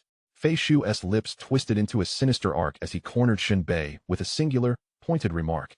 As a marksman, battlefield reconnaissance is a fundamental skill, is it not? A chill ran down Shen Bei's spine, though he maintained a calm demeanor, nodding with an enigmatic smile. No problem. The other ordinary individuals in the vehicle sensed an intense atmosphere of tension. They exchanged glances, utterly bewildered by how Shen Bei had managed to offend Inhu. In their minds, did an extraordinary individual truly require scheming to eliminate an ordinary one? Surely not. Although the imposing sniper rifle slung across Shen Bei's back appeared to pose a threat to the extraordinary, the latter inherently possessed greater combat prowess. Was Inhu being overly cautious? Yet, for Inhu, caution was a necessity. Shen Bei had previously clashed with the third master, and after the incident, the third master had inquired about it thoroughly. It was then revealed that Shen Bei had single-handedly taken down Iron Dome and eliminated J.A.R.V.I.S. Not to mention Iron Dome, J.A.R.V.I.S was a formidable entity, perhaps even more so than himself. Treating Shen Bei as an ordinary individual would be a sheer act of irresponsibility. Therefore, Inhu's arrangements were undoubtedly sound. First, let Fei Shu and Su Li probe into Shen Bei's peculiarities. Was it merely the sniper rifle's precision? Once they discerned Shen Bei's trump cards, and considering he lacked a gas mask, he would not last long amidst the noxious miasma. It was entirely feasible to have Shen Bei scout the path ahead, extracting his remaining value to pave the way for the mission. After all, Shen Bei's reconnaissance abilities had garnered the approval of the Blue Enchantress. He was undoubtedly skilled in this regard. Subsequently, they could render him into a mere pulp, avenging Meng Shan. At that moment, Inhu grew increasingly incensed at the sight of Shen Bei's battle armor. With a huff, he turned away and savagely puffed on his cigarette. An hour later, the hot wind surged, stirring up clouds of dust, while the roar of the motorcycle echoed through the wilderness. After 3 hours of relentless speed, Inhu and his companions encountered a vast expanse of fog, revealing a desolate swamp that exuded an aura of death. As they traversed another stretch of flat, moist grassland, they came upon a swamp scattered with patches of gray, withered leaves and shrubs, wisps of fog swaying in the breeze, and towering, grotesque gray trees growing within, forming a seemingly endless expanse of swamp forest. Fei Shu called out, "Captain, ahead lies a series of indistinguishable marshlands. We cannot proceed any further." Stopping the vehicle from a distance, Shen Bei scrutinized the ominous swamp, his expression shifting. The outer edges of the desolate swamp were a flat, open grassland, offering a clear view of the surroundings. Su Li scanned the area as well. "Captain, where should we begin? With such a vast swamp, finding clues about the juvenile body of the wasteland god will rely solely on luck." Inhu squinted, his demeanor serious. "Let's not rush in. We should search for any signs in the vicinity." Fei Shu nodded, tossing a crystal core into the engine, and the vehicle began to cruise steadily while circling the outer edges of the desolate swamp. Soon, they noticed patches of grass being uprooted on the ground, leaving behind a series of irregular mud pits spaced out by more than 10 meters, extending into the swamp. Here, Fei Shu promptly halted the motorcycle and began examining the irregular mud pits. Inhu jumped down from the vehicle, gazing towards the desolate swamp. The soil hasn't completely dried out, indicating recent activity. This must be the trail of the wasteland black bat. Split up and enter. Chapter 62. Crisis. Unannounced retreat within the swamp. A pale gray miasma wafted through the air, filling the forest like a thick fog. The ground was strewn with gray fallen leaves, and patches of swamp lay hidden beneath the dense foliage, seemingly harboring unseen perils. In such a sinister atmosphere, 3 figures strode steadily through the mist, crushing the brittle leaves underfoot and creating a soft rustling sound. Shen Bei led the way, resolute and unwavering. The flying squirrel and Su Li fell a few steps behind, positioned on either side of Shen Bei. Their current task was to delve into the desolate swampy woods, seeking the juvenile form of the abyssal god Black Bat. Su Li, with keen observation and acute hearing, paused and turned to inquire, "Flying squirrel, have you made any discoveries?" The flying squirrel, with a sharp beak and pronounced cheeks, removed his gas mask, his eyes half closed and nostrils flaring, seemingly attempting to capture some scent. Cough, cough, cough. A shade of abnormal crimson flashed across the flying squirrel's face as he hastily donned the gas mask amidst a violent fit of coughing, murmuring, "At 1 o'clock, 11 o'clock, and 9 o'clock, there are traces of a bloody scent. However, the scents at 1 o'clock and 9 o'clock are quite faint. While the odor from the 11 o'clock direction is potent, accompanied by a corrosive undertone, it must be the remnants left by that black bat. Excellent. Su Li's eyes sparkled with enthusiasm as he directed Shen Bei. You, head towards 11 o'clock, delve deeper. Shen Bei glanced at the flying squirrel. Sensing that his abilities were akin to Ganmo's, he possessed the capacity to detect and distinguish all scents within nearly a kilometer, enabling him to memorize and track them. Although such a power may not yield significant advantages in combat, it undoubtedly ranks among the highest abilities in terms of support.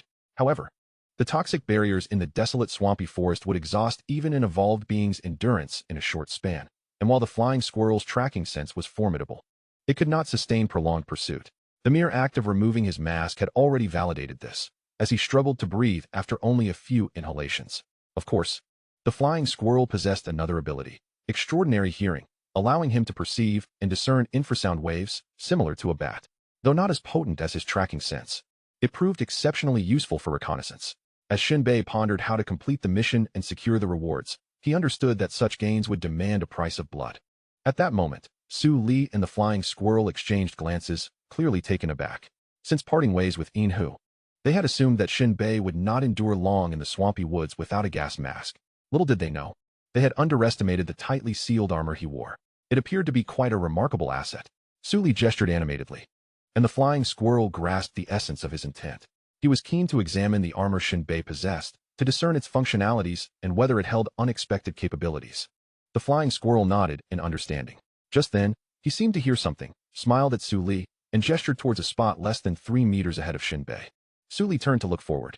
According to the flying squirrel, should Shen Bei proceed any further, he would inevitably face an attack. A spectacle was surely in store. At that precise moment, Shen Bei halted. The armor's amplification system detected a rustling sound, an almost inaudible sound to the average ear, only perceptible to those with superior auditory abilities. After being upgraded, the armor now featured an amplification function, allowing it to rival the capabilities of evolved beings. 3 meters ahead, beneath the decaying leaves, something lurked. Shen Bei did not hesitate for a moment. The revolver was suddenly raised at an angle, and with the use of standard ammunition. The dark muzzle emitted a plume of smoke in the next instant. Bang! The flash of the shot vibrated through the air. Simultaneously, the ground just a few meters ahead erupted as if a bomb had detonated, splattering mud, withered leaves, and blood in every direction. Hiss! Hiss! A strange and mournful sound echoed, and as Shen Bei focused his gaze, he beheld a creature as thick as a human, resembling a leech, blasted into 2 segments. One part writhed frantically in the mire, its grotesque mouthpiece, occupying most of its head, contracted and struggled in a manner that sent chills down one's spine. It was indeed the notorious killer of the desolate swamp, the iron wire kingworm. This creature concealed itself in the mire beneath a blanket of dead leaves, effectively cloaking all scent, temperature, and sound, making it exceedingly difficult to anticipate. However, as someone who understood that technology is the primary productive force, Shen Bei was evidently not among the unprepared. At his level, he could utilize the bizarre modular combinations of his battle armor to achieve detailed perception of the external environment. He could vaguely sense even the slightest movements across a 10-meter radius around him, allowing him to detect the iron wire kingworm hidden in the mire. The flying squirrel behind him was equally startled by Shen Bei's swift and decisive action. He found it hard to believe that an ordinary person could have discerned the presence of the iron wire kingworm ahead. Frankly speaking, in this team, aside from himself, even Inhu would have failed to notice it. How curious. How peculiar. Was this merely a stroke of extraordinary luck? Su Li was equally astonished. Had it not been for the flying squirrel's silence, he might have suspected a betrayal, thinking the squirrel had signaled Shen Bei in advance. Damn luck.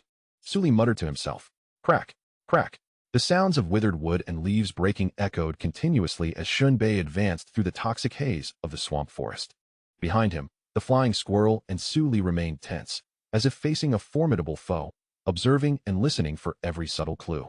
Within the desolate swamp forest, the ground that had been solid one moment could suddenly give way to mire beneath a layer of dead leaves, exposing them to an ambush by the iron wire kingworm, compelling the two to remain utterly vigilant against potential treachery.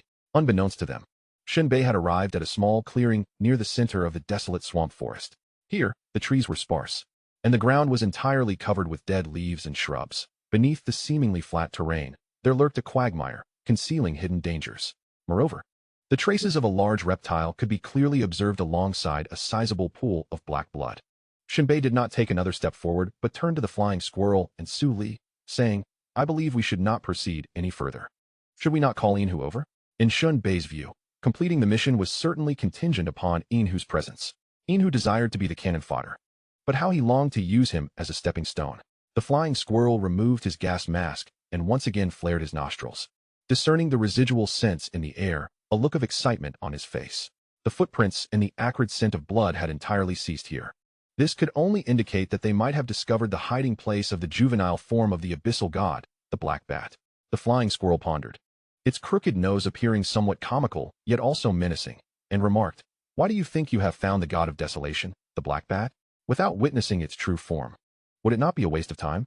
Continue your search until you encounter the black bat." Shen Bei's eyes seemed shrouded in a thin veil of dust, and he had no choice but to turn around, flipping his wrist to decisively pull the trigger of his revolver. As expected, ground lay a mire that devoured all life. The bullets effortlessly pierced through the foliage. They had exhausted the magazine. And then, boom, boom, boom, boom, boom. At that moment, Shen Bei's brow twitched involuntarily, leaped backward, turned in midair, and sprinted away. The flying squirrel and Su Li were momentarily taken aback. "What are you running for? Stay in front." Su Li shouted vehemently. Shen Bei shrugged. "Perhaps I've inhaled too much miasma and feel a bit disoriented." The flying squirrel cursed. "Stop being sly. Let me reiterate. Unless you see the true form of the god of desolation, you must wade through." In the flying squirrel's eyes, Shen Bei was merely a cowardly trickster. Just then, a resounding crash echoed. The tranquil mire suddenly roiled violently, and then mud and withered leaves surged skyward like a curtain. From within the quagmire, a tall, menacing silhouette erupted, sending a torrent of mud and foliage soaring. Chapter 63. You shoot yours, I'll watch the show. Shen Bei would not expose himself to danger. After expending his ammunition, he decisively began to retreat. As the mire erupted, a shadow, drenched in sludge and not much larger than an ordinary person, shot forth. However, its speed was akin to lightning, and even Shen Bei, who had been closely observing the mire, could not discern its precise form. When it made its sudden appearance, a surging, visible sound wave erupted like a tempest, sweeping outward. Screech. The sound wave tore through the air, shattering gold and stone, splitting the clouds. As the atmosphere quaked violently, resembling boiling water, countless withered leaves shattered and danced in the air. The first to bear the brunt of this sonic assault were Su Li and the flying squirrel, both letting out muffled groans, their minds echoing as though a multitude of gongs were ringing, leaving them momentarily paralyzed, particularly for the flying squirrel, whose extraordinary ability was heightened hearing. The ferocity of the sound wave inflicted severe damage, causing him to bleed from his orifices, standing rigid like a marionette. Shen Bei had long since disabled the amplification module. Otherwise, he would have suffered even greater harm from the sound waves, perhaps even more severe than the flying squirrel. In that fleeting moment, as if propelled by lightning, a shadow emerged from the mire, swiftly launching an assault. A pair of razor-sharp claws pierced through the very essence of the flying squirrel, leaving it utterly chilled. Caught off guard, the creature let out a harrowing scream, driven by its primal instinct to survive, its arms flailing wildly. Yet, before it could muster a desperate counterattack, a gaping maw descended from above. With a swift snap, the shadow's monstrous jaws severed the squirrel's head from its body, blood erupting in a torrential spray, accompanied by a chillingly youthful yet savage cry. In an instant, the shadow, clutching the headless corpse of the flying squirrel, darted to the opposite bank of the swamp, seemingly oblivious to the presence of Shen Bei and Su Li, as it ravenously consumed its meal. In the blink of an eye, the once formidable flying squirrel met its demise. Beast. The next moment, as Su Li recovered from the sonic shock to his brain, he beheld this scene with eyes wide in horror. He could now clearly discern the assailant, a pitch-black, bat-like creature, its body adorned with mud and remnants of amniotic fluid. Its leathery wings were crumpled, not yet fully unfurled, and the presence of the placenta made it appear as if it had just emerged from its shell. This was the target they had been seeking, the juvenile form of the abyssal god Black Bat. Fury surged within Su Li as he bellowed, veins throbbing on his forehead. "Shen Bei, you failed to warn us of the impending danger, leading to the flying squirrel's demise." In Su Li's eyes, had Shen Bei alerted them in time, the flying squirrel would not have ventured so close to the juvenile Black Bat, and they could have retreated together. However, Shen Bei had remained silent, falsely claiming it was merely due to inhaling too much miasma. Those precious seconds were squandered. Shen Bei, wearing an expression of innocence, retorted, "You hold ordinary individuals to excessive standards." Su Li gritted his teeth, barely able to ponder further. The abyssal god had made its appearance. It was time to summon the Tiger for an encirclement. As for Shen Bei's transgression, that could be settled later. He first emitted a sharp, penetrating whistle. In the next instant, his longbow appeared in his hand with lightning speed. Simultaneously, the muscles in his arms surged as he executed the motions of drawing the bow, nocking an arrow, and pulling the string in one fluid motion. With a resounding snap, 3 explosive arrows materialized in his grasp. As his arm muscles tensed, the bowstring was drawn taut, resembling a full moon. Whoosh, whoosh, whoosh. The air erupted with explosive force and piercing shrieks as 3 meteoric arrows tore through the atmosphere. Almost simultaneously with Su Li's release of the arrows, the ravenous black bat, sensing danger, abandoned the carcass of the flying squirrel and transformed into a streak of black lightning. Boom, boom, boom. The black bat's movements were astonishingly swift, narrowly evading Su Li's explosive arrows. The ground shook violently as stones erupted, creating 3 sizable craters. Meanwhile, the mangled remains of the flying squirrel were lifted high by the explosive shockwave, tumbling into the mire and gradually sinking beneath the surface. The small black bat, swift as an arrow, had already perched atop a withered tree branch, gazing down upon Su Li with its pitch-black, dragon-eye-sized orbs, dripping saliva as it exuded a cruel and malevolent aura. It let out a shrill cry, hungry, hungry, hungry. The sensation it conveyed was akin to that of a ravenous beast that had not eaten for days, fully manifesting its extreme hunger and bloodlust, yearning to feed. And its prey, of course, was the advancing Su Li. What are you waiting for? Come closer to me, Su Li bellowed. Rather than comply, Shen Bei feigned fear and retreated even further. Under ordinary circumstances, one would instinctively gravitate towards the ability user, as shelter under a great tree offers comfort. However, Shen Bei held a different perspective. Approaching would render him collateral damage should the tree collapse. Noticing Shen Bei's reluctance and sensing his apprehension, Su Li altered his tone, stating, "A newly born wild deity is at its most vulnerable during this phase of its life. It cannot even fly now, making it the perfect target.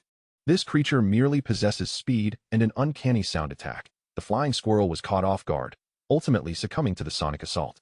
"If we block our ears, we can significantly mitigate the impact of the sound waves. If you cooperate with me, we can capture it without incurring great costs. Just imagine, a complete juvenile wild deity. What a monumental achievement this would be for the sanctuary. This is a rare opportunity that must not be missed, do you understand?" Shen Bei chuckled inwardly, finding Su Li's manipulative tactics rather simplistic. "Wouldn't it be better for me to await your mutual destruction?" He feigned a trembling voice while hiding behind the tree. "I am afraid." Su Li cursed under his breath, labeling him a useless coward, and turned his focus back to the black bat. He stuffed his ears with torn fabric and drew his bow once more, aiming at the bat. The small black bat remained crouched on the deadwood across the marsh, its grotesque flat face stretching its gaping maw, drooling incessantly, and its dark eyes fixated on Su Li, filled with a chilling hunger and greedy intent. In the next instant, the black bat lunged through the air. "Die!" Su Li shouted. Thwack, thwack, thwack. 9 bowstrings sang in rapid succession. 9 arrows soared through the air like comets racing towards the moon, erupting from Su Li's hand. The air crackled with intense friction, emitting a charred scent, while the cacophony of the 9 arrows seemed to echo the wails of countless vengeful spirits, piercing the ears as if to rend the very soul. This was the pinnacle of Su Li's abilities as an ability user, the 9-star chain. Boom, boom, boom. In the next moment, a tempest swept through the area, the air swirling and vibrating, as time appeared to freeze.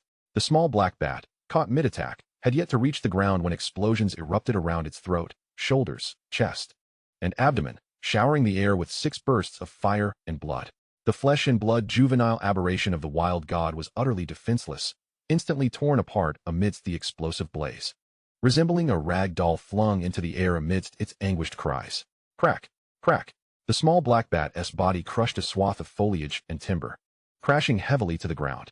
It was evident that this harbinger of death bore 6 ghastly wounds, with some of its innards having vanished entirely, a scene of utter devastation. Although Su Li's 9-star chain did not strike true in its entirety, it still inflicted grievous harm upon the black bat. At this moment, fully exerting himself, Su Li felt excruciating pain in his arms, rendering him incapable of drawing the bow for a finishing blow. Observing the black bat's mangled form, Su Li continued to shout for Shen Bei. "It has but 1 breath left. Do not let it escape. Do you hear me? Get moving." Yet, in Su Li's line of sight, there was no trace of Shen Bei, who had long since vanished. Cursing vehemently, Su Li felt dizzy with rage, nearly spitting blood. "Damn it, I hope I never see you again." At that moment, The severely wounded black bat roared and thrashed, suddenly flipping over in a display of ferocity, lunging once more towards Su Li with its battered body. Chapter 64. It's my turn to reap weakened. The black bat was far less agile than before. Su Li watched in disbelief as it chose to attack rather than flee. Unable to draw his bow, he stumbled in retreat, harboring resentment towards Shen Bei, while also lamenting the sluggishness of Inhu's reinforcements. If this continued, his fate was all but sealed.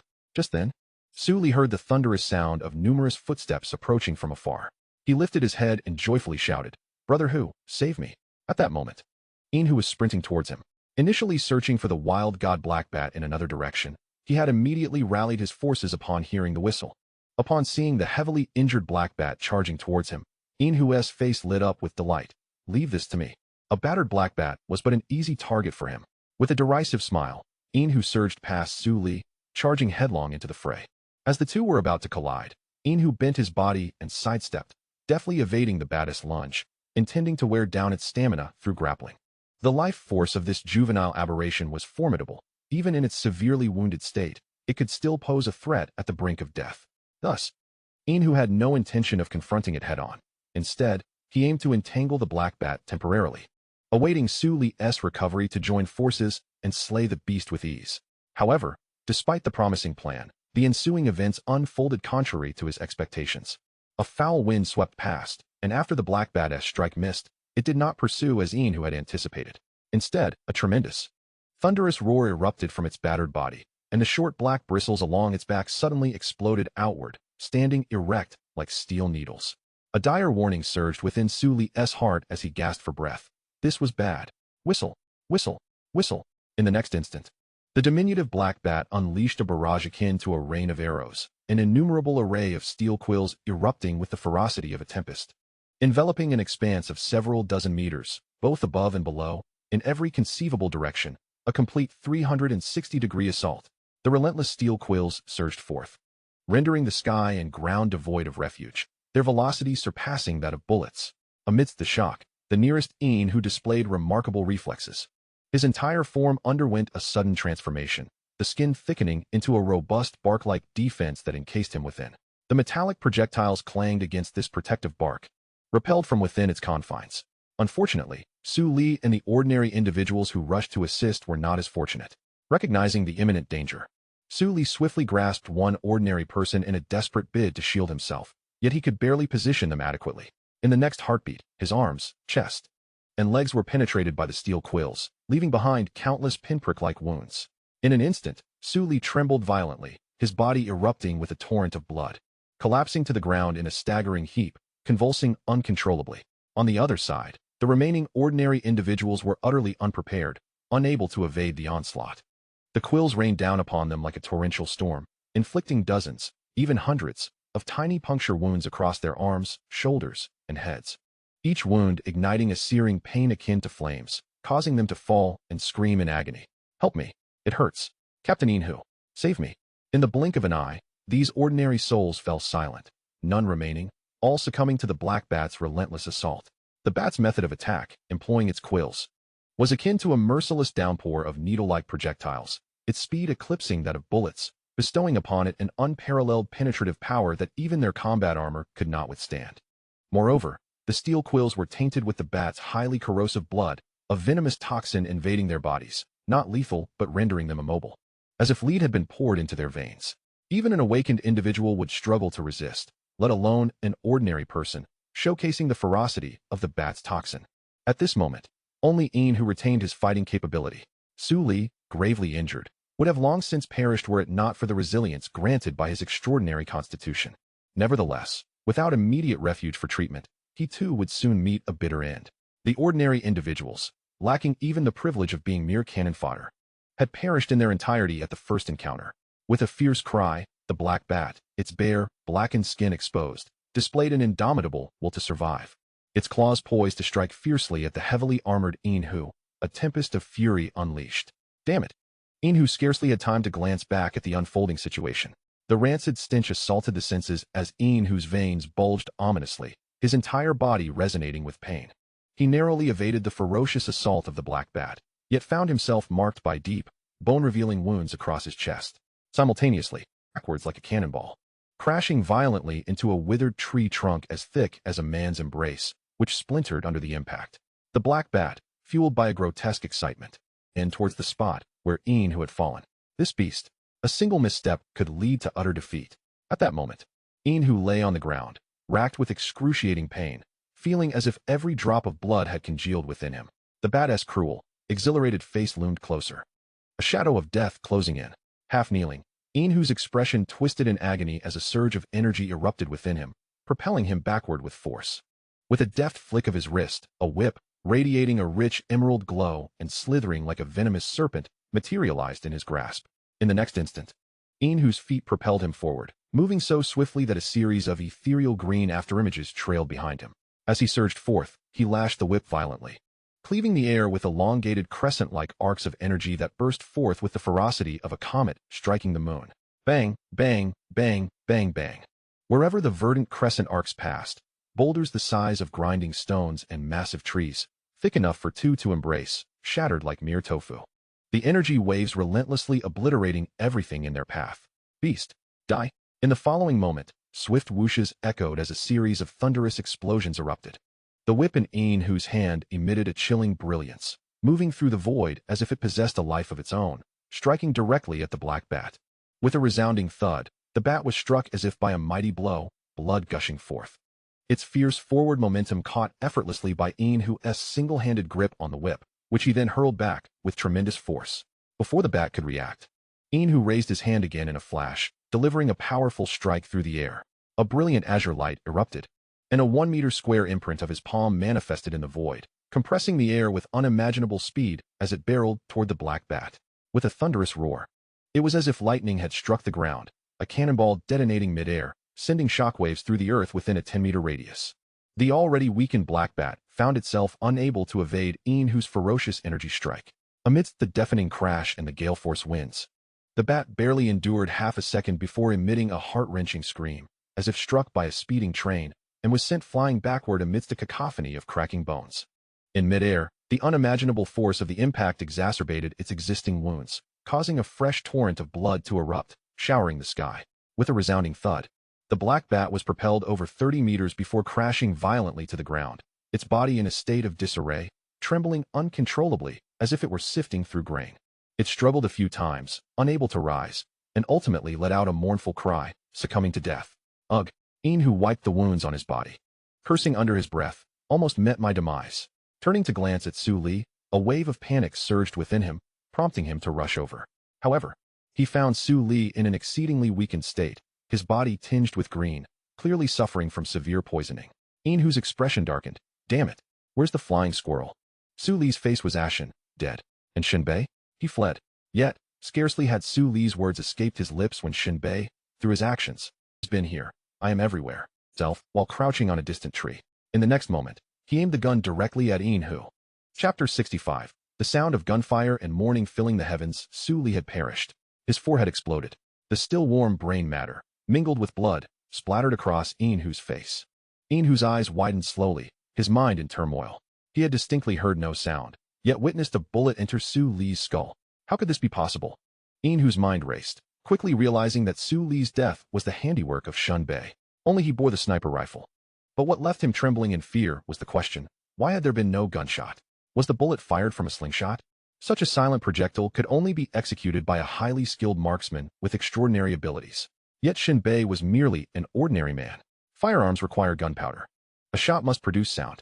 He swallowed hard, realizing that Shen Bei posed far more trouble than he had anticipated. In the next instant, Inhu had no time to contemplate, nor could he afford to linger over the lifeless Su Li, let alone drag the mission target, the juvenile black bat. With a swift motion, his body erupted with a verdant glow, plunging into the earth. The surface resembled a placid water surface, as Inhu vanished like a fish diving into water. For Inhu, not hearing the gunshot left him unable to ascertain Shen Bei's location. Hiding behind any tree could potentially expose him, making it far less secure than burrowing underground. Simultaneously, as long as Shen Bei initiated a search, he could capture him. Meanwhile, Shen Bei, crouching on the decayed wood in the Shen Bei remained motionless in the tree while activating the amplification system, simultaneously ejecting the level 5 bullet from the chamber. In Shen Bei's mind, he intended to use the level 5 bullet to eliminate Inhu in one shot. Even if Inhu reacted swiftly and concealed himself, he could utilize the bullet's ability to curve, staging a dramatic turn of events. However, reality surpassed Shen Bei's expectations. This fellow had burrowed underground. Nevertheless, this posed no challenge for Shen Bei. At that moment, the consciousness connected to the cluster fire disk. Cluster fire disk. Kinetic energy remaining 98. Loading capacity 12 rounds. Remaining in ammunition bay 24 rounds. Terminal wireless connection 500 meters. Edit command. Invisible floating follow at 500 meters. Shen Bei swiftly set the command. Advance 1,000 meters.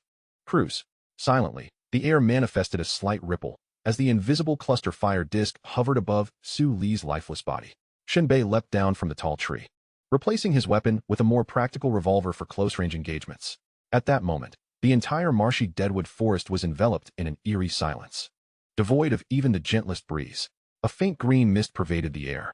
After walking only a few steps, Shen Bei's amplification system detected a sudden rustling sound, a noise emanating from below, indicating that something was burrowing toward him.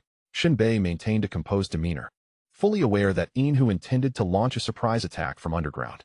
However, he was mistaken. In the next instant, the cluster fire disk abruptly deactivated its invisibility.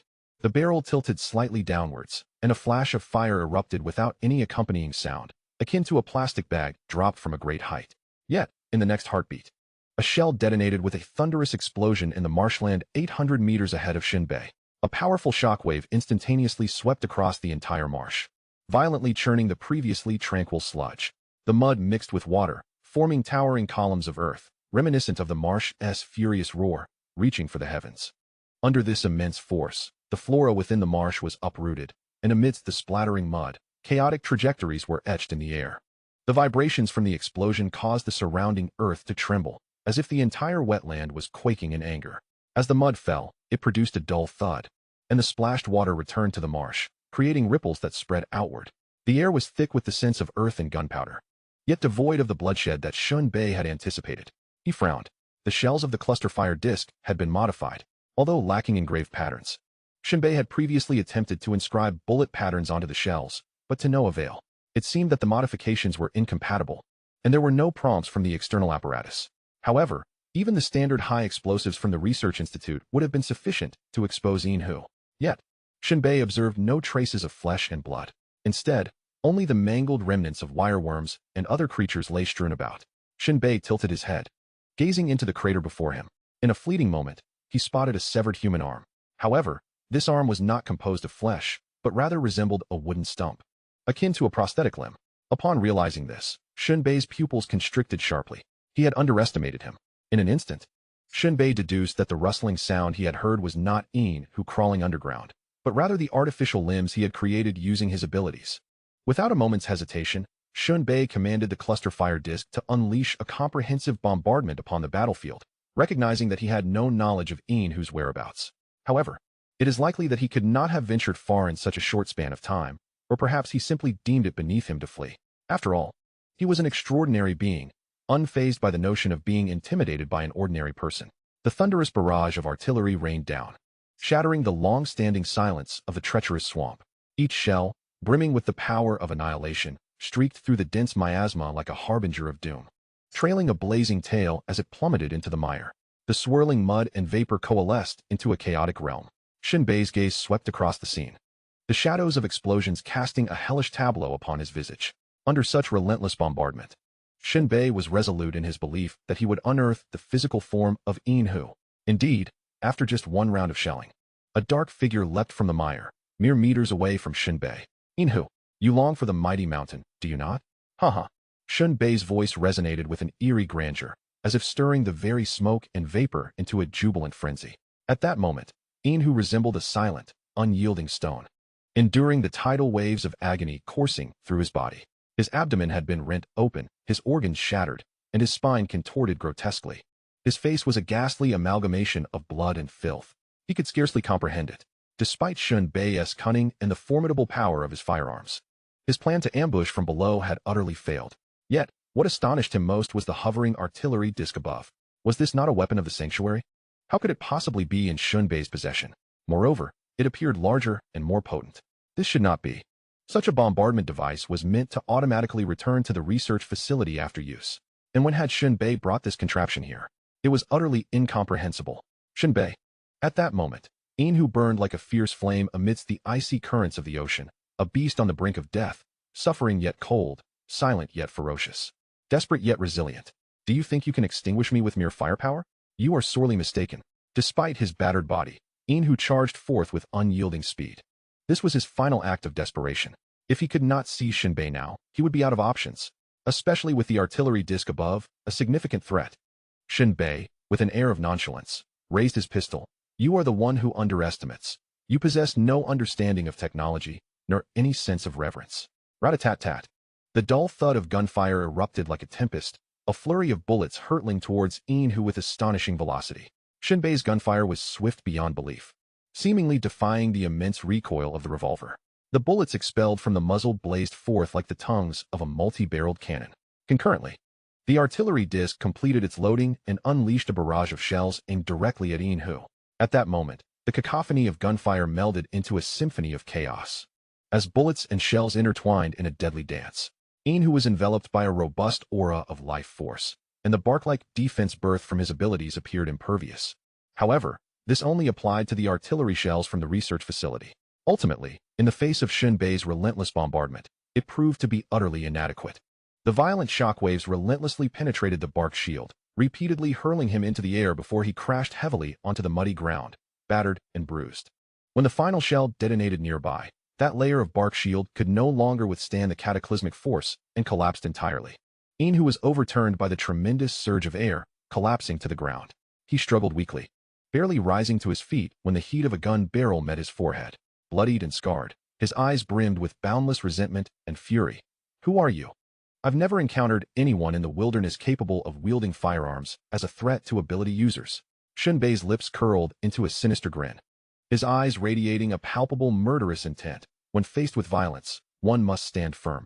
Digging for answers is futile. May hell offer no refuge. The swampy, desolate forest once again fell into silence.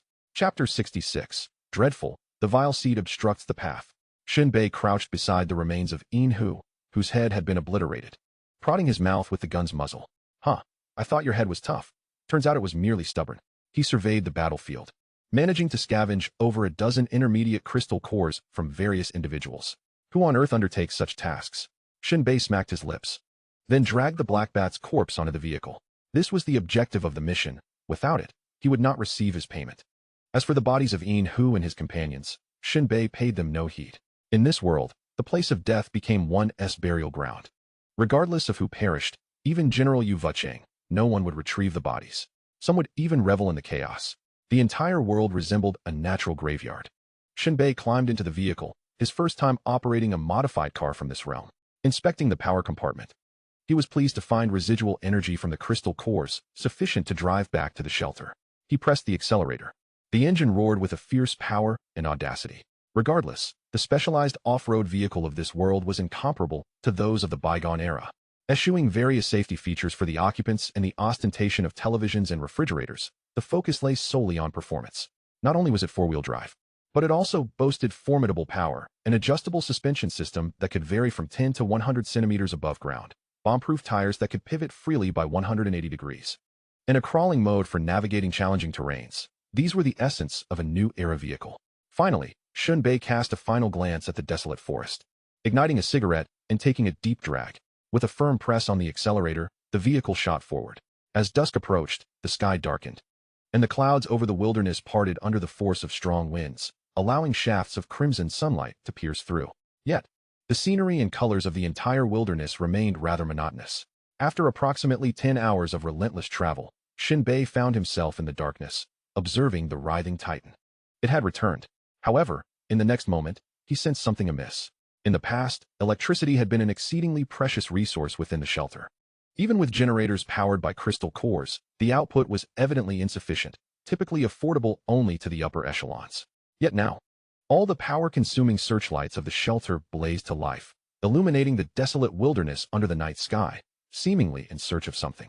At that moment, voices echoed in the air, shouting urgently, "Run! What are you waiting for? The Abomination! There's an abomination behind you!" The fragmented, haunting cries pierced through the atmosphere, reminiscent of an ancient, biting wind sweeping across the Arctic tundra. A chill ran down his spine, sweat prickled on his skin, and his very soul felt as though it might freeze.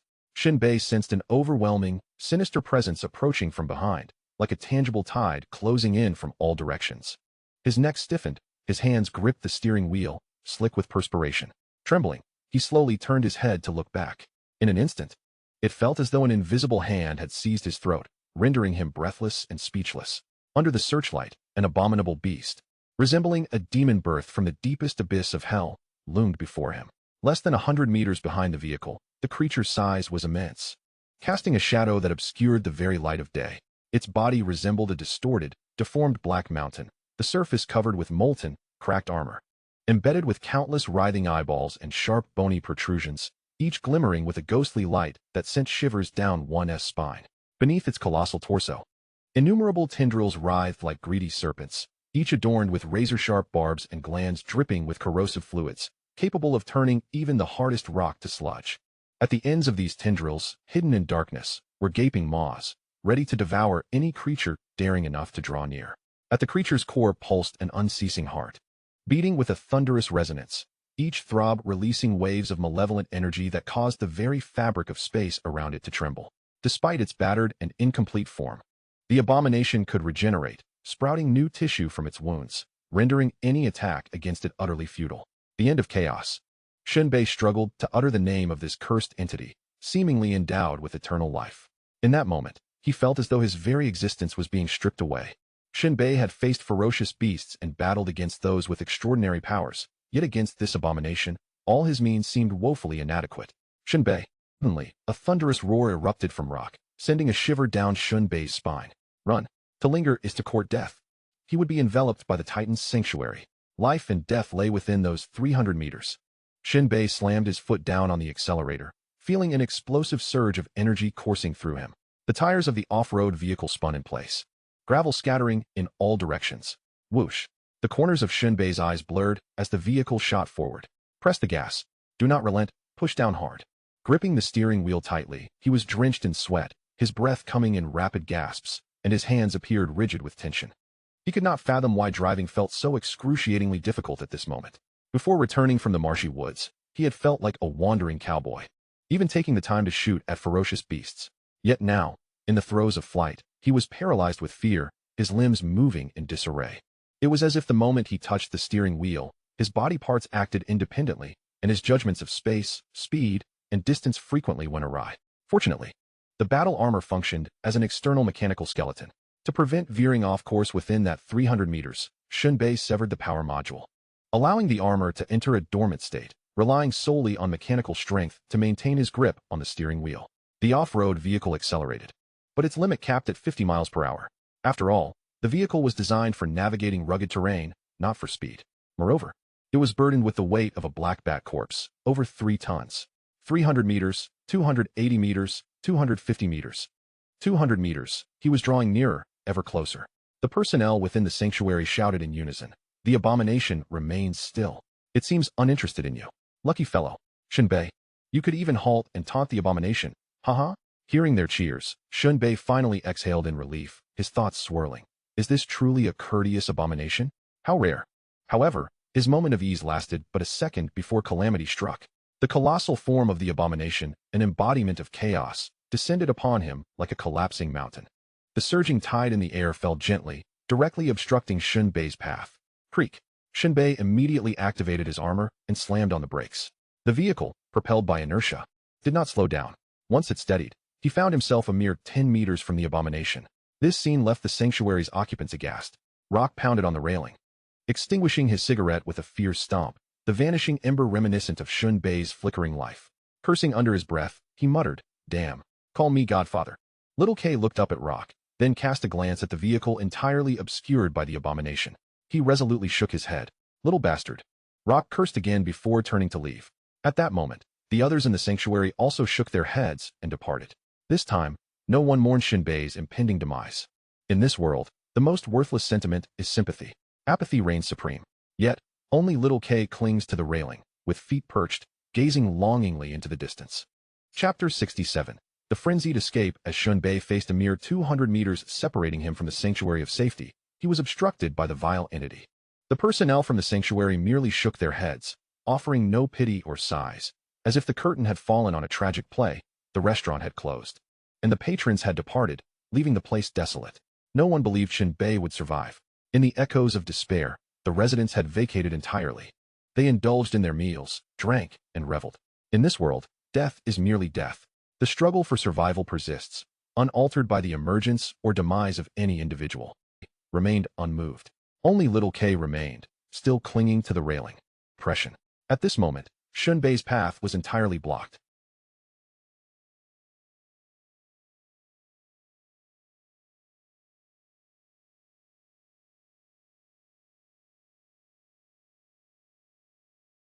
In this world, the vile entities are indomitable. Whether due to the inadequacy of the abilities wielded against them or some other reason, they simply cannot be vanquished. However, this does not imply that a single encounter with a vile entity would lead to the instantaneous demise of all humanity. The dark, smoke-like creature had required a pursuit before it claimed the lives of over 30 individuals. With this thought, Shen Bei felt a glimmer of hope. He could not submit to despair or allow fear of the vile entity to rob him of his sanity. The off-road vehicle roared back to life, and his body reacted swiftly.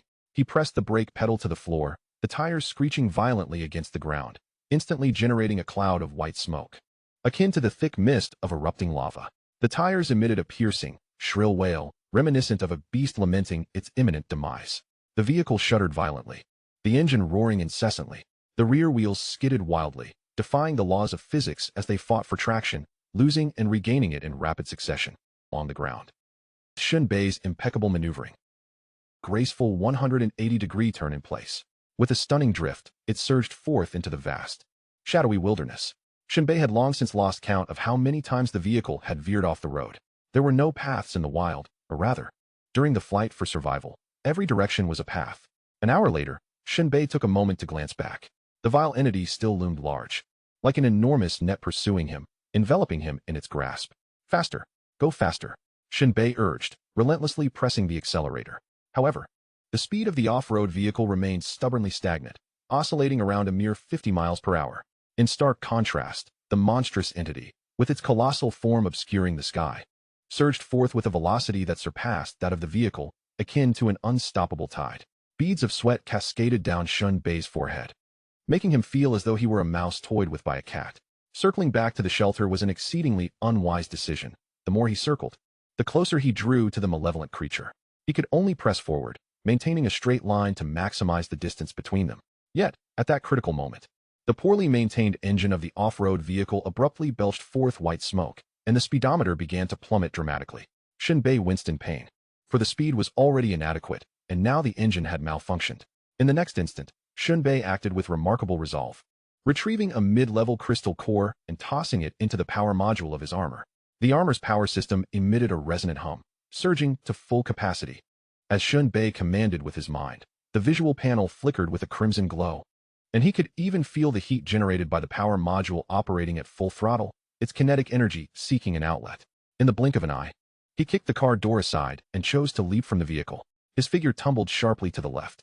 In that moment, time seemed to stretch, and the space around him twisted and contorted. The energy bands on his armor flared violently with his movements, dazzling like exploding stars. As he hit the ground, Shen Bei rolled, sending a whirlwind of dust soaring into the air, reminiscent of the immense shockwave created by a meteor striking the earth.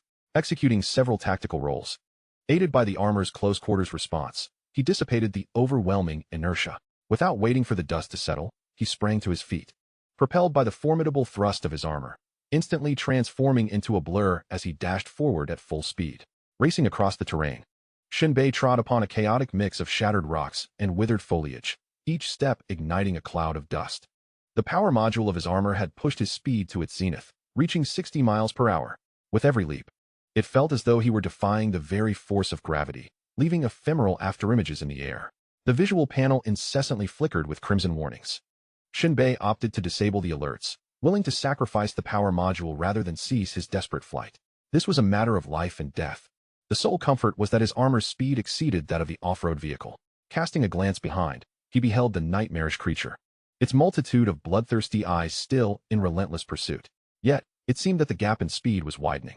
Shen Bei felt a slight easing of tension in his heart. Yet he remained vigilant. He continued his frantic dash. Time became an abstract concept. Eventually, the eastern horizon was brushed with a delicate rose hue. A timid outline of the dawn still struggling to break free from the clutches of darkness, soft yet potent. The morning glow unfurled gradually, akin to an expansive watercolor canvas, illuminating the desolate expanse that had once languished in the night with a dreamlike brilliance. Shen Bei raised his gaze toward the path ahead. The dilapidated remnants of buildings are outlined in the dim light, their mottled silhouettes accentuated by the cold. Enigmatic silver-gray sheen of rusted iron frames and shattered concrete glimmering in the morning glow. Shen Bei's figure leans slightly as he navigates through the urban ruins. Should he plunge into the heart of the city, the overwhelming debris would impede his speed, and he would soon be overtaken by the lurking monstrosities, leading to a fatal demise. As the sun rises fully, illuminating the entire world, Shen Bei successfully circumvents the urban wasteland and resumes his frenzied dash across the open fields. On this desperate journey, he continually feeds the power module of his battle armor with mid-tier energy cores. It is an extravagant expenditure, an absolute drain on resources. Yet, in comparison to his life, Shen Bei finds it insufficient, yearning to insert a high-tier energy core to unleash even greater kinetic energy from his armor. However, he understands that a high-tier core would be futile, as the armor's level limits its maximum speed. Approximately an hour later, Shen Bei crests a hill, hurtling downwards, when a group of humans suddenly comes into view. They appear to be a hunting party from a nearby shelter, seeking to procure meat from ferocious beasts. There are 4 dilapidated vehicles in total, led by a green Jeep, its body patched with iron sheets and adorned with graffiti. The driver, a man sporting a head full of dirty dreadlocks, is accompanied by a hulking bald giant in the passenger seat, whose wrist is as large as a pear, glaring at Shen Bei's fleeting figure with predatory intent. The sound of the vehicles approaches, accompanied by shouts, whistles, and the frantic thrum of tires, all evoking the image of malevolent marauders, magazines strapped to their chests, and carbines thrashing about wildly. "Hey kid, come play with us. Don't run, you'll tire yourself out. And your backside won't be safe. Hand over those energy cores. Which shelter do you belong to?" However, mere seconds after spotting Shen Bei, ominously behind the hill, he ascends the rise and reveals its true form. A collective stupor seizes the group, engulfed in an overwhelming dread. Turn around. Don't run towards us." The sound of carbines erupting in a frenzy fills the air, leaving a trail of bullet holes in Shen Bei's path. This threat is of little consequence to him. In fact, he maintains his speed, twisting his body to charge towards them, intending to drag them to their doom and slow the pursuit of the monstrosity. A dead friend is better than a living foe. "Get out of the way, you fools. We need to run back to the shelter." The once unsteady Jeep suddenly accelerates, veering sharply. Due to the constraints of the terrain, 2 of the Jeeps collide at high speed, extinguishing their engines completely. The overturned vehicle traces a parabolic arc through the air, crashing down with a deafening thud, displacing soil over 6 meters. The cries and curses of those ejected from the vehicle echo in the chaos. The remaining 2 vehicles, disregarding their abandoned companions, sped away recklessly. The 10 or so individuals were left utterly dumbfounded, frozen in place, at a loss for what to do. Rage ignited as they raised their rifles and began to fire at him. However, "Save me." As the malevolent entity descended, emotions of panic, fear, and bitter resentment surged within them like tumultuous waves. In an instant, countless tendrils of the creature pierced the bodies of those who had not managed to flee. A searing pain akin to the tearing of the soul flooded their minds, eliciting desperate, anguished screams as they curled up on the ground, writhing and struggling like caught fish. The abominable tendrils, seemingly hollow, swiftly drained them of life, leaving behind mere desiccated husks. As these lifeless bodies were discarded like refuse, they shattered upon impact with the ground, scattering flesh like shards of broken glass. The insatiable greed of the abomination appeared sated, lingering momentarily before drifting away towards the north. At that moment, Shen Bei halted in the south, watching as the creature fully departed. His taut nerves suddenly relaxed, and he collapsed onto the ground, gasping for breath. Having run tirelessly for nearly 3 hours, he felt dizzy despite the aid of his armor. Were it not for the threat to his life, such an intense exertion would have been utterly unsustainable. After struggling to catch his breath for over 10 minutes, Shen Bei finally began to recover from the excruciating pain that had felt like a soul being torn asunder. Lying helplessly on the ground, he managed to lift his head, gulp down some water, and quickly chew on food, replenishing his fatigued organs with much-needed nourishment. Once again on his feet, Shen Bei understood that the pursuit was far from over. Though the abomination had departed, it had inadvertently implicated a group of humans who would undoubtedly seek vengeance upon him. Moreover, He surmised that their hideout must be in close proximity, having encountered them just as the sun rose, indicating they had not been out for long.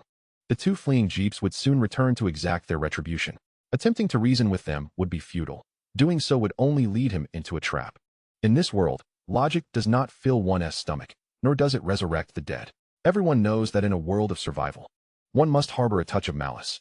Absurd as it may be, one must first assert dominance before considering life and death. Negotiation? There is no negotiation, only bullets. Of course, there remains a possibility for negotiation between shelters. Those who instigate such matters, seeking forgiveness and understanding from others, are merely indulging in delusions. With a flicker of thought, Shen Bei commanded the exosuite to conduct a self-diagnostic. After all, the exosuite had been operating under high-load conditions, and a faint burnt odor permeated the air, suggesting an alarming state of affairs. Self-diagnosis in progress. Simultaneously, data from the clustered fire disk was being retrieved. Clustered fire disk. Kinetic energy remaining, 38. Ammo load, 12 rounds. Remaining in ammunition bay, 24 rounds. Terminal wireless connection, 500 meters. Edit command. Invisibility, hovering at 500 meters, auto-follow. Shen Bei glanced at the readings. Fortunately, there was still some kinetic energy left in the clustered fire disk. He feared that insufficient energy would cause it to plummet from the sky, leading to a disastrous crash. Currently, it was assured that he could make it back to Shelter 36 without issue. At that moment, information flashed on the visible panel of the exosuite. Self-diagnosis complete. Upper body framework, including head support unit, shoulder components, chest armor plate, back support structure, spinal simulation device, shoulder joint module, elbow joint actuator, wrist joint and hand exoskeleton, etc. intact. Lower body framework, damaged. Details as follows. Hip joint component, 30 damaged. Knee joint module, 50 damaged. Ankle joint actuator, 50 damaged. Foot propulsion device, 90 damaged. Power module, 70 damaged. Control system, including sensors, neural interfaces, etc. intact. Life support system, including oxygen supply, cooling system, heating device, and waste processing facilities, etc. intact. Skeletal structure, minor damage. Power transmission cables, infrared visual cable severed, others intact. After carefully reviewing the information, the issues did not seem overly severe. The upper body remained unaffected, while the lower limbs might exhibit some stiffness in movement. With this understanding, Shen Bei knew how to confront the impending pursuit. He cast a glance towards the west, where a swirling dust cloud signaled the approach of a jeep, kicking up debris as it drew closer. Shen Bei activated the exosuite once more, pushing the power module to its limits. Even if it meant sacrificing the power module, he had to reach the ruins of the city. Otherwise, he would be nothing more than a target. Suddenly halting, Shen Bei surged forward in the direction he had come from. The number of pursuers, known as the Avengers, was uncertain, and among them were several individuals with extraordinary abilities. Engaging in combat on the open plains would be decidedly disadvantageous. Only in the labyrinthine passages of the Steel Forest could he confront them one by one effectively. Damn it! Captain Blacktooth, we've lost quite a few men, roared the bald giant in the vehicle, his eyes gleaming with a savage light, seething with fury. The man known as Blacktooth, with his matted dreadlocks, wore an expression of cold ruthlessness, casting an oppressive pall over the vehicle, as if a calamity was imminent. They had just returned to Shelter 12, reporting the situation to their leader, Chi Yunli, only to find that the malevolent beings had departed. They immediately sought Chi Yunli's permission to dispatch reinforcements to pursue revenge. According to the description provided by Blacktooth, Chi Yunli has developed a profound interest in Shen Bei's battle armor. Without the slightest hesitation, he insisted on taking the armor back to the Research Institute for further examination. At that moment, Blacktooth growled, "Hurry! Pursue! Do not let that fellow escape." The driver slammed the accelerator, causing the vehicle's speed to surge once more. Blacktooth turned to the bald giant beside him and said, "Shikson, spare me your needless chatter. Once I capture that armored individual, I shall surely reduce him to mere fragments." The bald giant, Shikson, gritted his teeth, exclaiming, "This is the first time someone has dared to flee from an evil creature. What a bold fellow." Blacktooth snorted, his gaze fixed ahead. If it weren't for the fact that this evil creature, the end of chaos, lacks speed and is injured, how could it be outmaneuvered by a human like this? Injured? Shikson exclaimed in astonishment. "How did you deduce that?" Blacktooth, eyes gleaming with barely concealed mockery, replied, "Were you so terrified at first that you failed to observe carefully?" Shikson's lips twitched, at a loss for words. Indeed, he had been nearly paralyzed with fear at the time. The wasteland was rife with evil creatures, yet due to its limited expanse and the constant movement of the shelter, the likelihood of encountering such beings was minimal. This was his first direct confrontation with an evil creature outside the shelter, naturally leaving him in a state of panic. With little room for observation, Blacktooth's gaze deepened, his expression devoid of joy or sorrow, as he slowly stated, "This evil creature bears numerous wounds around its heart, some even exposed. Though the injuries are in the process of healing, it appears to have suffered significant damage." Shikson gasped, his mind buzzing. The others in the vehicle were equally taken aback. Injured? An evil creature injured? Does this imply? Shikson asked, a surge of excitement in his voice. Aren't evil creatures supposed to be immortal? How could it be wounded? Does this mean evil creatures can die? Blacktooth shook his head. I too am uncertain as to why this evil creature is injured, but one thing is clear. The creature has not perished, and this record remains unbroken. At that moment, a common man holding a rifle chimed in. I have heard that some have seen the corpses of evil creatures. They must have been slain by humans. Only you naive fools would believe that the corpses of evil creatures were eradicated by us humans, Blacktooth retorted bluntly. The others lowered their heads at this remark. Was there any fault in believing this? Who wishes to live a life of fleeing? Taking a deep breath, Blacktooth declared, such idle talk serves no purpose. Our current mission is to avenge our brothers. His words ignited the suppressed rage within the group, prompting them to howl in unison. Damn it. We don't even know which shelter he hails from. He is nothing but a source of calamity. Let us deal with him. With over 10 of us. Can't we subdue him? Don't kill him just yet. I want to have my turn. The group was fervently agitated, seething with indignation. For them, bullying others was commonplace. Being bullied by others was an affront to their very existence. This could not be tolerated. They urged the driver to accelerate. Unwilling to wait a moment longer, yearning to rend the instigator of their woes into countless pieces. However, Blacktooth retained a semblance of rationality as he gestured with his hand, stating, this individual is clad in battle armor, exhibiting astonishing speed. Undoubtedly, they possess equipment beyond our foresight. With our numbers, we can certainly apprehend him, yet we must exercise caution to avoid unforeseen missteps that could lead to our downfall. The others nodded in deep understanding. Chapter 69. Seizing the initiative and claiming the first strike as the power module neared its critical failure. Shen Bei finally returned to the ruins of the city. Here, he completely annihilated the vengeful pursuers. There was no possibility of reconciliation between the two parties. Such a notion was utterly absent. For Shen Bei, the unfortunate fate of those who perished at the hands of the vile creatures was merely a consequence of their misfortune. The vengeful pursuers were merely seeking their own demise. Of course, Shen Bei could have continued his flight back to Shelter 36. Yet failing to shed his pursuers would result in an endless array of troubles in the future. Thus, one must leave no roots when cutting grass. Shen Bei chose the ruins of the city as his battleground. Upon entering, he felt as though his combat instincts had awakened. His blood surged, and his heart raced. His palms tingled, and his nostrils yearned to inhale the scent of blood. Advancing along the path, the once towering skyscrapers appeared to have been mercilessly devoured by the beast of time, leaving only their dilapidated skeletons leaning askew. In the streets, abandoned vehicles lay haphazardly piled together, resembling clots of congealed blood within the veins of a lifeless city. Shen Bei's footsteps stirred the gravel and debris beneath him, producing a faint scraping sound that echoed through the chest of this desolate metropolis. He meticulously observed every potential vantage point that could serve as a sniper's nest, silently calculating the wind direction, light conditions, and visual obstructions, striving to identify the optimal location from which to conceal himself and deliver a lethal blow to his adversaries. After approximately 10 minutes of traversing the landscape, he scaled a building riddled with cracks, his movements as agile as a cat, occasionally leveraging a broken beam, at times darting through shattered window panes, until he finally halted atop a partially collapsed high-rise. Here, the view was expansive, with the surrounding ruins forming a natural barrier, providing him with an excellent ambush point. Apart from a public building and a small chapel, only a scant few dozen houses remained, indicating that even in the bygone era, this locale was not a bustling hub. He retrieved his Barrett sniper rifle, skillfully assembling and calibrating it. Subsequently, he commanded his battle armor to alter its color, silently blending into the background like a shadow awaiting the appearance of prey. The day was somewhat chilly, the temperature low. Shen Bei lay upon the cold remnants of the wall, gazing down at the city that had long since transformed into ruins. The wind swept past him incessantly. Due to the damaged areas of his armor, its seal was compromised, allowing the biting cold air to seep in. His body temperature had already aligned with that of the environment, rendering the chill ineffective and making him feel colder. Yet, Shen Bei remained averse to the cold, finding it quite uncomfortable. Low temperatures slowed the flow of his blood, as if both he and the world were gradually solidifying. Before long, a dozen figures materialized within his line of sight. Shen Bei beheld two familiar faces, a man adorned with dreadlocks and a bald giant. The two individuals leading the procession were evidently seasoned hunters, their gazes sweeping over the terrain like a meticulously woven net, diligently scanning for any suspicious traces. Their formation was notably well-structured and expansive, clearly the result of rigorous training.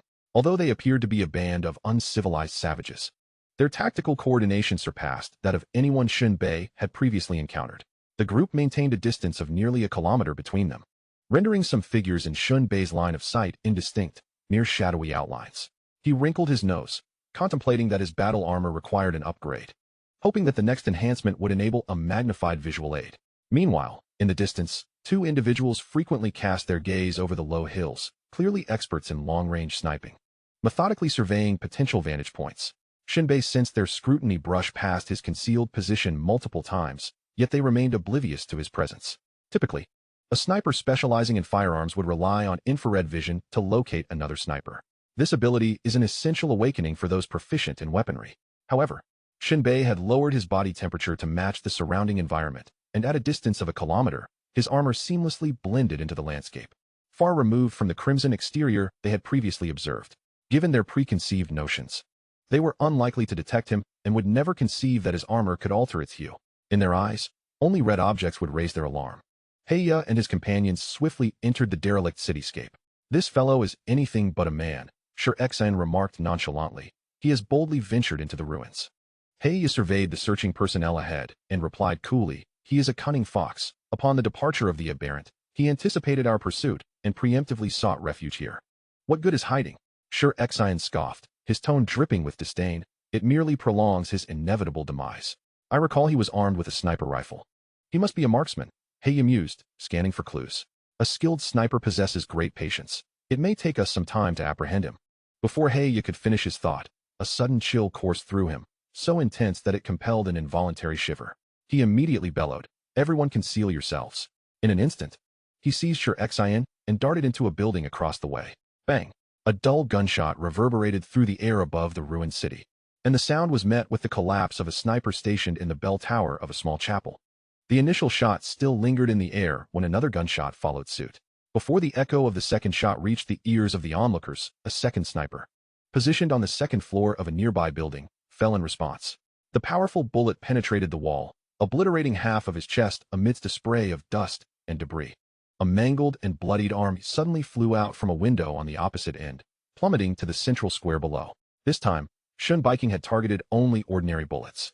While there were some silent bullets, they were scarce and needed to be used in moments of unexpected ambush.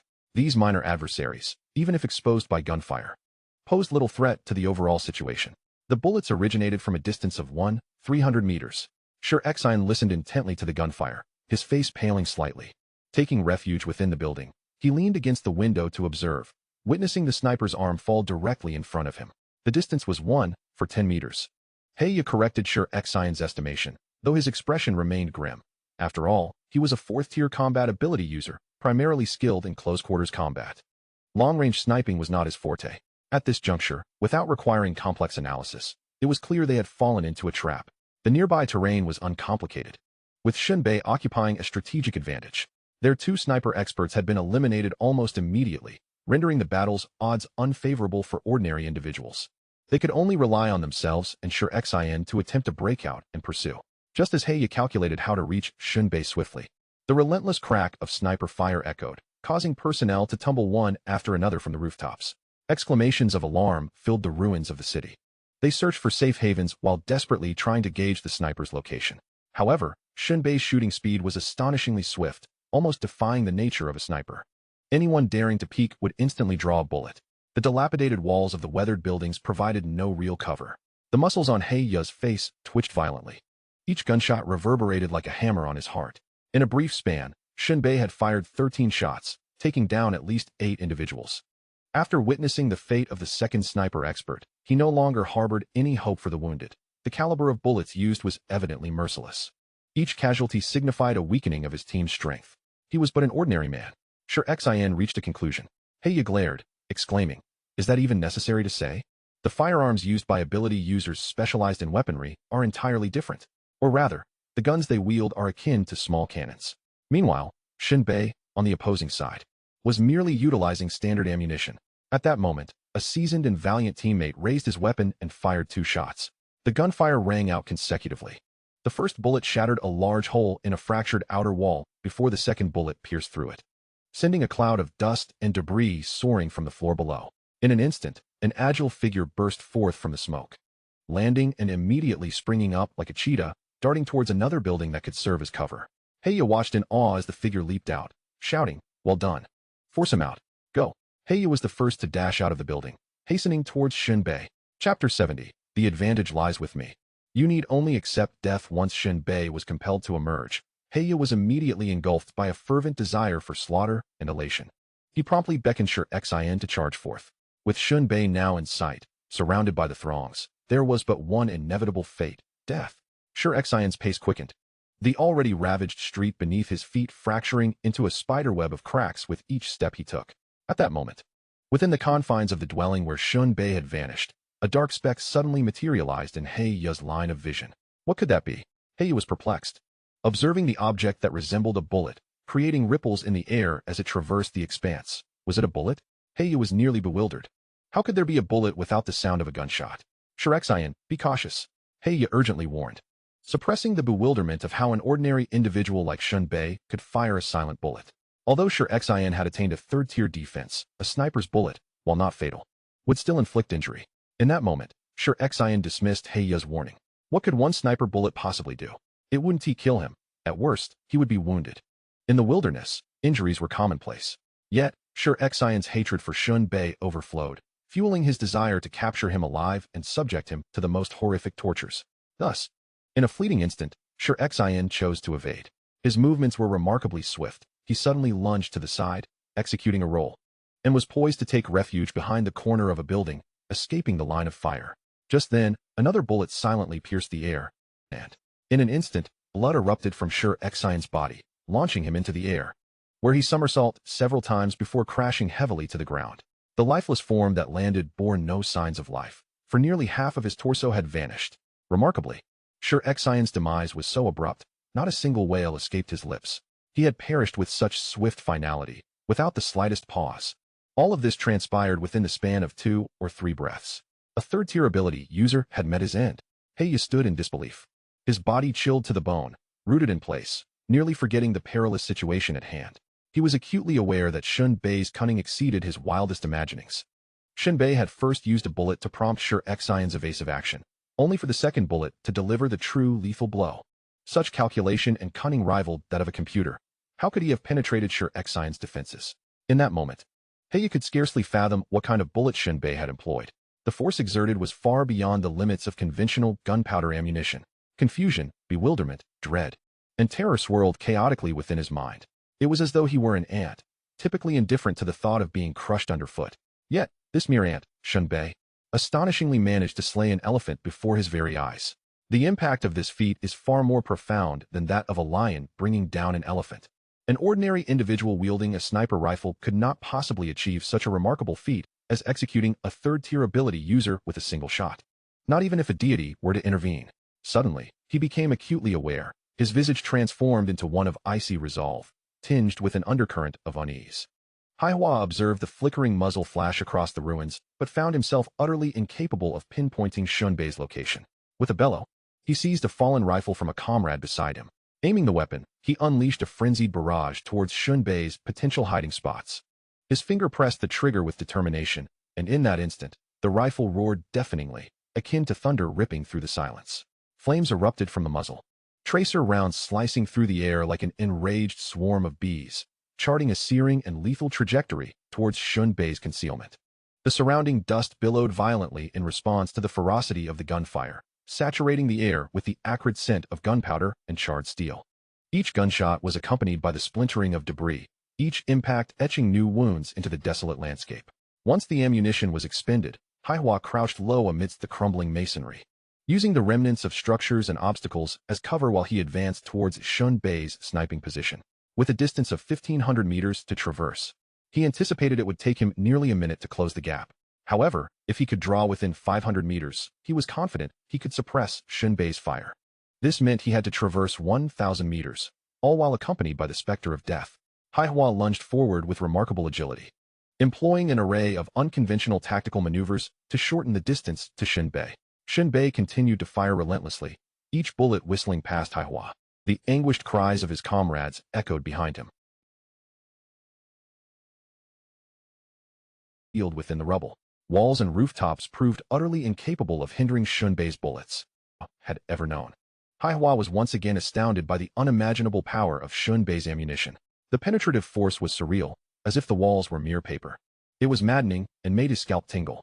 As Haihua pressed forward, closing in to less than 800 meters from Shen Bei, he realized that, apart from two cowards who had sought refuge in a basement, all his companions had perished under Shen Bei's relentless assault.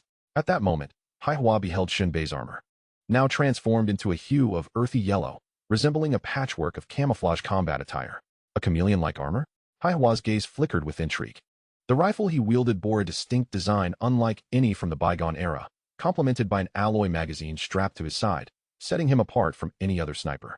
The denizens of the wilderness possess a straightforward yet effective understanding of strength. In their eyes, tattered clothing, gleaming and alluring metallic objects, vehicles, largely obscured beneath a mask. Yet his calm and frigid gaze shone with the most profound intensity in the eyes of Black Fong. Shen Bei even knelt, brandishing the rugged and simplistic Barrett sniper rifle, no longer concealing his form, and aimed it squarely at Black Fong, pulling the trigger. The flash of fire erupting from the gun was extraordinarily blinding. Suddenly, a piercing scream reverberated through the ruins, a heart-wrenching cry from a comrade attempting to flank Shen Bei, who had emerged from the basement. Black Fong turned in horror, witnessing a large hole blown into the exterior wall of the building where his teammate lay sprawled on the ground, wailing in agony, his entire posterior stained crimson. Shen Bei shifted the barrel of his weapon toward Black Fong, forcing him into a series of evasive maneuvers, ultimately finding refuge behind a massive boulder. His rage palpable as he lamented the near-total loss of his subordinates during the previous skirmish. Utterly powerless. At that moment, he even began to question whether Shen Bei was merely feigning weakness. Can you truly represent shelter number 12? Shen Bei's voice was icy, laced with a hint of disdain. It would be a single shot to the head. Naturally, if Black Fong remained hidden for too long, Shen Bei would not hesitate to employ level 5 ammunition. Listen to me, Black Fong implored. Our leader, Chi Yunli, is very interested in you. Perhaps we could discuss this. Bang! Shen Bei fired a shot directly at the boulder, the bullet shattering against the stone and sending debris flying. This was Shen Bei's response. Discuss? There was nothing to discuss. With his remaining value thoroughly extracted and still on enemy territory, there was only one fate awaiting him, to become carrion in the wilderness. Yet, boulder, occasionally prodding with a twig to taunt Shen Bei. This was not a futile exercise in time consumption. But you are still lacking in heat. Just as Black Fong attempted to negotiate, surrender and visit shelter number 12, Shen Bei was provoking his adversary to emerge from behind the boulder. Both parties were acutely wary. Black Fong feared Shen Bei's uncanny marksmanship and ammunition, while Shen Bei was equally reluctant to engage Black Fong in close combat. Thus far, Black Fong had not displayed any extraordinary abilities. Without knowledge of his opponent's hidden cards, the looming sword of Damocles could not vanish. In the midst of this stalemate, unbeknownst to Shen Bei, an enemy, almost feline in stealth, crept up behind him. It must be said that the combat prowess of this ordinary individual far surpasses that of a typical person. He crawls with his chest nearly touching the ground. Each movement slow yet graceful, reminiscent of a lizard poised to strike. It is evident that he has undergone exceptionally professional training. Just as the enemy approaches Shen Bei within a mere 10 meters, he unexpectedly brushes against a nearly invisible tripwire. In an instant, the sound of a tin can reverberates. This serves as a rudimentary yet cleverly concealed alarm system set by Shen Bei. At that moment, Shen Bei swiftly turns and fires a shot blindly. The enemy reacts with remarkable speed. Tin can erupts, narrowly avoiding the bullet. As the enemy raises his weapon to counterattack, knife pressed against his throat, Shen Bei raises his right hand slowly, compelling the enemy to tilt his head back and rise onto his toes. The slight sting on his skin alerts the enemy to the knife's sharpness, leaving him paralyzed with fear, forced to rise on tiptoe in tandem with Shen Bei's arm. Under the looming threat of death, the enemy's throat quivers violently. Despite the chill in the air, beads of sweat begin to form.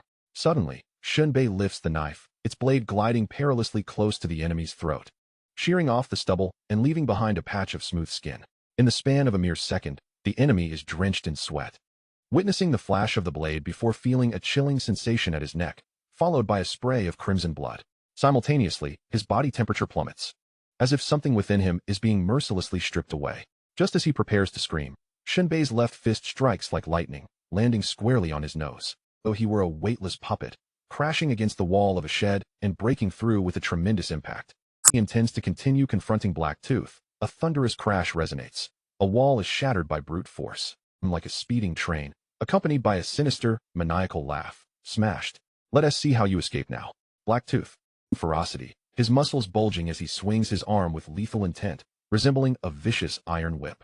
Suddenly, Shen Bei is caught off guard, struck violently by Black Tooth's arm and sent flying, akin to a rag doll. He crashes through countless stones and rubble, becoming buried beneath them, even losing his sniper rifle in the chaos. As Black Tooth's internal energy surges with a frenzied velocity, his blood roils and his muscles strain. An icy, murderous aura spreads through the air, chilling enough to freeze one's very blood. The corner of Black Tooth's mouth curled into a sinister smile, revealing a distinct taste for bloodshed. After all, he was merely an ordinary person, so easily vanquished. Black Tooth scoffed, considering he would need to extract the body and return it, for the loss of so many would require an explanation to their leader. Just as he believed that Shen Bei was trapped and destined for demise under his assault, a fragment of stone tumbled from the chaotic pile, indicating that something within the debris was pushing upward. Soon, countless fragments began to cascade down. Black Tooth stared intently at the stone heap, reminiscent of ancient graves, squinting as a foreboding sense of a demon emerging from the earth washed over him. Is he still alive? Black Tooth felt a flicker of surprise. Even with armor, Shen Bei should have been crushed, or at the very least incapacitated, utterly devoid of the strength to resist. Yet now, the situation was once again beyond his expectations. Was the armor's defense truly so advanced? A tumult of thoughts surged within Black Tooth, giving rise to a suspicion he could scarcely believe. In the next moment, with a resounding crash, Shen Bei's arm strained against the heavy rubble, breaking free. The arm was encased in a deep black armor, faintly shimmering as if infused with a mysterious and enigmatic vitality. The joints of the armor emitted a deep, powerful grinding sound, akin to an ancient demon roaring as it broke free from its restraints. Following that, more debris erupted in a flurry. Shen Bei's body began to rise slowly from the heap of stones, with every piece of armor on his shoulders, chest, and waist defiantly resisting the immense weight. He squeezed through the shattered rocks, as if the gates of hell had swung open, unleashing a demon. Finally, as Shen Bei fully emerged from the rubble, he stood atop the ruins, bathed in the crimson glow of the setting sun, as if he were the very pillar of this realm. He gradually lifted his head, his gaze clear and serene as it met Black Tooth's, and remarked calmly, "You are formidable, yet still lacking." In Black Tooth's eyes, a cold, fierce light flickered. Suddenly, he burst into a loud, unexpected laugh, filled with surprise and delight. "Excellent. You are the most cunning and resilient ordinary person I have ever encountered. I have witnessed countless individuals. Some are cowardly, some unyielding, some compromising, and others self-important. Yet none have humiliated me to this extent.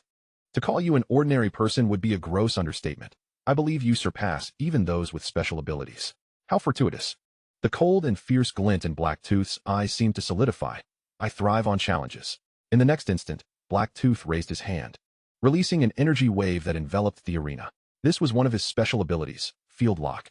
In close-quarters combat, it could create a force field centered around himself, enhancing his attack speed and defense while diminishing his opponent's speed and accuracy, thrusting them into a passive state of being pummeled. For Shen Bei, who had no weapon in hand at that moment, this singular ability was sufficient to resolve the confrontation. In Black Tooth's perspective, while Shen Bei's armor offered decent protection, could he truly fight back? Ultimately, he was just a target. Black Tooth licked his lips, eager to discover which was superior, special abilities or technology. As the tranquil gaze of Shen Bei began to ripple violently, he found himself immersed in close-quarters combat for the first time. He was eager to discover whether the martial skills he mastered in his previous life, enhanced by his battle armor, would suffice to defeat an ability user. Without hesitation, Shen Bei retrieved a mid-level crystal core, inserting it into the power module to extract energy for future use. In the next moment, He wasted no time, stomping heavily on the ground, causing soil to fly, and leaping forward like an arrow released from its bow. In an instant, he was upon Shen Bei, delivering a punch that created a vacuum behind him. The air exploded, and a fierce gale surged toward Shen Bei. Had he never experienced a blow before? Then he was in for a treat. The boisterous roar of Hey-Yo accompanied the thunderous sound of the air, rolling inexorably forward. Chapter 72, Collision of Life and Death. As Hey-Yo charged at him, Shen Bei barely had time to draw his revolver. In fact, his first instinct was not to fire the handgun. At such a close range, the pistol's efficacy was significantly diminished, posing far less threat than from 10 meters away. Shen Bei did not stand his ground. Instead, he moved with the swiftness of a whirlwind, twisting his body to evade, suddenly darting sideways. As he stepped, the foot thrusters unleashed a powerful surge of kinetic energy, propelling him laterally. By the time He-Ya's strike missed its target, Shen Bei had already leapt 10 meters away. At the same time, he grasped his revolver in his left hand. The instant he landed, he pulled the trigger. The revolver's 6 chambers whirred into action, and with a deep, resonant click, a spark igniting oil, poised for release.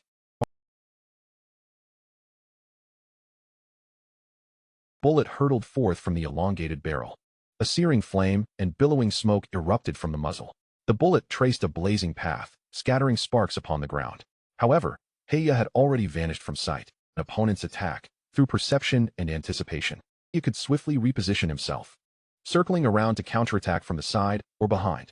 Yet, this ability could only be activated once in a short span, and the distance of displacement was merely 10 meters.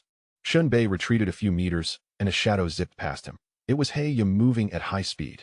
The faint yet sharp whistling and the chill of air brushing past his face indicated the fearsome lethality of his opponent. If even bullets required evasion, He-Ya's weaknesses with his words. In response, He-Ya circled around Shen Bei.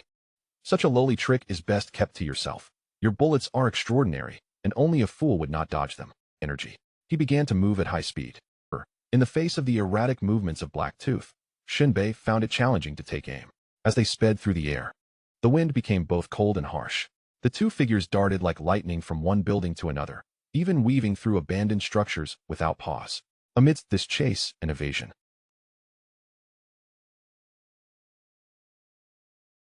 strikes, he persistently attempted to lock onto Black Tooth. His revolver was primed and ready, yet he refrained from firing. Black Tooth clearly harbored a deep-seated fear of the revolver in Shen Bei's grasp. The moment the gun's sights were aligned on him, he would decisively abandon his assault and swiftly retreat, leaving no time for Shen Bei to pull the trigger. Both Shen Bei and Black Tooth exhibited patience. A patience rooted in the contest of endurance. Black Tooth's high-speed abilities demanded energy, and once his reserves dwindled, he would be as vulnerable as an ordinary person. However, the duration for which Black Tooth could sustain this pursuit was an uncertainty for Shen Bei. Yet, a sense of urgency gnawed at him. His battle armor had sustained damage after the relentless chase with the evil entity. Had his armor been at its peak, the number of crystal core reserves he possessed would have dictated the extent of his stamina against Black Tooth. Despite the abundant energy of an ability user, it could never surpass the finite supply of crystal cores. Presently, the situation was decidedly unfavorable for Shen Bei. He yearned for an opportunity to deliver a devastating blow to Black Tooth. The pursuit had exceeded half a minute, and at this distance and speed, the disadvantages of using a handgun became glaringly apparent. The brief interval required for aiming, pulling the trigger, and firing a bullet was ample time for Black Tooth to react. With his left hand gripping the revolver, Shen Bei crouched low, moving like a specter between the buildings, supported by the high load of his armor. In contrast, Black Tooth crouched even lower, often using both hands and feet, resembling an exceptionally swift reptile. At that moment, Shen Bei surveyed his surroundings, his mind racing, and suddenly leaped from the ground, landing against the exterior wall of a building before swiftly rounding the corner. In that instant, Black Tooth shot forth like a projectile, rocketing from a rooftop several meters away and landing with a soft thud against the building's exterior. He clung sideways, then, like a gecko, scurried along the wall with a speed far surpassing Shen Bei's, swiftly reaching the corner. However, Black Tooth seemed to have an epiphany, refraining from recklessly charging around the bend. Instead, he flipped his palm and shot forth a nearly invisible fine line, which curled in the air, targeting the blind spot around the corner. This seemingly inconspicuous thread wielded tremendous power. Against the brick-and-wood structure of the building, a single strike could easily carve a deep groove exceeding 10 centimeters. Before the thread had fully snapped back, he had already dashed around the corner, his confidence in his weapon evident. Yet, his self-assurance was met with the unfathomable muzzle of the revolver. With a sudden, eerie cry, Black Tooth flicked his fine line in the air, darting like lightning towards Shen Bei's arm, while simultaneously propelling his own body backward. This was the optimal reaction given the circumstances, a harmonious blend of offense and defense. Clearly, Black Tooth was acutely aware of the revolver's formidable power, understanding that such a brick wall would offer no protection against the onslaught of bullets. Retreating around the corner was not a prudent choice. As for the fine line he wielded, He held no illusions about it making contact with Shen Bei's body.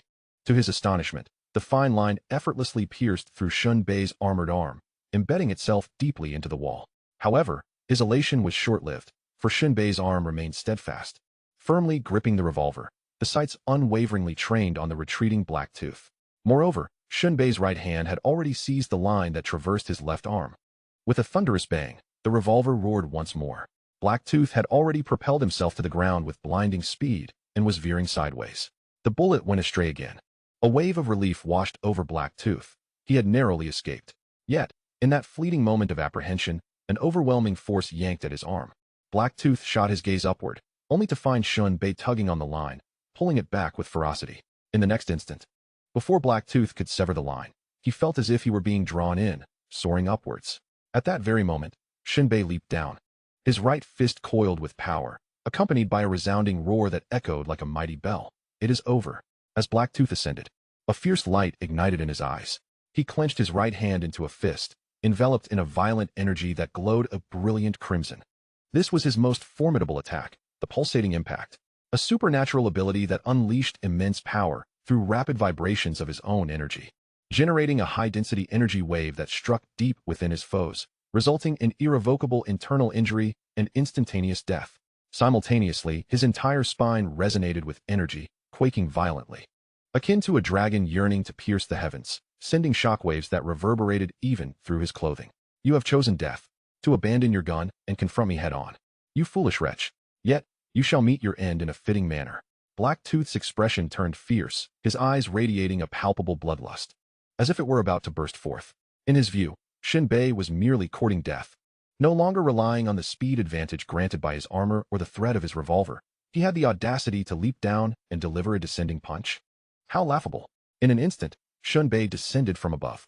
Blacktooth soared towards him. In midair, their fists were poised to collide. However, just as they were about to clash with the force of a comet striking the earth, Shen Bei's right fist suddenly blazed with brilliance. Like the detonation of thunder, a dazzling current erupted from the palm of Shen Bei's armored hand, a torrent of wild and searing energy, akin to a slumbering dragon awakening, breaking free from its confinement in an instant. The surge of electricity instantaneously illuminated the surroundings, flickering with arcs of blue and white light, resembling countless serpents dancing gracefully, weaving a dazzling yet perilous web of light in the air. The crackling of the current resonated with a sharp and exhilarating sound. Haida merely cast a glance, and his scalp erupted in shock, as if his brain had been struck violently by a colossal battering ram, leaving him momentarily blank. The current was extraordinarily fierce, manifesting as a spherical lightning bolt rising from Shen Bei's hand. What on earth? Haida clearly saw the blinding current, yet suddenly, darkness enveloped him. Chapter 73, The Finale and Death Boom. Amidst Haida's profound bewilderment, the fists of the two men collided midair. Although Haida was somewhat taken aback, he was utterly certain that the current emanating from Shen Bei's hand was not a result of supernatural abilities, but rather a function of his battle armor, which could also deliver electrical attacks. Although somewhat alarming, Haida dismissed it entirely.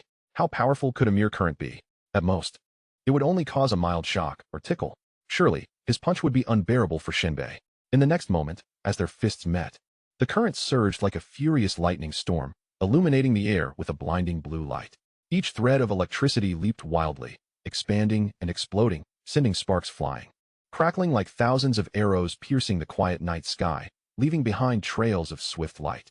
Simultaneously, the red energy atop Haida's fist unleashed its own force.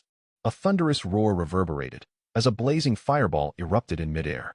The tranquil atmosphere was torn apart instantaneously, as a powerful gust of wind swept violently.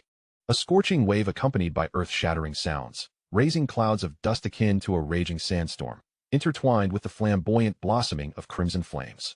A series of intense explosions echoed, the air being forcibly compressed by the unmatched ferocity of pure strength and speed. Time seemed to stand still. Within Haida's eyes, countless currents resembled serpentine figures, coiling around him.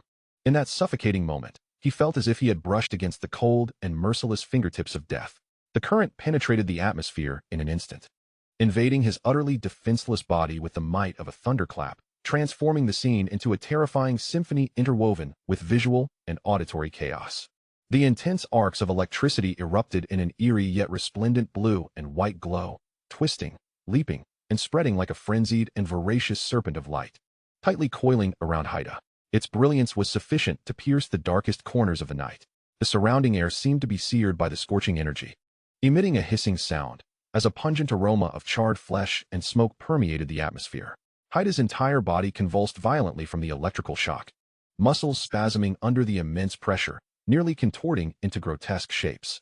The surface of his skin was scorched and cracked by the electricity, with crimson blood flowing forth in rivulets. His facial expression froze in an extreme mixture of agony and horror, his pupils dilating in fear, reflecting an unspeakable inner terror. His body seemed to transform into a temporary conductor of lightning, each pulse challenging the limits of life, every tremor a wail on the precipice of existence. Heiya was utterly astonished. The current unleashed by Shen Bei was shockingly violent, akin to a high-voltage power grid. How could this be possible? Heiya's eyes widened in disbelief, his heart racing as he struggled to fathom why such a diminutive piece of armor could generate such ferocious electrical energy. Was this not akin to a miniature power station? There was no time for further confrontation. He could be electrocuted or rendered unconscious.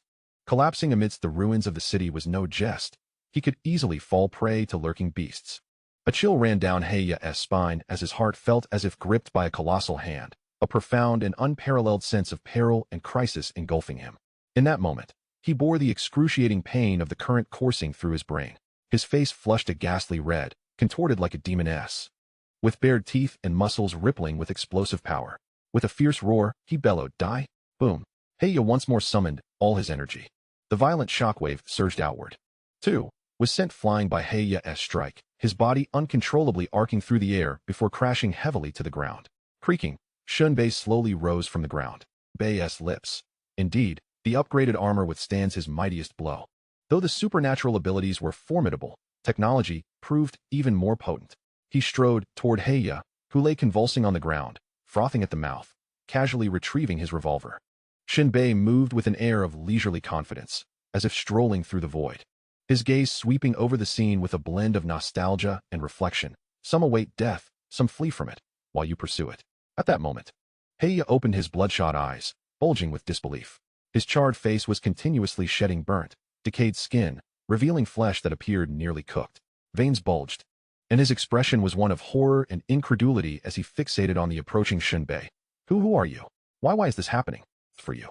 He lifted his gun, speaking calmly once more. Life and death are predestined, are in the hands of fate. Look at the chaos now. In the end, everyone will be buried together. What is the point? Do you regret it? His gaze. Heiya reluctantly and mournfully replied with a bitter smile. Stunned. He gazed at the grotesque, tumultuous emotions within. He pleaded, I regret it, truly regret it. I was wrong. I was indeed wrong. Spare my life. And let us not interfere with each other. To the black-toothed man, as long as Shen Bei showed a hint of compassion, it was Shen Bei's fault that things had escalated. Would have occurred.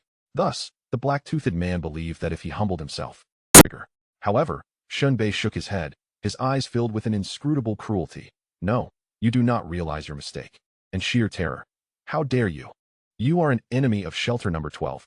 May hell not grant you refuge. Bang. The gunshot reverberated through the desolate urban ruins. Shortly thereafter, Shen Bei emerged from the crumbling city, now burdened with over 30 intermediate crystal cores, booty he had scavenged. He journeyed westward, maintaining a pace of 10 kilometers per hour. The battle armor could no longer be overtaxed. Any further strain would lead to its complete destruction, making even the slightest movement perilous. Remains. Light of a distant era. The sky loomed a dull, oppressive leaden gray, with heavy clouds seemingly unable to bear the grievances of this world. A sparse drizzle began to fall. This rainwater was potable, yet it carried the risk of gastrointestinal infections. This world lay within the Titan's immense stomach, where it had been purified. Shen Bei did not seek shelter from the rain.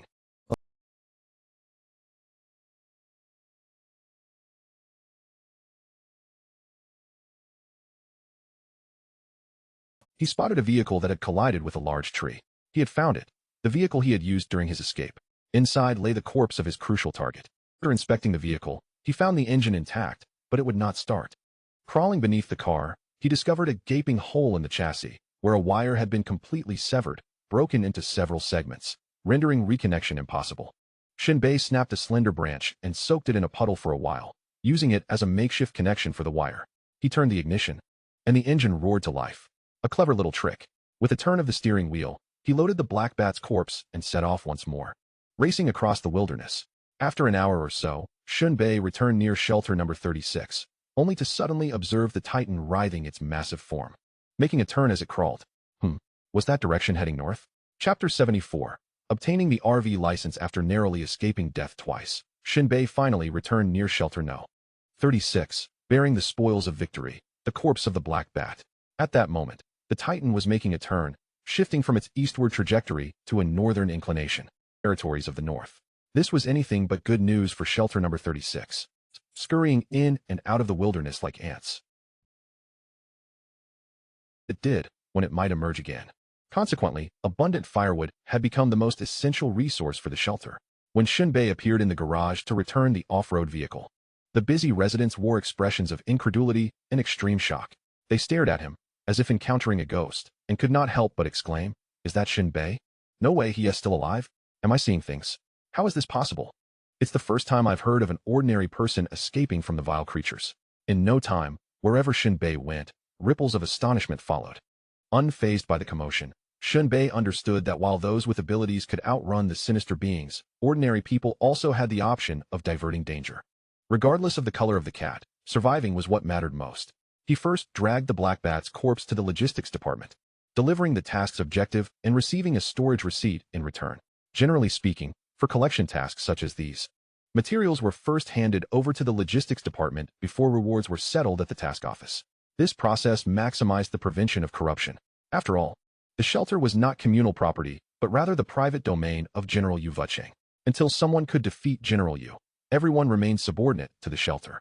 Returning to the task office, Rock, who had been dozing, suddenly awoke. He feigned rubbing his eyes, momentarily doubting whether he was hallucinating upon seeing Shen Bei. After a brief moment of bewilderment, he burst into laughter, growing increasingly manic. Rock clapped his hands together, creating a resounding applause. "Good, good, good. I knew Lady Luck would favor you." Shen Bei placed the storage receipt on the table. "I am Lady Luck herself." "Oh," Rock said, patting Shen Bei on the shoulder with a lewd grin. "When did you undergo a transformation? With our relationship, wouldn't you mind if I took a little fun?"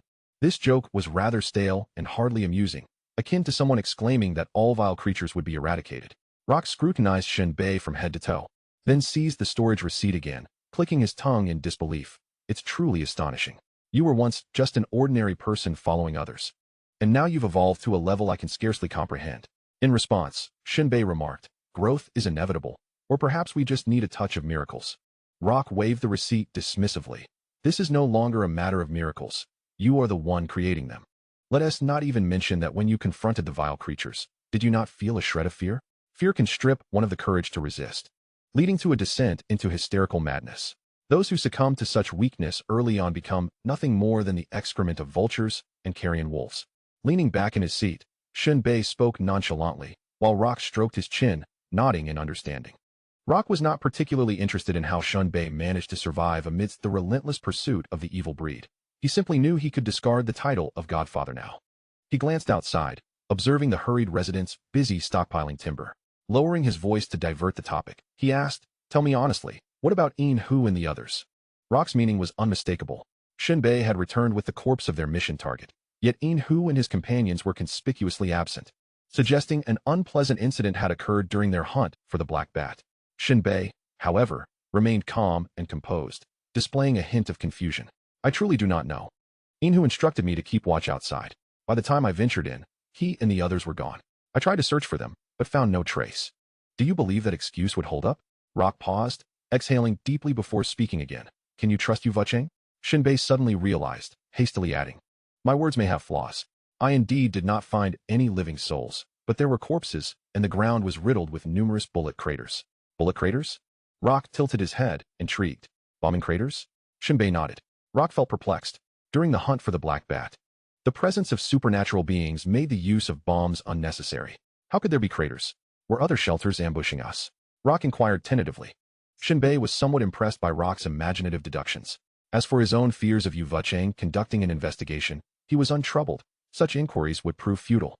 At the scene, aside from Inhu, nearly everyone else had been struck down by the Black Bat. Su Li and Inhu had met their demise at the hands of their own gunfire. Yet, before departing, Shen Bei had not forgotten to unleash a cluster bomb upon the two, reducing them to mere fragments, leaving no trace of bullet wounds. Moreover, He had meticulously cleared away any spent shell casings left on the ground. It would be challenging for General Yu-Vucheng to find any incriminating evidence. Surely, one could not suspect him of slaying his comrades simply because he survived while others perished. Who would dare undertake missions in the future? At that moment, Rock was piecing together the details, ensuring that when the report was made, General Yu-Vucheng would find no faults. As for why only Shen Bei had returned alive, Rock had his suspicions. Only the victors are deemed worthy of breath and a beating heart. Nevertheless, he remained deeply puzzled about the means by which Shen Bei had defeated the supernatural beings. Was it solely through the firearms in his possession?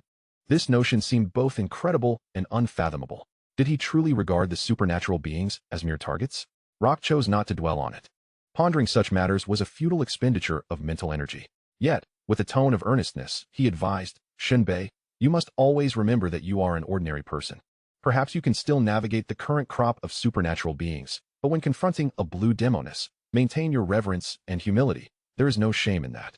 Shen Bei curled his lips slightly, suggesting, we should find a way to account for the task rewards. He proposed that if the Research Institute could achieve a breakthrough this time, Rock continued without acknowledging Shen Bei. You might consider undergoing a second awakening to become a supernatural being. Shen Bei's expression shifted, finding Rock's suggestion rather reasonable. However, he was not inclined to gamble with his life. With a 50-50 chance of awakening and an equal probability of death, there was no room for negotiation. The risks were too great. Here, take one advanced crystal core. Rock tossed the task reward into Shen Bei's hands. Shen Bei smacked his lips in surprise. So soon? No need for accounting?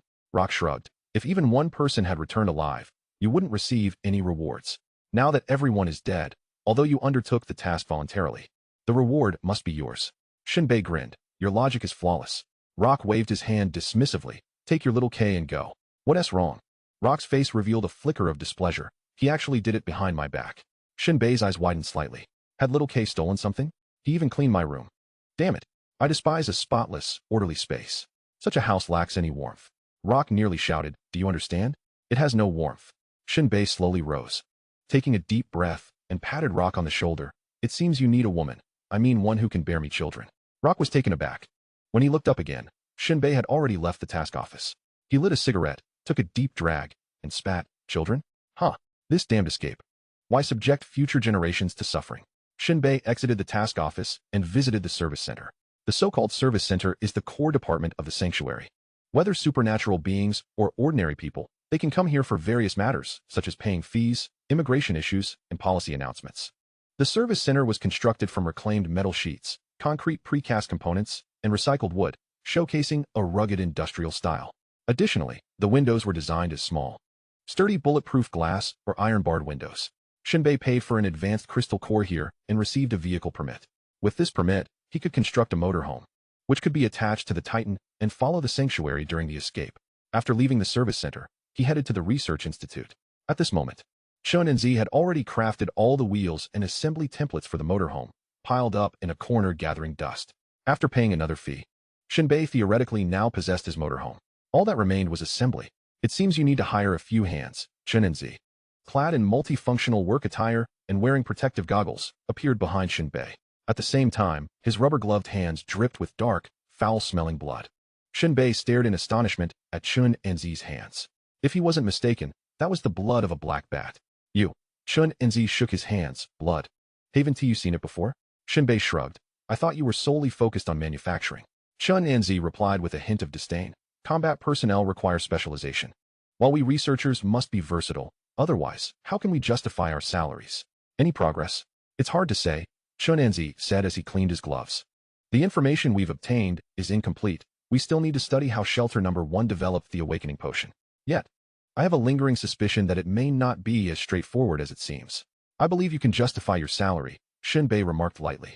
This statement reached Chen and Z's ears, resonating with a tone that seemed to mock their ineptitude. However, Chen and Z did not take offense. He acknowledged that one must accept their limitations. He pondered whether, if they truly could not yield significant results, he might suggest General Yu-Vucheng consider undermining their rivals. Shen Bei's eyes twitched slightly. That would be a bit excessive. It could easily ignite warfare between shelters. But Chen and Z's expression darkened, and he scoffed. War is the catalyst for progress. It is the driving force of this world. While this statement bore a certain truth, Shen Bei rubbed his nose. Let us discuss my mobile home instead. Chen and Z pointed to the housing construction modules and succinctly explained. The so-called mobile home is supported by 4 movable wheels, achieving a perfect blend of residence and mobility. If you are willing to invest in an additional crystal core, you can opt for superior materials to construct the modules, providing excellent insulation, waterproofing, and durability. The interior is filled with high-efficiency insulating materials, while the exterior is covered with a composite plastic layer that is UV-resistant and weatherproof. The modules interlock through a precision docking structure, ensuring a seamless, airtight fit while allowing for quick assembly and disassembly. Unfortunately, you have chosen the most economical option, which serves only one purpose: to shield from wind and rain. That is sufficient, Shen Bei interjected. Chen Anzi spread his hands and continued. The housing portion includes wall modules, glass window modules, roof modules, and basic living facility modules. The glass window modules ensure the stability of the windows during movement or under wind pressure. The roof modules are designed aerodynamically, with waterproof buckles between modules to prevent leaks during rain or snow. The basic living facility module consists of simple beds and chairs. Cabinets are not included and require additional payment. Shen Bei expressed indifference, noting he could gradually add features later. Chen Enzi then explained the installation method, stating it was not particularly difficult. One merely needed to remember the general order. It's akin to stacking blocks, he assured. In a moment, Chen Enzi had to return to the laboratory to attend to his tasks, leaving Shen Bei to transport materials from the upper to the lower levels alone. As for Chen Enzi's suggestion to hire additional hands, that was certainly not feasible. Every assembly of modules contributed to experience points. Omitting even one task would prevent the accumulation of necessary experience for completing the mobile home, ultimately hindering upgrades. In fact, Shen Bei had not even called upon Rock and Little K for assistance, choosing instead to rely on his own efforts for sustenance. In the past, whenever a new mobile home was produced within the shelter, it would invariably draw a crowd of onlookers. In the lower levels of the shelter, there were only 2 matters that brought joy to the residents. A new mobile home signifies the expansion of shelter, accommodating a growing population. Another aspect is the arrival of newborns. Due to the recent turn of events in Titan, which may herald the onset of a harsh northern winter, everyone is busy stockpiling wood. The construction of mobile homes by Shen Bei has attracted little attention. People merely glance from afar before returning to their own tasks. The sun casts its rays over this desolate land, illuminating the battered horizon. Shen Bei embarks on the initial step of assembling the dwelling, lowering the wheels and securing it to the communal iron cable. The position of Shen Bei's mobile home is quite far back, extending 5 kilometers beyond. After considerable effort, Shen Bei manages to attach the foundation of the mobile home to Titan. At that moment, a notification appears at the corner of Shen Bei's eye. House construction, experience points 1. The experience points are stable. Next, he proceeds to construct the house on the chassis of the mobile home, adhering to the sequence of building from the bottom up and from the outside in. He ensures that each module's joints are tightly connected without cracks, preventing structural looseness from severe jolts. Generally, mobile homes are constructed from wood and can employ various fastening methods such as nails and rivets.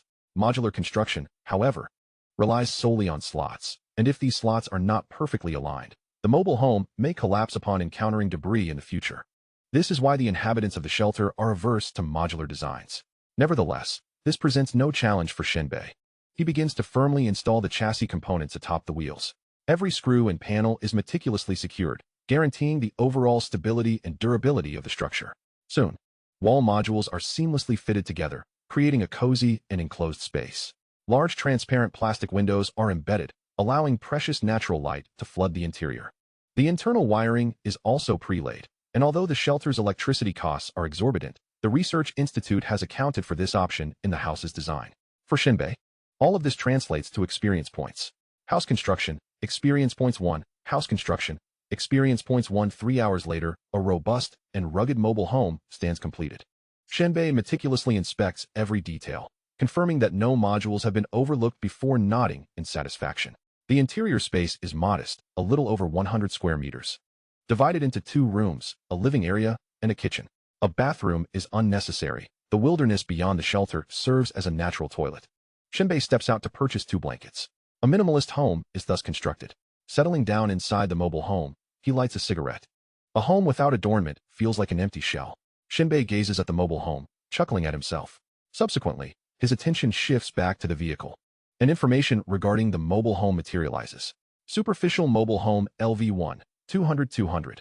This mobile home exists only in a literal sense, covering an area of 113 square meters. The construction materials are subpar, and stability is questionable, akin to a tent, merely offering protection from the elements. However, the exhaust vent is poorly designed, leading to the risk of rain intrusion. The sweltering heat resembles a steam room, while the frigid cold feels akin to an ice cave. Devoid of any defensive capabilities and lacking in comfort, a slight misstep could lead to a collapse. Shen Bei remarked, such an assessment seems rather excessive. This camper van is not as dreadful as described in the external commentary. Are we to evaluate it against the standards of an all-terrain steel vehicle? He sniffled slightly. That seems rather exaggerated. I can hardly fathom how terrifying it would be if this camper were to eventually transform into a colossal mobile fortress. But for now, I shall not dwell on that. With a mere thought, Shen Bei initiated an upgrade. An invisible aura emanated from the camper, enveloping it. Camper Van LV2, 0500. This camper van exists solely in the literal sense, covering an area of 113 square meters. The design angle of the exhaust vent has been improved to prevent rainwater intrusion. The door lock has been upgraded for enhanced security. The connections between construction modules have been reinforced for increased stability, and the materials used in the construction modules have been upgraded, resulting in a slight enhancement in durability and defensive capabilities. After reading the information, Shen Bei took a deep breath. Indeed, the upgrades were impressive. Although he had chosen the most basic building materials, the upgrade allowed for a defense level comparable to alloy steel. Furthermore, while the exterior remained unchanged, the internal transformation was monumental. Ecstatic, Shen Bei rose to his feet, caressing the camper. He sensed that this vehicle would likely be the most significant asset following the series of concentrated firepower. Surely, there would be surprises in store by the end. Shen Bei mused to himself. Subsequently, he began tidying up the room. After a short while of dusting, he abruptly ceased his efforts, exclaiming, "Cleaning the room doesn't even grant experience points. How am I to continue upgrading?" Rubbing his chin, he pondered, but found no clarity. Where there's a will, there's a way. He decided to let it be. At that moment, the sound of the door creaking open announced the entrance of Rock, accompanied by Little K. Rock surveyed the surroundings and, somewhat reproachfully, said, "Why didn't you inform me? I could have lent a hand." Shen Bei grabbed a broom and handed it to him. "It's not too late now." Rock tossed the broom to Little K and playfully tapped him on the back of the head. "Go clean up." Little K, fully aware that this was their new home, eagerly set to work. Meanwhile, Shen Bei removed his battle armor and hung it on the wall, beginning to inspect the components that needed replacement, meticulously recording each one as he prepared to procure supplies. Before leaving, he cautioned Little K, "If someone breaks in, shoot him on sight." Rock shot him an incredulous look. "Are you serious? This is a sanctuary. Who would dare commit murder? The worst that would happen is some petty theft. A warning should suffice." Shen Bei shrugged, and the two made their way toward the Titan's main body.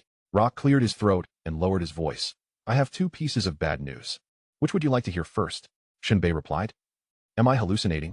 Shouldn't it be one good and one bad?" Chapter 76, Radio Communication Conference. Confrontation at the sanctuary upper levels. A sedan glided past rows of dilapidated factories and billowing chimneys, soon coming to a halt before the only meticulously maintained estate. Encircled by a wall that housed a grand villa, the villa, expansive and immaculate, exuded an air of opulence, standing in stark contrast to the low, shabby buildings reminiscent of a bygone industrial era that populated the territory. In addition to its luxury, the estate was patrolled by a cadre of armed guards. And as the convoy came to a stop at the entrance, one could observe well-dressed servants and stewards waiting with deference. Upon the vehicle's arrival, they bowed deeply and greeted. "Welcome back, General." At that moment, the drowsy henchmen in the car awakened, their eyes brimming with envy and longing as they beheld the grandeur of the estate. In stark contrast to the emaciated lower-class populace, whose tattered clothing barely concealed their forms, the servants within General Yu-Vucheng's estate were well-fed and impeccably attired, highlighting a disparity that was as vast as the heavens and the earth. As General Yu-Vucheng alighted from the vehicle, a figure stepped forward to take his cloak. A steward approached, bowing slightly as he spoke. "General, Inhu, Su Li, Fei Shu, and others have perished." A subtle twitch of the general's temple betrayed his internal turmoil. Yet his exterior remained adorned with a charming smile, betraying none of the sorrow. Life and death are ever fickle. The very essence of the term Vucheng encapsulated his life philosophy. Everything is transient, destined to become part of a world in turmoil. Although a pang of regret coursed through Yu-Vucheng, he quickly regained his composure. He then inquired, "How did the mission fare?" "As long as the task is completed and the awakening serum can be developed, combat-oriented superhumans like Inhu can still be artificially cultivated. The research facility may need to excavate the corner of shelter number 1. However, no conclusions or plans have been finalized yet. I wanted to inform you in advance." The steward paused briefly before continuing. "As for the corpse of the Black Bat, It was brought back by Shen Bei. He is the only one who returned alive. Shen Bei? Yu-Vucheng exclaimed in astonishment. That fellow survived an encounter with the evil spawn? Indeed, he is quite fortunate, the steward replied. Yu-Vucheng, seemingly unfazed, indulged in a moment of speculation. A sniper is both perilous and secure, blessed with good fortune. What did Locke report? Locke conveyed that Inhu and the others had encountered artillery fire. Artillery fire? Yu-Vucheng paused, perplexed. Surely they did not bring cannons? The steward shook his head. Yu-Vucheng's expression darkened. Send someone to investigate the scene, focusing on the shell casings. Let us determine which shelter has overstepped its bounds. The steward nodded in acknowledgement, then added, General, the radio communication conference is about to commence. The radio communication conference serves as a means of contact in the current world of turmoil.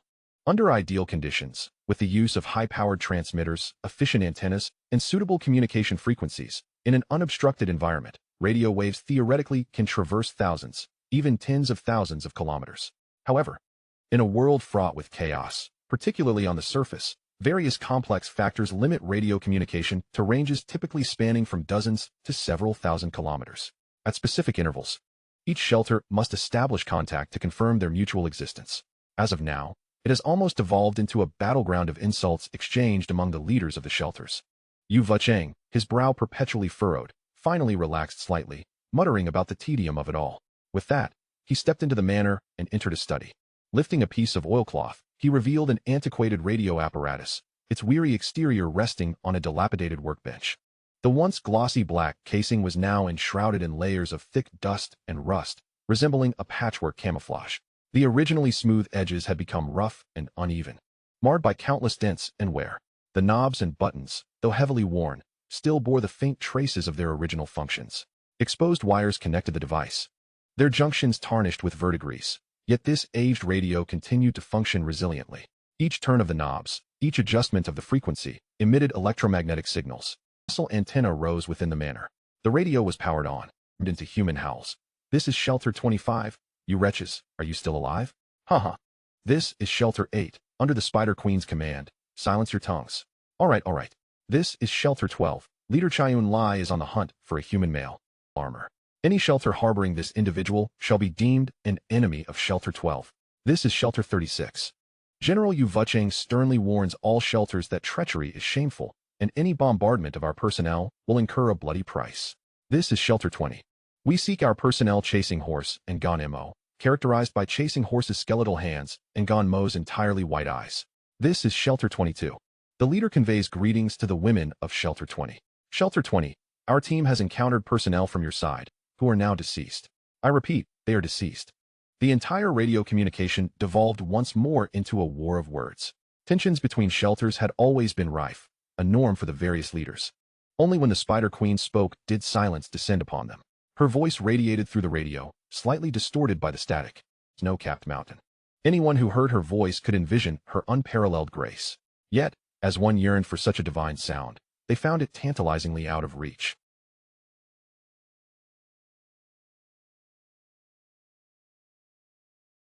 Injuries? As soon as these words were spoken, Zhao Yunli immediately recognized the origin of the armored man. Suppressing his anger, he replied, according to our personnel's description. It is indeed as such. Yu-Vucheng, he continued. Yes, Yu-Vucheng responded swiftly. There is indeed an irreparable wound at the heart. The Spider Queen fell silent for a moment before stating the direction of the last disappearance. Yu-Vucheng remained silent, as he had no knowledge of where Shen Bei had led the evil seed. However, Qi Yunli was aware. At the time the evil seed appeared, it was not far from shelter number 12, and he could still see the evil seed transform into a dark speck, advancing towards the north. Qi Yunli reported this situation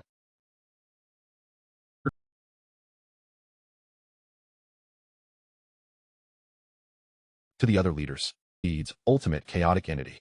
Qi Yunli trembled slightly. Spider Queen. It can be done. But how can the evil seed be injured?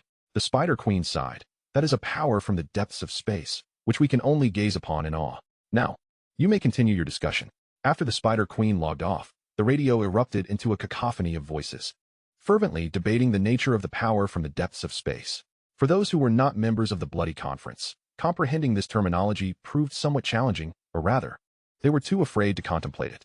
At that moment, many leaders looked up at the sky, utterly perplexed. Just then, Qi Yunli erupted. Damn you, Yu-Vucheng. He directly named and cursed him. Yu Vucheng felt utterly confused, his expression sour, and he personally confronted the intercom. Qi Yunli, such arrogance is merely consuming your life. Your people slaughtered one of my squads. Who is truly being reckless here? Skill inferior to others, life and death are unpredictable. Although Yu Vucheng did not entirely grasp the situation, piecing together the clues. It was highly probable that the person clad in red armor pointed out by Qi Yunli was Shen Bei. Only Shen Bei had connected with the evil seed's ultimate chaotic entity. Yet, regardless of who it was, anyone entering the wilderness would constantly face death. If they died, it was deserved. They could simply reincarnate. Therefore, Yu Vucheng naturally would not indulge in the other's bad habits. However, Qi Yunli sought not compensation, but rather the armor that Shen Bei wore. In Qi Yunli's view, Yu Vucheng likely had not realized the armor's true value. The two exchanged curses from afar amid the discussions of the other leaders. In the end, Shelter Number 1 declared, any attempts to undermine will face devastating repercussions. Yu Vucheng scoffed, turning off the intercom. He stroked his chin, waved his hand, and instructed the steward, go, summon Rock. Our estimation of Shen Bei was undoubtedly flawed. An hour later, Rock emerged from the estate. Upon reaching the lower levels, he encountered Shen Bei. There are two pieces of bad news. Which one would you like to hear first? Chapter 77. I may expose myself, but I will not die. The first bad news. Rock's expression grew somber as he continued. The Titan may be advancing towards the frigid north. Shen Bei, upon hearing this, felt no surprise. Thus far, the Titan had been gradually altering its course. Heading towards the north, a shift perceptible to anyone. The entire sanctuary was currently preoccupied with collecting timber, drawing on their experience to prepare. It's nothing, Shen Bei replied nonchalantly. On to the second matter. Rock fixed his gaze on Shen Bei, taking a deep breath. I just returned from the Yu Vucheng Manor, where the leaders of various sanctuaries held a radio conference. The leader of Sanctuary Number 12, Qi Yunli, has set his sights on you. This revelation caused Shen Bei's attention to sharpen instantly. How could this be possible? The Blacktooth team had been entirely eliminated at my hands. I never disclosed my sanctuary's origin. How could Qi Yunli pinpoint me with such accuracy? After much contemplation, Shen Bei arrived at a rather absurd possibility, the evil seeds and chaos entity.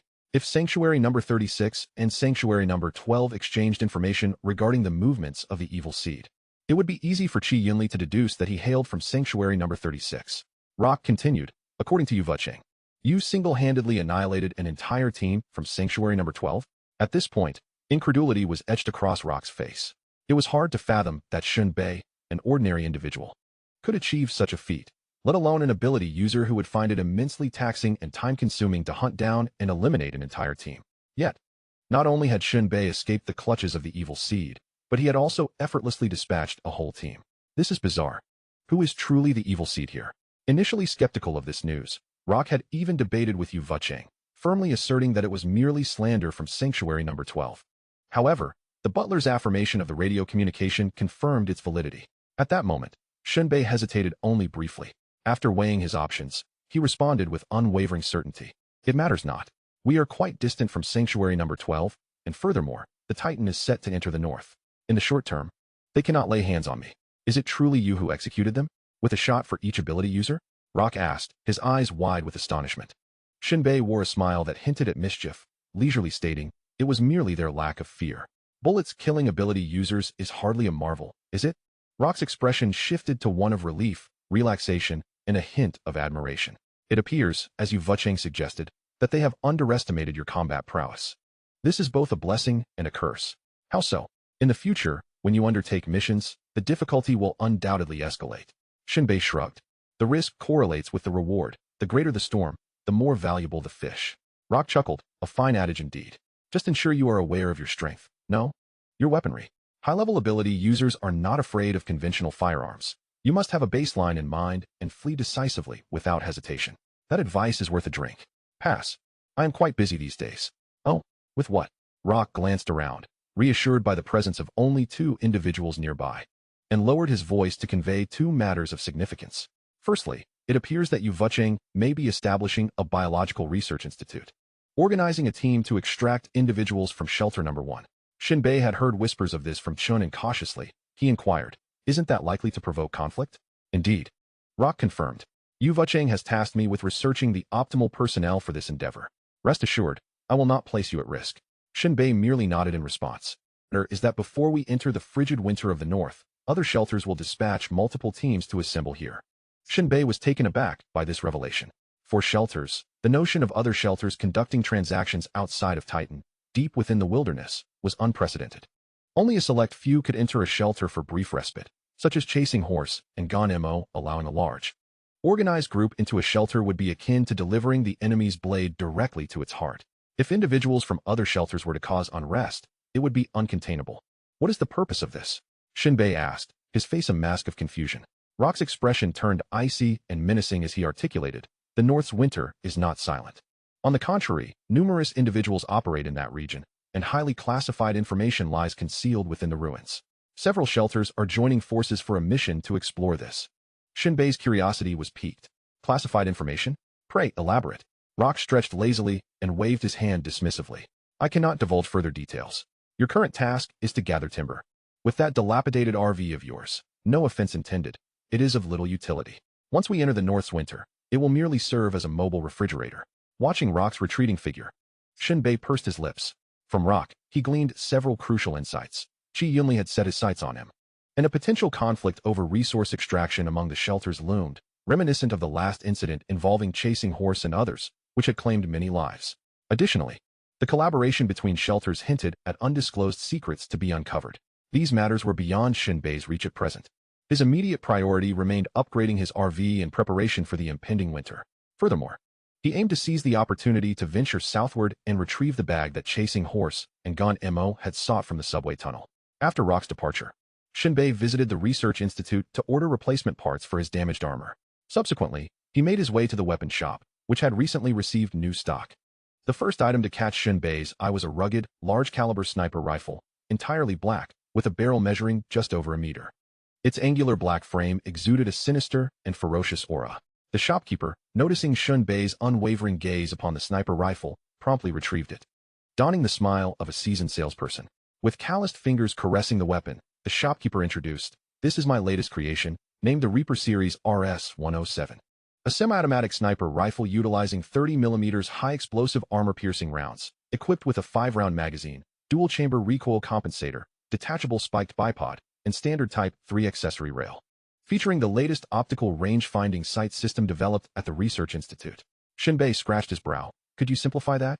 The proprietor of the weapon shop cast a disdainful glance at Shen Bei, remarking, "The design philosophy of this weapon is intended for combating armored tanks, missile launchers, and even low-flying combat aircraft. It can effortlessly penetrate 50mm of specialized steel plate within a range of 2,000 meters. Many shelters are currently researching genetic soldiers to challenge the so-called fourth-tier supernatural beings." Shen Bei, taken aback, exclaimed, "Tanks? Aircraft? Genetic soldiers?" He found himself bewildered. These new terminologies both familiar and foreign. The shopkeeper tilted his head, asking, "Are you all right? You don't recognize a tank?" "Well, it is rather rare. But our shelter has several sitting and used in the garage. Their firepower indeed pales in comparison to that of the cluster munitions."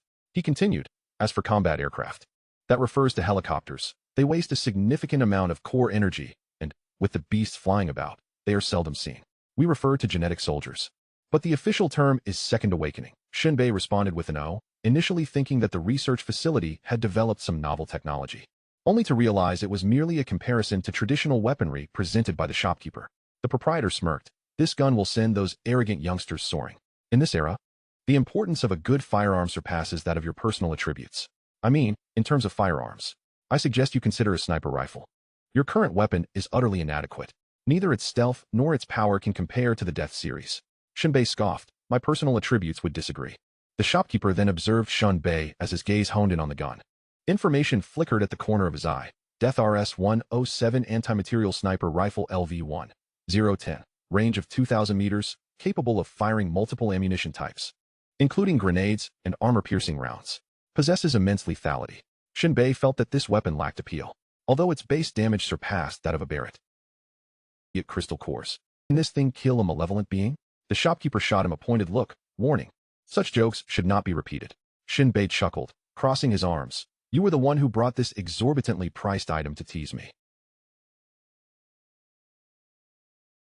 Is deemed nearly flawless. "If you can compromise on the weapon's specifications, I could recommend alternatives," the shopkeeper offered. After contemplating for a moment, 107 sniper rifle, for the simple reason that it was laden with attachments. the more complex the firearm, the more demanding its environmental conditions. After all, even in times of scarcity, the AK series is hailed as the king of civilian firearms due to its durability. Then, Shen Bei's gaze roamed the metal rack, and in a fleeting moment, he caught sight of another firearm. His eye drawn to it as information flickered at the corner of his vision, ultimately fixing his gaze on a particular piece. He pointed with a finger, inquiring, "How much for this gun?" Chapter 78, New Weapon. Shen Bei referred to a remarkably peculiar firearm, measuring merely over 20 centimeters in length. It was adorned with an intermingling of brass and silver hues, and the diameter of its muzzle exceeded 15 centimeters, comparable to a large apple. This gave the entire weapon an unbalanced appearance, rendering it strangely top-heavy, reminiscent of the early German hand cannons of Earth. Notably, the gun bore stains and conspicuous signs of wear, making it appear particularly shabby and unsightly among the array of firearms. The shopkeeper of the weapon store seemed on the verge of laughter, tilting his head and remarking, "It does suit you quite well. A complete lack of precision, excessive recoil, laughable range, and an overwhelming burden on the muzzle, rendering it nearly unusable after a few shots. Due to its antiquity, it has sustained damage. Even when it was in good condition, it bore a considerable risk of bursting. The magazine accommodates 3 rounds, and upon pulling the trigger, all bullets are discharged simultaneously." Shen Bei had long ceased to pursue accuracy in firearms, instead prioritizing sheer destructive power. For long-range engagements, he had sniper rifles. For close quarters, revolvers. Yet he found himself lacking in the medium-range domain. Moreover, it was a shotgun. Commonly recognized as a formidable scattergun, shotguns are capable of firing a cluster of pellets, boasting fierce firepower, high first-hit accuracy, and rapid response capabilities. They are primarily employed in ambushes and sudden confrontations within complex terrains such as jungles and urban environments, effectively neutralizing close-range targets. Typically, shotguns feature thick barrels, large calibers, and lack rifling, with ammunition composed of a multitude of small pellets. When fired, they produce a thunderous sound, and upon striking close-range targets, the impact manifests in a honeycomb pattern, capable of inflicting widespread damage upon adversaries. This was the large-scale lethality Shen Bei had relentlessly sought. Naturally, cluster fire grenades could achieve similar results. However, the extensive blast radius of cluster bombs posed a risk of collateral damage to oneself. In contrast, shotguns deliver a fan-shaped barrage, adeptly mitigating this drawback. However, do not say I did not warn you. This thing is broken and cannot fire, the shopkeeper kindly cautioned. In his view, he would rather recommend the Reaper series sniper rifles, which would be substantially more profitable. Shen Bei picked up the oddly shaped hand cannon, not lifting his gaze, and asked, "It's broken? Then I shall consider it a collectible. Name your price. If you desire this piece, 10 intermediate crystal cores will suffice. That is steep. I will also throw in 100 rounds of ammunition." Without a moment's hesitation, Shen Bei tossed out 10 crystal cores, regardless of its damaged state. The prospect of upgrading the shotgun presented a viable solution. The inclusion of the shotgun ammunition alone was worth the investment. It is important to note that shotgun shells differ from rifle ammunition. Standard shotgun projectiles primarily consist of 3 types: birdshot, buckshot, and slugs. The distinguishing feature of their structure lies in the primer, casing, and wad, which separates the projectile from the gunpowder within the shell.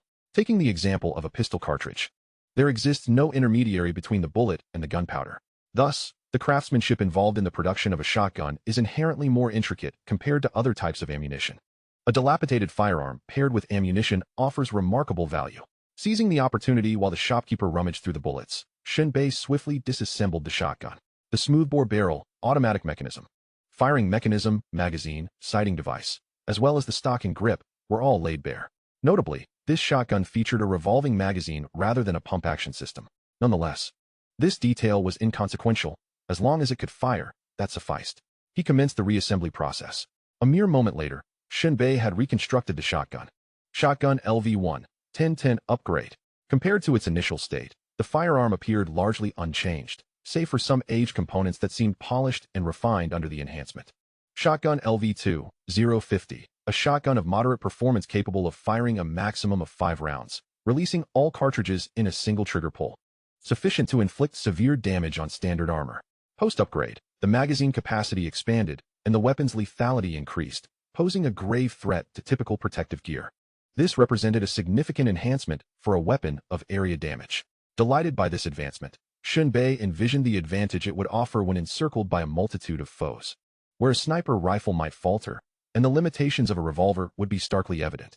With this shotgun in hand, He could swiftly decimate a cluster of adversaries. The mere thought invigorated him. Shen Bei caressed the firearm with increasing joy. He gathered the ammunition provided by the shopkeeper and purchased a modest supply of sniper and revolver rounds. Although Shen Bei possessed the capability to manufacture his own ammunition, the costs were prohibitively high. He had previously calculated that producing a single bullet would require the expenditure of a mid-tier crystal core. Recently, however, the price of bullets had fluctuated, allowing 5 rounds to be acquired for just 1 crystal core. Whether it be true spirit elements or crystal powder, resources must be conserved. It was unwarranted to utilize expensive rounds against ordinary adversaries. Upon departing the weapon shop and returning to the lower levels, Shen Bei was suddenly alerted by a notification. RV experience points 2. He uttered a perplexed experience points for the RV, reflecting on the matter. He realized he had done nothing to warrant this increase, aside from little K tidying up the room, which would not contribute to experience points. After some contemplation, he glanced at the time and experienced an epiphany. The experience points accumulate automatically by the hour. Indeed, Shen Bei felt a surge of joy. An RV that levels up while one merely rests is truly remarkable. It was far simpler than upgrading battle armor, which required one to be clad in it for enhancements. Sleeping while in a suit was exceedingly uncomfortable, but the RV was magnificent. Every hour, it autonomously accumulated experience points. How lavish! Shen Bei's laughter rang out, bright and clear. He then traversed along the wooden pathway to a second-hand store, where he procured a fireplace for warmth. He transported it back to the RV. Little K was diligently tidying the room, though the origin of the furniture crafted from discarded vehicle parts and the faded maps serving as wallpaper remained a mystery. The bed was ingeniously fashioned from old car seats, while the table and chairs were constructed from iron pipes and wooden planks. Simple storage shelves adorned the walls, holding an assortment of tools, canned food, and water supplies. Various other items cluttered the otherwise vacant room. Shen Bei couldn't help but grimace at the peculiar aesthetic tastes of humanity in this world. After successfully installing the fireplace, Shen Bei commenced repairs on his battle armor. The toolbox lay open, revealing an array of high-strength wrenches, screwdrivers, arc welders, and laser welding guns, along with solder. A question flickered in Shen Bei's mind. Would this endeavor yield experience points? If so, it could serve as a valuable exploit. However, after laboring for half an hour and replacing all components, he found himself bereft of any experience gains. Perhaps he had overthought it. Once the battle armor was restored, Shen Bei stretched and initiated a self-diagnostic. The results were swift. All components and systems were functioning optimally. His gaze fixated on the armor as information appeared. Power Armor LV5, 1002-3 10,000.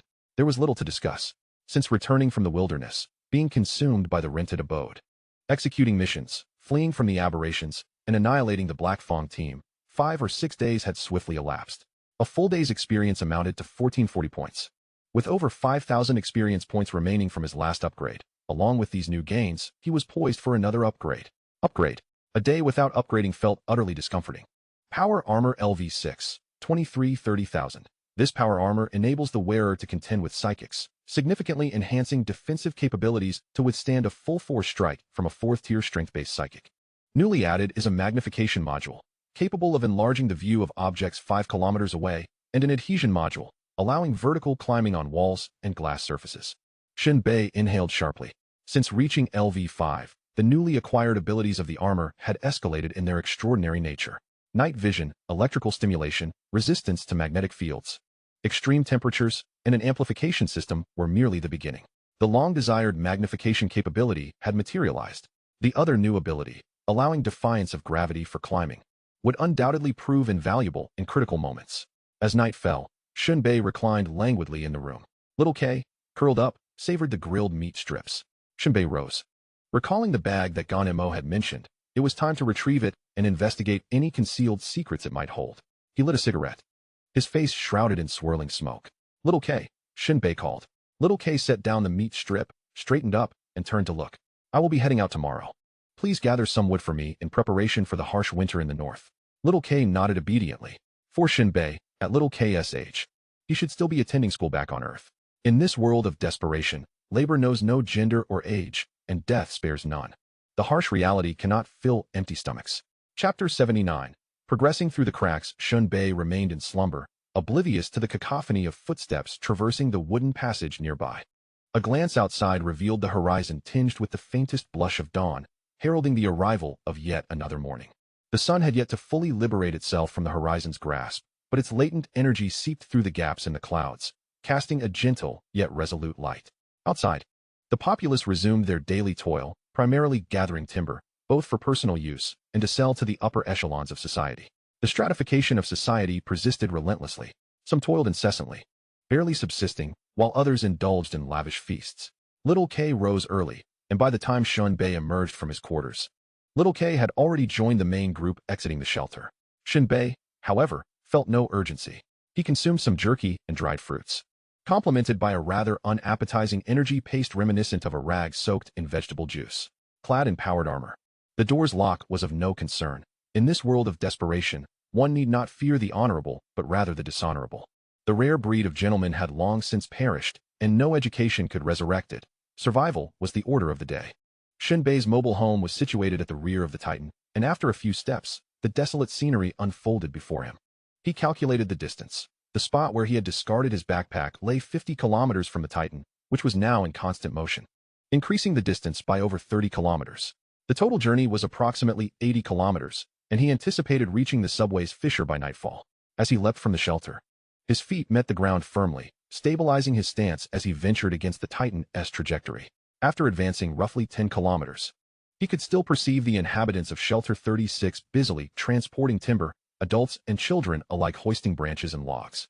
After an additional 20 kilometers, all signs of human activity vanished, leaving only the vast wilderness and the lurking beasts. The interior of his armor emitted a faint yet steady mechanical hum, prompting Shen Bei to quicken his pace. He would circumvent any beasts he could; those he could not, he would eliminate from a distance. As night descended, Shen Bei found himself within 2 kilometers of the site where he had abandoned his backpack. Throughout his journey, save for the beasts, he had encountered no other souls. With just 2 kilometers remaining, he was on the brink of uncovering his mission and revealing the secrets of the backpack. Yet, Shen Bei halted, hesitating at the summit. The night wind enveloped him, and he sensed an unmistakable scent of blood. In truth, he was acutely aware that he had seen no signs of disturbance. The night air was frigid, carrying the familiar chill of the wilderness, devoid of any trace of blood. Not a whiff to be found. This is a sensation of danger, a visceral feeling that serves as a reminder to Shen Bei. He strains his gaze into the depths of the night. Yet, beneath the dense shroud of darkness, even with the enhanced night vision and magnified perception afforded by his armor, his field of view remains significantly limited compared to daylight. Scanning the horizon, he finds no indication of any threat. He retrieves his armor's visor to amplify his sight once more, sweeping over the mountains shrouded in night. However, after cycling through all modes, he still cannot discern the source of danger. Doubt creeps in. Perhaps he is merely overthinking, a case of seeing shadows where there are none. After all, it is conceivable that Shelter Number 12 has set its sights on him, dispatching operatives to lie in wait. Yet, despite his vigilant scrutiny, no abnormalities emerge. At least within his line of sight, all remains eerily quiet. Just as Shen Bei begins to question the validity of his instincts, a sudden burst of red light ignites in the distant hills. This is followed by the anguished scream of a human in their final moments, culminating in a dull gunshot. A sniper. Shen Bei whirls around, his pupils constricting sharply. Are there 2 factions engaged in battle in this vicinity? His brow furrows deeper. Throughout his journey, he has encountered no signs of conflict elsewhere. Yet here, near the satchel's location, such an occurrence seems too coincidental. Soon, red flashes illuminate various points, accompanied by a cacophony of screams and gunfire. It is not just one sniper. Bullets fly erratically, and one nearly grazes Shen Bei. He crouches atop the mountain, observing the flickering points of gunfire. It is infuriating that the crossfire between the 2 factions is precisely aligned with his path. Moreover, they appear to be moving towards the subway fissure. Do their objectives align with mine? Shen Bei's thoughts whirl chaotically. He cannot recall any high-value items worth scavenging in this nearly buried, fragmented urban ruin. If anything, it is merely the satchel. Yet, the location of this satchel is unknown even to Kama and Ganemo. How do these unidentified armed groups know of it? Taking a deep breath, Shen Bei removes the rifle from his back and plunges into the vast darkness of the night. In the shadows, only a fleeting glimmer of silvery light is visible before everything returns to obscurity. He casts aside the intricacies of the situation and no longer ponders why these 2 factions have appeared here, focusing solely on his silent, swift movement through the dark.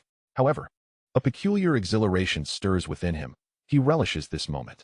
In the darkness, amidst the wilderness, and in solitary combat. In the years prior to his crossing, he served as a special forces operative, followed by a stint as a mercenary. This shift in identity does not alter the reality of bullets and bloodshed. This is the world he knows. Shen Bei lunges toward the position of the nearest sniper, whose flames flicker brightly and are closest to him. He merges seamlessly with the darkness, feeling as if he can sense the pulse of the earth and perhaps the very rhythm of the world itself. As Shen Bei approached within 1,000 meters of the well-concealed sniper, he had already begun to sense the sniper's position, yet the sniper remained oblivious to his presence. Simultaneously, through the amplification system, Shen Bei could hear their shouts echoing. After listening for just a few moments, his brows knitted tightly in concern. The two factions were none other than the combatants from Shelter Number 20 and Shelter Number 22. The treacherous researcher had originally defected from Shelter Number 22, while chasing Horse and Gon Mo hailed from Shelter Number 20. Shen Bei was certain that these individuals were undoubtedly after the briefcase. However, he was further perplexed as to how they had discovered its location. Could it be a positioning transmitter? This thought crossed Shen Bei's mind, increasing his curiosity about the contents within the layers of the briefcase. The incident of the researcher's defection had not yet reached its conclusion. No choice but to confront them head-on. At this moment, Shen Bei halted behind a boulder, propping up his rifle, and aimed at a mound of earth halfway up the distant hill. The sniper was concealed behind the mound, still searching for the positions of other enemies. Other snipers were either retreating or repositioning. Yet this one, the first to fire, had not shifted his ground. What a novice! Shen Bei scoffed, echoing the disdain often voiced by seasoned veterans. Those who had survived numerous encounters on the battlefield often spoke in coarse, venomous tongues. Yet their words could be piercingly incisive. To become an exceptional sniper, precise marksmanship was merely a small component. To dance in the shadows like Shen Bei required much more. Bang!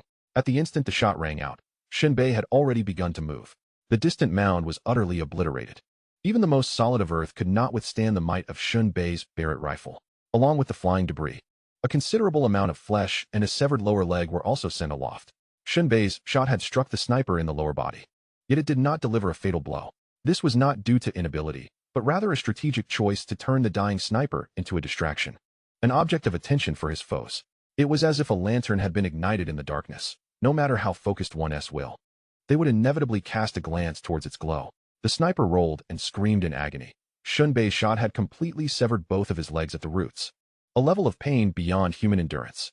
Although this injury was fatal, it would not result in immediate death, ensuring that this flicker of light in the night would continue to burn for some time. On the battlefield where life and death were at stake, Shen Bei's heart turned as cold as stone, his methods as swift as lightning, fierce and merciless, unrestrained in his actions.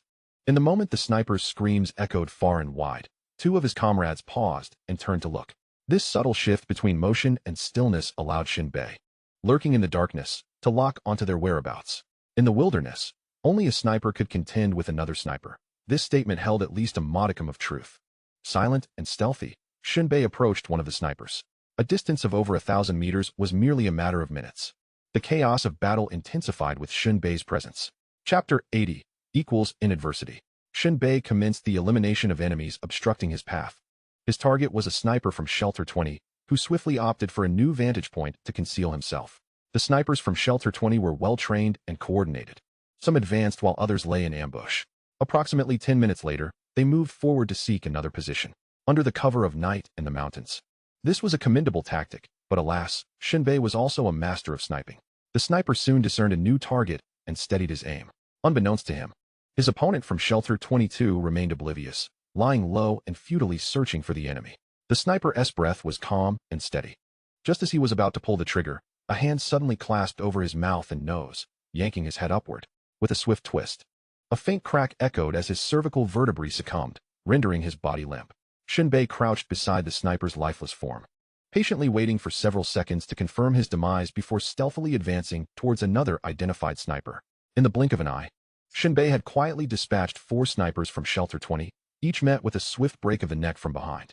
In the darkness, he rediscovered the thrill he cherished, his movements becoming increasingly fluid, quick, and light, as if the night breeze gently supported his form. It had been some time since he had witnessed the snipers from Shelter 20 take a shot. On one hand, the personnel from Shelter 22 had suffered significant casualties, while on the other, many snipers from Shelter 20 had also fallen to Shen Bei's hand. At that moment, a flash of red light flickered across the distant hills, followed by the harrowing cries of those meeting their end. Shen Bei assessed the position and distance, then raised his sniper rifle, locking onto the moving target. According to his estimation, an enemy from Shelter 22 had aimed at him but misfired, resulting in the demise of a comrade from Shelter 20, a stroke of sheer luck. Shen Bei steadied his sniper rifle, its dark, smooth surface reflecting the moonlight and the faint twinkle of stars. The precision scope firmly locked onto the distant target. Instantly, a deep, resounding gunshot shattered the night's tranquility. The bullet, akin to a meteor streaking across the sky, hurtled towards its target with tremendous force, leaving a fleeting trace of fire and a deafening echo in its wake. The sniper's body jolted suddenly, his head exploding, along with a significant portion of his shoulder. After firing, Shen Bei did not linger to observe the result. He began to swiftly maneuver to the side. He had to rush into the subway tunnel. Retrieving his bag with every ounce of urgency, Shen Bei stowed away his sniper rifle and began to move swiftly under the cover of darkness, the rugged terrain serving as his best shield. 2 minutes later, he had dispatched 2 more enemies with a swift twist of their necks. At this moment, with less than 800 meters separating him from the subway fissure, he cast his gaze toward a hill a kilometer away.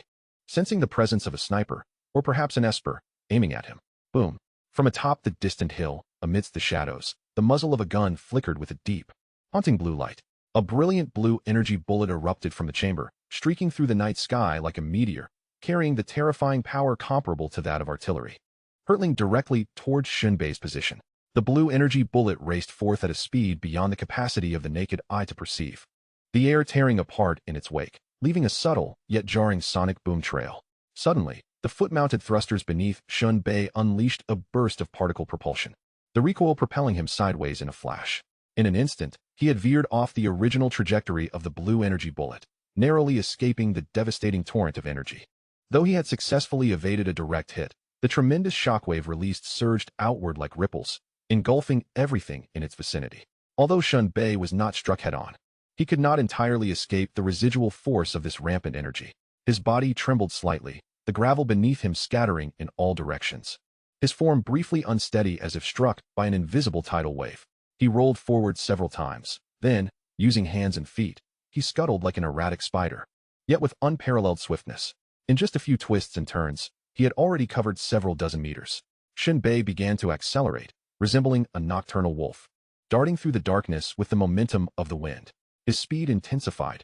Just as he was about to reach the maximum velocity of his armor, he suddenly shuddered, as if doused with a bucket of icy water. His body arched and sprung, coming to an abrupt halt, less than a meter in front of him.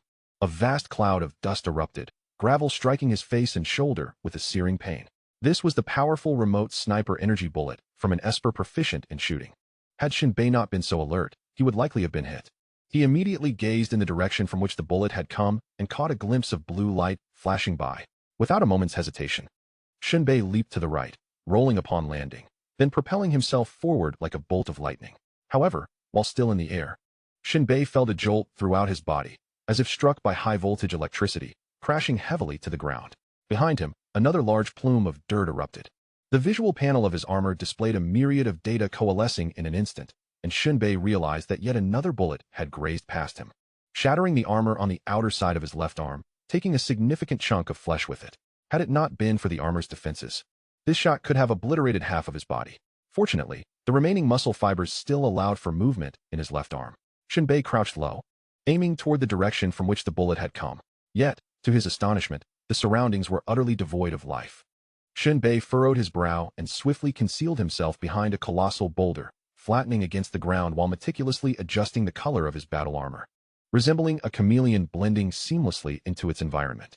At that moment, Shen Bei realized that the sharpshooter, an adept of marksmanship, was impeding his advance. This scant distance of less than 800 meters posed a significant risk. A reckless charge could result in a bullet piercing his armor, shattering it. Marksman's whereabouts. Singed strands of hair cascading before his eyes. He once again discerned the position of the sniper, but it was too late for retaliation. Shen Bei quickly retreated along the slope and veered to the side. Indeed, just 2 seconds later, a geyser of earth erupted from his previous position, the sniper's bullet piercing through the soil and soaring into the vast night sky. This shot had harnessed the power of the sniper's round to penetrate the earth atop the ridge. Had Shen Bei remained in place, the bullet would have struck him squarely in the chest. This was the second time he had narrowly escaped death. Reclining against the back slope of the hill, every muscle in Shen Bei's body trembled slightly, engulfed by a creeping fear.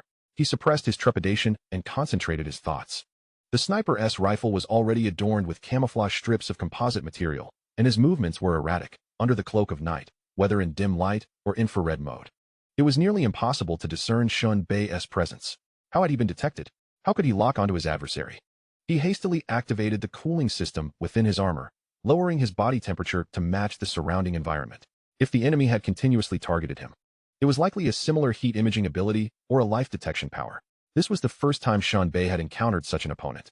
In the past, he had faced numerous formidable foes, yet this was the first time he had encountered someone capable of so thoroughly suppressing him in the wilderness and in terms of sniping. Traditional counter-sniping techniques seemed wholly ineffective against this adversary. This was an opponent possessing exceptional agility, remarkable stealth skills, and ample patience. At the moment he squeezed the trigger, only for a fleeting instant, he resolved to employ a cunning strategy.